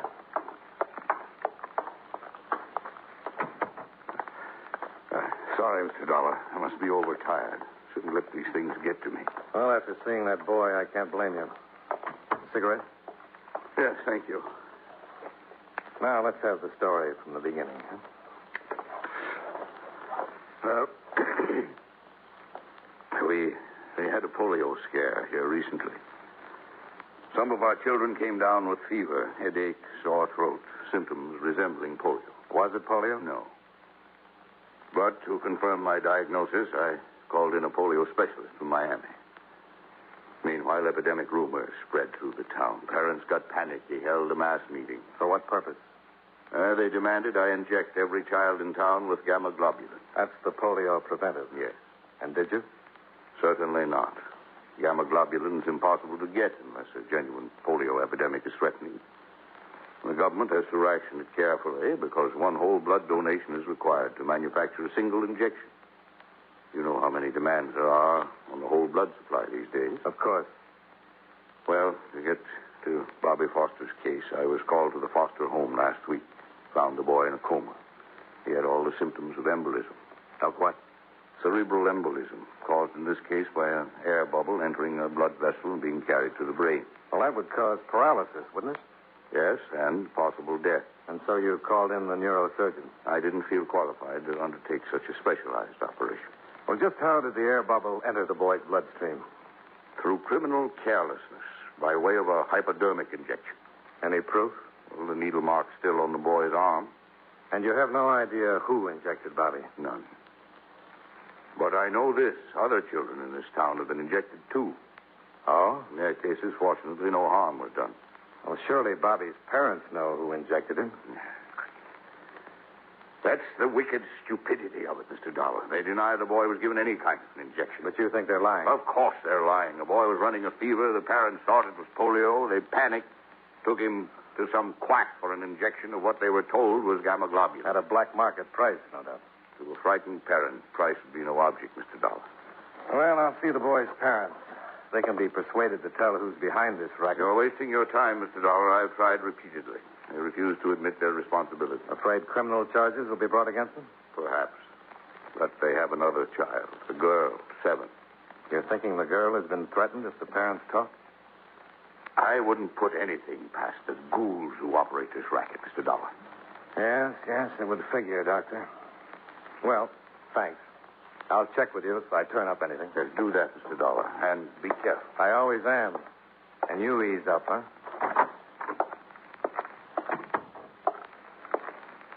He's very perturbed, isn't he? Well, he has a right to be, Miss Rogers. Do you have the Foster's address? Oh, yes. I prepared this for you. Here you are. Oh, thanks. Well, I'll take a run over there now. I wish I could help you. You've been very helpful already. No, I mean really help. If there's anything I can do, anything you need or need to know. Well, I could use a little background information, about the town and the people. I tell you what, why don't we have dinner tonight? Then I can get the rundown on Riggs City and a little nourishment at the same time. Well... You have another engagement? No, I haven't. It's just that... Well, I didn't want you to think I was angling for a date. Oh, now, look, I have a pretty good memory, and I distinctly remember that I asked you to dinner. I know, but... I think it's your civic duty to dine with me. Well, if you put it that way, as a good citizen, how can I refuse? That's the spirit. You name the place. Well, there's a restaurant called the Tropics, a bar and grill sort of place. It isn't 21, but it isn't bad either. I'm with you. What time shall we meet?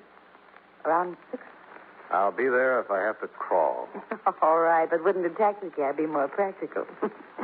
See you at 6.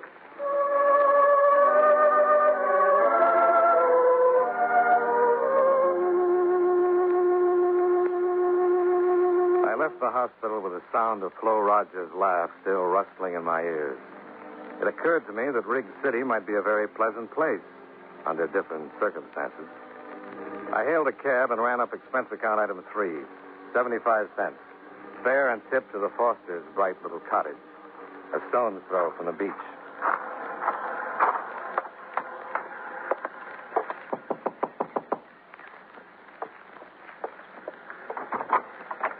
Yes? Mrs. Foster? Yes. I represent the National Medical Insurance Company. We have insurance where my husband works. Just a minute, Mrs. Foster. Please. I said we already have medical insurance. Yes, with my company. Oh. I'd like to talk to you. May I come in? No. That is, my husband is It'll at only home. take a minute, Mrs. Foster. If it's about the premiums, I can't help you. They're supposed to be deducted from my husband's paycheck. It's about Bobby. I can't answer any questions. You have to see my husband. I think you have the information I need. What information? About the injection Bobby had. The one He that nearly didn't. caused his death. No. You're wrong. Bobby didn't have an injection. Dr. Howell says the needle mark is still on the boy's arm. No. Is someone threatening to harm your other child if you talk? Please, go away. Please. You have a moral obligation, Mrs. Foster. I can't answer any questions. Other children are being victimized, too. Could end up in the hospital like your son. Only half alive because their parents were panicked into buying phony drugs from the black market. We were so worried that Bobby had polio. So worried. Who gave Bobby the injection? I can't tell. I can't. You've got to tell. But our little girl, Margaret. They said they... That's enough. I didn't tell him anything, Edward. Get inside. Where's Margaret? Inside, I said. Oh. So you're Bobby's father. That's right, mister. I'm Johnny. I know who you are, insurance company detective. Investigate. Have it your way, but get off my property. Did they threaten your little girl if you talk? I'm warning you. You can get police protection, Foster.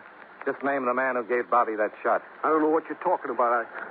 Now, you get off my place. Use your head, Foster. You're covering up for the worst kind of scum. Talk. You owe it to your son, to the other kids that are being victimized. All right, Dollar. I warned you to get out. Now, don't be a fool, Foster. I warned you. Get up. I didn't come here to brawl with you, Foster. I'm investigating. I said get up. Get on your feet and clear out of here. Since you asked me so nicely, sure.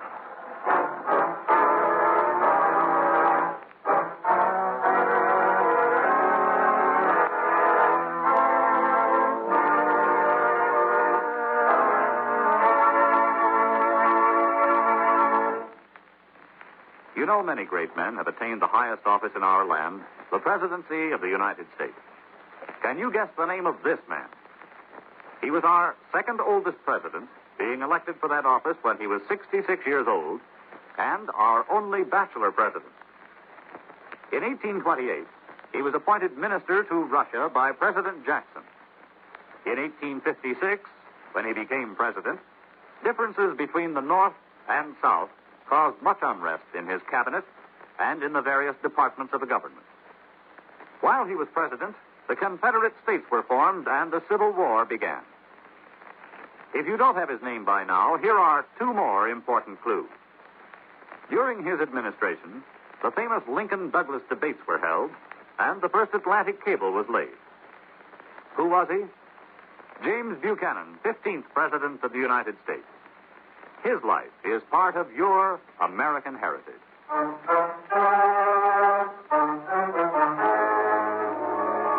And now, with our star, John Lund, we bring you the second act of yours truly, Johnny Dollar.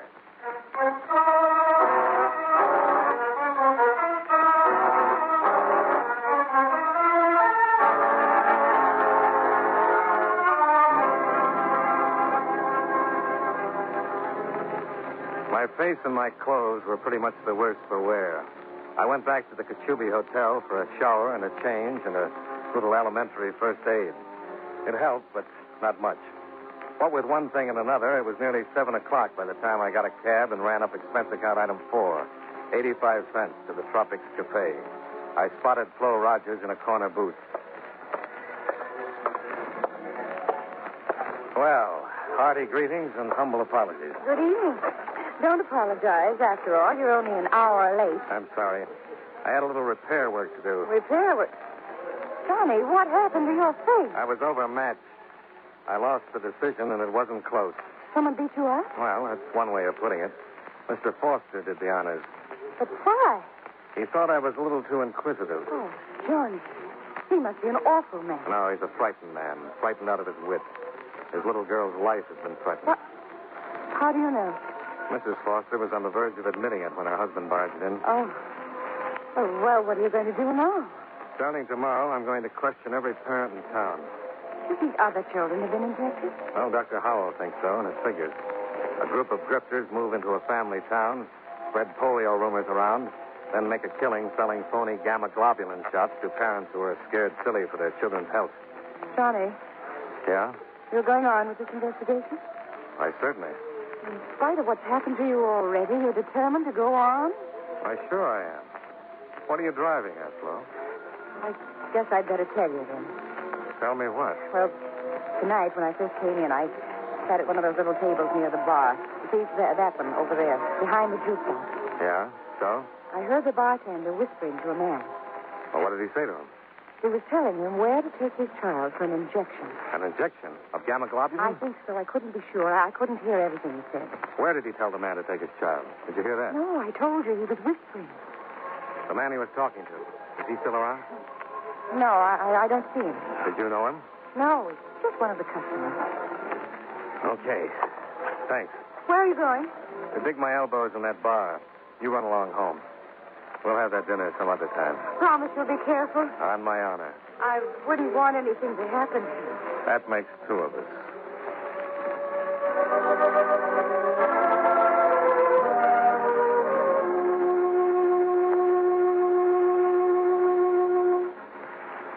I settled on a stool at the bar and ran up expense account item 5, $10.70, for more than a few double bourbons, with which I slowly drank myself into a mood so dark that my neighbors moved to the other end of the bar.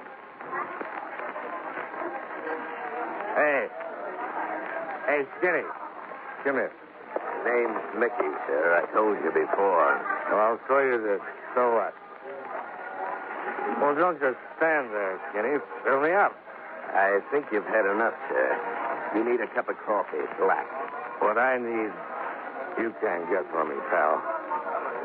Nobody can. You sound like a man that's got woman trouble. What do you mean, woman trouble? Why, my little wife is the finest, sweetest... Yes, sure. You're crazy about her and the kids, too. How do you know I got kids? Well, you're the type. Family man. No kid. No kid. Now, look, I'll get you that coffee and then a cab to take you home to the... Get you that coffee and then a cab to take you home to the kids. Okay? Okay. Hey, wait a minute. Come here. Yeah? You're a swell guy, Skinny. You understand when a man's got trouble. Yeah, sure. Forget it. Just that my kids are sick. Wife is worried half out of her mind. I had to get out of the house. I had to get away for an hour. You say your kids are sick? Yeah. Wife's scared of polio. What does the doctor say? Oh, a lot of mumbo-jumbo. Everybody knows there's a polio epidemic in this town. The doctors are afraid to admit it because they can't get the stuff to stop it. Gamma globulin? That's the only thing that'll save my kids, the only thing. Listen, mister. Maybe I can help you. Huh?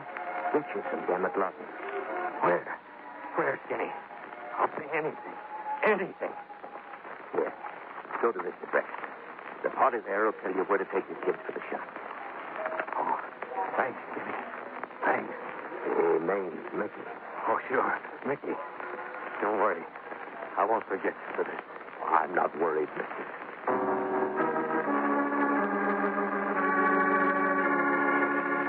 I left the Tropics bar and piled into a cab. On the way to the address Mickey had given me, I stopped at a highway diner and ran up expense account item 6, 30 cents for a carton of steaming black coffee. Not that I was in need of sobering so much. I just wanted something to take the sudden chill off my spine. If you've ever had a date with a grave robber, you know what I mean. It was 2 a.m. when the cabbie dropped me at the driveway of what looked to be a deserted beach house. I paid him off. Expense account item 7, $1.20 tip and fare, and started up the drive toward the vine-covered gate. That's far enough, Dolar. Who's there? Oh. Just shut up or I'll snap your neck, Dolar. Foster! That's right. Don't give me any trouble. Okay. Ease up. Whenever you come along easy and no funny business. Yeah. All right. Put your hands behind your head. Clasp them. Don't turn around. Okay. Where's your gun? I didn't bring one. You got less sense than I thought, Dolar. I had my reasons. Let's go out the gate. My car's down the road.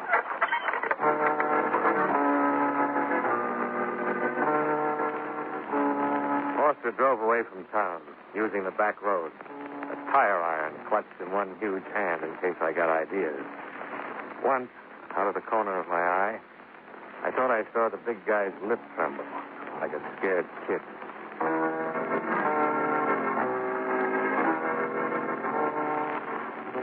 He finally pulled up beside a long, sleek auto trailer, parked in a lonely beach cove. He motioned me out and followed me to the door.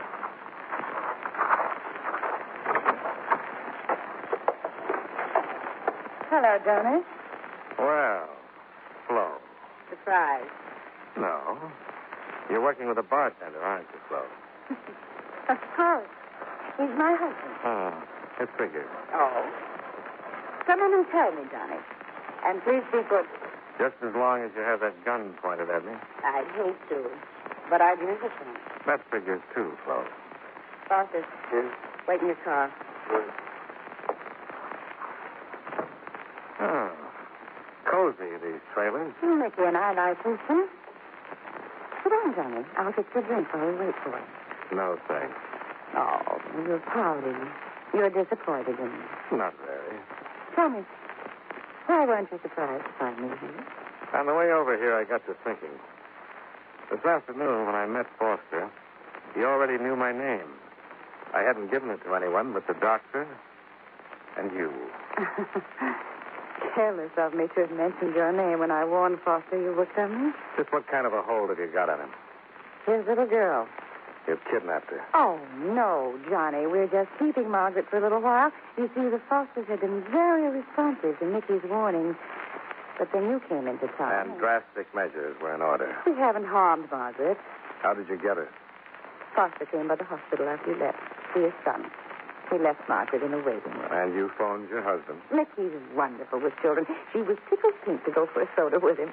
Real sweet people, you and Mickey. But he really hates us, Johnny. Believe me. Yeah, sure. What happened to Bobby Foster was an unfortunate accident. Who gave Bobby the injection? Mickey. I can't stand the sight of a needle. Some sweet rat. Oh, we do very well. Traveling from place to place, taking jobs. Following the epidemics like a pair of buzzards sailing astray. Self-righteousness doesn't become you, Johnny. What do you charge for a shot? $50. What's in them? Nothing harmful, just colored water. And once in a while, an air bubble. That was an accident. I'll take the gun, Flo. Oh, Mickey, I didn't hear you drive up. Everything all right? Foster did exactly as he was told. Good. Hello, Dollar. You play a lousy drunken father. I'm usually better, but tonight I didn't extend myself. Huh? I had a hunch you'd want this meeting to take place before I started questioning the other parents in town. Because you knew I was bound to find a mother or father who'd identify you two. Ah. Then you've been willing to make a deal all along, huh, Dollar? Well, let's say I hated to spoil your fun. Especially Flo's. What's that crack mean? Ask your lonesome wife. Don't listen to him, Mickey. She plays a very convincing bachelor girl. He's trying to make trouble. A little too convincing. Shut up, Dollar. And she talks a lot. Talk? She told me everything just now. Even that you've done away with Foster's little girl. What? I didn't. I said, Mickey, behind you. Come on. A gun, Foster. Shoot, Mickey, shoot. I'll take the gun, Flo. Let me go. Now sit down and behave. You hurt me. Give it to me, Dolly. The gun. I'm going to kill him. No, Foster. Give me the gun, Your Dolly. girl's all right. I said this. You understand me? She's all right. You said he killed her. Well, I had to. It was the only way I could shock you into making a move. You're not just saying it, Dollar. Margaret's really safe. Tell him, Flo. Yes. She's all right.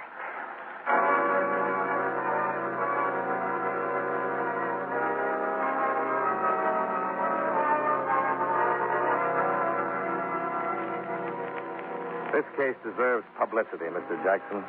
Lots of it. Scared parents make easy dupes for operators like Flo Rogers and Mickey. And when innocent kids end up the victims, it's intolerable. Dr. Howell tells me that all the gamma globulin manufactured goes to the Office of Defense Mobilization, where it's distributed to local health departments, who in turn pass it on to MDs only.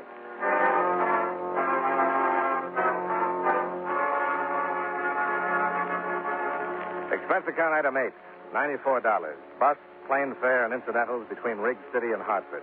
Expense account total, $196.96. Yours truly, Johnny Dollar.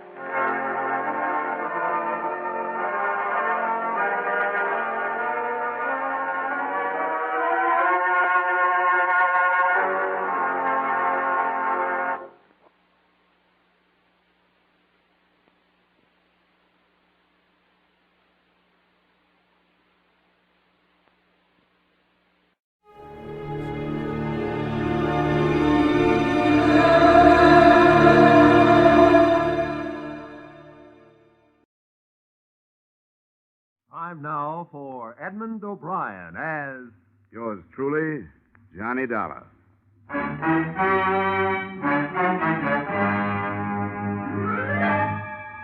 Edmund O'Brien, starring in another adventure of America's fabulous freelance insurance investigator, Johnny Dollar. At insurance investigation, Johnny Dollar is only an expert. At making out his expense account, he's an absolute genius.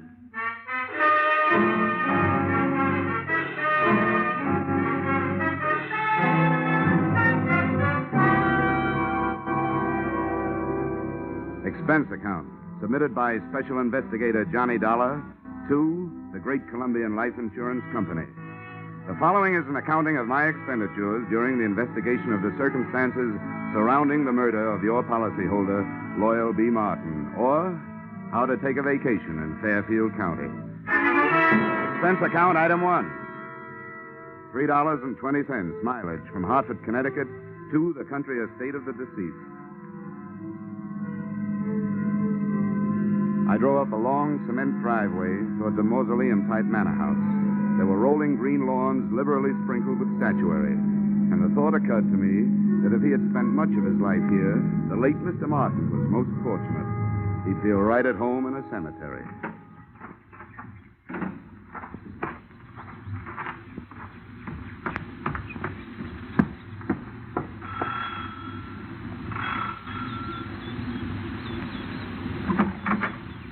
Yes? My name is Dolar. I'm here to see Mrs. Martin.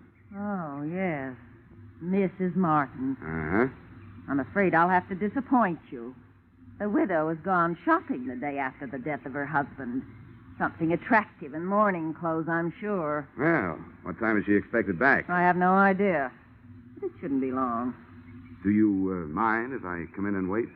You'll forgive my asking, young man, but just what is your business here at Loyal Haven? I was sent here by the insurance company. Oh, why, yes. Well, then do come in. Here, right in here. I'm Mrs. Tompkins, the housekeeper, Mr. Dolar. I was with Mr. Martin for over 30 years. He was a wonderful man. This furniture also looks like it might have been with Mr. Martin for over 30 years. Victorian, isn't it? Yes, pure. Loyal... Mr. Martin, that is, was an expert on the Victorian period. Please sit down. Thank you. Mr. Dolar, I suppose you'll think it's indelicate of me at this time, but about Loyal's insurance, his policies, did they... Yes, Mrs. Tompkins, they did. One of his policies leaves you a nice, sizable amount. But before you start counting it, maybe you and I had better have a little understanding. Yes? Well, I'm not here to represent the payoff department. I'm here to investigate the murder. Oh, I see. Yes, before the company pays off, they want to make sure that among the beneficiaries, they don't pay off the murderer, because they really don't have to do that. Oh, I didn't realize. No, neither do a lot of people. You know, that's the way quite a few good murders are wasted. Yes, I suppose you're right. Well, if that's what you're here for, I suppose you'll want to talk to the police. Lieutenant Markwood is in the library. That's where it happened. Oh, library, huh? Well, that might help. If I can't find any other answers, I can always try looking some up in a book. Which way do I go? The door, just across the hall. Thank you. And what a hall. The only thing missing was old Queen Victoria herself. Even the musty odor clinging to the green velvet seemed to have been passed down through the centuries. There was a brace of moth-eaten pheasants on the wall and a bouquet of moth-eaten flowers under glass on a marble-top side table. The library was the same, but there were three things that looked out of place. A, an old suit of armor. B, a glass case filled with new, well-polished sporting rifles and shotguns. And C, a very gruff-looking lieutenant of the police who eyed me as I came in. And who are you? Oh, here's my little breath saver. Oh, yeah, Johnny Dollar. They told me you'd be here. Well, I've told everybody else I better tell you don't touch anything. They want to re-fingerprint the whole room. Okay. What'd you find, Lieutenant? Nothing but the cadaver with 2 bullet holes in his back. Haven't got a caliber report from ballistics yet. Have you an estimated time of departure? Yeah, the coroner says Martin died after dinner last night. Uh-huh. Anything to go on? Just the usual. Faith, hope, and suspicion. His wife, too young and too pretty for an ugly old buck like Martin, must have married him for his money. Then there's that housekeeper, Sarah Tompkins. Yeah, I met her on the way in. And she used to be the old man's intended, from what I can find out. Probably jealous of the young wife. Then there's the brother, Marty. He showed up a few weeks ago, broke and brooding. Probably in love with the young wife. And then there's Nick Bellotti, a private detective who hired himself out as Martin's bodyguard. Bodyguard, huh? No doubt also in love with the young wife. Could be. Who's your choice? Except for the fact that there are only 2 bullets, I think they all did it.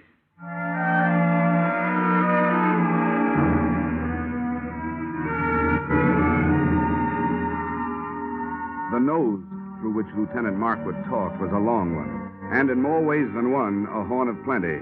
For out of it had poured enough motives and suspects to furnish a dozen murders. I started through this cast of characters and found that all of them had very little to say and didn't want to say it. The first I dug up was the bodyguard, my brother investigator, Nick Bellotti, as he returned from a horseback ride. Glad to have you on the case, Dollar. The police have tied my hands. They told me to stay out of it, but to stick around. Have you got any ideas?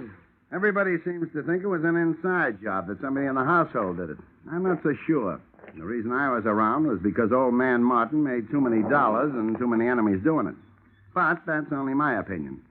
Why don't you talk to the old boy's younger brother, Marty?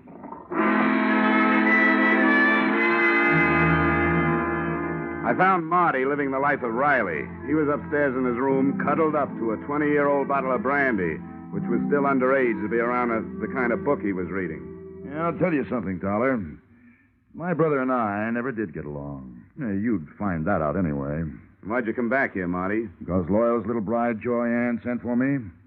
She was afraid of him, and she didn't know if he was on to her. Was he? About that, you'll have to talk to Joy Ann.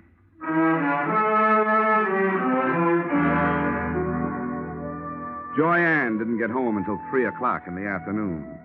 I caught up with her 20 minutes later as she came dripping out of the swimming pool.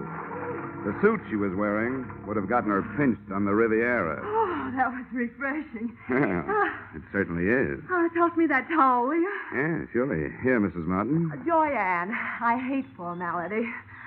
Who are you? Well, I'm from the insurance company, here to find out whether you killed your husband or not. Good for you, Mr. Dollar. That's what I like. Men who get right down to the point. I was told you were here. Oh? Nobody told me about you. Oh, come on over and learn. I want to stretch out here in the sun. Here, you man the fly swatter. Okay. Come on, sit down. Here beside me. If it gets too warm, slip off your shirt. Oh, thank you. Well, suppose we start talking business. Marty tells me you sent for him to come here because you were afraid of your husband. How come? Well, I knew Marty before I knew Loyal. As a matter of fact, he's the one who introduced me to. What do you call a dead husband? You call him unlucky, I guess. Anyway, for the purposes of this conversation, I'll know who you mean if you just say husband. But you didn't answer my question. I meant, were you afraid of your spouse? And if so, why? Yes, I was afraid of him. Oh, I might as well tell you, Mr. Dollar. I want to be frank with you. The only thing Loyal didn't have to offer me was love. I seem to be a girl who needs just that. Frankly, I tried to make up the deficit. Mrs. Tompkins, the housekeeper, saw to it that my husband found out about it. From then on, it was like living with a madman. So endeth my confession. So beginneth my suspicions. What about this housekeeper? Well, until I came along, she always thought that Loyal would wind up marrying her. No, don't get me wrong.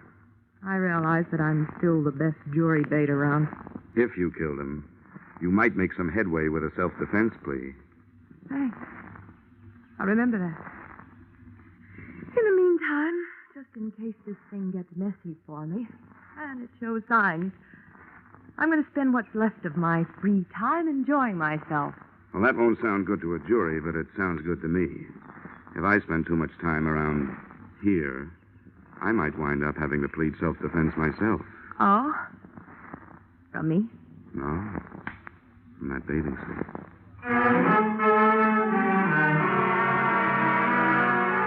I spent the rest of the afternoon trying to keep 2 eyes on 4 people, reading from left to right. Brother Marty stayed in his room finishing his book and his brandy. Nick Bellotti, the bodyguard with no body to guard, got back on his horse and cantered off into the sunset. The joyous widow, Joy Ann, locked herself in her room, and all I could get through the keyhole was the sound of a light and lovely snore. I couldn't tell whether it was the genuine article or not.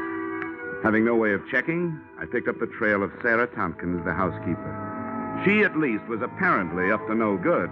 I found her in the library doing just what Lieutenant Markwood had told her not to do, smearing the surfaces of Mr. Martin's desk with a dust rag. And as anybody knows, you can't fingerprint a dust rag. Hey, cut it out! How dare you?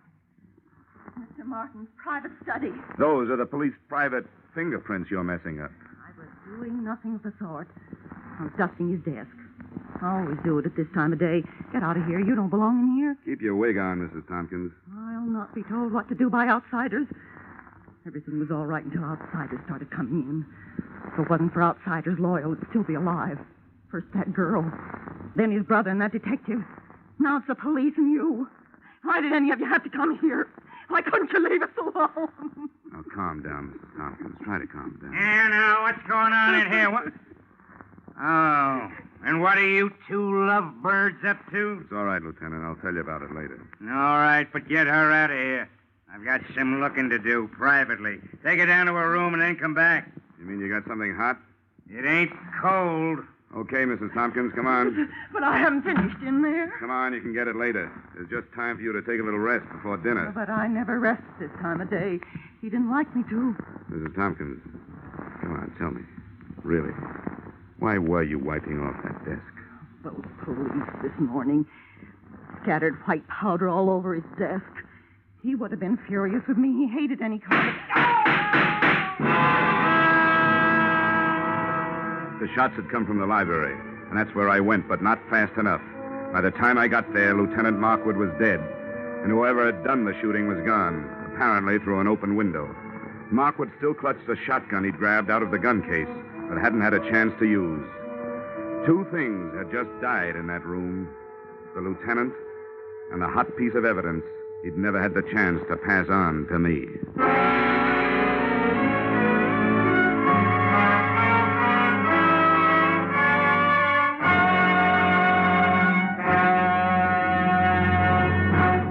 In just a moment, we return to the second act of Johnny Dollar. But first, the cream of the wit and the best of the music, which Arthur Godfrey brings you in the daytime on CBS, can now be heard on Godfrey's Digest, a new Saturday evening show heard on most of these same CBS stations.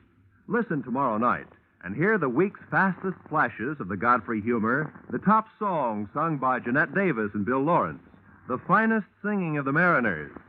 Arthur Godfrey's Digest and the Goldbergs are the latest addition to CBS's great Saturday nights. Now, with our star, Edmund O'Brien, we return to the second act of yours truly, Johnny Dollar.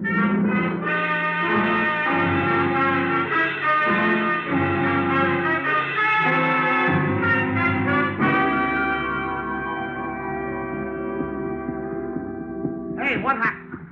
Oh, Markwood. Yeah, he's dead. Well, what are you doing, fella? I'm looking for what there seems to be a shortage of around here, Bellotti. Clues. You don't mind where you look, do you? Rule number 1, don't get caught frisking dead cops. Forget about it, Bellotti, will you? Maybe I can suffer from lapse of memory for you sometime. That's a deal. Got any idea what you're looking for? No. But whatever it was important enough to get him killed. I'd hoped maybe there'd be something in his notebook, for instance. Any luck? Well, very little. It's a brand new book, only one notation in it. Here it is. Check tattooing diameter. Recheck penetration. What do you make of that? It's too scientific for me. I'm a skip case and divorce type detective myself.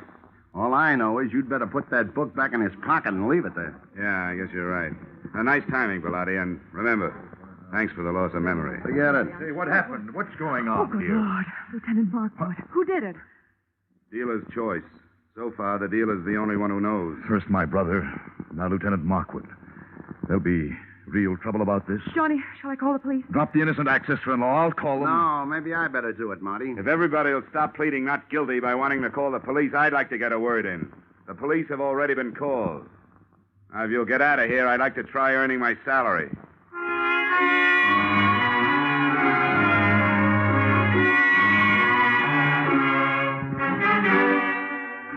If I had had longer ears and more soulful eyes, I would have been all bloodhound, because I could sniff out the first of the trail.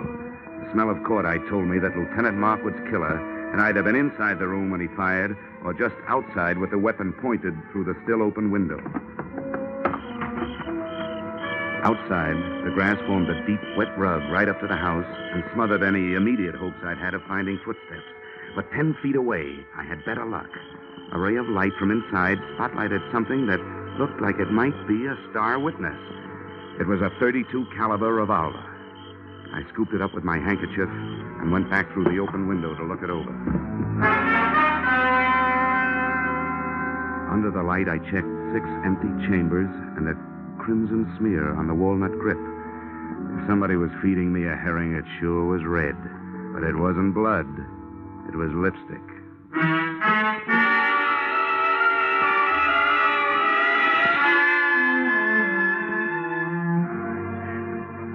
I'd like to introduce myself, Dollar. I'm Sergeant Norrin McDougal. How are you, Sergeant? Poor Markwood. Thank the Lord he didn't have any wife and kids. I'm glad to hear that. Cops usually do. Well, there's one good thing about it. When a police officer goes, there's plenty of them that lives on to fight back. All the police in the world. You can throw in the private ones, too, Sergeant. Thanks, Dollar. And now maybe I'd better take your statement. Well, it won't take long. I heard the shots from the hallway, and I came back. He was killed either from inside the room or just outside the window. I didn't get a look at the killer, but I found what might be the murder gun. Here it is. What's that handkerchief? 32 caliber. Yeah, how does that match up with the gun that killed old man Martin? Do you know? Same caliber. Uh-huh. I wonder what he was doing with this shotgun. It ain't loaded, and Markwood knew better than to wave an unloaded gun in the face of a full one. Did you get anything else out of ballistics, Sergeant? Headache. Dollar, what we got from ballistics don't add up with what we got from autopsy. Well, how's that? Those two slugs entered Martin's body an inch and a half apart. But, according to the shallow penetration, they were fired from a distance of 300 yards. Now, do you know anybody who could do that kind of shooting with a 32? Well, that's pretty fancy shooting. Could it have been done with a stationary mount? No, not a chance. The body would have started falling after the first shot, and you can't re-aim a stationary mount that fast. Yeah, you're right. You know, I didn't have a chance to spend much time with Markwood before he got it, so I don't have much to work on. You got anything to spare? Just a lot of routine confusion so far. You know yourself, Dollar. You take 4 witnesses, you're bound to get at least 2 different stories. Now, 2 of the people that heard the shooting when Martin got killed last night said they heard 2 shots. The other 2 earwitnesses said they heard 1. The only thing the whole 4 agree on is that they didn't see anything. Well, that sounds familiar. Thanks anyway, Sergeant. Sure, anytime. Hey, Sam. Yeah? Take this gun into town. Tell ballistics to run it through for fingerprints and check it against those slugs in the Martin case. I want to report right away. I hitched the ride with that gun into the ballistics department. While waiting for the test to be made, I asked some questions, and I came up with a real brain buster. Despite the fact that the penetration report said that Martin had been shot from a distance of 300 yards, his skin and clothing had been tattooed with powder, indicating the shots had been fired at close range.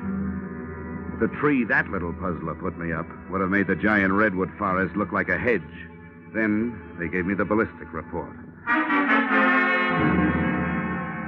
The lands and grooves scored into the slugs by the revolver barrel proved that both Loyal Martin and Lieutenant Markwood had been killed by the 32 caliber gun I'd picked up in the yard.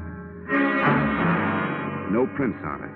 Registered owner, the young lady who looked much better in a bathing suit than she'd ever look in the electric chair. The widow, Joyanne Martin.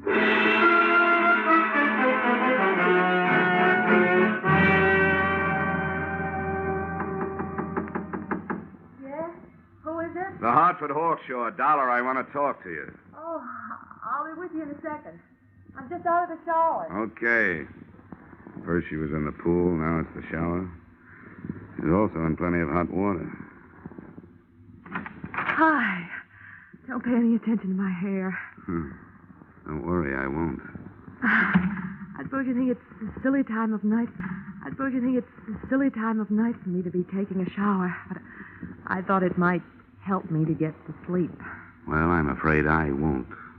Why, Johnny.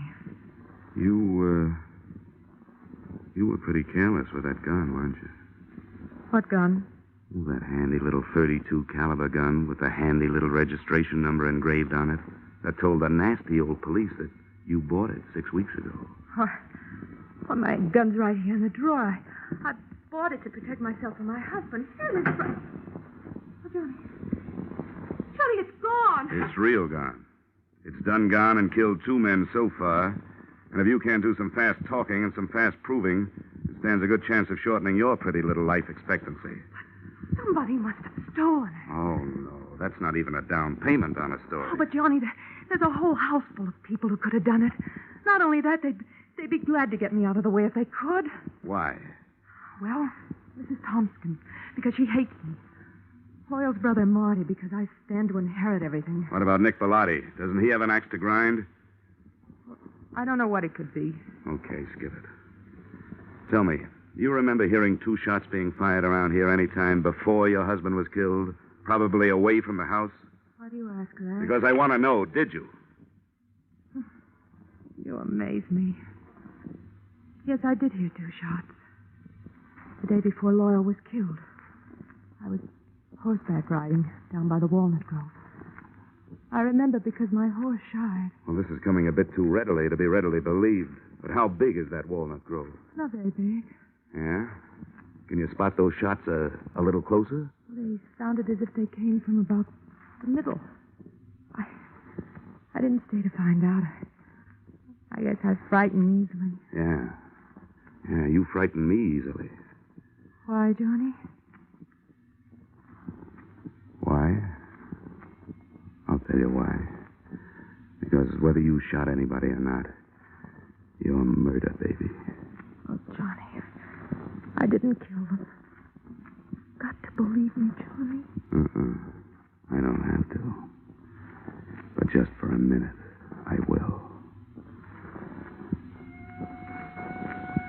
What is there about police drivers? Even out in the country, they got to lay on those sirens. Johnny, please. Come on, you better get dressed, sweetheart. I told them I'd keep you occupied till they got here. Why, you...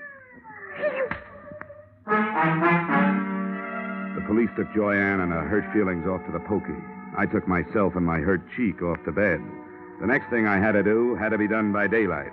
So I took over Joyanne's painfully empty and prettily perfumed sack, set the alarm for dawn, and snort up a storm.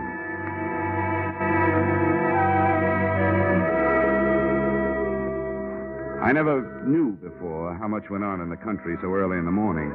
On the way to the walnut grove, the damp air washed the cobwebs out of my head, and I started thinking.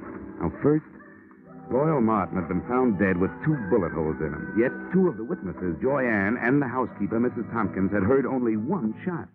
Second, that powder burn tattooing on the body, denoting a close-range killing, was in violent argument with a bullet penetration report which screamed long-range killing. Those facts, added to what was in Lieutenant Markwood's notebook, plus that shotgun clutched in his dead hand, came close to tallying up the total that had cost him his life.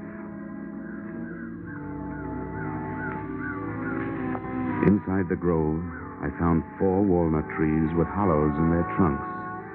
The first one gave me a handful of nuts and a fancy sassing by an irate squirrel. The second one came up with a handful of spunk water and a wet cuff. And the third, I found what I was looking for. I found about 2 pecks of clean cotton waste. That is, clean, except for some powder burns. Everything was falling into place, including a blunt instrument which hit me on the head from behind. But before I hit the ground, I saw Brother Marty Martin legging it back towards the house.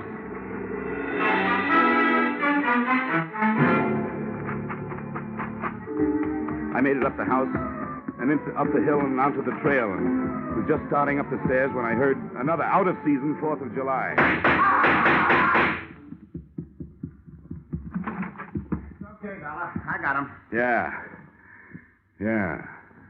So I see. It was self-defense. I had to do it. I hated to butt in on your case, but all of a sudden everything stacked up, and I knew he was your man. When I threw it in his teeth, he made a try for his gun, so I dropped him. You sure did, Bellotti. Well, I owe you a lot of thanks. But if you don't mind, I'll take over from here. Sure, help yourself. Good. And, I think the first thing you'd better do is hightail it into town, get your story filed with the police. Yeah, I guess you're right. You're all straight now, so you can back me up. 100%, Nick, all the way. Now get going. Come on. Okay, Dollar. See you later.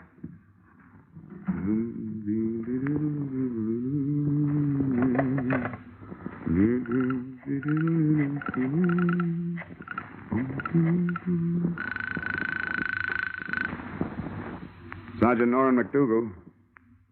Yes, sir. Sergeant McDougal. Johnny Dollar, Sergeant. Oh, yeah, Dollar. What's new? Well, just another corpse. And in just about 15 minutes, the guy who made it one and conspired on the other 2 killings is going to walk right into your arms through the station house door. What? Who is it? Nick Bellotti, New York private license. He just shot his partner in this thing, Marty Martin. You're crazy. What about this girl? It was her gun. That was their fondest hope, Sergeant, to pin it on her. They borrowed her gun, fired 2 slugs from it into some cotton waste, then took the slugs and stuck them in a shotgun shell. 1 shot, just like both ladies said they heard. The shotgun Lieutenant Markwood was looking at when he died was really the Martin murder weapon. Oh, that takes care of the powder burns and the shallow penetration, yeah. Well, thanks a lot, Dollar. I'll be waiting for him. Hey, wait a minute. What's he walking in here for under his own power? To tell you an early morning bedtime story, just before you go off duty. He'll give you a pitch about a self-defense killing. It's a lie. The victim wasn't carrying a gun. If he had been, he would have used it on me. But he didn't. He used a sap. The sap.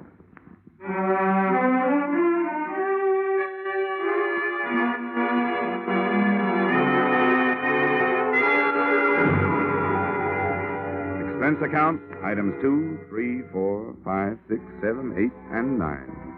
$624 entertainment. Appeasing a rich widow with rich taste. Expense account, items 1 through 13 inclusive, $160 entertainment of poor insurance investigator with extravagant taste. Expense account, item 14, $7.80 mileage New York to Hartford. You may disagree with that item, claiming that I finished the case in Fairfield County, but I didn't finish the case until I left her. And New York City is where I left her. Expense account total, $823. Signed, yours, truly, Johnny Dollar.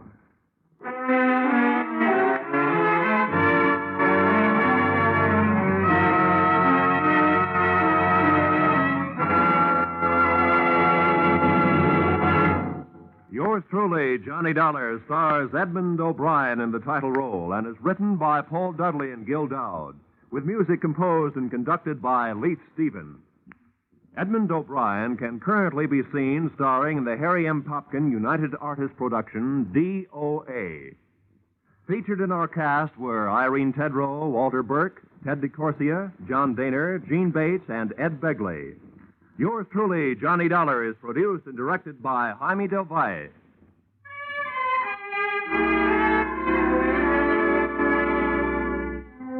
Join us again next week when Edmund O'Brien returns in another adventure of... Yours truly, Johnny Dollar.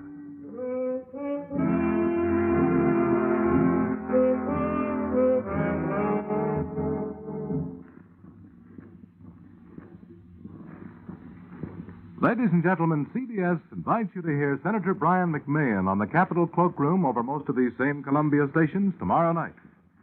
Senator McMahon is chairman of the Joint Congressional Committee on Atomic Energy. And when he's interviewed by CBS newsmen Eric Severide, Bill Shadell, and Griffin Bancroft, this will be the first detailed discussion of the hydrogen bomb and its implications.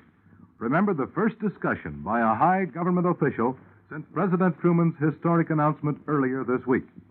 Remember, that's CBS's Capitol Cloakroom, tomorrow night at 10:30 p.m.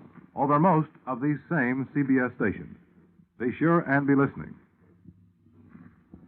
This is CBS, where, incidentally, Arthur Godfrey's Digest of Wit and Humor is also heard every Saturday night. The Columbia Broadcasting System.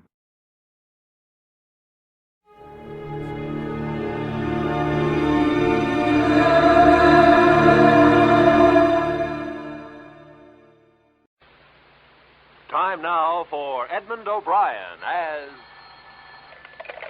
Johnny Dollar. Why in the world are you down here, Dollar? Your train leaves in 45 minutes. Well, I'm taking a quick refresher course in ancient history. You're sending me out to find a missing archaeologist, aren't you? Well, I want to be able to talk his language in case I find him alive.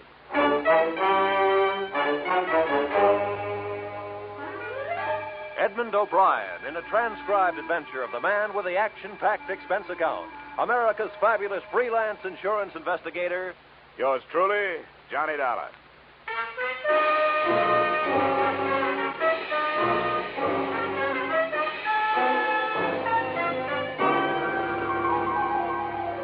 expense account submitted by Special Investigator Johnny Dollar to Great Corinthian Life and Liability Company, Hartford, Connecticut.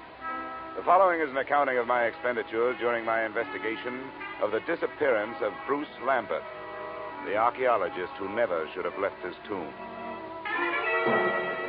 Expense account item 1, $7.50, railway and taxi fare from my Hartford apartment to room 317, Brighton Arms, New York City, a hotel whose front rooms had a depressing view of an 81st Street mortuary.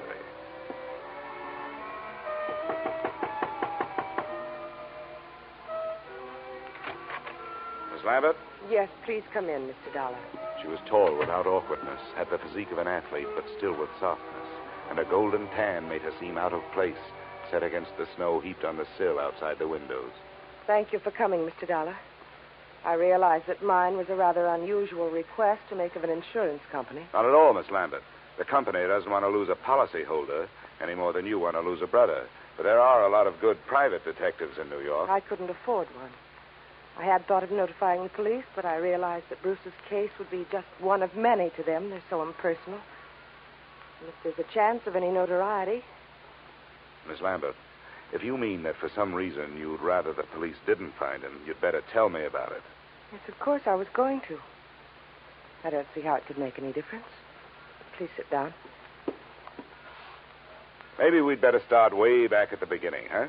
That would be in Egypt, wouldn't it? Yes. In the desert some 100 miles west of Thebes. My brother's an archaeologist, and he'd uncovered some ruins. It was quite an important discovery, something about the 12th dynasty. I don't know much about it. You were with him? Yes, I didn't spend much time at the excavation site. I stayed in the village. But the reason the police might make it difficult is that Bruce discovered some relics that he didn't declare to the authorities there. You mean he swiped them? Well, if you're in the habit of using extreme bluntness, I suppose you could put it that way. All right, I'm sorry. Please, Mr. Dollar, this is quite unpleasant for me.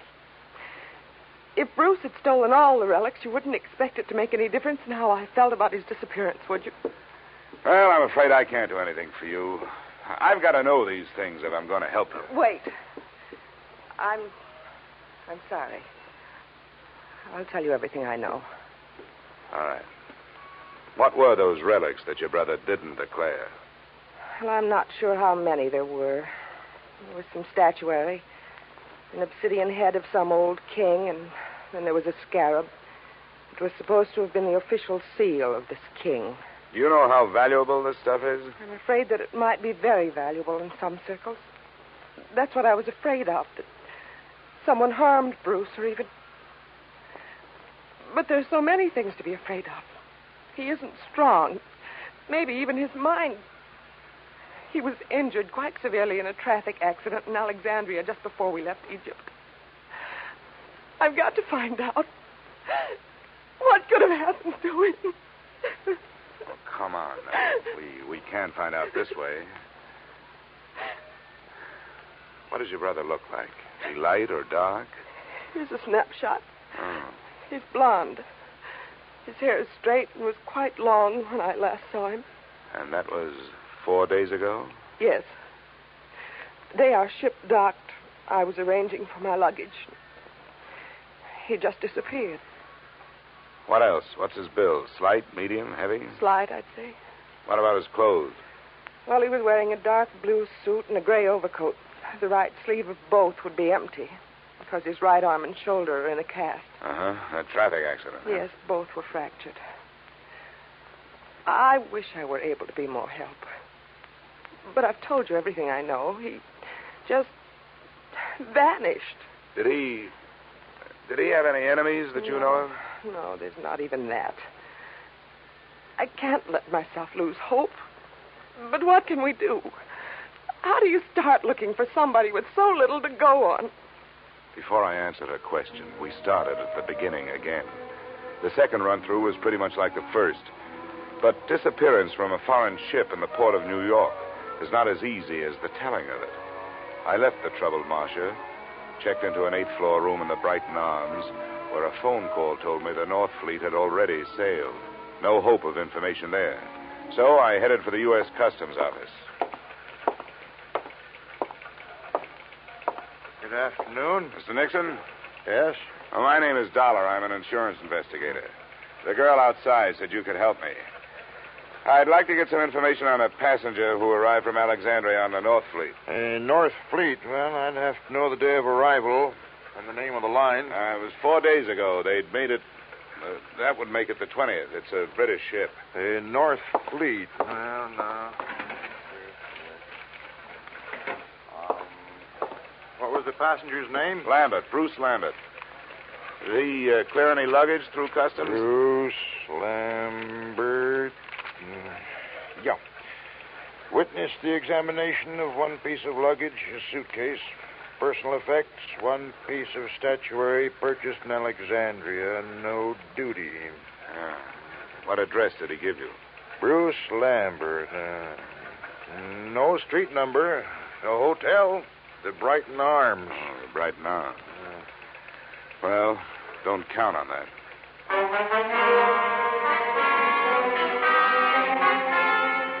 Expense account item 2, $30, which, with my ID card, helped impress the cab drivers who worked the entrance to the pier where the North Fleet had docked.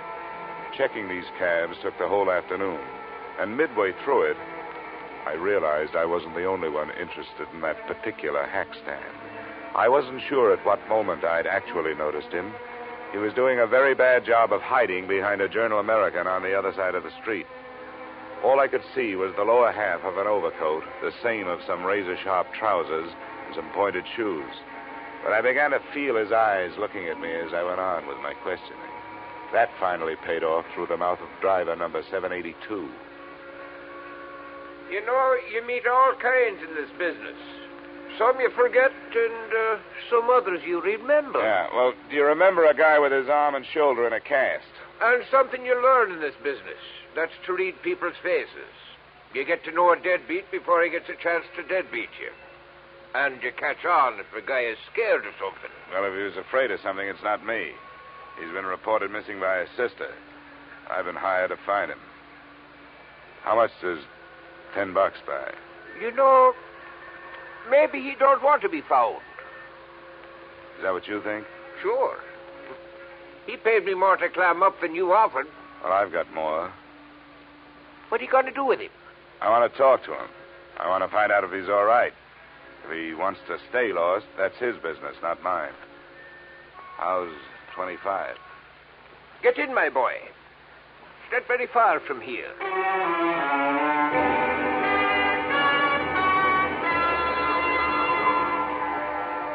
Our destination turned out to be an old red brick hotel near 39th Street between 10th and 11th Avenue.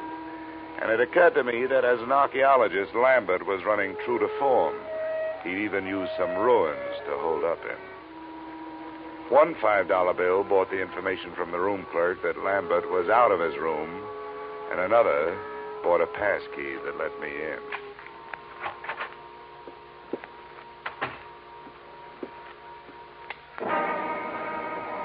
The first thing to catch my eye when I switched on the light was a black piece of statuary shining dully on a chipped bureau, a crowned head with exaggerated features sculptured in obsidian. I posed myself this riddle. If it was so valuable, why didn't Lambert take better care of it? But before I had a chance to try for the answer, a foot nudged the door open behind me. As might be expected, it was wearing a pointed shoe and was followed into the room by a slight yellow ivory-skinned man who rather resembled the black statue. I must thank you for leading us to the hiding place. Where is he? Well, that depends on who he's hiding from. It looks like it's you. Perhaps it is that you do not know where he is. Yeah, perhaps. I followed your taxi after you talked with those drivers. That was very smart. Where did you think I expected you to go? What's your interest in Lambert? You were employed by the girl to find him.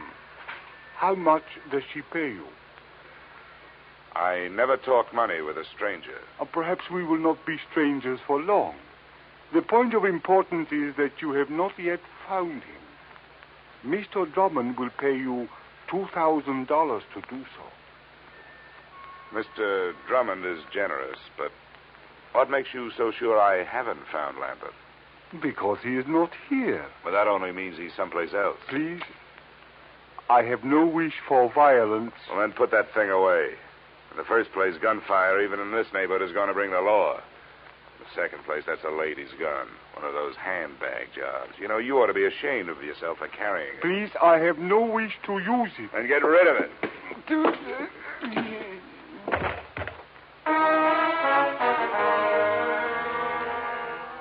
I hate little men who try to play bully. But there was more than that behind my fist. I figured I could learn to know him better if he was quietly stretched out on the floor. I was half right. An Egyptian passport told me that his name was Ammon Hyksos. Hometown, Alexandria. There was nothing else. I could turn Hyksos over to the police on an assault charge, or I could wait until he woke up and try knocking some information out of him. But I didn't do either. I left him there in the lobby. I gave a message to the room clerk for Lambert, telling him to stay out of his room when he came back and to phone me at the Brighton Arms.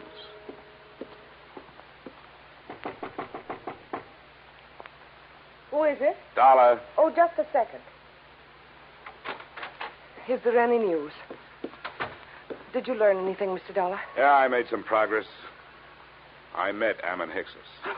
You told me your brother didn't have any enemies. That little Egyptian is out looking for him with a gun. Why'd you lie to me? I have no right to ask you to believe me now. That's so true. But I wish you would. Please come here and sit down. No, thanks. You sit there and I'll stand here. I think I'll be less inclined to believe you from here. That's not fair. I know. I wasn't fair with you either. I want to be. But there are some things I just can't tell you. Why not? Well, I can't tell you that either. No, nuts. Women like you make everything tougher than it should be. You demand all, but you give nothing. You ask to be trusted, and you won't trust. You make yourselves look soft when you're as hard as steel. You've got warmth, but you only turn it on when you get something out of it. You're wrong. I was trying to help him. Or us. I had to lie. Look, I started this thing wanting to help you. There was something personal about it. But you wanted me to do things your way and not mine. Well, we just stopped doing that. Please leave me alone. Just go away. Go back to Hartford and forget you were ever here. I wish I could. But I'm working for an insurance company looking for a missing policyholder. Well, I'll be up in my room if you decide to help me find it.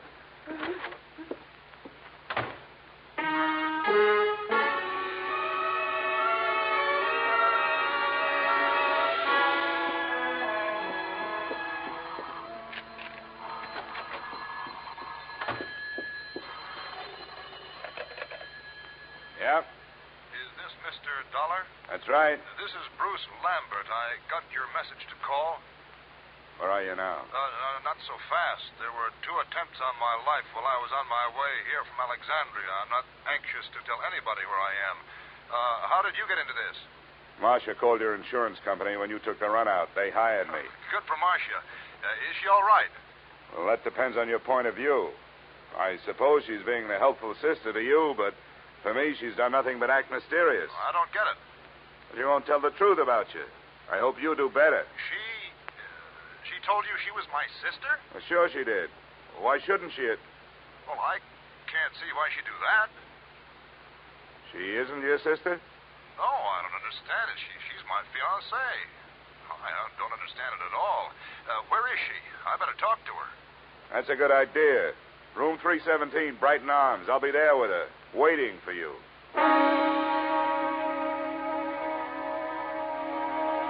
Which, in a way, was how it worked out.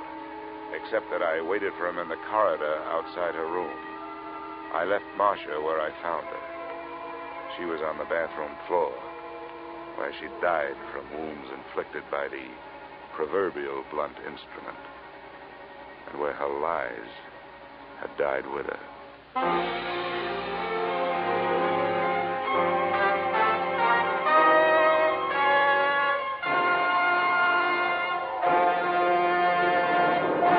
In just a moment, we will return to the second act of yours truly, Johnny Dollar. But first...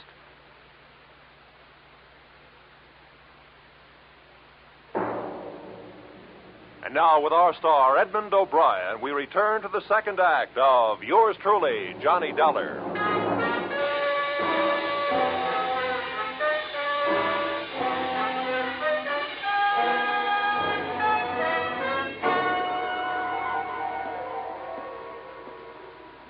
Bruce Lambert? Yes? It's all right, I'm Dolar. Didn't take you long to get here. Where'd you phone from? Just around the corner, a bar. Why do you ask? Where's Marcia? Marcia's dead. I don't believe you. I want to go in there. She isn't dead. Let me in there. Come on, use your head, will you? There's nothing. Oh, your arm. I'm sorry. Look, you don't want to go in there. Believe me, you don't. There's nothing you can do for her. She can't be dead. She can't be. Come on. Where? Why? I want you to come up to my room with me. You've got to do two things. First, give me every reason you can think of why this should have happened. And then, before the police get here, you'd better start rehearsing a story of your own.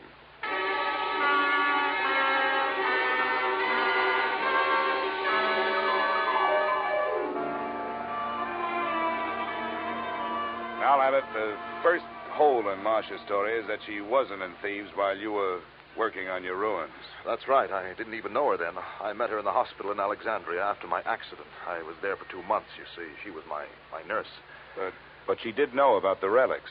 That statue and the scarab that I haven't seen. Oh, yes. Here it is. This is the scarab. Oh, yes, she knew. We talked about my little deceit. Well, how little is it really? You talk about 2 attempts on your life. Now we have actual murder. You'd better let me have that scarab. Oh, yes, of course. But surely you don't think the relics are at the bottom of this? They're rare, but not valuable enough for this. Unless someone knows more about them than I do. I doubt that. I've made a thorough study of the 12th dynasty and King Amenemhet III. It's a carving of his head. What do you know about a man named Ammon Hyksos? And another whose last name is Drummond? Hyksos? Ammon Hyksos? Do you know him? Does it ring any kind of a bell? No, I'm afraid not. Drummond means nothing. Oh, all right. Let's try the 2 attempts on your life. What about them? Well, they happened on the nights of the 17th and the 18th. Both of them could have been accidental, except that, well, the same small man stood near me both times. It would be too much for me to hope you could describe him, I suppose. Well, it was dark. Both times I was on the promenade deck, and something heavy was thrown or pushed from the deck above. I reported the second one, and the ship's officer apologized for the carelessness. But you thought enough of it to disappear? Oh, well, I certainly did. Instead of going to the police? Yes. Oh, I suppose it was wrong, but you must understand, I was desperate. Well, we'd better go down to the 3rd floor. I hope the police think more of your story than I do.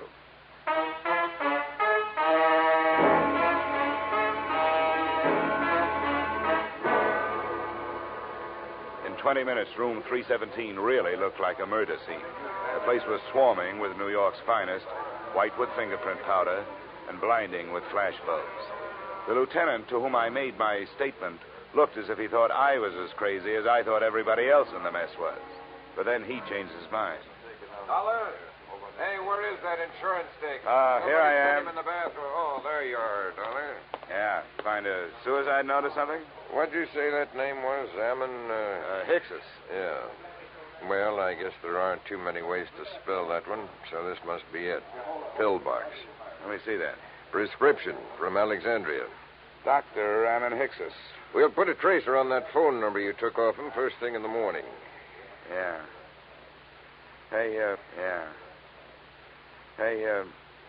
you going to take Lambert in for questioning? I guess we'd better. Routine. He's clear as far as I can see. Well, do something for me, will you? Have your doctors run a test of that plaster cast of his. And call me in my room, huh? A test for what? Well, just look it over. It would make a handy blunt instrument, if nothing else.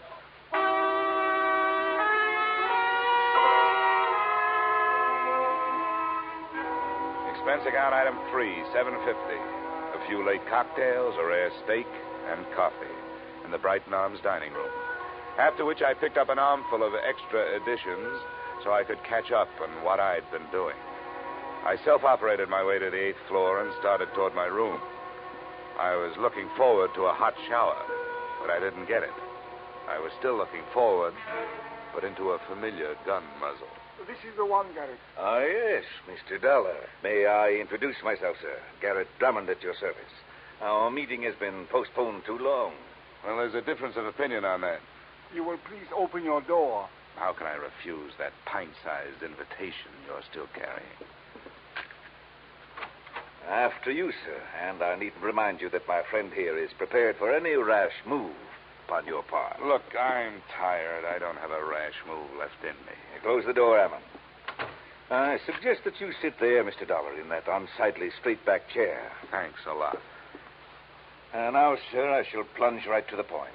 Where is that scoundrel, Bruce Lambert? Well? I think I just decided that I don't know. Please, we have no wish for violence. You always say that with a gun in your hand. Well, let's get started. You make your pitch, I'll make my refusal, and we'll see where we go from there. I have already made what I consider to be a generous offer for so unimportant a bit of information as merely the whereabouts of Lambert. $2,000. But if it will expedite matters, I am prepared to expand my offer by another 1,000 on the spot, sir. The higher you bid, the greedier I get. What makes Lambert so important to you? A problem which is entirely out of your province, my boy. How much do you know of Egyptian legends, sir? Oh, no more than $1 worth. Ah, pity. A fascinating subject. Well, sir, Bruce Lambert has in his possession a certain object of great importance, both culturally and economically. Certain landowners in Egypt hold it in such high esteem, sir, that as a reward for its return to them, they would throw open to exploitation untapped oil fields, the richness of which would shake the very foundations of world economy. Are they shaky enough as it is? My boy, think what it would mean to a civilization fast approaching the depletion of its petroleum sources. New horizons, sir, a brave new world. Lambert owes to us all relinquishment of this object so that it may serve humanity. You're right. And it may be easier than you think. Splendid, sir. Where is he? Which relic is it? The black statue your playmate could have picked up for free? It is King Amenemhet's scarab that I would discuss with Lambert. I demand to know where he is. Why waste time on him? I've got the scarab. I find that most difficult to believe, Mr. Dollar. Well, I'll show it. No. Keep your hands away from your pockets. Ammon will save you the trouble. Ammon. Please remain still, Mr. Dollar. My wish is for peacefulness. Sure. Right coat pocket. He speaks truly, Garrett. Here it is. What's the matter, Garrett? You don't have that brave new world look anymore. I should be the first to admit, sir, that the lie has been put to the tale I created upon this useless gewgaw. But, Mr. Dollar, now that we are forced to fall back upon the truth, I remind you that it sometimes hurts. Your position has nothing... The desk knows I'm up here. Answered, Mr. Dollar. But be cautious. Unfortunately, I do not share Ammon's aversion to violence. Yeah? Dollar? That's right. This is Lieutenant Black. Say, was that a hunch you had about that cast of Lambert's? Why do you ask? Well, if it was a good one. The doctors won't let us take it off, but we cut into it. It was put on in 3 layers. The middle one was wrapped in narcotics. Yeah? Don't be so modest, Dollar. There must be $300,000 worth. No, sometimes it's a whole month before we get that much. Looks like the work of your friend, Dr. Ammon Hickses. Yeah. Oh, wake up, Dollar. I want to check Lambert's statement with yours. I'll have you there in 10 minutes. Goodbye. Okay. I commend you, sir, upon your show of intelligence. Who was it? The police. They're looking for Lambert. Oh, and what did they give as their reason? Narcotics. The story of a man bound for America who cracked up in a car, and while he was unconscious and being patched, said narcotics were put in his cast by a Dr. Ammon Hickses, probably assisted by a nurse named Marcia. But there is no proof. Ammon, we'll waste no time on evasion. Yes, we used the boy. A courageous scheme, but for that silly goose of a girl. She was the true conspirator and the traitor as well. She happened to fall in love with the guy. The romantic Atlantic crossing. An empty proposal of marriage suddenly becomes more important than actual coin of the realm. But enough of that. The police are looking for him, and odds teeth, so am I. Where is he? I don't know. Ammon, Caller's Hotel on 39th Street. No, wait, my friend. The police must be watching that. Are they, Mr. Dollar? Well, that's where his personal things are. If I were the police, I'd be watching. Yes, we seem to find ourselves in such a position that we must at least pretend to see eye to eye, sir. Very well. We shall wait here. The chips are down, so to speak. Ammon. Yes, Garrett. Take the pistol. Into the bathroom with you. With the door slightly ajar, you shall have a splendid command of the arena, as it were. Yes, Garrett. And remember, the stakes are high. Yes, Garrett, I will remember. And now, Mr. Dollar, it would seem that little remains but to waiting.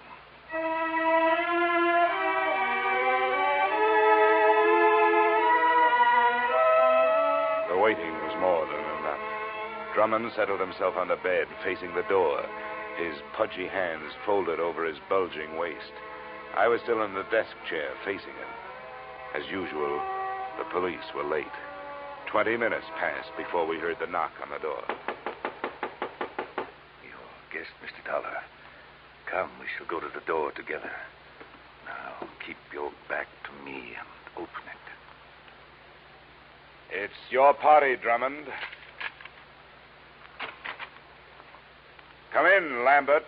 Not Lambert, the police. Hammond, shoot! Hammond, my friend, help!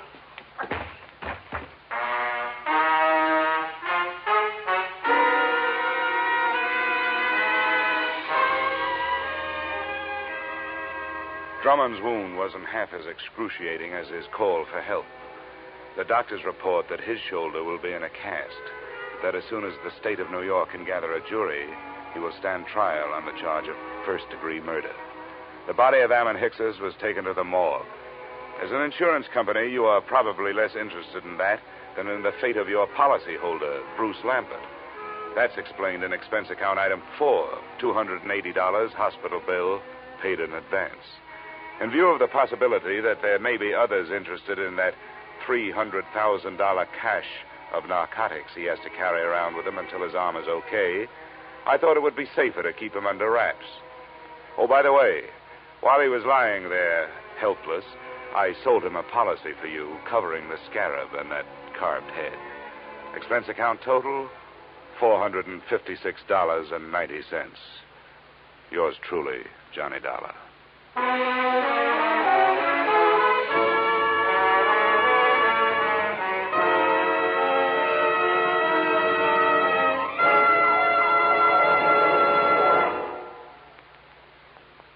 Yours truly, Johnny Dollar, stars Edmund O'Brien in the title role and is written by Paul Dudley and Gil Dowd with music by Leith Stevens.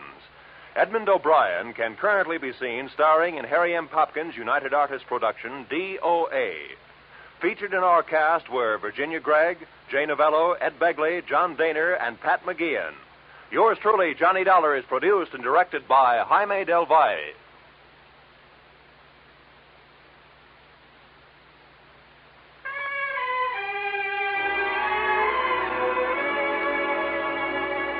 Join us again next week when Edmund O'Brien returns in another adventure of Yours truly, Johnny Dollar.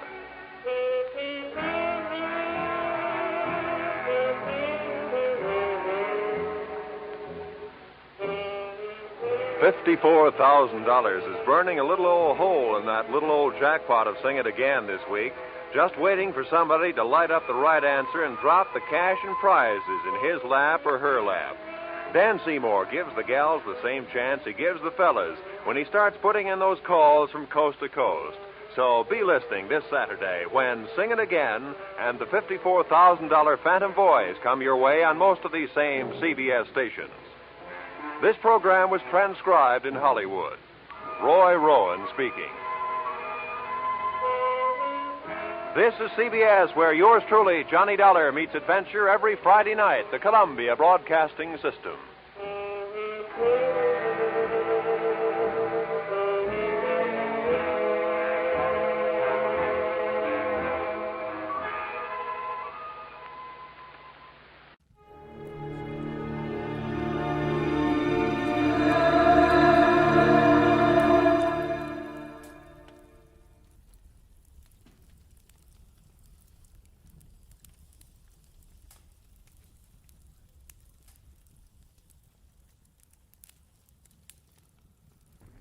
Get this and get it straight.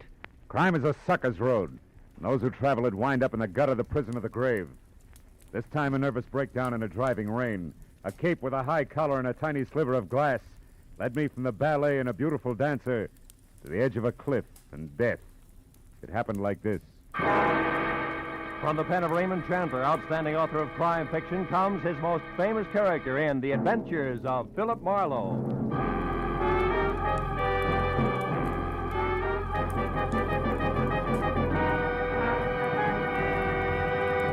Now, with Gerald Moore, starred as Philip Marlowe, we bring you tonight's exciting story, The High-Collared Cape.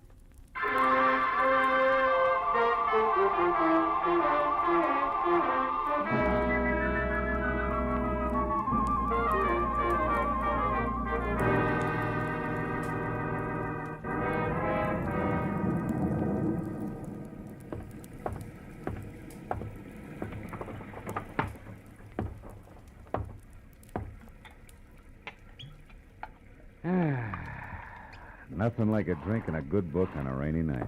And what a night. Oh, no. All right. Don't sprain your finger.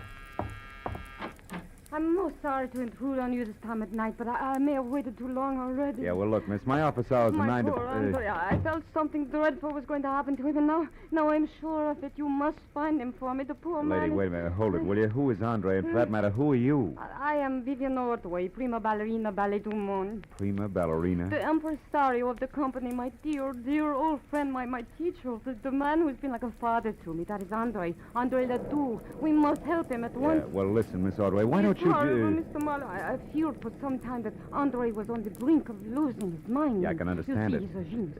Tormented by 1,000 frustrations, he will never dance. He isn't crippled, but he is consumed with a passion for dancing and drives himself to express his genius to the clumsy feet of water. Yeah, well, that's very interesting. You've no idea, but I don't see why you came to me tonight, Miss Ordway. What can I do? Help me to find him.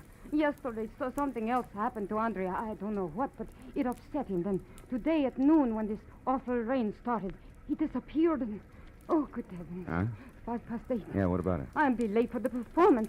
Here, take this ticket and please come to the theater, Mr. Marlowe. I beg you. I'll pay you anything you ask. Only promise me you'll come. Well, please. Okay, Miss Ordway. I'll be there as soon as I can.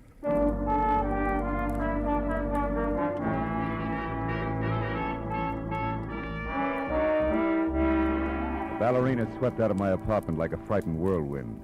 As I got dressed all over again for an evening ballet, which I needed like acute appendicitis, I saw that the ticket she'd left was number 27J at the Great Arts Theater, showing Ballet of the World, sponsored by one Mrs. Imogene Wyatt. Well, I got to the lobby, half soaked near the end of the second act, when an icy usherette shoved the program at me and hush-hushed me inside. The audience was a small cluster of Artie diehards down front, which left me in 27J feeling like Midway Island.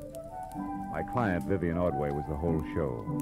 When I saw the finale coming, I slipped down a side aisle and into the wings, just in time to catch a beef at the stage door between a long, wolf-faced intruder and a pudgy doorman. ain't here, Scully Haskell, but even if she was, you wouldn't get in. She left strict orders. You're finished. Now get out and stay out. Okay, but let me tell you something. I broke my back getting publicity for that diamond-studded widow in this outfit. Imogene Wire's going to be sorry she fired me. I'm going to see to it personally. Get out of the theater, Scully. Nuts. You and this whole troop of stuck-up grasshoppers.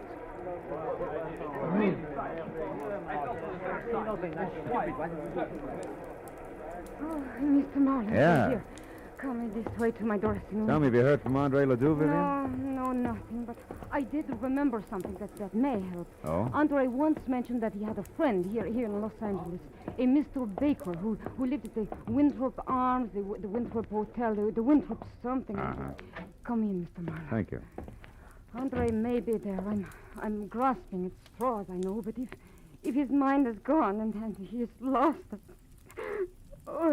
I'm so afraid for him. Oh, now take it easy, honey. Take it easy. Vivian, is there news of Andre? Oh, no, George, nothing. Mr. Marlowe here is going to find him for us. He's a private detective. Oh, I see. Wonderful. I am George Melikov. Glad to know you. Vivian, I'll be at the hotel. If I can help, please do call on me. And, oh, my dear. You shone as beautifully tonight as the full moon. Как красивая луна. We mere stars were hardly visible beside you. До свидания, душка. Fast man with a compliment, huh? He's very sweet. Yeah, what hotel did he mean? The Wilshire Gardens, most of the ballet stay there. Oh. How about you, Miss Ordway? I have a house, a studio on Lookout Mountain, 857. 857. Yes. Can I reach you there? No, I'm going to wait here in the theater. If Andre should remember and come back, I'd want to be here.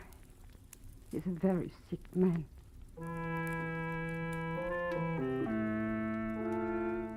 After I left the theater, a quick check in a phone book showed a Winthrop Arms apartment hotel on Havenhurst Drive. It's just below Fountain Avenue. And when I got there, I found the name Baker stuck over the mailbox to apartment 1A. I went inside and up to the door.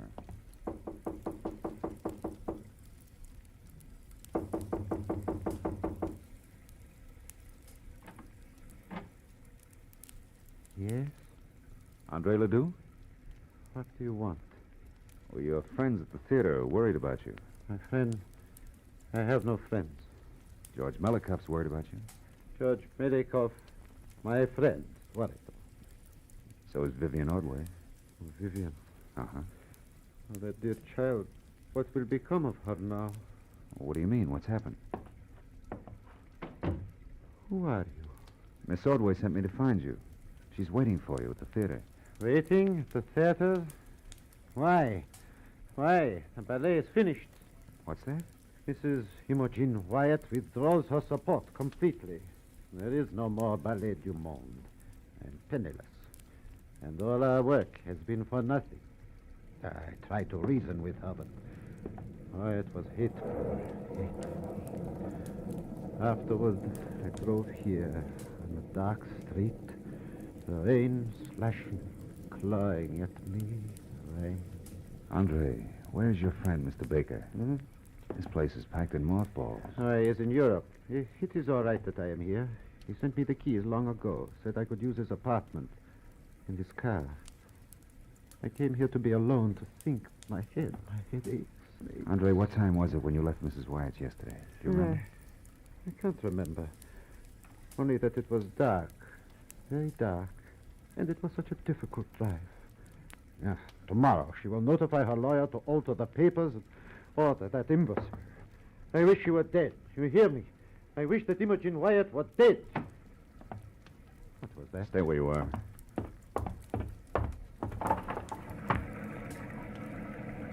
What is it? Do you see anything? No. Now, look. Andre, about your headache. Wouldn't you like to see a doctor? Doctor? No, I'll be all right. I am all right. Understand? Yes, sure. Well, do me a favor, for your own sake. Stay here tonight, inside. I want to check a couple of things, and then I'll be back. Yes, I'll stay. Where else would I go now?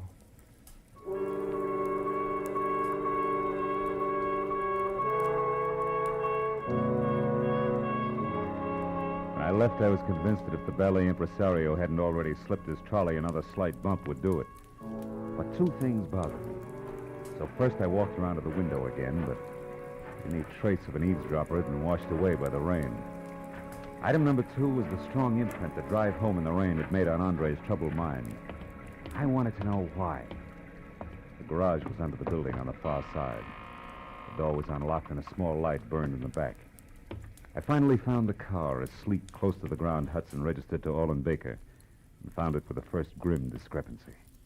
The left headlight and fender were still streaked with rain marks, but the right had been wiped clean. And when I reached in and switched on the lights, that cinched it. The glass in the right headlight had been replaced. It was brand new. Hey there. What are you up to? Just testing my friend's car. I may borrow it. You the attendant? That's right. You in here last night tinkering around with this here car? No. Maybe it was Mr. Ledoux. He had it out last night. Oh, no, it wasn't him. That was somebody else. I heard a noise. See, when I come out of my back room there, this guy beat it. He took off like a scared turkey. They had a big black cape on with a high collar flapping in the wind. You better watch it, old-timer. That stuff's getting your eyesight. Looks like a cape to me. Yeah? Well, I looked around, but I didn't see no harm done, so I went back to my room. What time was all this? Oh, way past midnight. Maybe 1, 2 o'clock. I didn't pay much attention. By the way, Mr. Careful of the nip. No, thanks. I'd like to use a phone. You got one? Oh, sure. Back in the corner. I'll show you. I'll find it. The call is personal. Do you mind? Me? Should say not. Help yourself, Sonny. I'm too old to even be curious.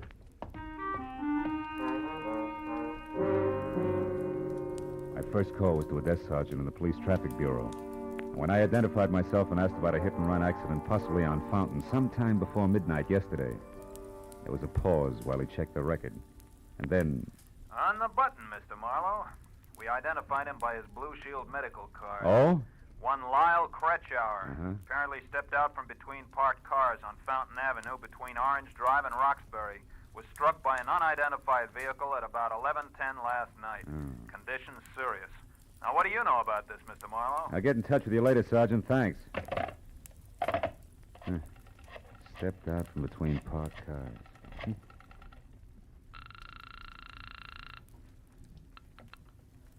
Great Theater. It's Philip Marlowe. I want to talk to Vivian Ordway.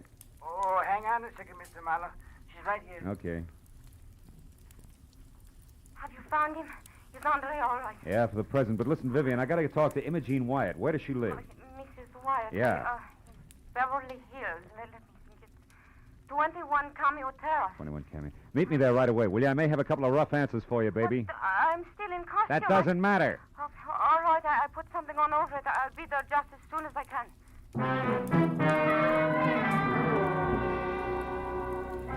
Between slick streets and visibility zeroed was a solid half-hour drive from the Winthrop Arms out to the swank Cameo Terrace. But when I pulled up at number 21, I wondered what the wealthy widow had spent her money on. The house was so small it must have been shingled with $20 bills to meet the zoning restrictions. I just started up the soggy gravel path toward the door when it came. As I started to run for the house, a green convertible I hadn't noticed before roared to life suddenly and disappeared down a side street. But I didn't have time to worry about it. Inside, I found Mrs. Wyatt on the dining room floor, fighting a losing battle with the distance to the telephone. Accident last night. I was going to ruin it all. Now, Andre let them put me.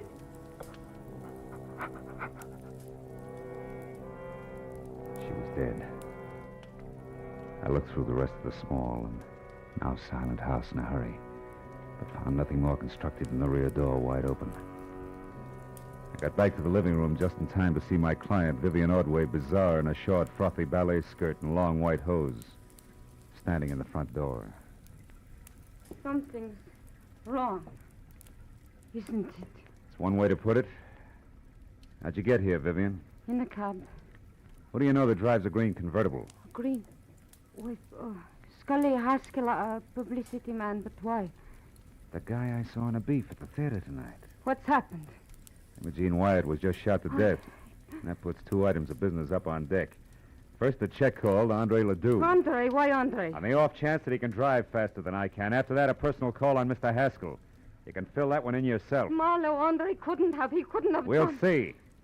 Now, hang on tight, baby. Let's get it over with.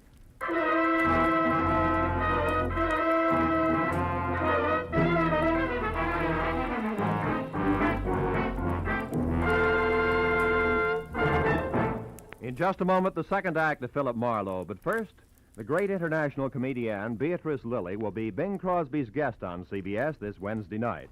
The CBS Bing Crosby Show always guarantees enjoyment. So be listening when B. Lilly joins Bing on most of these same CBS stations this Wednesday night. And now with our star, Gerald Moore, the second act of Philip Marlowe. And tonight's story, The High-Collared Cape.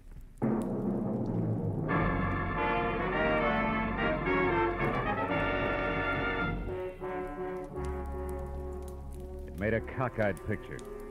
A beautiful ballerina miles away from the stage, yet in full color-drenched costume and gaping through tear-streaked grease paint. Sudden death. It was a good time for me to start checking up.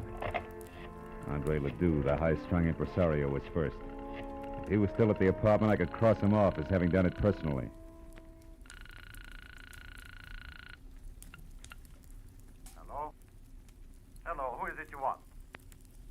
Sorry, wrong number. Marlowe, he was home, wasn't he, Andre? I mean, you couldn't suspect him. Marlowe, why, Andre's the sweetest man in the world. Take it easy, honey. I didn't say Ledoux did it. And his being home doesn't say he didn't. People sometimes pay other people to do their dirty work for them, you know. Just what are you trying to say? You hired me to find Ledoux, and I did. But also, I found he was suffering from shock, and has been since last night when Mrs. Wyatt told him she was going to fold the show. For the show? Yeah. And that Vivian would ruin him. And half a dozen more I could name. You're so right, so you've all got plenty of motive. But what about Haskell? We know he hated Mrs. Wyatt. Isn't revenge motive? Revenge and the fact that you saw his car. Why do you insist on defending him? I don't. Only there's another angle. It's called hit and run. And I know that it ties in tight with Ledoux, Mrs. Wyatt, and the actual killer. Hit and run? I don't understand. Well, neither do I yet. Now, look, do you know where Scully Haskell lives? No. Where does he hang out? Sometimes at the bar at Wilshire Gardens Hotel. Okay, I'll try it. Now, you go back to your place up in the hills. I'll find it when I got some answers. Now, hurry up and get out of here, will you? Somebody might have heard the shot and called it... Somebody did hear the shot. Go on, get out. Yes, but Marlowe... No buts. Go on, Vivian. Get in a cab and go straight home. Do your crying there. All right. Good. I'm trying to... Hey, Vivian, you forgot your coat. Vivian, you... Oh, no, baby. You forgot your cape.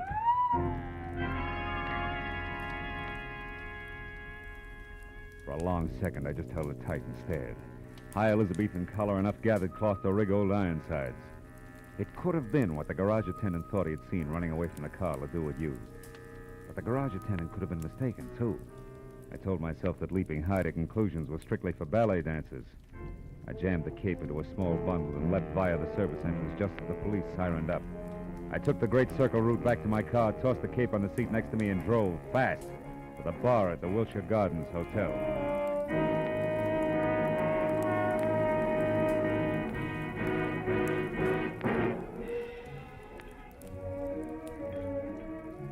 It was a kind of flattering pink-mirrored place where the hors d'oeuvre had long ago replaced the pretzel. But Haskell wasn't in sight.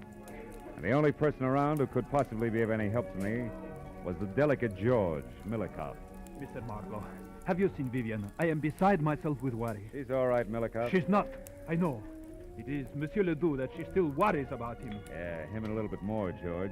Now, tell me, you know where I can find Scully Haskell? Why, yes, I do. He was just here for a drink. Where'd he go? You're being very brusque, Mr. Marlowe. Being very what? You're brusque. Yeah, well, now look, George. Without grand jetting out of your satin loafers, get this. There's been a murder, and Vivian's in it up to her pretty fluff skirt. A murder? How is Vivian concerned? Come on, Butch. Let's get out of here. Where are we going, Mr. Marlowe? Out to my car where we can talk. The rain stopped. Come on. Over here. You said somebody was murdered. Who was that? Mrs. Wyatt. She was shot, and it might have been Haskell. Because she discharged him? Maybe. Or maybe something more complicated, like a hit-and-run accident that belongs to Ledoux, but somebody wants to cover. Does that make any sense to you? Here's a car. No. Should it? No. What's more, it shouldn't to Vivian, either. What are you getting at? There isn't time to explain. Call it thinking out loud. Thinking about this cape, for example, that belongs to Vivian. And about the testimony of a whiskeyed garage attendant. All of which makes me hope real hard that Haskell's the boy. More thinking out loud? Yeah, maybe. Now, look, where can I find Haskell?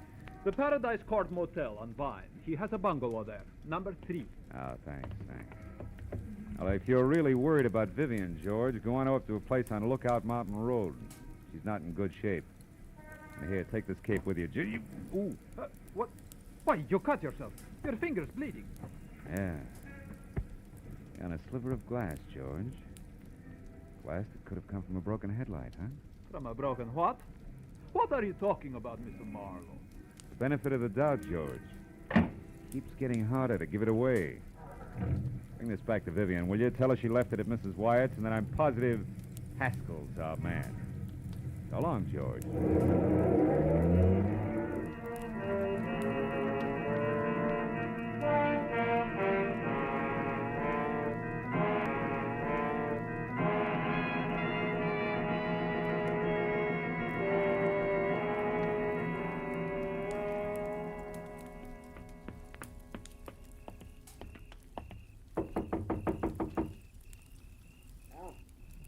You, Nancy? Not quite. The name's Marlowe. I want to talk to you, Haskell.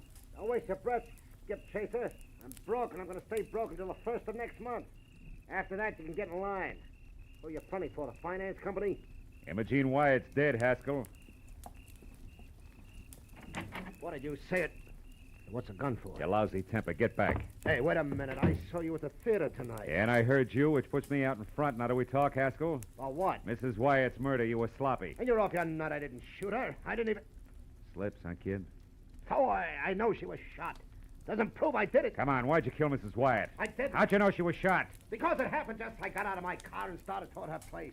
I was going up there to read her off. The shot scared me away. Use your head, Marlowe. I was sore, but I didn't kill her. No, but interference on that hit and run you were covering was plenty of reason. What are you talking about, hit and run? Hit and run! Don't move, Haskell. Nuts. I said don't move! Congratulations, handsome. That's just what I had in mind. Close the door and stand still. Sure. Now what?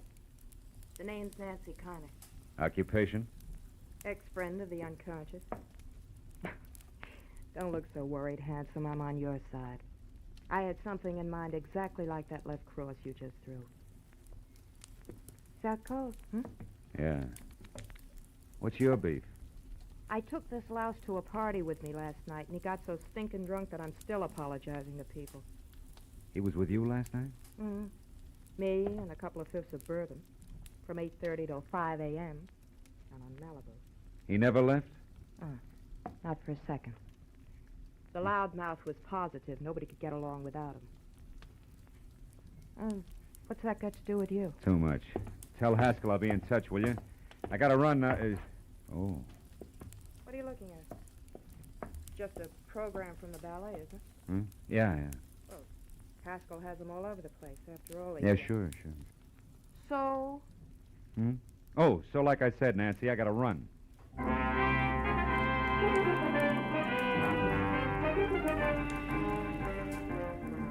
It was 15 stop-and-go minutes from Haskell's place to the Hollywood Hills, and another 5 screeching up the paved snake that was Lookout Mountain Road. But finally, I was there out of my car and running toward number 857, which was a collection of windows and a rustic log frame half jutting out into space. And around in the back, there was a wooden sun deck. Below it, on either side, huge rocks that lined the edge of the cliff. Directly below, only the dark, bottomless canyon. On the end of the porch near me, there was a long flight of stairs. I started up, one careful, noiseless step at a time, my hand tight around the 38. Suddenly, in the weak light of the thin slice of moon, I saw Vivian Ordway. Her back to the flimsy porch rail, her face an ugly knot of terror. Oh, George. And only inches away from her and brandishing the gun he'd used to kill Mrs. Wyatt was the half-crazed answer to everything. The delicate jaw, Melikoff. It's too late, Vivian. Marlowe knows this cape was what the garage attendant saw. And do you know how? Because of a stupid little thing. A sliver of glass that was caught in it, which came from the broken headlights that the wearer of the cape replaced. The wearer who was covering up Andre Ledoux's hit-and-run accident so that he could have the pig where he wanted him. You're wrong, George. Marlowe was after Haskell. He thinks Haskell killed Mrs. Wyatt. He only hopes that. And he'll find out one way or another that the beautiful ballerina is guilty. Then he'll be forced to come back here after you. But, George, I'm not guilty. Of course you're not, Vivian. I am.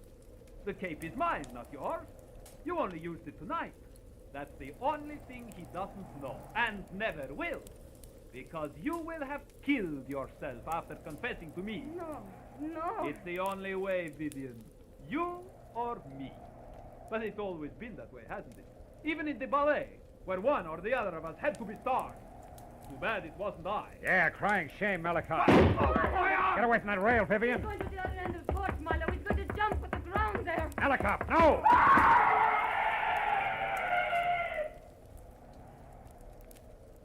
Oh, no. Too great a leap, even for a ballet dancer. Let's get out of here.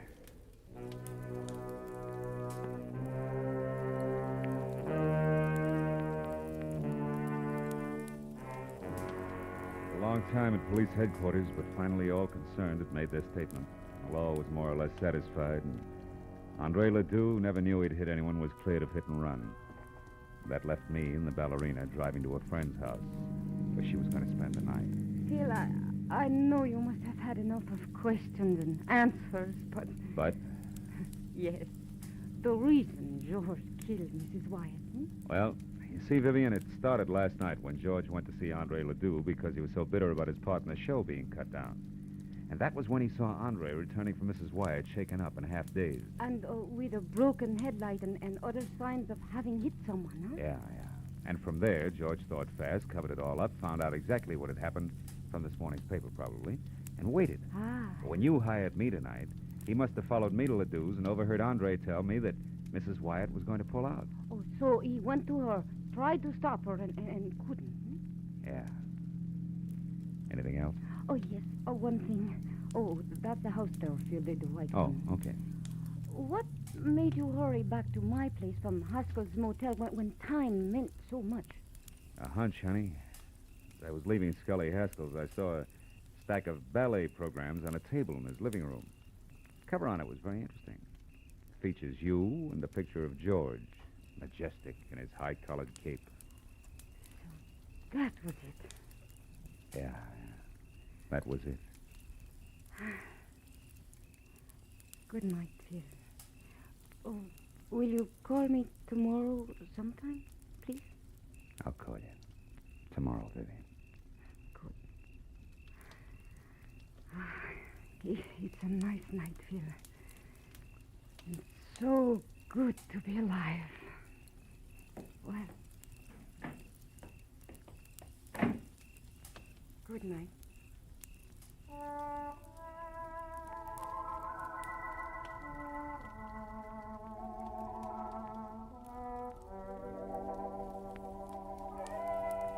And I drove straight home in the quiet, empty hours through the quiet, empty streets, thinking all the way about ballet, which to me had always been something very delicate. You know, for the long hairs, strictly the arty side. And I thought about the people I'd met who were connected with it. The ballerina with a lot of courage when courage counted.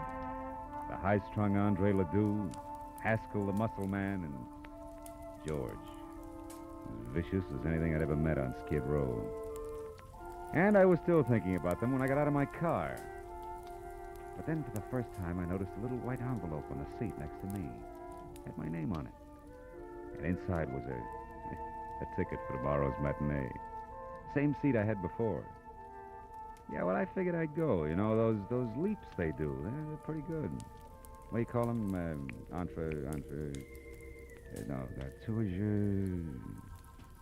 Yeah, they're pretty good.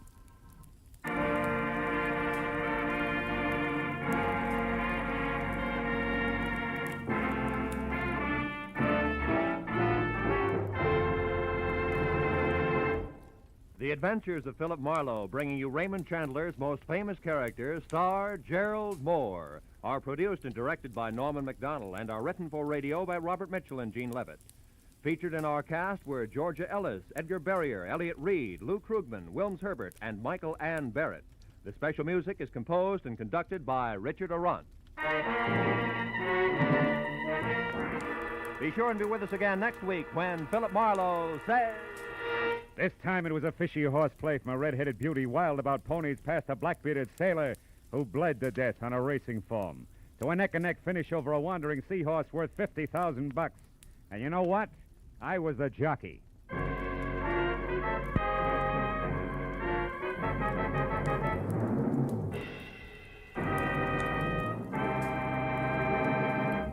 Remember, every Wednesday night, CBS brings you Groucho Marx with his wonderful quiz, You Bet Your Life.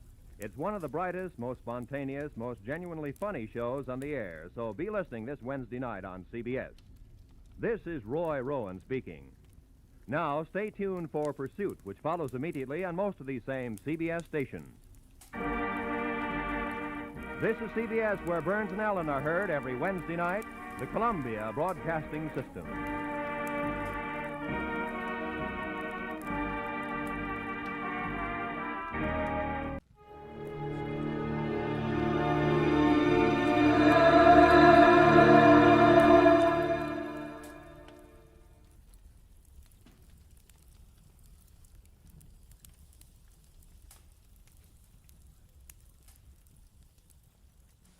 Get this and get it straight.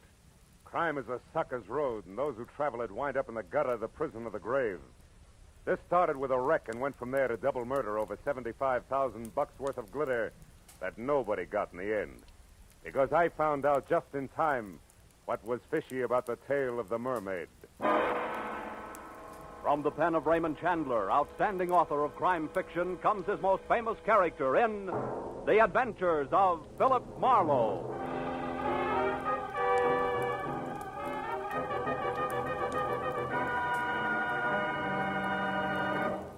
Now, with Gerald Moore, starred as Philip Marlowe, we bring you tonight's exciting story, The Tale of the Mermaid. At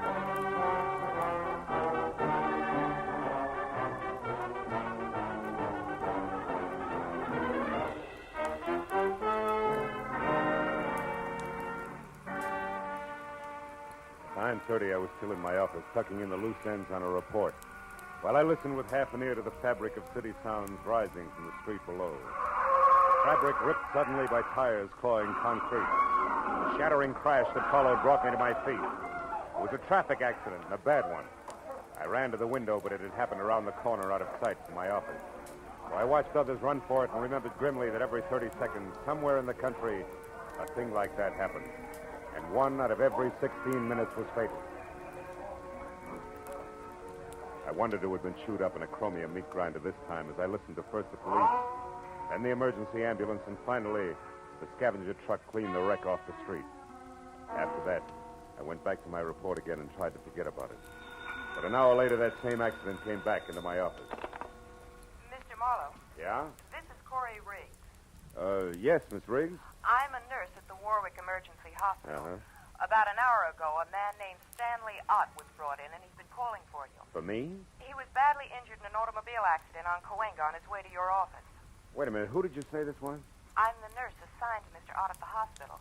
I just got off duty, and I had to wait until I was relieved before I could call you. I see. Well, look, Miss Riggs, I'd like to help in any way I can, but it's 9:30. Mr. Marlowe, Mr. Ott gave me $250 and told me to call you. Yeah, I know, but And he said that I should give you $200 and keep the $50 for myself. Oh, fine. Now I get clients by proxy.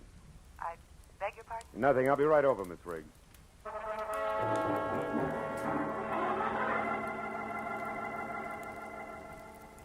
I didn't know anyone named Stanley Ott, and I felt a little like an ambulance chaser, but I was only 15 minutes from getting to the emergency hospital. As I walked up the ambulance ramp, a smart-looking brunette came toward me. Mr. Marlowe? I'm Corey Riggs, the nurse who called. Oh, hello. Can I see him now? It wouldn't do any good. You see, he went into a coma a few minutes after I called you. Oh, too late, is that it? Let's move away from the door, shall we? Sure. You see, Mr. Marlowe, before he went into the coma, Ott wasn't rational. He was raving. About what sort of thing? About you and a girl. Oh? As near as I could make out, she's supposed to meet someone tonight at 2 o'clock and collect $75,000. It's quite an assignment. Who's the girl? I don't know. All Ott said was something about a plaid coat as identification. Plaid coat, huh? Any idea what he wanted me to do? Chaperone, maybe? No, he kept pleading, stop her, she can't do it. So I'm sure that he wanted you to prevent this girl from keeping that appointment. For some reason that seems absolutely imperative to him. Where was this 2 o'clock meeting supposed to take place? I have no idea. Oh, fine. So it boils down to this. A girl we don't know in a plaid coat is meeting someone we don't know at a place we don't know at 2 a.m. The man who wants me to prevent it is in a coma and can't talk. Didn't he say anything else, Miss Riggs? He just kept saying, you've got to help me, Marlowe. It's life and death. You know, we can stir up an awful hornet's nest poking our noses into $75,000 worth of business we know nothing about. I doubt that we can do any good anyway, because we don't have enough to go on. If he said anything else to even point in the right... Marlowe. What? Oh, wait a minute. He mumbled something once about a Constantine. Constantine? Yes, it's some pier. What is it, a boat? I don't know. But at least it's a lead, isn't it? Anything else? No. Okay, where can I reach you? I'll be at my quarters, Crestview 5781. 5781. And keep track of Stanley Ott's condition, will you? If he comes out of it, talk to him. We've only got 3 short hours. I'll call you, Corey.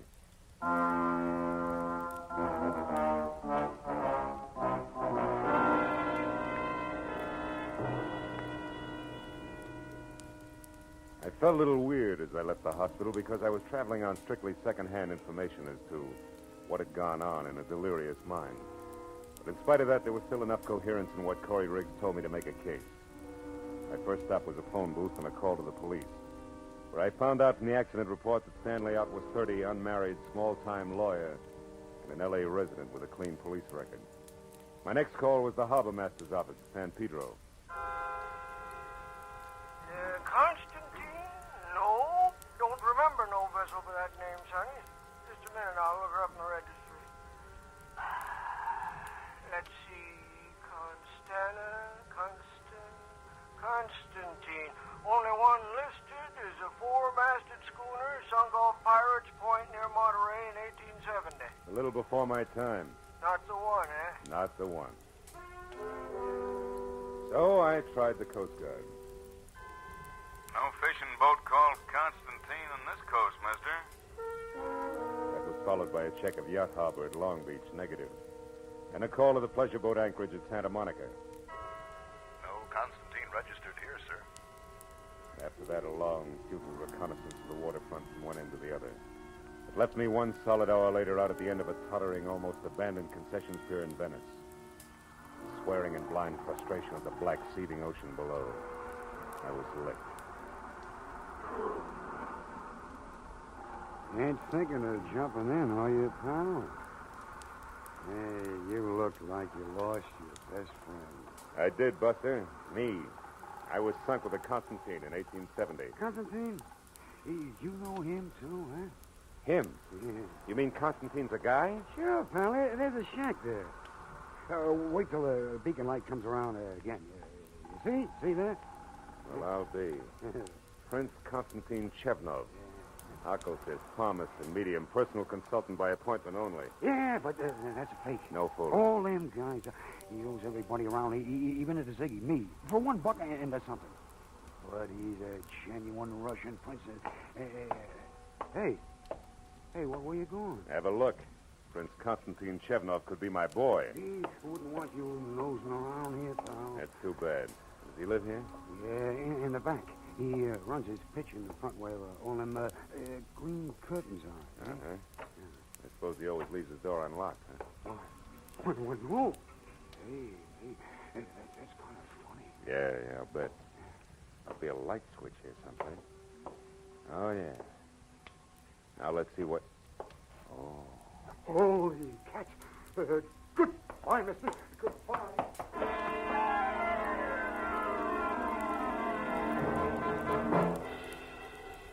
As the little wharf rat darted through the door and scampered away into the darkness, I went over to the body, face up on the cheap, gaudy carpet of the seance room. He was about 35 in a substantial gray business suit stained red in front where the bullets had gone in. His wallet was missing. There was no other identification on him. His gray, snap-brim hat was spilled a few feet away, so I picked it up to look for initials and found instead a small file card stuck into the sweatband. Typed at the top was the heading, The Mermaid. Owner Otis Van Owen, only relative Evelyn Van Owen, niece. Mermaid stolen November 12, 1948. Insurance paid in full. In ink, Van Owen died August 1949, and under that in pencil, Constantine Chevnov, Venice Pier, and Louis Paradise, 913 Seacrest Road, Pacific Palisades. It took 20 minutes to find 913 Seacrest. And when I stopped and got close enough, what I saw through an open window made Constantine's trap I just left look as reliable as a post office by comparison. It was a miniature Egyptian temple, exotic and dainty, sickening lushness of red velvet and yellow silk. And in the center of the room was a bloated little man, balancing a long cigarette holder in one hand, while he simpered into a honey-colored French phone in the other. I moved up quietly until I could hear him. A sentimental agreement. That is right, Evelyn. Your Uncle Otis and I were the best of friends for years. Well, thank you, child. Where are you now? Oh, the observatory. Good. I advise you to stay there until a few minutes before 2, and you will not forget to wear a plaid coat, just to be sure I won't make a mistake. What is it, bud? What? Sideshow? Hey. Careful now. Sudden noises like this gun going off upset Mr. Paradise. What do you find so interesting inside? Conversation. About the mermaid, probably. Uh-oh. Glad you dropped that one, Bud, because I'd bump you for a nickel. Say nothing to 75G. I don't talk things over with punks. I reserve it for the head man. Go do something about it. Okay, Bud, I will. Go on, move. Round to the door and inside. Mr. Paradise gets some kind of kick out of stepping on big guys like you.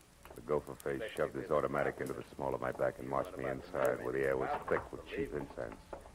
The bloated little king with a long cigarette holder had stepped out. But he came back fast when the gopher called him. Mr. Paradise. He stared at me from across the room, and his nostrils flared for an instant. And he simpered again and sidled toward me. The gopher dug at my spine with his gun. Well, now, what is this, Rudy? Snooper, Mr. Paradise. Caught him outside, peeking in the window. Oh, it is a bad night for snoopers. Who are you? Name's Marlowe. And the business? Snooping. He knows about the mermaid, Mr. Paradise. He does he? How much do you know? Speak up. She's got a fishtail instead of legs. You dare to joke? Don't you! Stand here and take it, big man. You asked for it. Make a move and I'll drop you. I know what you are, Marlowe, but not how much you have found out. Now tell me, because the next time I slap you, it will carry more weight than my bare hand, I promise. You have company, Paradise. Did I get it? No, you keep this baboon under control, Rudy. I will answer the door. Oh, Prince, come in. Paradise, Paradise, what do you mean? How far do you think you can go with my reputation? Do you want to get me hanged? Wife, what is the matter, Constantine? You are upset. Upset? I'm out of my mind. Oh, what a shock. And such a stupid thing for you to do. What are you raving about? He found that body on his front room floor, right, Constantine? Exactly. Precisely. And what is more, I did not put it there. Of all the places in the world, why did you pick this one? Paradise, who is this? This stranger here? If you would close your mouth and open your eyes more often, Prince Constantine, you would not be the nervous wreck you are. This is Mr. Marlowe, another snooper. Another one. Paradise. Paradise, listen to me. It's better if we quit. It's better if we don't try it tonight. It's out of hand. I don't like it now. We should get away and come back next year and do it. You jellyfish, there is nothing to worry about now.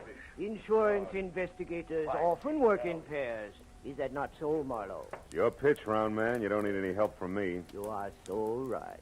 Rudy and I caught the first at your place, Constantine. Now we have the second one here. That is all there are. The danger is over. It's clear sailing from now on. But what about that cadaver you had the audacity to leave lying in my seance room? What about forgive that? me, Constantine. That was a necessity. I am sorry. Now listen. Hey, Rudy. Does this go on all the time? Yeah. Ain't it awful? And think of all the champagne, caviar, and buffalo stroganoff you can buy with the Mermaid. I don't care. Just a bracelet, but at the same time it is $75,000 worth of diamonds and platinum. Oh, da-da. Oh. Okay, Paradise. I trust you. Now, we go, huh? My, gnazdo. Yes, My Prince. The gnazdo it is. And so Mr. Paradise. What should I do with the big boy here? Yeah, you're kind of leaving a loose end around, aren't you, Fatty? If I had the time, Marlowe, I would beat the arrogance out of you a little chunk at a time. Rudy. Yeah? You've got no initiative, but you do have imagination. So use it. Goodbye, Marlowe.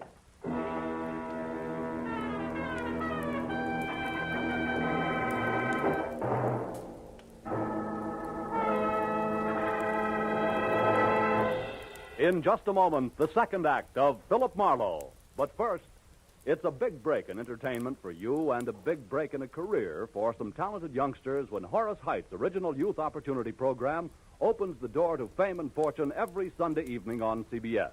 Popular Horace Height is host to young folks who want to break into show business. And every Sunday evening, one lucky winner does break in, to his delight and your listening pleasure. Yes, for music, comedy, thrills, and all-around fun. Listen to Horace Height Sunday evenings, another great CBS show heard over most of these same stations. Tune in this fall for the shows that you love best of all. Listen carefully. Here's the address. It's CBS. Now, with our star, Gerald Moore, we return to the second act of Philip Marlowe and tonight's story, The Tale of the Mermaid.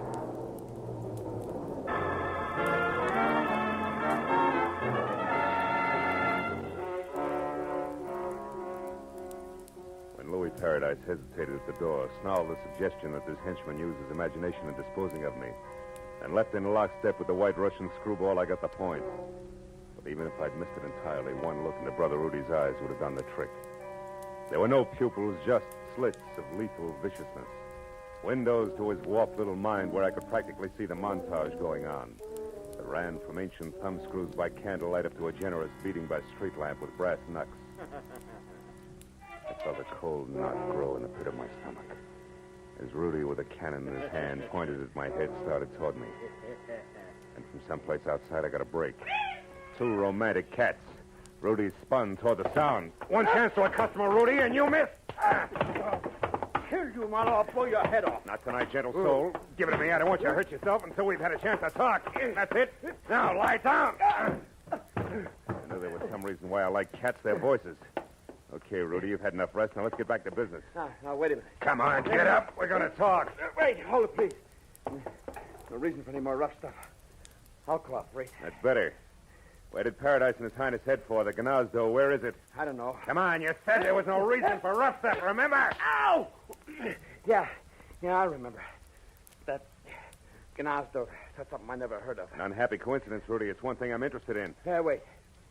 Must be something else you want to know. Something else I could tell you that... Hey, what are you going to do? You mean you can't tell, Rudy?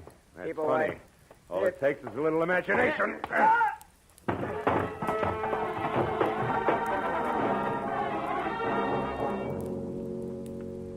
With Rudy out of the way, I started through the place looking for all-important answer to what was the Gnazdo. The 20 minutes of turning drawers and closets inside out revealed nothing more exciting than Louis Paradise's address book. First names only. And a picture of a girl named Toodles who belonged to the Roaring Twenties. And by this time should have caught a death of cold. His sister, no doubt. But no lead on the Gnazdo. So on the slim chance that my client Stanley Ott might already be back in this world and able to help, I got outside into my car and drove to the first drugstore where, after checking the phone books under everything from bars to bathhouses for a Gnazdo and getting no place, I called Corey Riggs at the nurse's home. No, Marlowe. Stanley Ott's still unconscious. I just talked to the night nurse on his floor. They expect him to come out of it soon. Why? What happened? Well, it's too much to explain now, Corey, but that girl, the one in the plaid coat, I found out that her name's Evelyn Van Owen, and she's staying at the Surf Hotel. Now, see if that much checks with Ott when he comes to, will you? All right. Oh, also, there's a diamond-studded item called the Mermaid, which accounts for that $75,000 he mentioned. Now, Constantine and the pier now equal a phony Russian prince who runs a spook palace out on the old Venice pier. Now, you got all that? Uh-huh. Good. Now, look, honey, listen real hard. Before Ott passed out, did he by any chance say the word Gnazdo? Gnazdo? Yeah. No. What does it mean? I don't know. I think it's the name of a place. Oh, have you checked the phone books? Yeah. It's no dice, Corey. Also, I checked one Mr. Louis Paradise, who you might mention... Marlowe, wait a minute. What's the Hold matter? the wire, will you? There's a girl here, one of the nurses, who's trying to tell me something. Oh. It's the Gnazdo, Marlowe. Shh, wait a minute. She knows something about it here. It's Rosemary. You talk to her. Hello. You want to know what Gnazdo means? Yeah. Well, it's Russian, like Pashlamaya Gnazdo. Oh, well, what does it mean in English, Rosemary? Fast, please, is important. Well, that means let's go to my place. Gnazdo's the word for nest, sort of like cozy apartment or cottage. My place, nest. You sure of that? Well, I'm positive. I was an army nurse in the war, and I spent 2 years in Germany after the shooting part was over. 2 years, a half a block away from the Russian zone. That's close enough. Thanks a million, Rosemary. Don't mention it. Here's Corey. Oh. That do it, Marlowe? Yeah, I think so. At any rate, unless I'm way off base, it's where both the Mermaid and all parties concerned are going to rendezvous at 2 a.m. That's less than a half hour from now. The Prince's place on the pier. I want to be early, so goodbye, Corey. I'll call again when I know more. Yeah, and give my everlasting love to girlfriend Rosemary. She all is show a peach.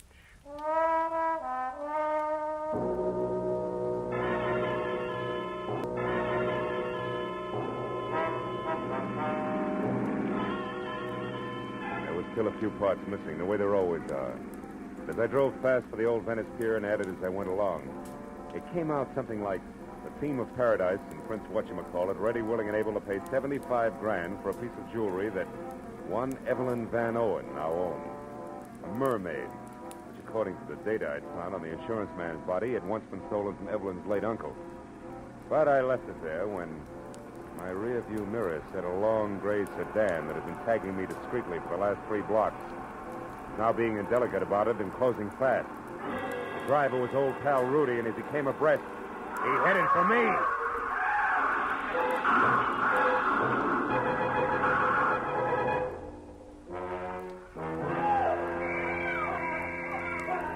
All right. You're okay, Mac. Don't you worry about a thing. We'll have you out of there in a minute. Hey, can't you knock out that horn? Knock out the horn. What do you think we're trying to do? It ain't so easy getting my hand past the treated hood. You know. Oh. Well, that's better. Hey, cabbie, what'd I hit? Well, in order of their appearance, Ooh. Mac, your car into a telephone pole, and then you into your dashboard. Oh, fine. Yeah, you're sure lucky you bounced off the curb first, Missy. Okay. Slowed you down plenty. Oh, hey, here comes the ambulance. Yeah. Look at the roll. Not for me. I'm all right. Hey, come on, cabbie. Help me out of this, will you? Sure. That's what we're trying to do. But don't you worry, the ambulance ain't for you. It's for the guy that sideswiped you and then tried to get away. I seen what happened, and I went after him in my cab. He turned into a dead end, no less, trying to shake me. Ooh, is he a mess? But I guess he'll live all right. Hey, what you got against you anyhow, Mac? Just my life. Listen, your cab's still all right? Sure, there's someplace you gotta go. There is. The old Venice Concessions Pier, my friend, and the sooner the better. Come on.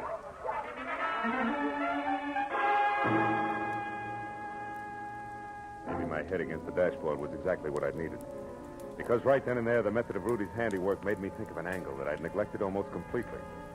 My unconscious client had not wanted me to get the Mermaid or the $75,000, but to stop Evelyn from keeping her rendezvous, which at this point I figured could mean but one thing. It was exactly 2 o'clock when the cab slammed to a stop near the pier. And I piled out and ran onto the empty, fog-dampened flanking that led to Prince Constantine's shack. Nothing but mist moved over the pier. No unusual sound broke the pattern of waterfront noises. But I thought momentarily that I was still in time to prevent what Stanley Out somehow knew was going to happen. That Louis Paradise and his eccentric sidekick intended to get the Mermaid from Evelyn, but pay off in only one way. I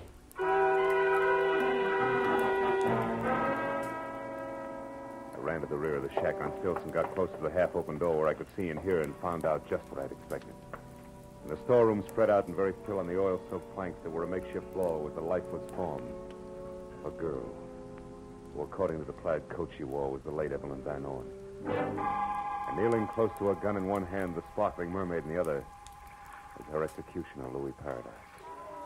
Next to him, his number 1 boy, Prince Constantine Chevnov, not very happy. A fool to shoot her was stupid. Yes.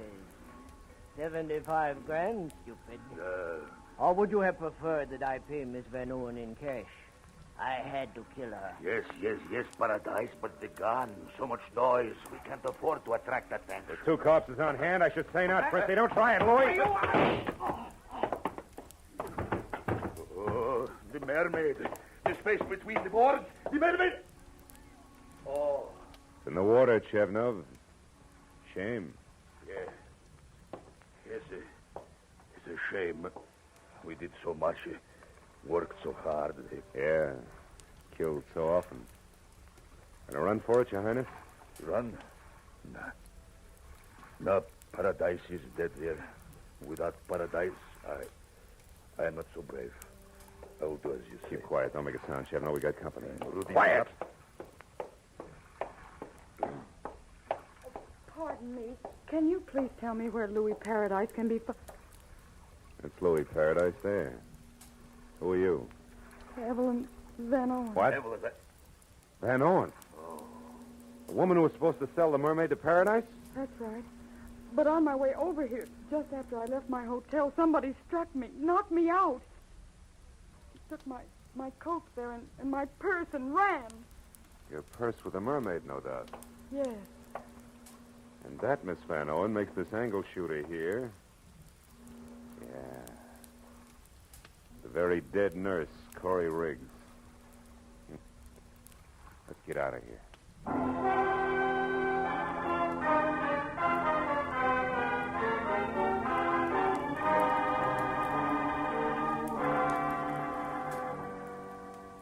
Well, there's nothing. one, Stanley's going to be all right. Oh, I'm so happy. Why is it women always cry when they're so happy? I don't know, but it's effective. Well, I'll run along now. Goodbye. Bye, Dagger. You know, Mr. Marlowe, when I was in Stanley's room with the doctor, Stan said he didn't lose control of his car at all when he had that accident in front of your place. He was run off the road By by... a gray sedan, I know. Because I had the same treatment. It was one of Louis Paradise's henchmen, Rudy. Where's your car, honey? I'll walk you out. Just outside the front door. Mm-hmm. Tell me, did I tell you why Rudy roughed him up? Yes, in a way. You see, I told Stanley about the deal with the Mermaid, and he thought it all sounded a little phony. Can't understand why. He's a lawyer, you know. Ah, legal type mind. Yeah. He said meeting anyone at 2 in the morning was ridiculous, so he investigated as much as he could because he was worried about me. We're engaged, you No, know. I never would have guessed. And he found out that Mr. Paradise was a fence. And Stan said that probably he never intended to give me the $75,000 for the Mermaid at all. That they intended to kill me. Here we are. Tell me, why did you get in touch with Paradise in the first place? I was just following Uncle Otis's instructions. He gave me the Mermaid when he was dying. And he told me if I wanted money to sell it only to a Mr. Paradise, but not to mention it to anyone. Your uncle faked the robbery, collected the insurance money, and then let you sell the Mermaid to a fence, huh? It's lucky for you that Nurse Corey Riggs was clever. She put together just enough of Otis's gibberish to know that there was something good to be had, and then got me to unravel it for her. She got killed taking my place. When she tried to collect your $75,000. Yeah. Oh, here's my car. Well, Evelyn, for a little while, you were a rich woman. Now it's all gone. How do you feel? Well, I'm alive. And in love. Yes, well, that answers my question. Good night, baby. And good luck.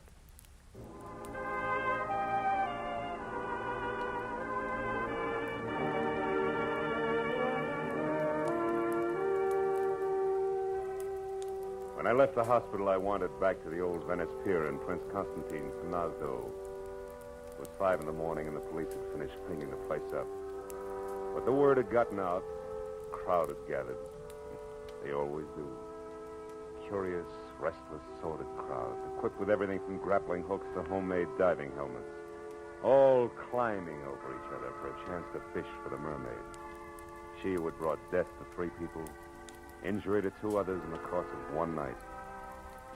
And suppose they found her. What then?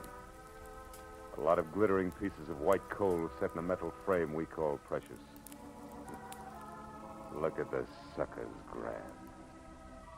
That's all, Marlowe. Home and to bed.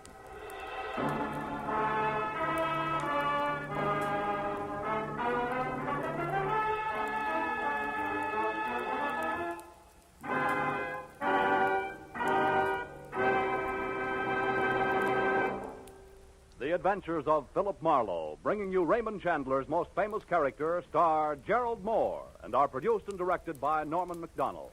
Script is by Mel Donnelly, Robert Mitchell, and Gene Levitt. Featured in the cast were Rita Lynn, John Daner, Michael Ann Barrett, Wilms Herbert, Junius Matthews, Herb Vigran, and Mark Lawrence. The special music is composed and conducted by Richard Orant. Be sure and be with us next week when Philip Marlowe says... It started with a terrified woman lost in a maze of memories she couldn't explain. And waiting for her outside an open window was death.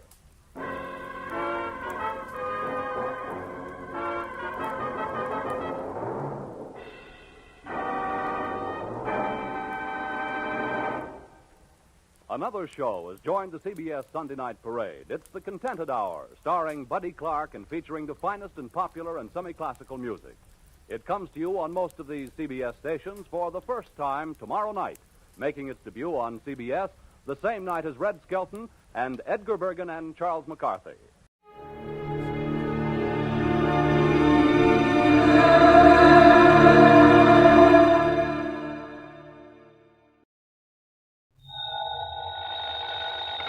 Johnny Dollar. Yeah. What? I said, yeah. Oh, what's that supposed to mean, and who are you? Oh, Johnny, this is Pat McCracken at Universal Adjustment Bureau. Well, hi, Pat, but what's with the crazy dialogue? Oh, that word, that yeah, was most of the conversation I got from some crazy character who just called in. I'm afraid I don't dig you. Oh, he called about 5 minutes ago. Said he'd been trying to reach you, but he got no answer. I was out picking up a morning paper. Who was he, Pat? He wouldn't say. He just gave his phone number. Wait a minute. There's only one man in the world talks like that. Yeah. Yeah. Was the call from San Francisco? No. Oh. Los Angeles. Well, then maybe I was, Oh, because the man I was thinking of... Now, wait a minute. Yes, I'm waiting, John. Tell me just one thing, Pat. Well? Have any of your insurance companies been having to pay off on any big fires lately? I mean, out in Los Angeles? On any fires? You'd better start checking with those companies out there. No, wait a minute. Do it, Pat. And I'll lay odds that you get a handful of arson reports. Arson? Yes. Johnny, just because some silly guy calls up and all he says is, yeah. Hey, let me have that phone number he gave you. Oh, Johnny. Come on, Pat. What is it? Hollywood 8, 3142. Okay, now you go ahead and check with your West Coast insurance company. And get ready to pay my expense account to Los Angeles. Are you kidding? Are you trying to tell me that the way some jerk says yeah means arson on the West Coast? Now, don't be silly. You, want to bet? Oh, Johnny. Pat, I'll call you back.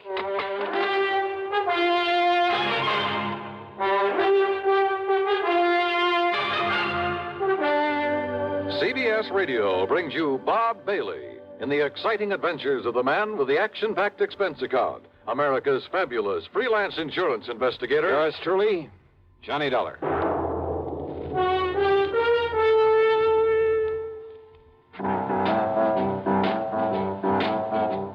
Talk about best-selling records. Here's a familiar tune about America's best-selling filter cigarette, Winston.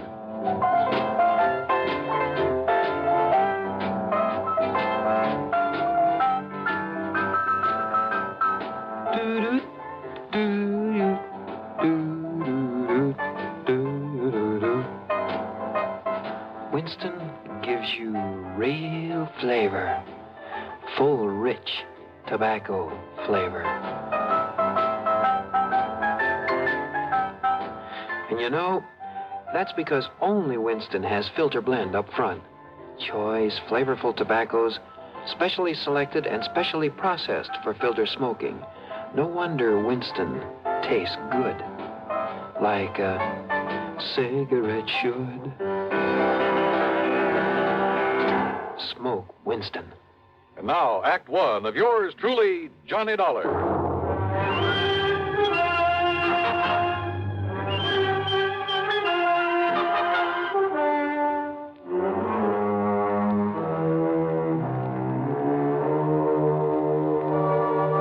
Expense account submitted by Special Investigator Johnny Dollar to the Universal Adjustment Bureau, Home Office, Hartford, Connecticut. Following is an account of expenses incurred during my investigation of the burning desire matter.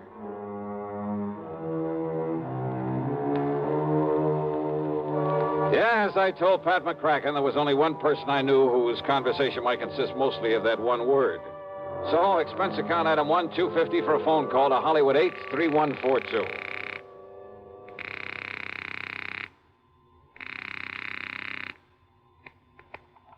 Hello? Hello? Yeah? Yeah, I thought so. Yeah? Smokey Sullivan. Well? Smokey, this is Johnny Dollar.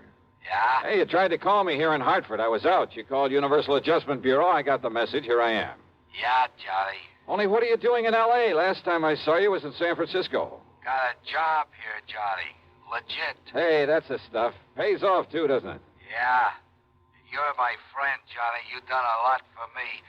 So, when I got a chance to help you...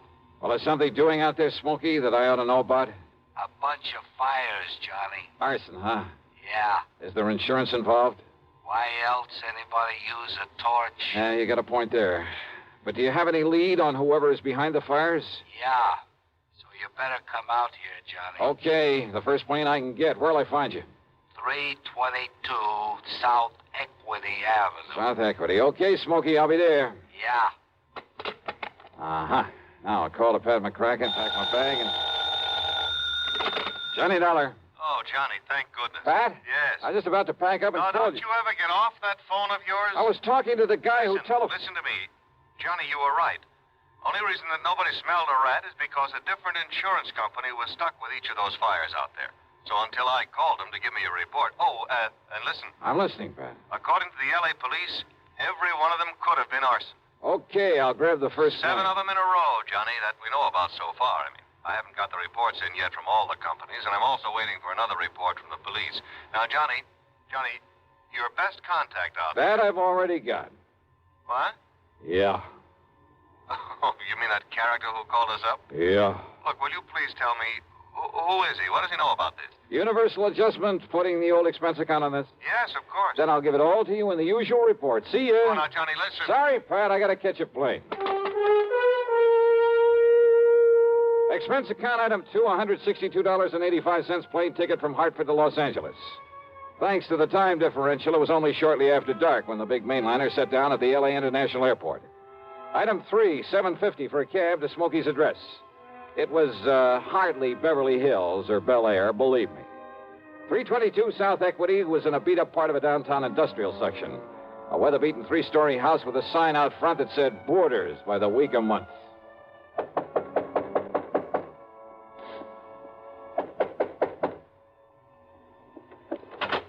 Yeah, who are you? Well, my name is... Just what's a fancy dresser like you want around a place like this, huh? Well...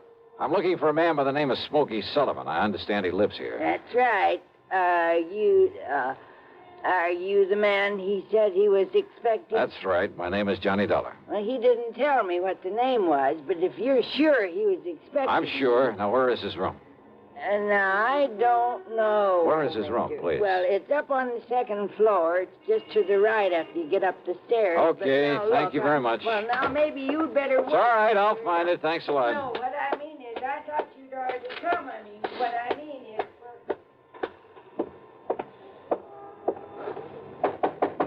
Smokey? Hey, Smokey, it's Johnny Dollar. Oh, what was that? Smokey! Now, what's all the... Oh, no. Hey, Smokey, can you hear me? Who did this? Are you... Good Lord.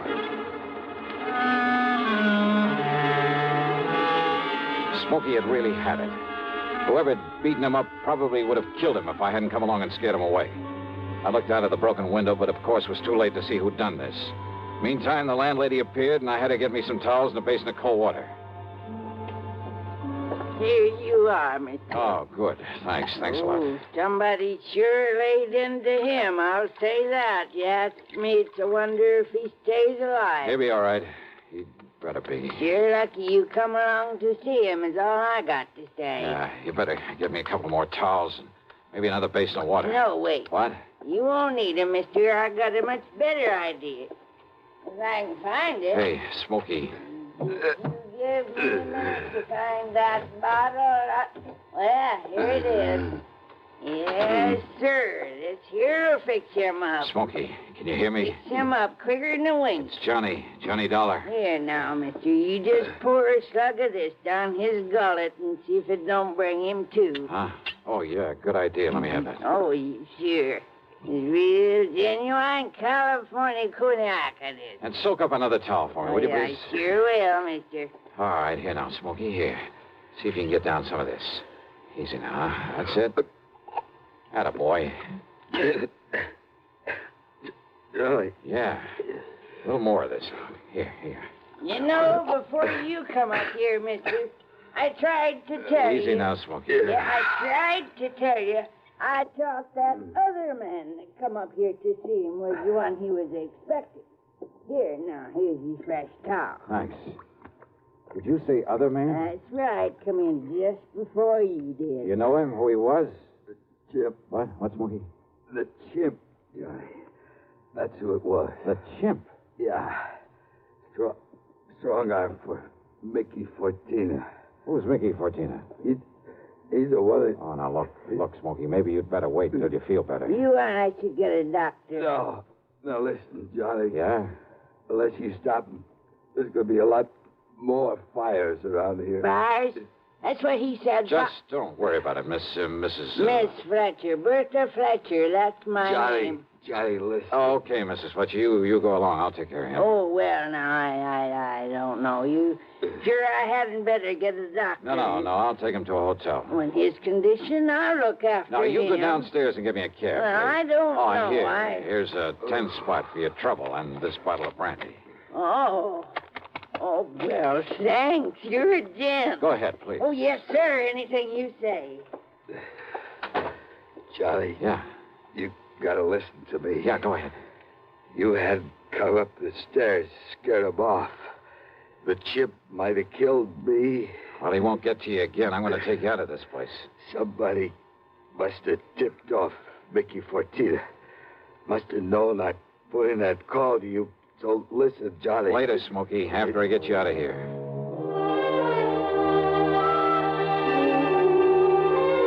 Item 4, the $10 to Miss Fletcher. Item 5, $1.50 for a cab to the Statler Hotel, where I had to show my credentials to the room clerk to get a bed for the somewhat mangled Smokey Sullivan. Item 6, $15 to the doctor who came up to the room, and I must admit got him back in a pretty good shape.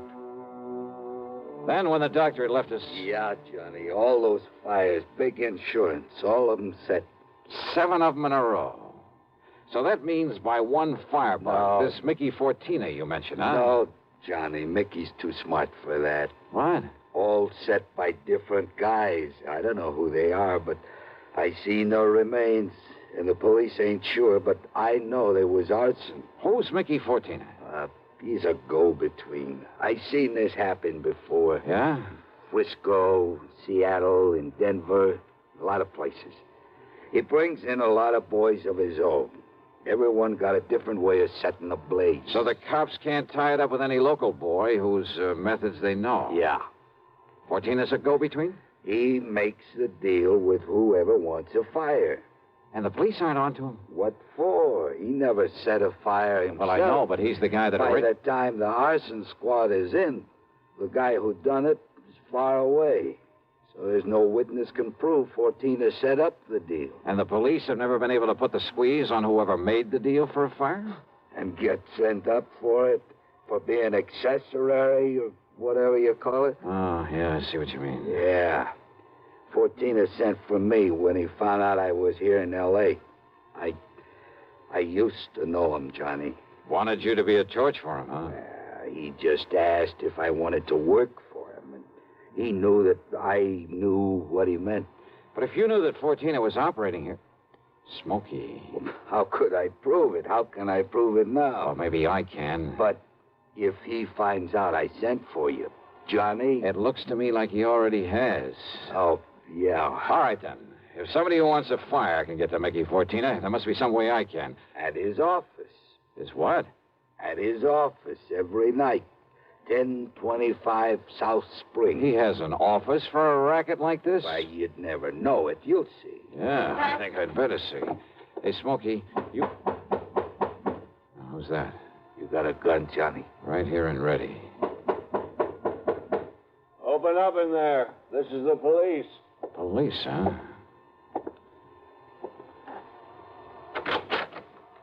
Well, surprise. It is the police. The room clerk reported a man was brought in here who... Johnny! Yeah, Pat Nichols. Sergeant Nichols now, Johnny. Good. How are you, boy? Now, wait a minute. Is this the man you brought in here? Smokey Sullivan?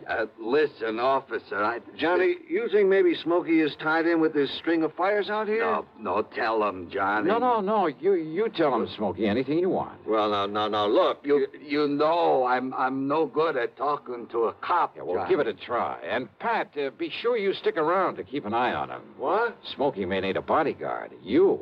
Huh? Yeah. Until after I've made a little business call. Johnny. Now, look, if you're out here because of those fires... Did I say I was? I didn't tell him anything like that, did I, Smokey? No, Johnny. And I see what you mean. Now listen, Just stick around, Pat. I'll see you later. If I had told Pat where I was going, he might have wanted to come along. And a man in the uniform would hardly have helped in the plan I had for trapping Mickey Fortina.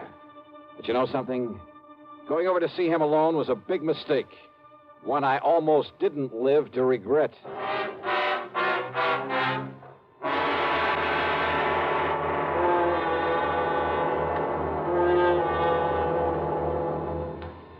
We'll bring you Act Two of yours truly, Johnny Dollar, in exactly 1 minute.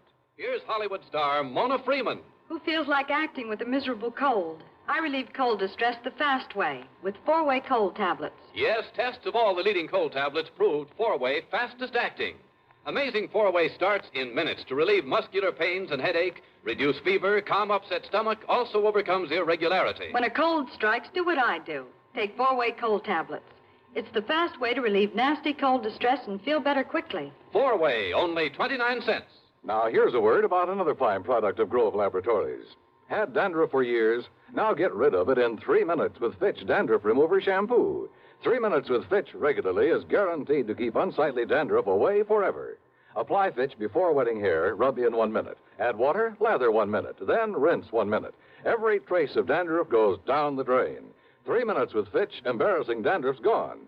Fitch can also leave hair up to 35% brighter. Get Fitch Dandruff Remover Shampoo today. And now, Act Two of yours truly, Johnny Dollar and the Burning Desire Matter.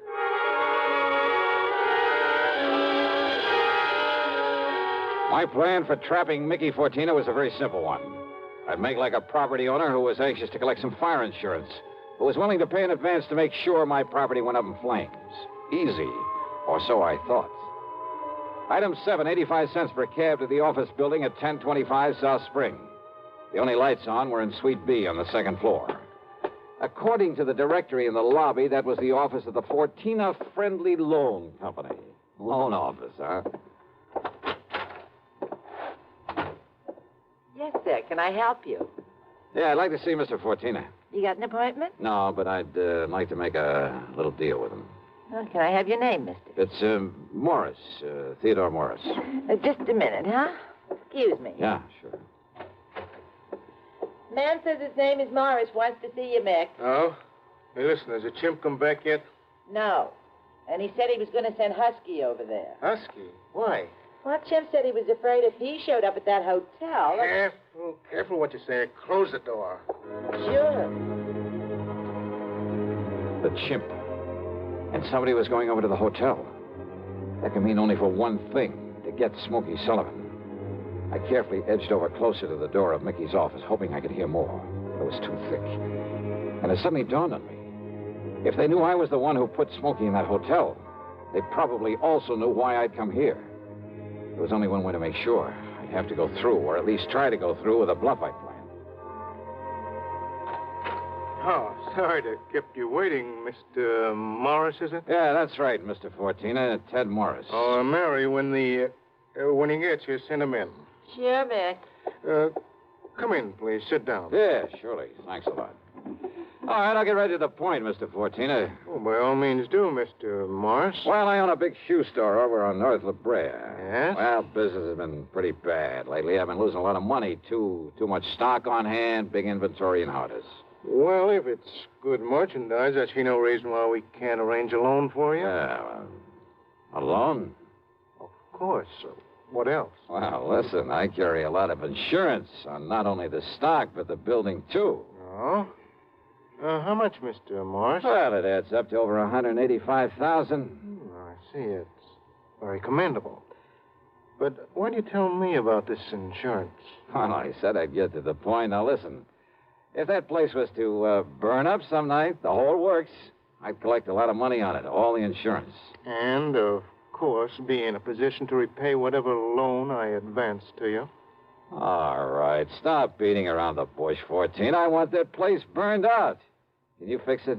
Mr. Morris, if you want a loan, possibly even a sizable... Well, you know what I want. Come on, how about it? As I said, possibly we can advance it to you. Now, look, I didn't come up here to... However, as evidence of your good faith, your, shall we say, good intentions, are you prepared to make a down payment on such a loan, say, $10,000 cash in advance? What are you talking about? Set the fire, burn the place up so I can collect the insurance, and I'll give you $15,000. Now, just a minute. Who said anything about just a minute? Who said anything about setting a fire? I did. Well? Who sent you here? If you said it was a former client, I won't believe Oh, it. look, does it make any difference? Do you By any chance know a man by the name of Smokey Sullivan? Sullivan? He knows him all right, Mick. Wow. The chimp? Shut up. Sure, Mick, this is the guy I told you about. I come to see Smokey at his rooming house. What I left of him. Very interesting. After I ducked out, I hung around there. I seen him take Smokey in a cab. I followed him to that hotel. Did you send Husky over to take care of him? Sure. And listen. Yeah? I don't know what name this guy gives you, but when he knocks on Smokey's door, he says it's Johnny Dollar. Dollar? Insurance ticket? Yeah, that's right, Mickey. All right. So maybe I do arrange another fire with you in it, Dollar. Mickey! There's a police car just pulled out in front! Go ahead, Chip. Yeah, I'll kill this dirty... All right, now, 14er, your turn. Don't move, Dollar. Reach for a gun and I pull this trigger. I see. Yeah. How are your eyes, Mickey? Can you see in the dark? What? Without this lamp in here? All right, Mickey! All right, you...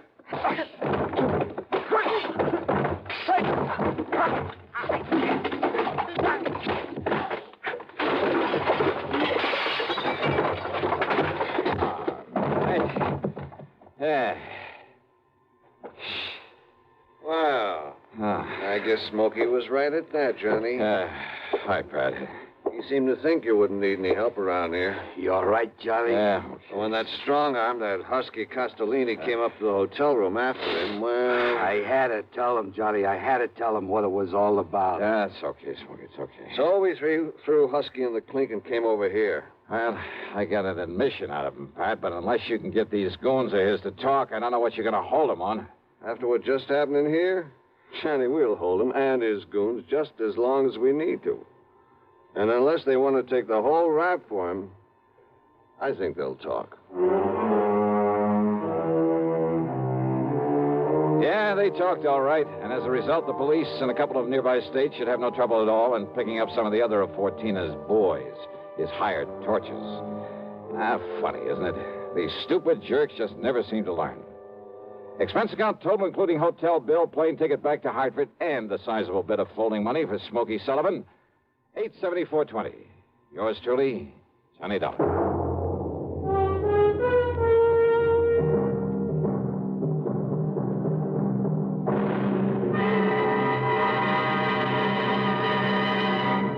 Now, here's a word from our star about the case he handles on next week's program. Thank you, Daniel. It's called the hapless ham matter. And yeah, you guessed it, the ham turns out to be an actor. A really bad one with one of the cleverest methods of committing murder I've ever known. There's a lot of action, suspense in the story, and I think you'll like it. Who knows? Maybe if you listen closely, you'll be able to figure out his method even before I do. So join us, won't you? Yours truly, Johnny Dollar.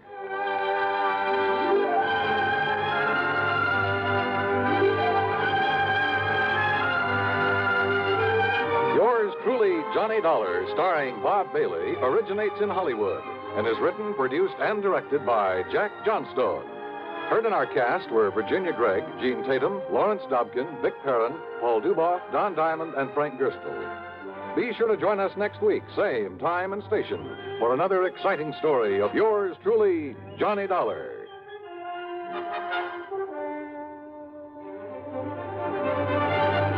This is Dan Cubberly speaking.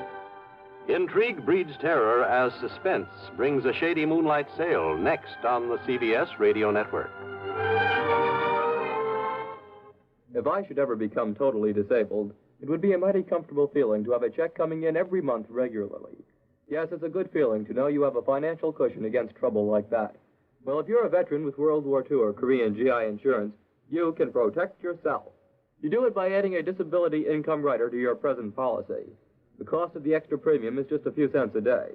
For example, a 40-year-old veteran with a $10,000 term policy would pay only $1.60 a month for the added protection. If you sign up for the disability income provision, it works this way. After you have been totally disabled for 6 consecutive months, VA will pay you every month as long as this condition persists. $10 for each $1,000 of your GI insurance policy. That adds up to $100 a month if you hold a $10,000 policy. Full details about total disability income at any VA office. Radio 59 WROW, first on the dial in Albany, Schenectady, and Troy.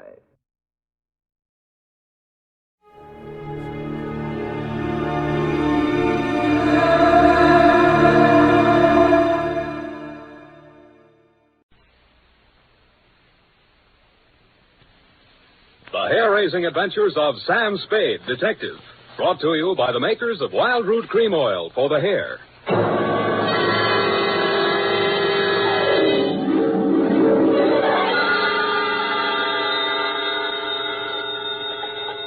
Sam Spade Detective Agency. It's me, Effie. Oh, Sam, I've been worried about you. Sid Weiss was just on the phone, and he says digging up a corpse without a permit is against the law. It's all right, Effie. I just dug him up to say hello and put him back again. Oh, thanks. I'll be down in a couple of minutes to dictate my report, sweetheart. If I get lost on the way, you'll find me in City Hospital, the Psycho Ward, third straitjacket from the left.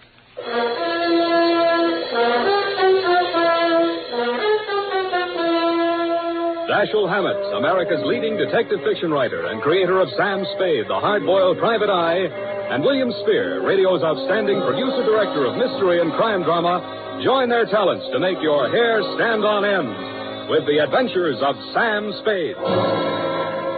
Presented each week by Wild Root Cream Oil, the non-alcoholic hair tonic that will put your hair back in place again, grooming it neatly, naturally, the way you want it. Fellows, if a girl can spend half an hour under a hot dryer in a beauty parlor to look her best for you, certainly you can spend half a minute sprucing up with Wild Root Cream Oil hair tonic to look your best for her. That's all it takes, and Wild Root Cream Oil grooms your hair neatly and naturally, the way girls like to see it. Besides, it relieves dryness and removes loose dandruff. There's not a drop of alcohol in Wild Root Cream Oil. It contains lanolin. So get the big economy-size bottle at your drug or toilet goods counter. And now, Wild Root brings to the air the greatest private detective of them all in The Adventures of Sam Spade.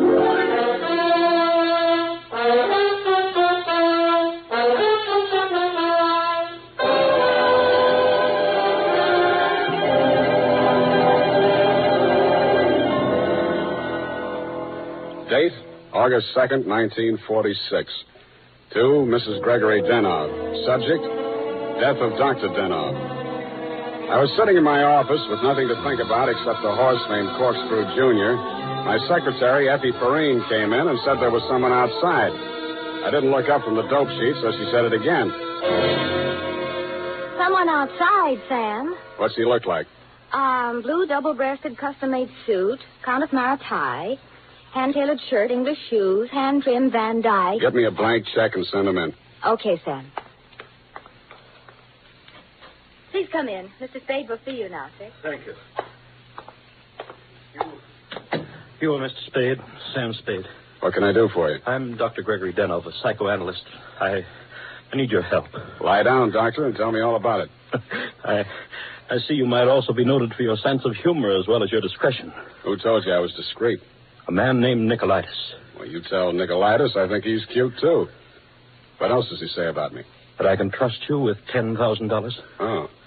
Is this Mr. Nicolaitis one of your patients? No, he isn't. As a matter of fact, he's gotten possession of some private records of mine. Well, it's rather involved. Nicolaitis is shaking you down, and he picked me as the middleman, is that it? This is not an ordinary case of blackmail. Blackmail is blackmail, even if you do it in Technicolor. Well, as you may know, a psychoanalyst keeps a faithful transcript, a detailed record of everything a patient says during consultation, no matter how intimate or shocking. Yeah? This man, Nicolaitis, has managed to gain possession of a copy of one of these case histories. The patient is a very celebrated person, and should this material be divulged, it may have very serious consequences for both my patient and for me. Doctor, your best bet's the San Francisco Police Department. No, that's out of the question. Then I'm afraid I can't help you. Why not? Nicolaitis said I'm a private detective. When I take on a client, I take on his troubles. My job is to protect him, not to stand by and see him milked. If you want to hire me on that basis, I'll listen. Oh, I'm so tired. I must trust somebody. What can you do for me, Mr. Spade? Write me out a check for $1,000. Got a pen? Yeah. All right. You see, Nicolaitis figures that if I'm getting a cut, I'll have to keep my mouth shut. I'll spend it all the same. Here you are. Thanks. Now, what was the last thing Nicolaitis told you? That he would pick up the $10,000 here and deliver to you this file in question. Can you reach him? Yes. Call him. Tell him you've seen me. Tell him I won't do that kind of business in my office. Tell him to come to your house. I'll be there. What if he refuses? He won't. Tell him I have the whole $10,000. What time? How about in an hour? No, I'm sorry. We'll have to make it around 3 or... Oh, goodness, I'm late now. I really... That's a beautiful watch, Mr. Denner. Yes. Foreign? Yes. May I see it? My watch? Why, really, Mr. Spade, I'm very late. I have so many things to do, and I have to be at the Majestic Theater well before the matinee starts at 2:30. How are you going to see me at 3 o'clock if you're going to the theater? Oh, I'm not going to stay for the performance. Well, Mr. Spade, till 3 o'clock then. Oh, my office is in my apartment. The address is here on my card. It's the penthouse. Penthouse, huh? Okay, Doctor, I'll come formal. I'll wear the top to my bathing suit.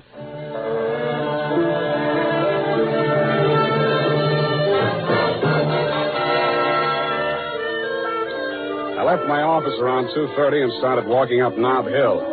The Versailles Apartments, where Denov's place was, took up the whole 300 block, so I didn't have any trouble finding it. I stopped across the street for a minute to get my breath after the uphill climb, mopped my face, and started across. Just as I got to the middle of the street...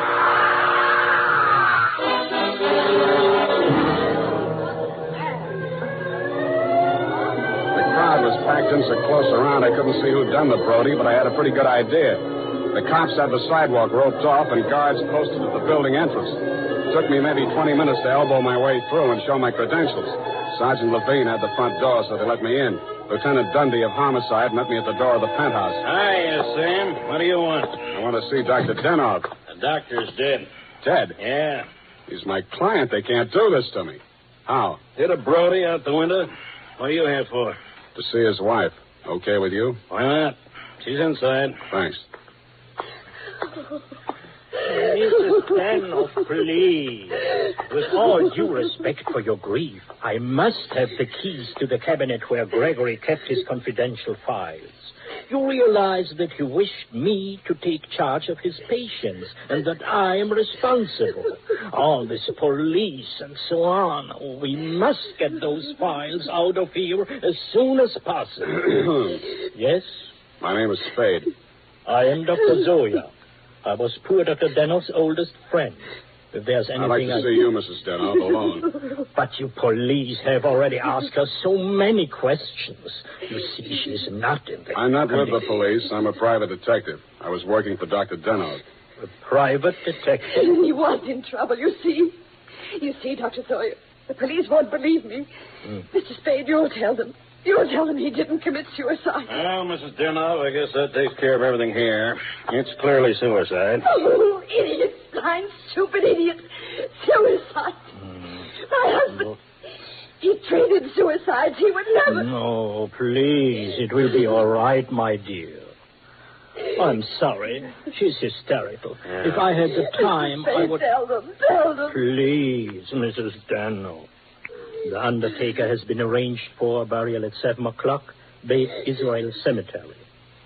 Now, please, the key to Gregory's files.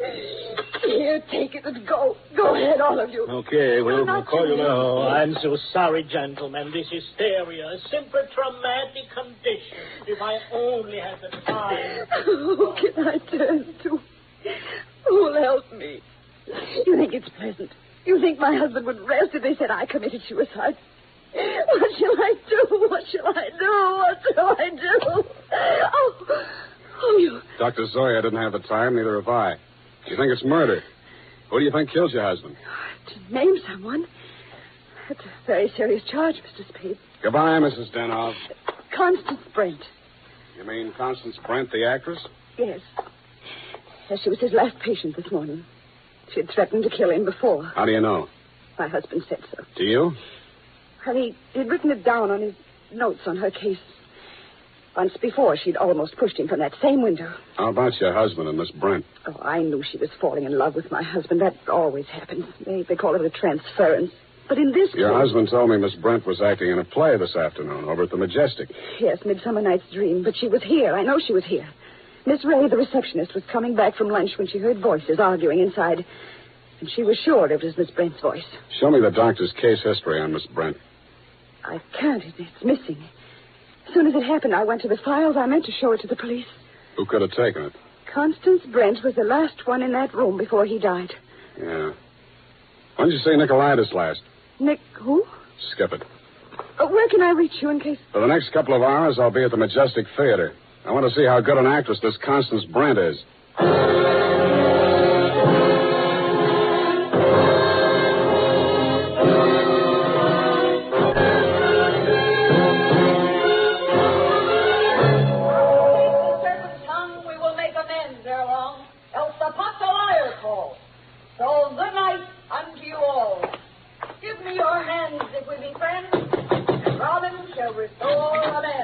Yes? Miss Constance Brent's dressing room? What do you want? I want to talk to Miss Brent. Well, you can talk to me. I'm her husband. So you're Mr. Brent. I'm Jonathan Wallace. She's Mrs. Wallace. Now, what do you want with my wife? I've come to tell her that Dr. Denov is dead. Are you sure? You tried falling from a 12th floor window sometime. Well, that's the best news I've heard this year. I'm afraid it will be a shock for Constance. Maybe, maybe not. She was the last person to see him alive, as far as anybody can make out. Are you from the police? No, I'm from the insurance company. Claims investigator. What do you want to see Constance for? The policy wasn't made out to her, was it? No, made out to his widow. But she can't collect. Police say it was suicide. Oh, that settles it. This is the last time I take Titania. Stand around while Puck talks his head off. Who is this person? Darling, I'm afraid this is going to be a shock. This man is from an insurance company. Dr. Denov is dead. Oh, what a pity. What happened? The police say he jumped. His wife says he was pushed. She also says that you, Miss Brent, might have been the pusher. Oh, now, really, it's too absurd. How like a wife. What time did your play start this afternoon, Miss Brent? Matinee at 2:30, always. Always. And the late lamented Dr. Denov jumped at 3 o'clock. I didn't say he did. Doesn't this news, shock you? But of course. Do you think good psychoanalysts are easy to find? Looks like your next doctor will have to start from scratch. Your case history seems to be missing from Dr. Denov's files. Missing? No. What is it? Has a man named Nicolaitis been in touch with you? I've never heard of him. Chances are you will. Does he have Dr. Denov's notes on my case? Could be. This is frightful. Hot reading, huh? You seem to know this person, Nicolaitis. Get that file for me, and I'll pay you well for it. Just a minute, my lovely Titania. We don't know who this man really is. He might even be Nicolaitis himself. Let me see your company credentials. Now, what do you know? Somebody picked my pocket. My wallet's gone. I thought so. All right, you tell me who you are. I'll call the police. Oh, no, Jonathan. No police. Let's get off the merry-go-round. My name is Spade. You'll find me in the phone book under S. My office is open until 6 o'clock. And if a man answers, don't hang up. It'll be me.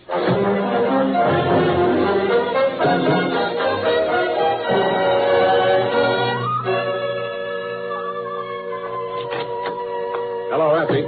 You found a Nicolaitis yet? Not one. I even tried spelling it backwards. Nobody ever heard of a man named Nicolaitis. Beginning to think there ain't no such person. Pardon me. Do I hear my name mentioned? I'm Nicolaitis. Sam, I still think you're right. Come all the way in, Mr. Nicolaitis. Sit down. Oh, thank you. If you need me, Sam, just scream. What can I do for you? Oh, I've come for my money. What money? Oh, the $10,000. You remember the $10,000? Refresh my memory. Oh, Dr. Denov, the gentleman who visited you this morning? Oh, that $10,000. Oh, you see, you remember now. Yeah, it all comes back to me now. You were supposed to deliver something for the money. Since Dr. Denov is dead, that is no longer important. You will give me the money, please, and I will not disturb your afternoon any further. Suppose I refuse? Oh, that would grieve me. In my grief, there is no telling what I might do. Dr. Denov's dead. There's nothing more you can do to hurt him. Oh, never would I attempt to hurt poor Dr. Denov, but in my sorrow, it would be so great if I should be forced to hurt the woman he loved. After all, as Titania says, these are the forgeries of jealousy. Titania, huh? Ah, yes. Midsummer Night's Dream. Act 1, Scene 18. I'm a little rusty on my Shakespeare. Oh, you are indeed, Mr. Spade. Titania doesn't appear until well into Act 2. She doesn't, huh? Yeah. Yeah, that's right. Yeah. I guess she isn't on for 40 minutes or so. Yes, indeed, Mr. Spade, but I didn't come here to discuss drama. What else have you got to discuss? When Dr. Denov died, your market died with him. That is a very unprogressive view, Mr. Spade. There's always a gentleman named Jonathan Wallace. Why, you fiend. You don't mean you'd sell to both of us. Mr. Spade, how can you have such a low opinion of me? I will prove my integrity. I will give you the material. You give me the money. Hand it over. In the Levant, Mr. Spade, we have a saying. He who goes too close to the bear soon loses his beard. I have left my beard at home. Okay, I'll meet you anywhere you say, anytime you say. Excellent. At 7 in your apartment? Won't that be walking into the bear's cave? In the Levant, Mr. Spade, we have a saying. Private dicks do not kill people in their own apartment.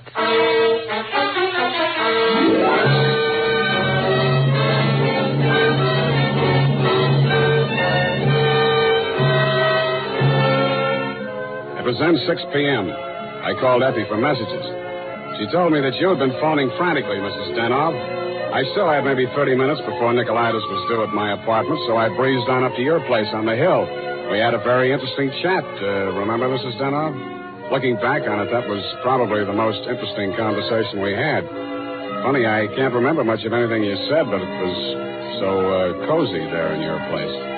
And what with your clock being about 20 minutes slow, it must have been something like 7:30 before I left you.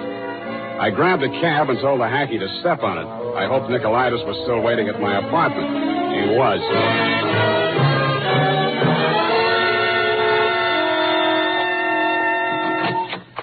Mr. Nicolaitis, I'm sorry to be late.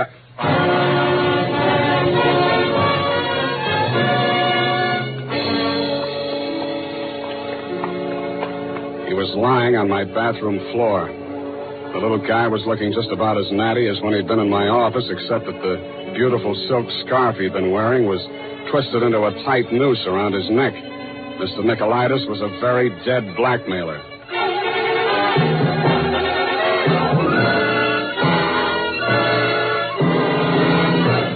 The makers of Wild Root Cream Oil are presenting the fourth in a new series of programs bringing to the air for the first time the adventures of Dashiell Hammett's famous private detective, Sam Spade.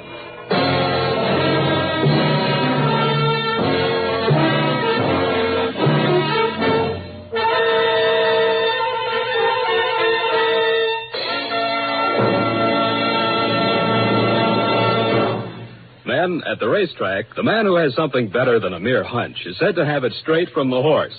Of course, that's a humorous expression, but it shows how to get facts. Go straight to the real source of information. And that's why we went straight to hundreds of men in metropolitan New York to find out what men really want in a hair tonic. And their answers show that Wild Root Cream Oil has all 5 advantages chosen by this impartial consumer jury of men. 1, Wild Root Cream Oil grooms your hair neatly and naturally, never leaves it sticky or greasy. 2, Wild Root Cream Oil relieves annoying dryness. 3, it removes loose dandruff. 4, it's non-alcoholic. And 5, it contains soothing lanolin. Remember, no other leading hair tonic gives you all 5 of these important advantages. Is it any wonder that 4 out of 5 users in a nationwide test preferred Wild Root Cream Oil to all other hair tonics they'd tried? So next time you visit your barber, ask for Wild Root Cream Oil and get the big economy-size bottle of Wild Root Cream Oil at your drug or toilet goods counter. And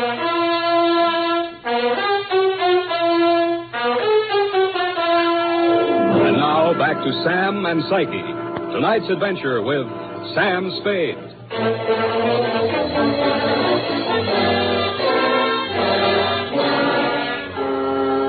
His eyes were open, and he seemed to be looking right at me as I bent over him. The finger marks in his throat were too blotchy to be of any use. Pretty soon, Lieutenant Dundee and Sergeant Polehouse came in and walked over behind me. We all stood there for a second, and then Polehouse bent down and closed those eyes. You know him, Sam? His name is Nicolaitis. That's all I know about him. What did he come here to your place for? I don't know. You invited him? I wouldn't have been surprised to find him here, but not like this. You boys got a smear on him yet? Sure. He's an old customer of mine. Runs a photo lab. Photostats, microfilm. Microfilm. Nobody makes any sense. They're all screwballs, psychos, neurotics. What am I doing in the middle of this anyway? Sam, don't scream at us. We're just doing a job. Oh, I'm sorry, boys. This Dr. Denno was my client. Mental expert. That Denno probably had a screw loose somewhere and needed a psychoanalyst himself. Say, maybe he was... Yeah. Hey, look, Dundee. I'm going out of here now. Do I call Sid Weiss and we go through all that again, or are you going to let me walk? Why, Sam, you can go. I know where you sleep. Asleep. I'll wake you when I'm ready for you.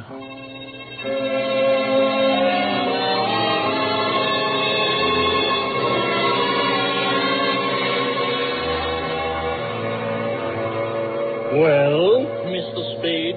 I want some answers, Dr. Zoya, and you're the guy who can give them to me. I'm listening. Just let the questions flow into your mind and do not try to repress any of them. Speak instantly, whatever... Okay, question number one, without thinking.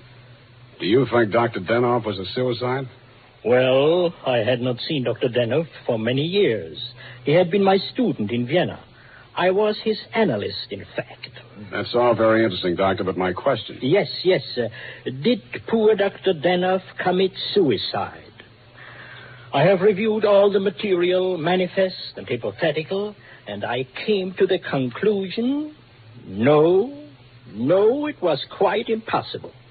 You see, these paranoid... Okay, question number two. Was Dr. Denoff in love with Constance Brent? I suppose I can now answer that question. When I arrived in San Francisco, I found him in great distress.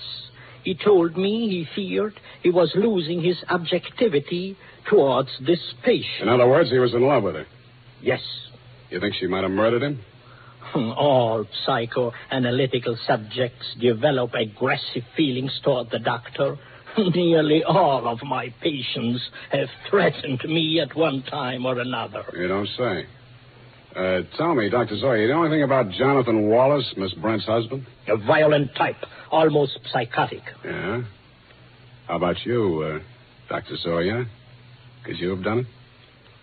That is a most interesting question, Mr. Spade. When I arrived here from Vienna without funds, dependent on the kindness of my former students, I must confess that I felt a certain antagonism.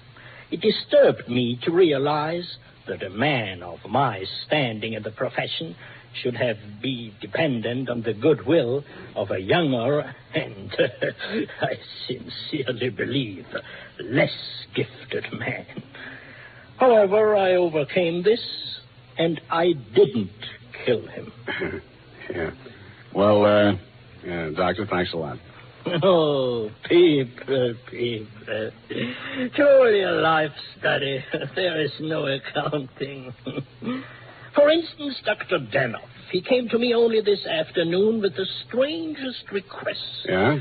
He gave me the gold watch which I had presented to him many years ago upon his graduation in Vienna. He had a patient waiting, and so had not much time to explain. Where is this watch? Please, I'm coming to that.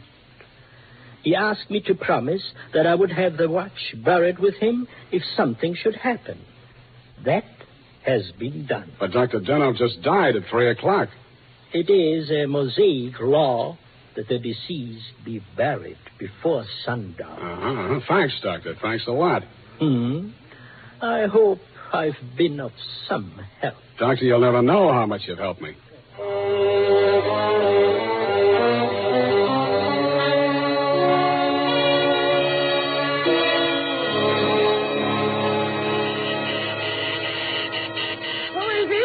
Spade. Oh, what's happened? I think I got the answers, Mrs. Denoff. That file on Constance Brent. Your husband knew that you'd been going through it. Mr. Spade. Shut up and listen to me. He took it out of the files, had it microfilmed for his own private records, and destroyed the original. Really? The man who did the microfilming was Nicolaitis. He delivered one print to your husband and kept another for himself. He was murdered in my apartment for the copy he used to shake down your husband. The killer now has that copy, if it hasn't already been destroyed. But we can still put our hands on the first strip of microfilm, which you delivered to your husband. This is astonishing. How? It's in the gold watch, which was buried with him. Oh, the watch that Dr. Zoya... That's right.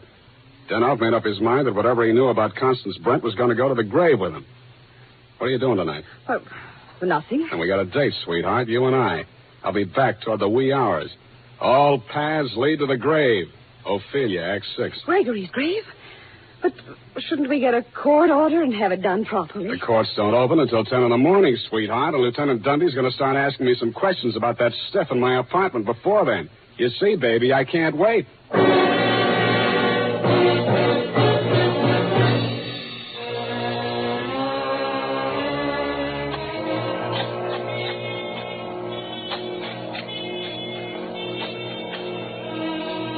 Mr. Spade, we shouldn't be doing this. I'm wrong this time. It won't be wasted effort. I'll crawl into the grave myself and pull it in after. Here. I struck it. Give me that crowbar, Mrs. Denoff, quick. Oh, dear. Put that flashlight in here, sweetheart. You look the other way. Yeah, here it is. Look. What, Mr. Spade? What have you got? The watch. Here, put the flash on it while I open it. Here's my nail file. Pry off the back. Thanks. That does it. Here's the film. All right, Mr. Spade. Give me that film. Well, if it isn't the second gravedigger from Hamlet, Mr. Constance Brent. Stop clowning and hand it up to me. You better do as he says, Mr. Spade. We've both got guns. I was expecting that. It took you a long time to get here, Mr. Wallace. How did dear Constance make out as Lady Macbeth? Just give me that film. Stop being an idiot, Wallace. The cemetery is crawling with cops. Put that gun away before you drop it and break your foot. Come up out of that grave, Spade, or you'll stay there forever. Okay, Dundee. All right. Get those hands up, everybody. Go ahead, Dundee. Make the pinch. Okay. Sam Spade, I arrest you for body snatching, violation of graves under the Civil Code number... No, you fool. You're supposed to arrest Mrs. Gregory Denov and Jonathan Wallace for the murder of Gregory Denov and Pericles Nicolaitis. But I... Oh, yeah. No, you don't.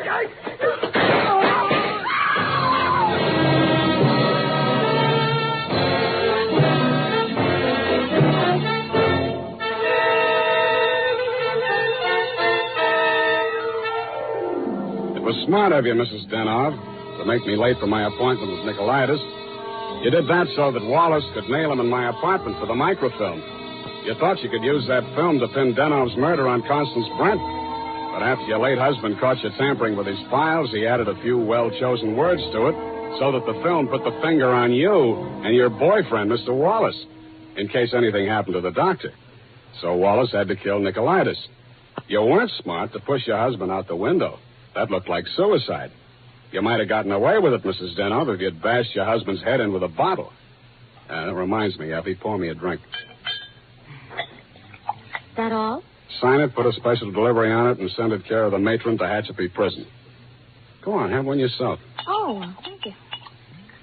Here's how. Oh.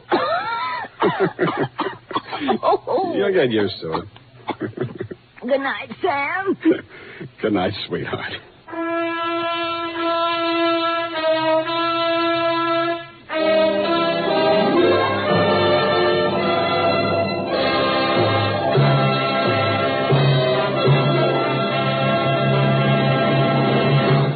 Wild Root Cream Oil presents The Adventures of Sam Spade, Dashiell Hammett's famous private detective, produced and directed by William Spear.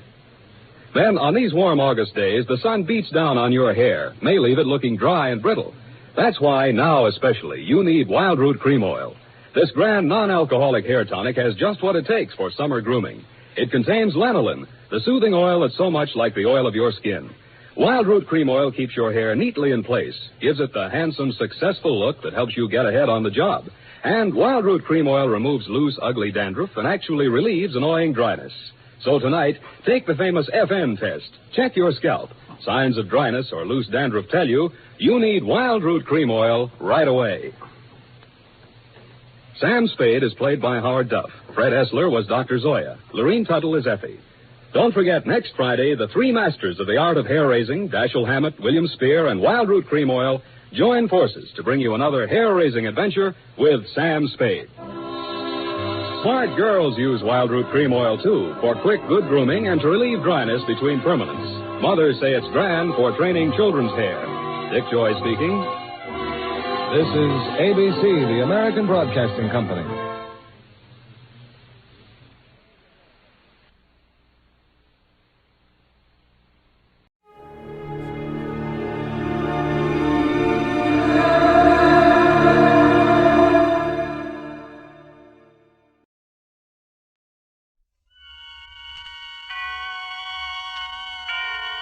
Autolite and its 96,000 dealers present Suspense. Tonight, Autolite brings you A Killing in Abilene, a suspense play starring Mr. Alan Ladd.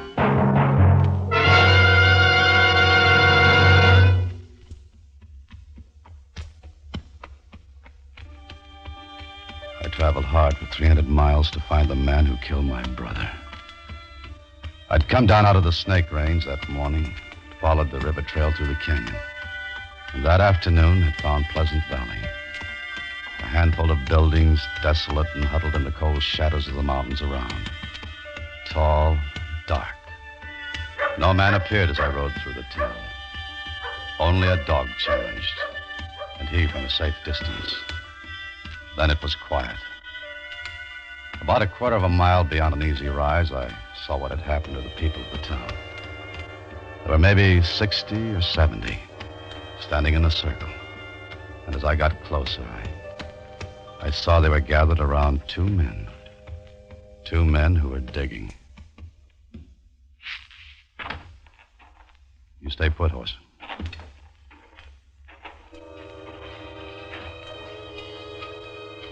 There was a look on the faces of the people standing there.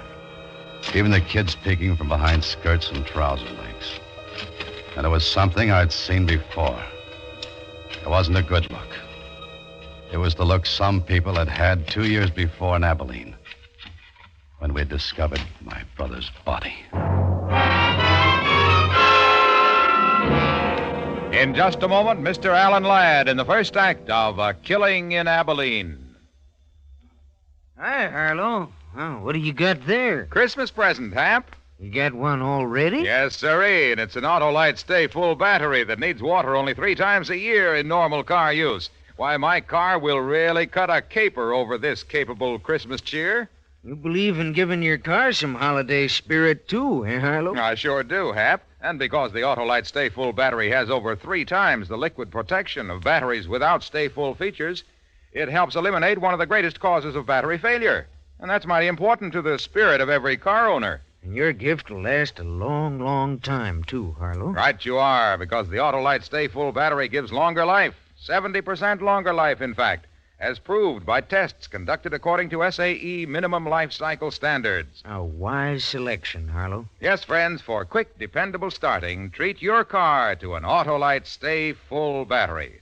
The battery that needs water only 3 times a year in normal car use. See your neighborhood Autolite battery dealer. And remember, you're always right with Autolite. And now, with A Killing in Abilene and the performance of Mr. Alan Ladd, Autolite answers many requests in bringing you a story of the Old West, hoping once again to keep you in suspense.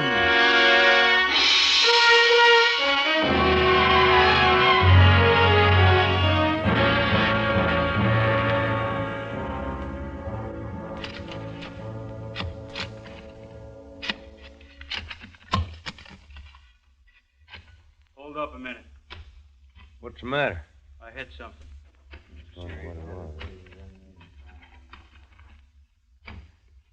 Wait. Better go slow. Dig around this side.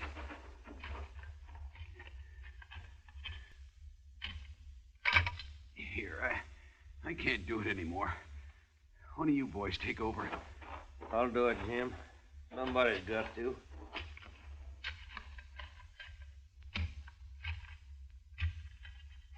It's him, all right. I seen his shirt. You were right then, Ben. Jake Garvey, you're a sheriff. Better come take a look. Yeah.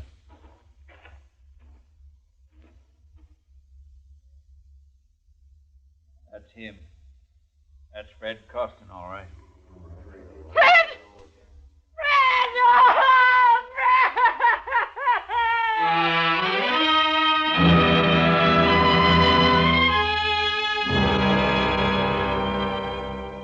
The other women folk led our way. The men stayed and pushed in a little closer to the pit and waited there until the job was finished. Then they noticed me. What are you doing here, stranger? Where are you from? You're the sheriff? That's right. Jake Garvey. Man is my name, from Abilene. So? I'm looking for a man in these parts. Calls himself Lee Burridge. Who did he say, Sheriff? He said Lee Burridge, Ben. You tell him we'll take care of him. What do you want him for? What's it matter what he wants him for? We know what we want him for. Come on. Now, there ain't going to be no trouble. I'm the law in Pleasant Valley. I'll say what we do. We elected you, Sheriff Jake. We can unelect you. Like Ben said, it was Burridge killed him, and you know it. I've got to talk to you about Burridge, Sheriff. It's important. All right. My office back at the meeting house. We don't need no talk about Burridge. We need to do something about the ugly son. Come down, boys. Let's get on back to town. We'll take her as she comes.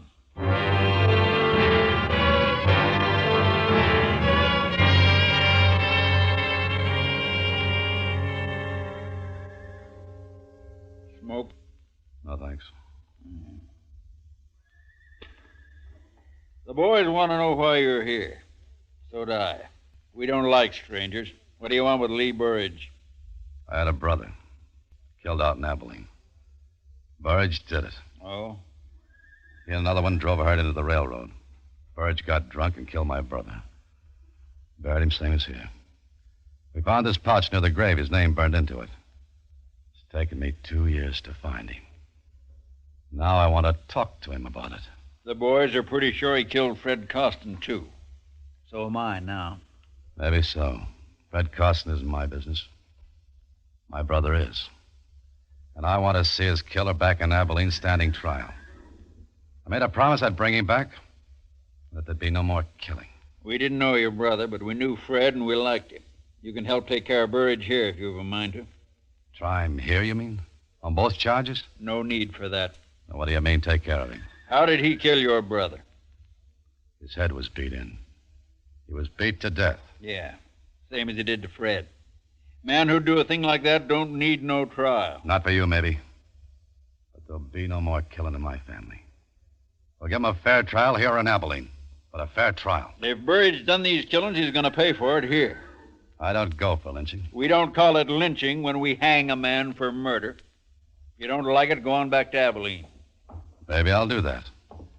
When I take Lee Burridge out for trial. I don't know what you're trying to do. I suspect you to get Burridge out of town. If I'm right, you're heading into a lot of trouble. Let's go get him, Ben. About time. Hold it. One of you boys going to direct me to where Lee Burridge lives? We could, if we felt inclined. What do you want with him? Just want to talk. Anybody got objections? Yeah, Who are you? Ben Chafee. There ain't gonna be no talking. He's done what he's done. He's gonna pay for it. Ain't nobody gonna stand in the way. It's time you was riding out of here. And if I don't? Then I'll help you. Climb off, Ben. We don't need no private wars here. Where does he live? Come on, boy. He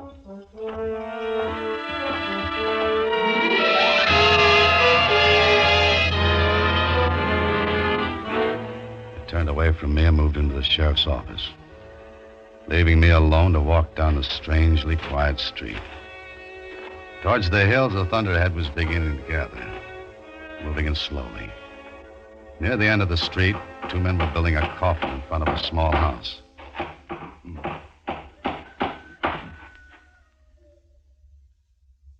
Is this where I'll find Mrs. Costin?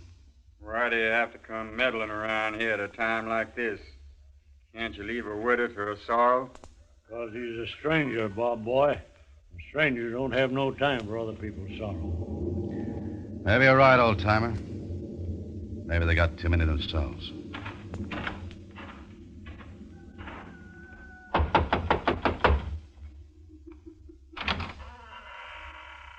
Yes? I'd like to talk to you, ma'am. Could I come in? Can't you see this house is in mourning? Ma'am, I know how you feel. How can you know what I feel? I had a brother once. Killed by this man, Burge. Oh. I'd like you to help me. It was 2 years ago my brother was killed. His wife would like the killer brought back to Abilene for trial. I'd like you to speak to your friends and let me take him away. He didn't give my Fred a chance before he killed him. He's a cruel, ugly man. He's a killing man. You can see it in his eyes. I understand how that woman feels. I feel the same way. I want him killed, too. But here, where I can watch. And will you tell me where he lives? Don't tell him nothing, Mrs. Costin. You'll go warn him off. Let him go if he wants. I say a man's got one life to live, and he's got a right to lose it any dang way pleases him. I'll tell you where you can find Lee Burridge.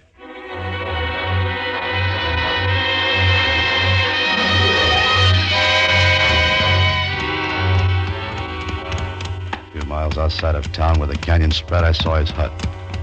Set against a fire-blackened hill. There was no growing thing in the rocky ground except one sick, twisted tree. Stunted limbs reaching out empty, waiting. Hold it. Easy, horse. Easy. Throw your gun down, you. Or I won't miss with the next one. Lee Burge? Throw it down. I'm Jeff Mander. It's my brother Seth you killed in Abilene. That's who you are. You've caused me enough trouble.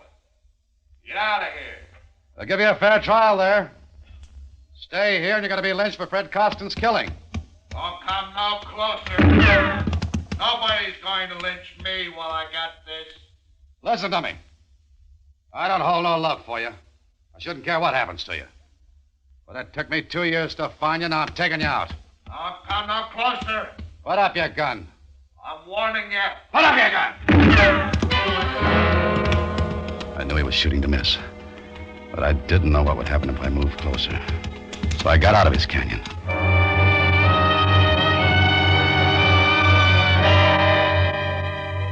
It was clouding over heavy when I rode into town again. Maybe an hour and a half after I'd left the sheriff's office. The streets were still empty. But in a couple of the houses, I saw curtains move in windows and shadows duck away as I looked at them. I wondered if the old man had told them I'd gone to see Burge. And if they knew what they planned doing about it.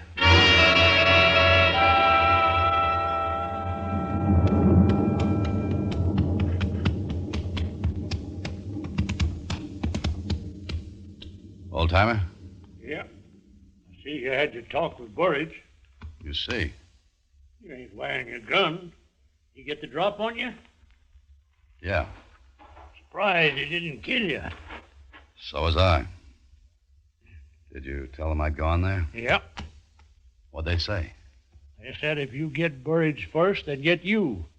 They said you should go back where you came from while you still can. I will after I settle with Burge.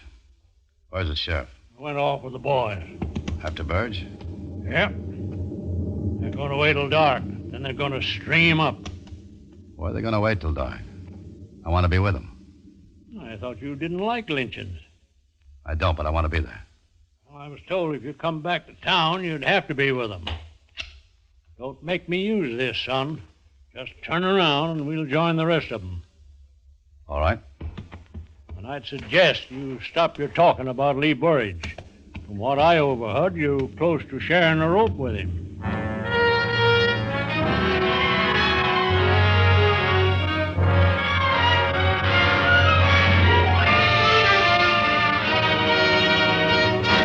Autolite is bringing you Mr. Alan Ladd in A Killing in Abilene.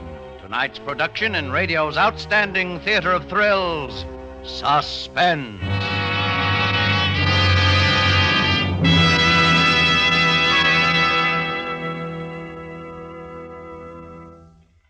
Well, Harlow, only 8 shopping days till Christmas. Well, that doesn't bother me, Hap. I'm giving everybody an Autolite Stay Full battery, the battery that needs water only 3 times a year in normal car use. Even folks without cars? Why, sure. Why should they be denied the pleasure of having that fine, fit, faithful friend that gives 70% longer life? Says who, Harlow? Why, everyone knows the Autolite Stay Full battery gives 70% longer life. And this is proven by tests conducted according to SAE minimum life cycle standards. Sounds mighty powerful. It sure does, and it's because every positive plate in an Autolite Stay Full battery is protected by a fiberglass retaining mat to help reduce shedding and flaking and keep the power-producing materials in place. Go on, Harlow, go on. Well, friends, this Christmas, present your car with a famous Autolite Stay Full battery, a battery that needs water only 3 times a year in normal car use. See your neighborhood Autolite battery dealer tomorrow. And remember, you're always right with Autolite. And now Autolite brings back to our Hollywood soundstage Mr. Alan Ladd in Elliott Lewis's production of A Killing in Abilene, a tale well calculated to keep you in suspense.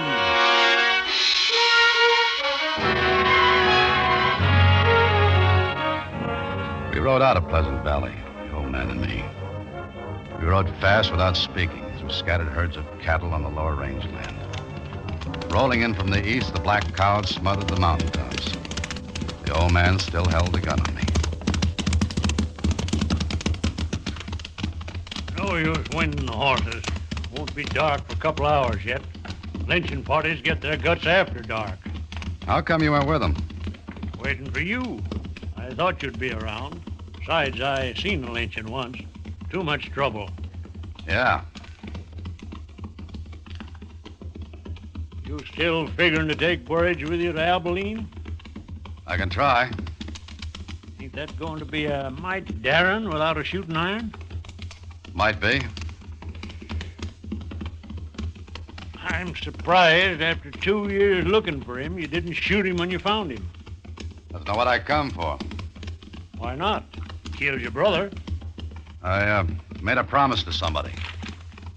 His wife? Yeah. Mine, too. What was it between Costin and Burge? Well, I don't know. Nobody's seen much of Burridge in the past couple of years. Ever since Ben told us about how he was a killer. Ugly man. Just ugly mean. You said Ben told all of you Burge was a killer? Yeah. Guess it's your brother he killed. That right? That's right. And now because of him, you might get killed. But why? They think you made it up about your brother. They think you're trying to take Burridge away. Do you? Well, I haven't decided yet. We ford the stream here. Oh, watch your footing.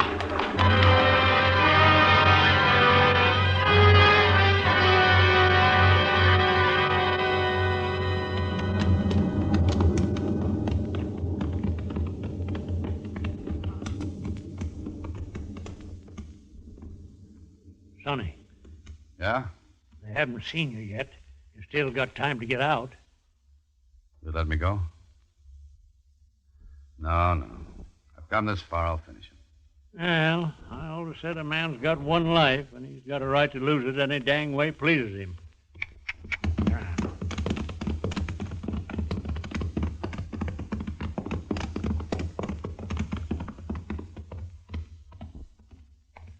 Hello, Sheriff. Thought you'd left Pleasant Valley. We decided he ought to come with us where we can watch him. You decided, Ben. What do you say, mister? I'll tell you what he says, Sheriff. He says he wants Burridge one way or the other. He asked to join. That's what he says. Get off of the horse, mister.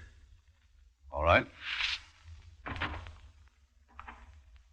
Now say that lie to me, and I'll make you choke on it. I want Burge as bad as the rest of you. I'd prefer him to stand trial, that's the difference. I don't want this lynching if we can avoid it. Why, you... Take your hand off your gun, Ben. He ain't armed. Take it easy, Ben. We decided what to do. You're here because I want you here. Burge killed Fred Costin in a fight, now we're going to settle it. Burge kills easy. I've seen him do it once before. He's not going to do it again. You saw him kill my brother? I thought you didn't believe me. I saw it. You need more of a trial than that.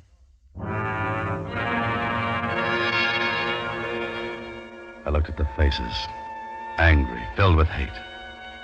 And I thought of the ugly man up in the canyon in the broken-down shack. I wondered if he knew what was waiting for him a mile or so away.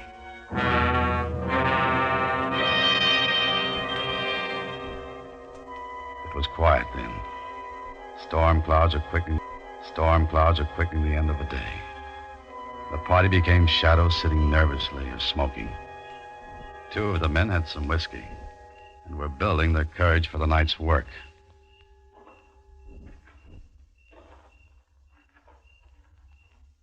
It's nearly dark. I didn't think you'd come. I had to. All the way? My Fred's dead. So's my brother. My Fred was a good man. Never hit me, but he was a dark man with drink. Like those two. What was it between Burge and him? We'd lost some chickens. Fred said that man stole them. When he came to town for supplies, Fred and him got to fighting. That man hated him and beat him. Fred was terrible hurt. Afterwards, everybody laughed and made jokes. They laughed at their friend?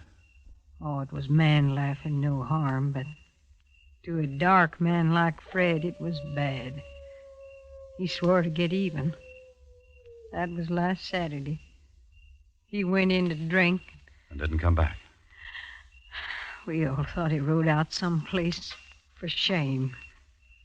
Why do you think Burge killed him? They were all talking about it. Who was? All the men, Saturday night. They said Fred and that man were arguing. Who heard them? Ben did. When Fred didn't come back, we all knew that man had killed him. He did, and he's going to pay for it. Who found the grave, ma'am? Ben did. I'm sorry for your brother's wife. But it's got to be this way. Just like the Holy Book says. An eye for an eye. Let's go, boys. It's time to ride.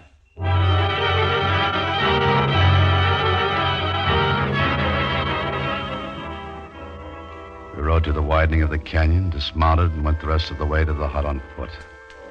We took one horse with us.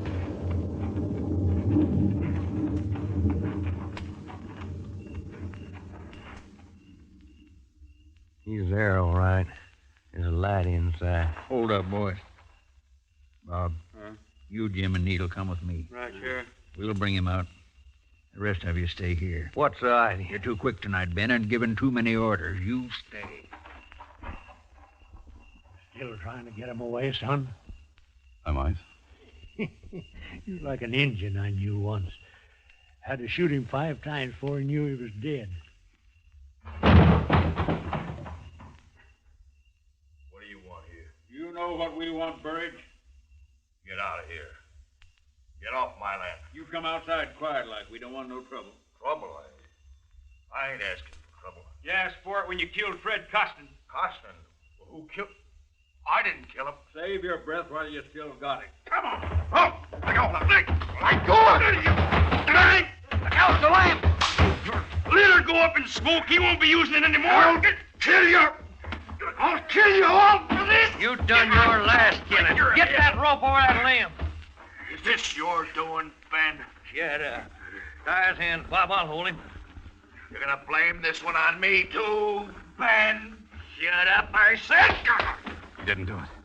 He didn't do it. Let it go, son. You can't stop him now. I gotta talk to him before they do. He didn't do it. Now I know it. Wait a minute. Take my gun. Thanks.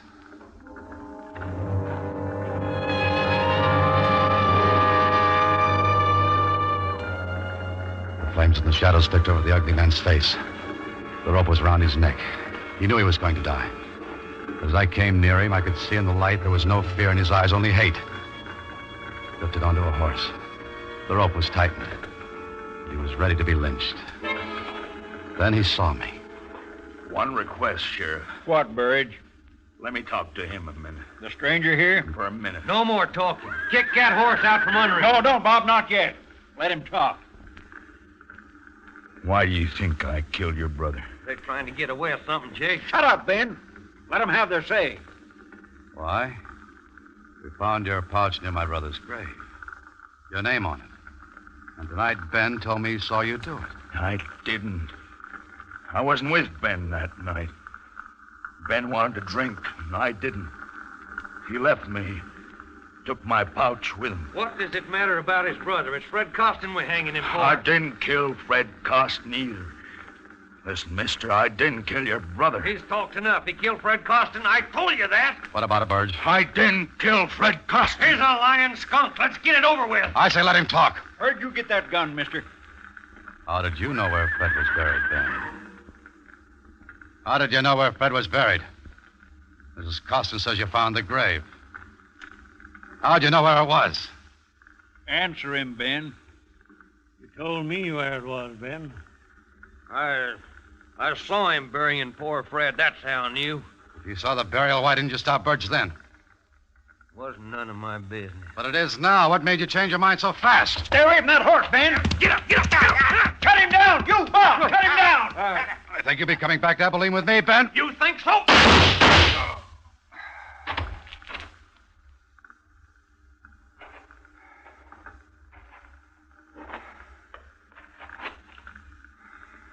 You all right, son? Yeah. Burge? You live. Rest easy, son. You done a good job. But you ain't going to keep your promise about your brother's killer. There's no sense taking Ben Chaffee back to Abilene. We'll bury him here.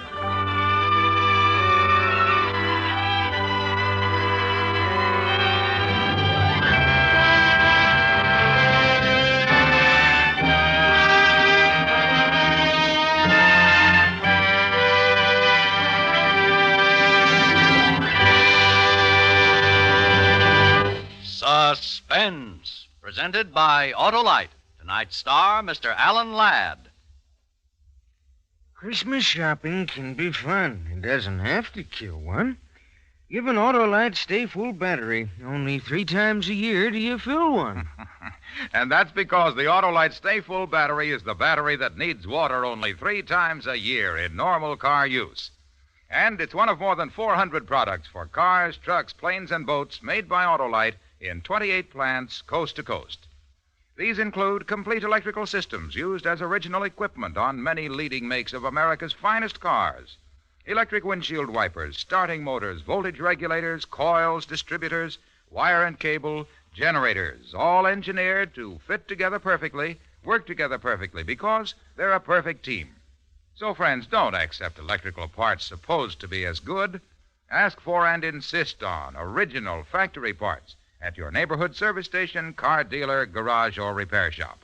And because all Autolite parts are original factory parts, you can be sure you're right, because you're always right with Autolite.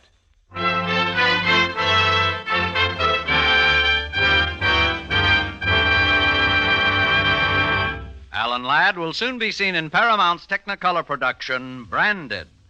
Next week on Suspense, Mr. Dennis Day is star of Christmas for Carol. And in weeks to come, you will hear such famous stars as Cornell Wilde, Ezio Pinza, and Ginger Rogers, all appearing in tales well calculated to keep you in suspense.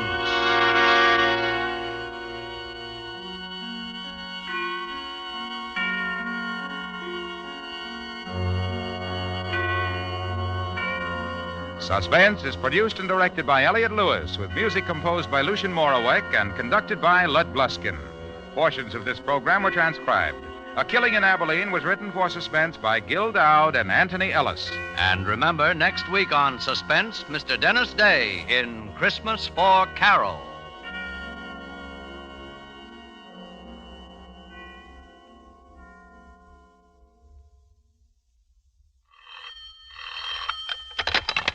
Buy Autolite Stay Full batteries, Autolite Standard Type, or Resistor Type spark plugs, Autolite electrical parts at your neighborhood Autolite dealers. Switch to Autolite. Good night. Better production means better living. That ideal has given America the world's highest standards of living. Learn how you can help to improve our economic life. For the free booklet, The Miracle of America, write Box 10, Times Square Station, New York City. This is CBS, the Columbia Broadcasting System.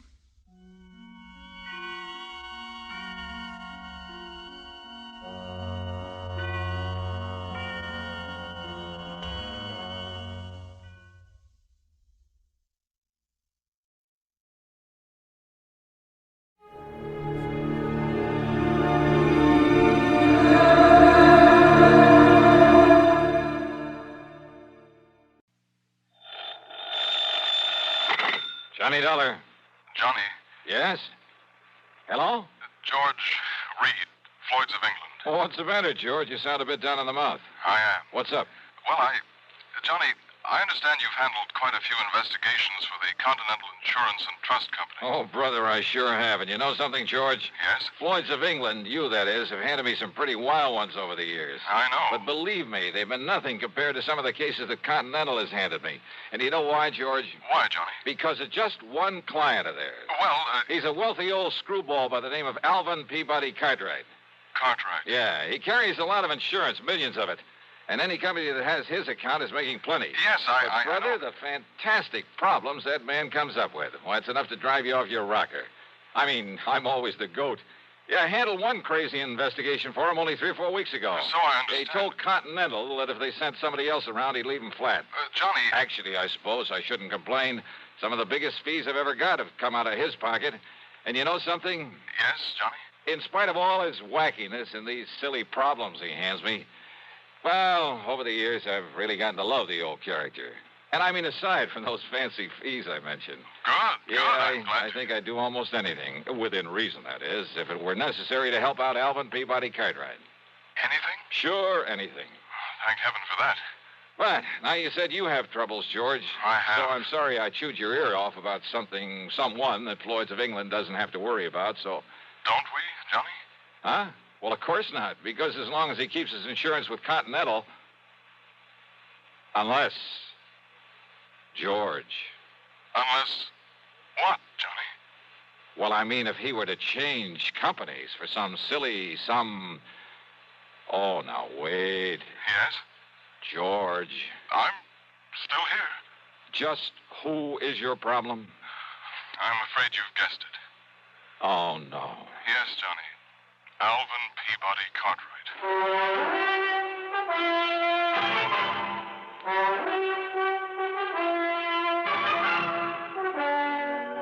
CBS Radio brings you Bob Bailey in the exciting adventures of the man with the action-packed expense account, America's fabulous freelance insurance investigator. Yours truly, Johnny Dollar.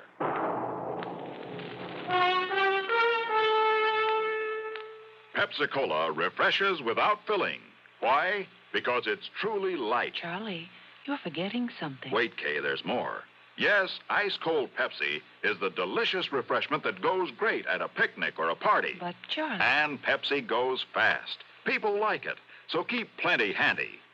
There. Oh, you did fine, except for one thing. Well, I mentioned lightness and how Pepsi refreshes and how fast it goes. You left out Pepsi sociability. You know the Be Sociable song. But, Kay, I can't sing. I can. Listen.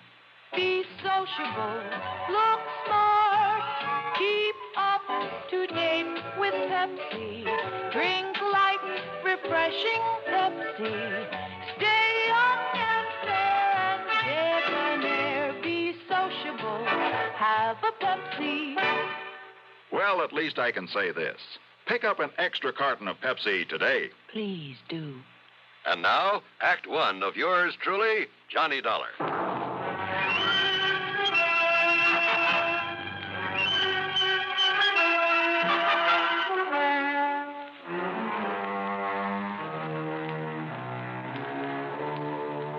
Expense account submitted by Special Investigator Johnny Dollar to Floyd's of England, North American Office, Hartford, Connecticut. Following is an account of expenses incurred during my investigation of the Alvin's Alfred matter.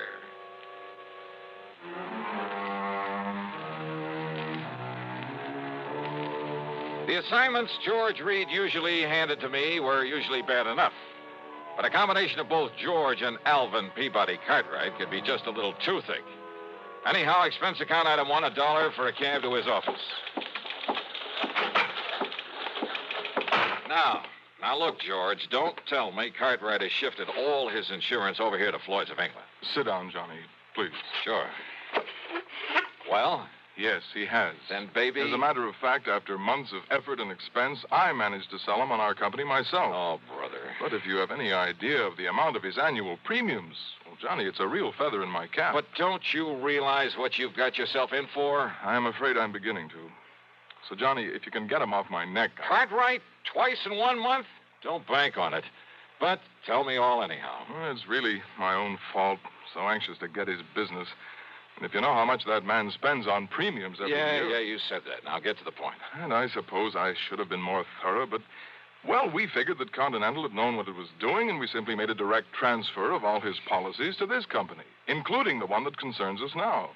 Only it should never have been issued. What kind of a policy? Straight life. On Cartwright? No. With all the riders attached to it. Johnny, it not only covers her life, but accident, injury, mysterious disappearance, just about anything you can think of. Covers whom? Well? The name on the policy. Alfred. Alfred? Alfred Cartwright. A relative? No. No. But if his last name No, is... Johnny, according to this policy, Alfred is a ward of Alvin Peabody Cartwright. That's funny. I never knew that Cartwright had a... Well, what's the difference? What's happened to this Alfred? According to Mr. Cartwright, it was an abduction. Oh, a kidnapping, huh? No, not exactly. Well, what do you mean? If he was abducted, that means he was... Wait a minute. Yes? A minute ago, you started talking about the insurance policy on her. That's right. And then you started talking about Alfred. Alfred is a she. Is a what? Hey, well, what do you mean about an abduction of her, it not being a kidnapping? Oh, I said not exactly. But Alfred was abducted. Yes. Oh, look, will you start making some sense about this? I wish I could. And if this sort of thing is typical of Cartwright... Come on, George. If Alfred was abducted but wasn't kidnapped, well, okay, what happened? Well, you see, Johnny, Alfred... A female. A female. Well? Alfred happens to be a dog. Okay, so what's the difference? If she's been abducted, she's... A dog? Yes. Oh, no.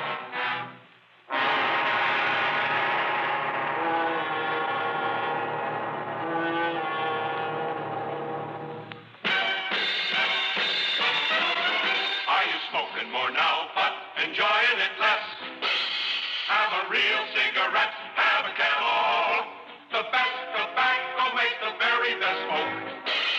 Have a real cigarette, have a Camel. Are you looking for flavor and mildness? Have a real cigarette, have a Camel. The best tobacco makes the very best smoke. Have a real cigarette, a real cigarette, a real cigarette, have a Camel. Again, for the 11th straight year, Camel outsold every other cigarette, filter, king size, and regular. The best tobacco makes the best smoke. So if you're smoking more now but enjoying it less, change to Camels. Get more real satisfaction every time. Start to really enjoy smoking again. Have a real cigarette, a real cigarette, a real cigarette, have a Camel. And now, Act Two of yours truly, Johnny Dollar, and the Alvin's Alfred Matter.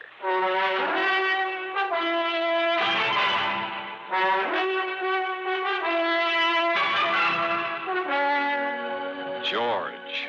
Life, accident, injury, mysterious disappearance, all that insurance on a dog? Yes, Johnny. A female dog? Yes. By the name of Alfred? Yes. A pet of that lovable old crackpot, Alvin Peabody Cartwright? His ward, Johnny. At least that's the way it reads on the policy, and that's why we thought nothing of it when the policy was transferred to us from Continental Insurance and Trust. Oh, brother. But why Continental ever wrote such a policy in the beginning? Oh, that part's easy, George. But the premium's only a drop in the bucket. I mean, compared to that on the rest of Cartwright's insurance. Now, listen. If they'd refused to write this complicated policy on his dog, they'd have lost all his business. Well, they have now, to us. And, Georgie, you can lose it just as fast unless you try to do something about this disappearance of that pooch. Unless you do something about it, Johnny. You've got to find Alfred and return her to him. So will you drive on over to Lakewood and talk to Mr. Cartwright, see what you can do? So help me, George. And, Johnny, I promise we'll not question a single item on your expense account, no matter what it is. Oh? As for a nice big extra fee, well, you name it. Well, will you do it? Okay, George, on one condition. Yes? That you keep this thing under your hat. I mean, after all, if the word ever got out that Johnny Dollar was chasing around the countryside looking for a dog napper... Johnny, I promise. I cross my heart and hope to die. What a business. With no limit on the expense account, I should have hired a Rolls, complete with liveried chauffeur. But instead, item 2 was $4.20 for a tank full of gas for my own car. Within the hour, I was pounding on the front door of the Cartwright home over in Lakewood.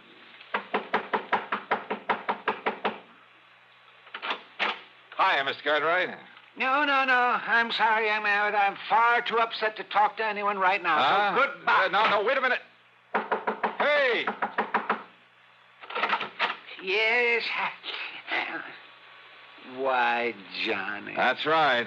Well, why didn't you say so? Come in, boy, come in. Sure. Well, sir, how are you? Yes, come in and commiserate with me in my hour of bereavement. How anybody could be so wicked as to take Alfred, my pride and joy, away from me. But somebody did. And, Johnny, you must find her and must bring the culprit to justice. Spare no effort, spare no expense, but come on, Johnny. Well, have you any idea, Mr. Cartwright, who might have walked off with the pooch? Pooch? Oh, Johnny, how can you use such a term? Alfred was almost like a child to me. Dear little thing. Oh, yeah, I'm sure. But you haven't answered my question.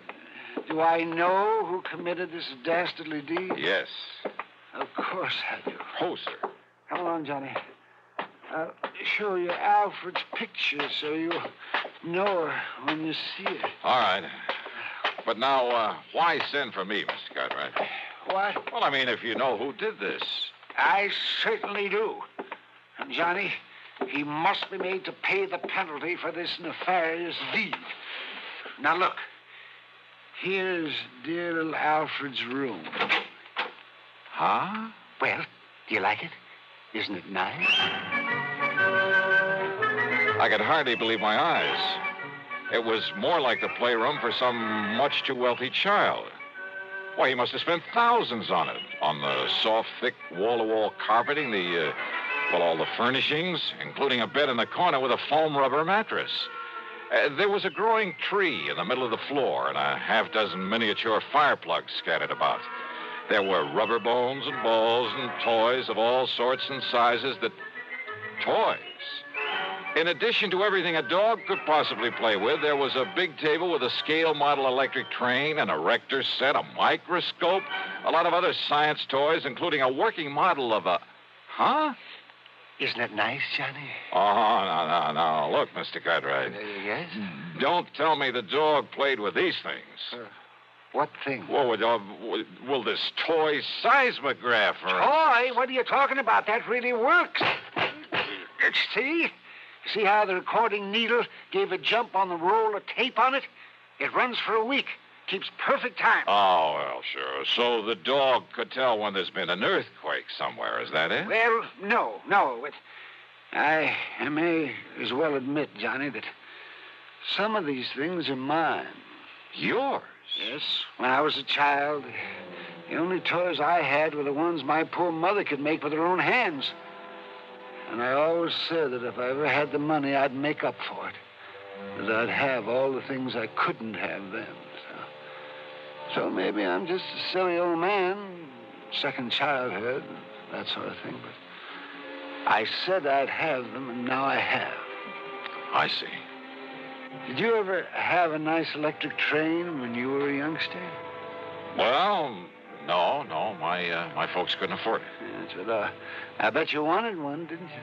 Oh, sure I did. Doesn't every... Yes, and after you'd grown up, I bet you spent as much time looking at them in the store windows as any kid. All the time wishing you dared to buy one. Just to have it. You think it's all a joke, Johnny? Joke, Mr. Cartwright?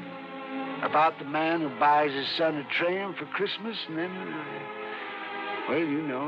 plays with it all Christmas morning? Yeah, maybe you got a point there. Of course I have. And that's the trouble with growing up. People get so proud or stuffy or something that they won't unbend. They won't let their hair down and enjoy some of the simple little things that they'd really like to do. They're so afraid that somebody might laugh at them. I'm not laughing, Mr. Cartwright. And that's why I like you, Johnny, because you've sense enough to realize that, well, maybe an eccentric old character like me isn't so eccentric after all. That he's just become smart enough to get rid of a lot of nonsensical inhibition. Yeah, you have got a point there. Well, maybe you can understand why this same old man is so upset about losing a wonderful companion, his dog. She was such a dear. I looked all over before I found her and bought her and brought her here. Her, Mr. Cartwright? Yeah, that's right. Then why did you name her Alfred? Well, to be honest about it, Johnny, I'd really hoped for a boy. Yeah. Yes. Now, you say you know who who dog-napped her? Clarence. Clarence? Clarence Brixton. A stupid day servant I fired yesterday. He was the only one that could have done it. Who would have done it? When did this happen? Last night, between 7 and 8. I'd gone over to visit the widow Parkins. Oh, a bit of romance in your life, Mr. Cartwright? Oh, Johnny, how can you say anything? Well, she is very nice. There was nobody here but little Alfred. I'd even locked her in. Oh, what about the house? Was it locked? Of course it was. But Clarence still had his key to it. And if you know this house, Johnny, and nobody could have broken in. Oh, I'm sure of that. Besides, there was no sign of anybody trying to. There was no footprints outside. There was no ladder marks. There was nothing. Even the stupid local police agree that Clarence must have done it. Then why haven't they nabbed him? Because they believe his alibi. From that character, that wife of his. They live the other side of town, and she swears he was at home when it happened. And you're sure that only he had a key to this house? That's right, outside of my own. So he must have done it. Only the dumb police won't do anything because of his so-called alibi. And we got to break that alibi. That's right. But how? How, Johnny? Well, I had a crazy idea. Huh? Well, I thought I was the only one who got Just, let me take a real close look at one of these toys in here. One of these toys? Yeah, that's right. It's a long chance, Mr. Cartwright. But let's see what happens.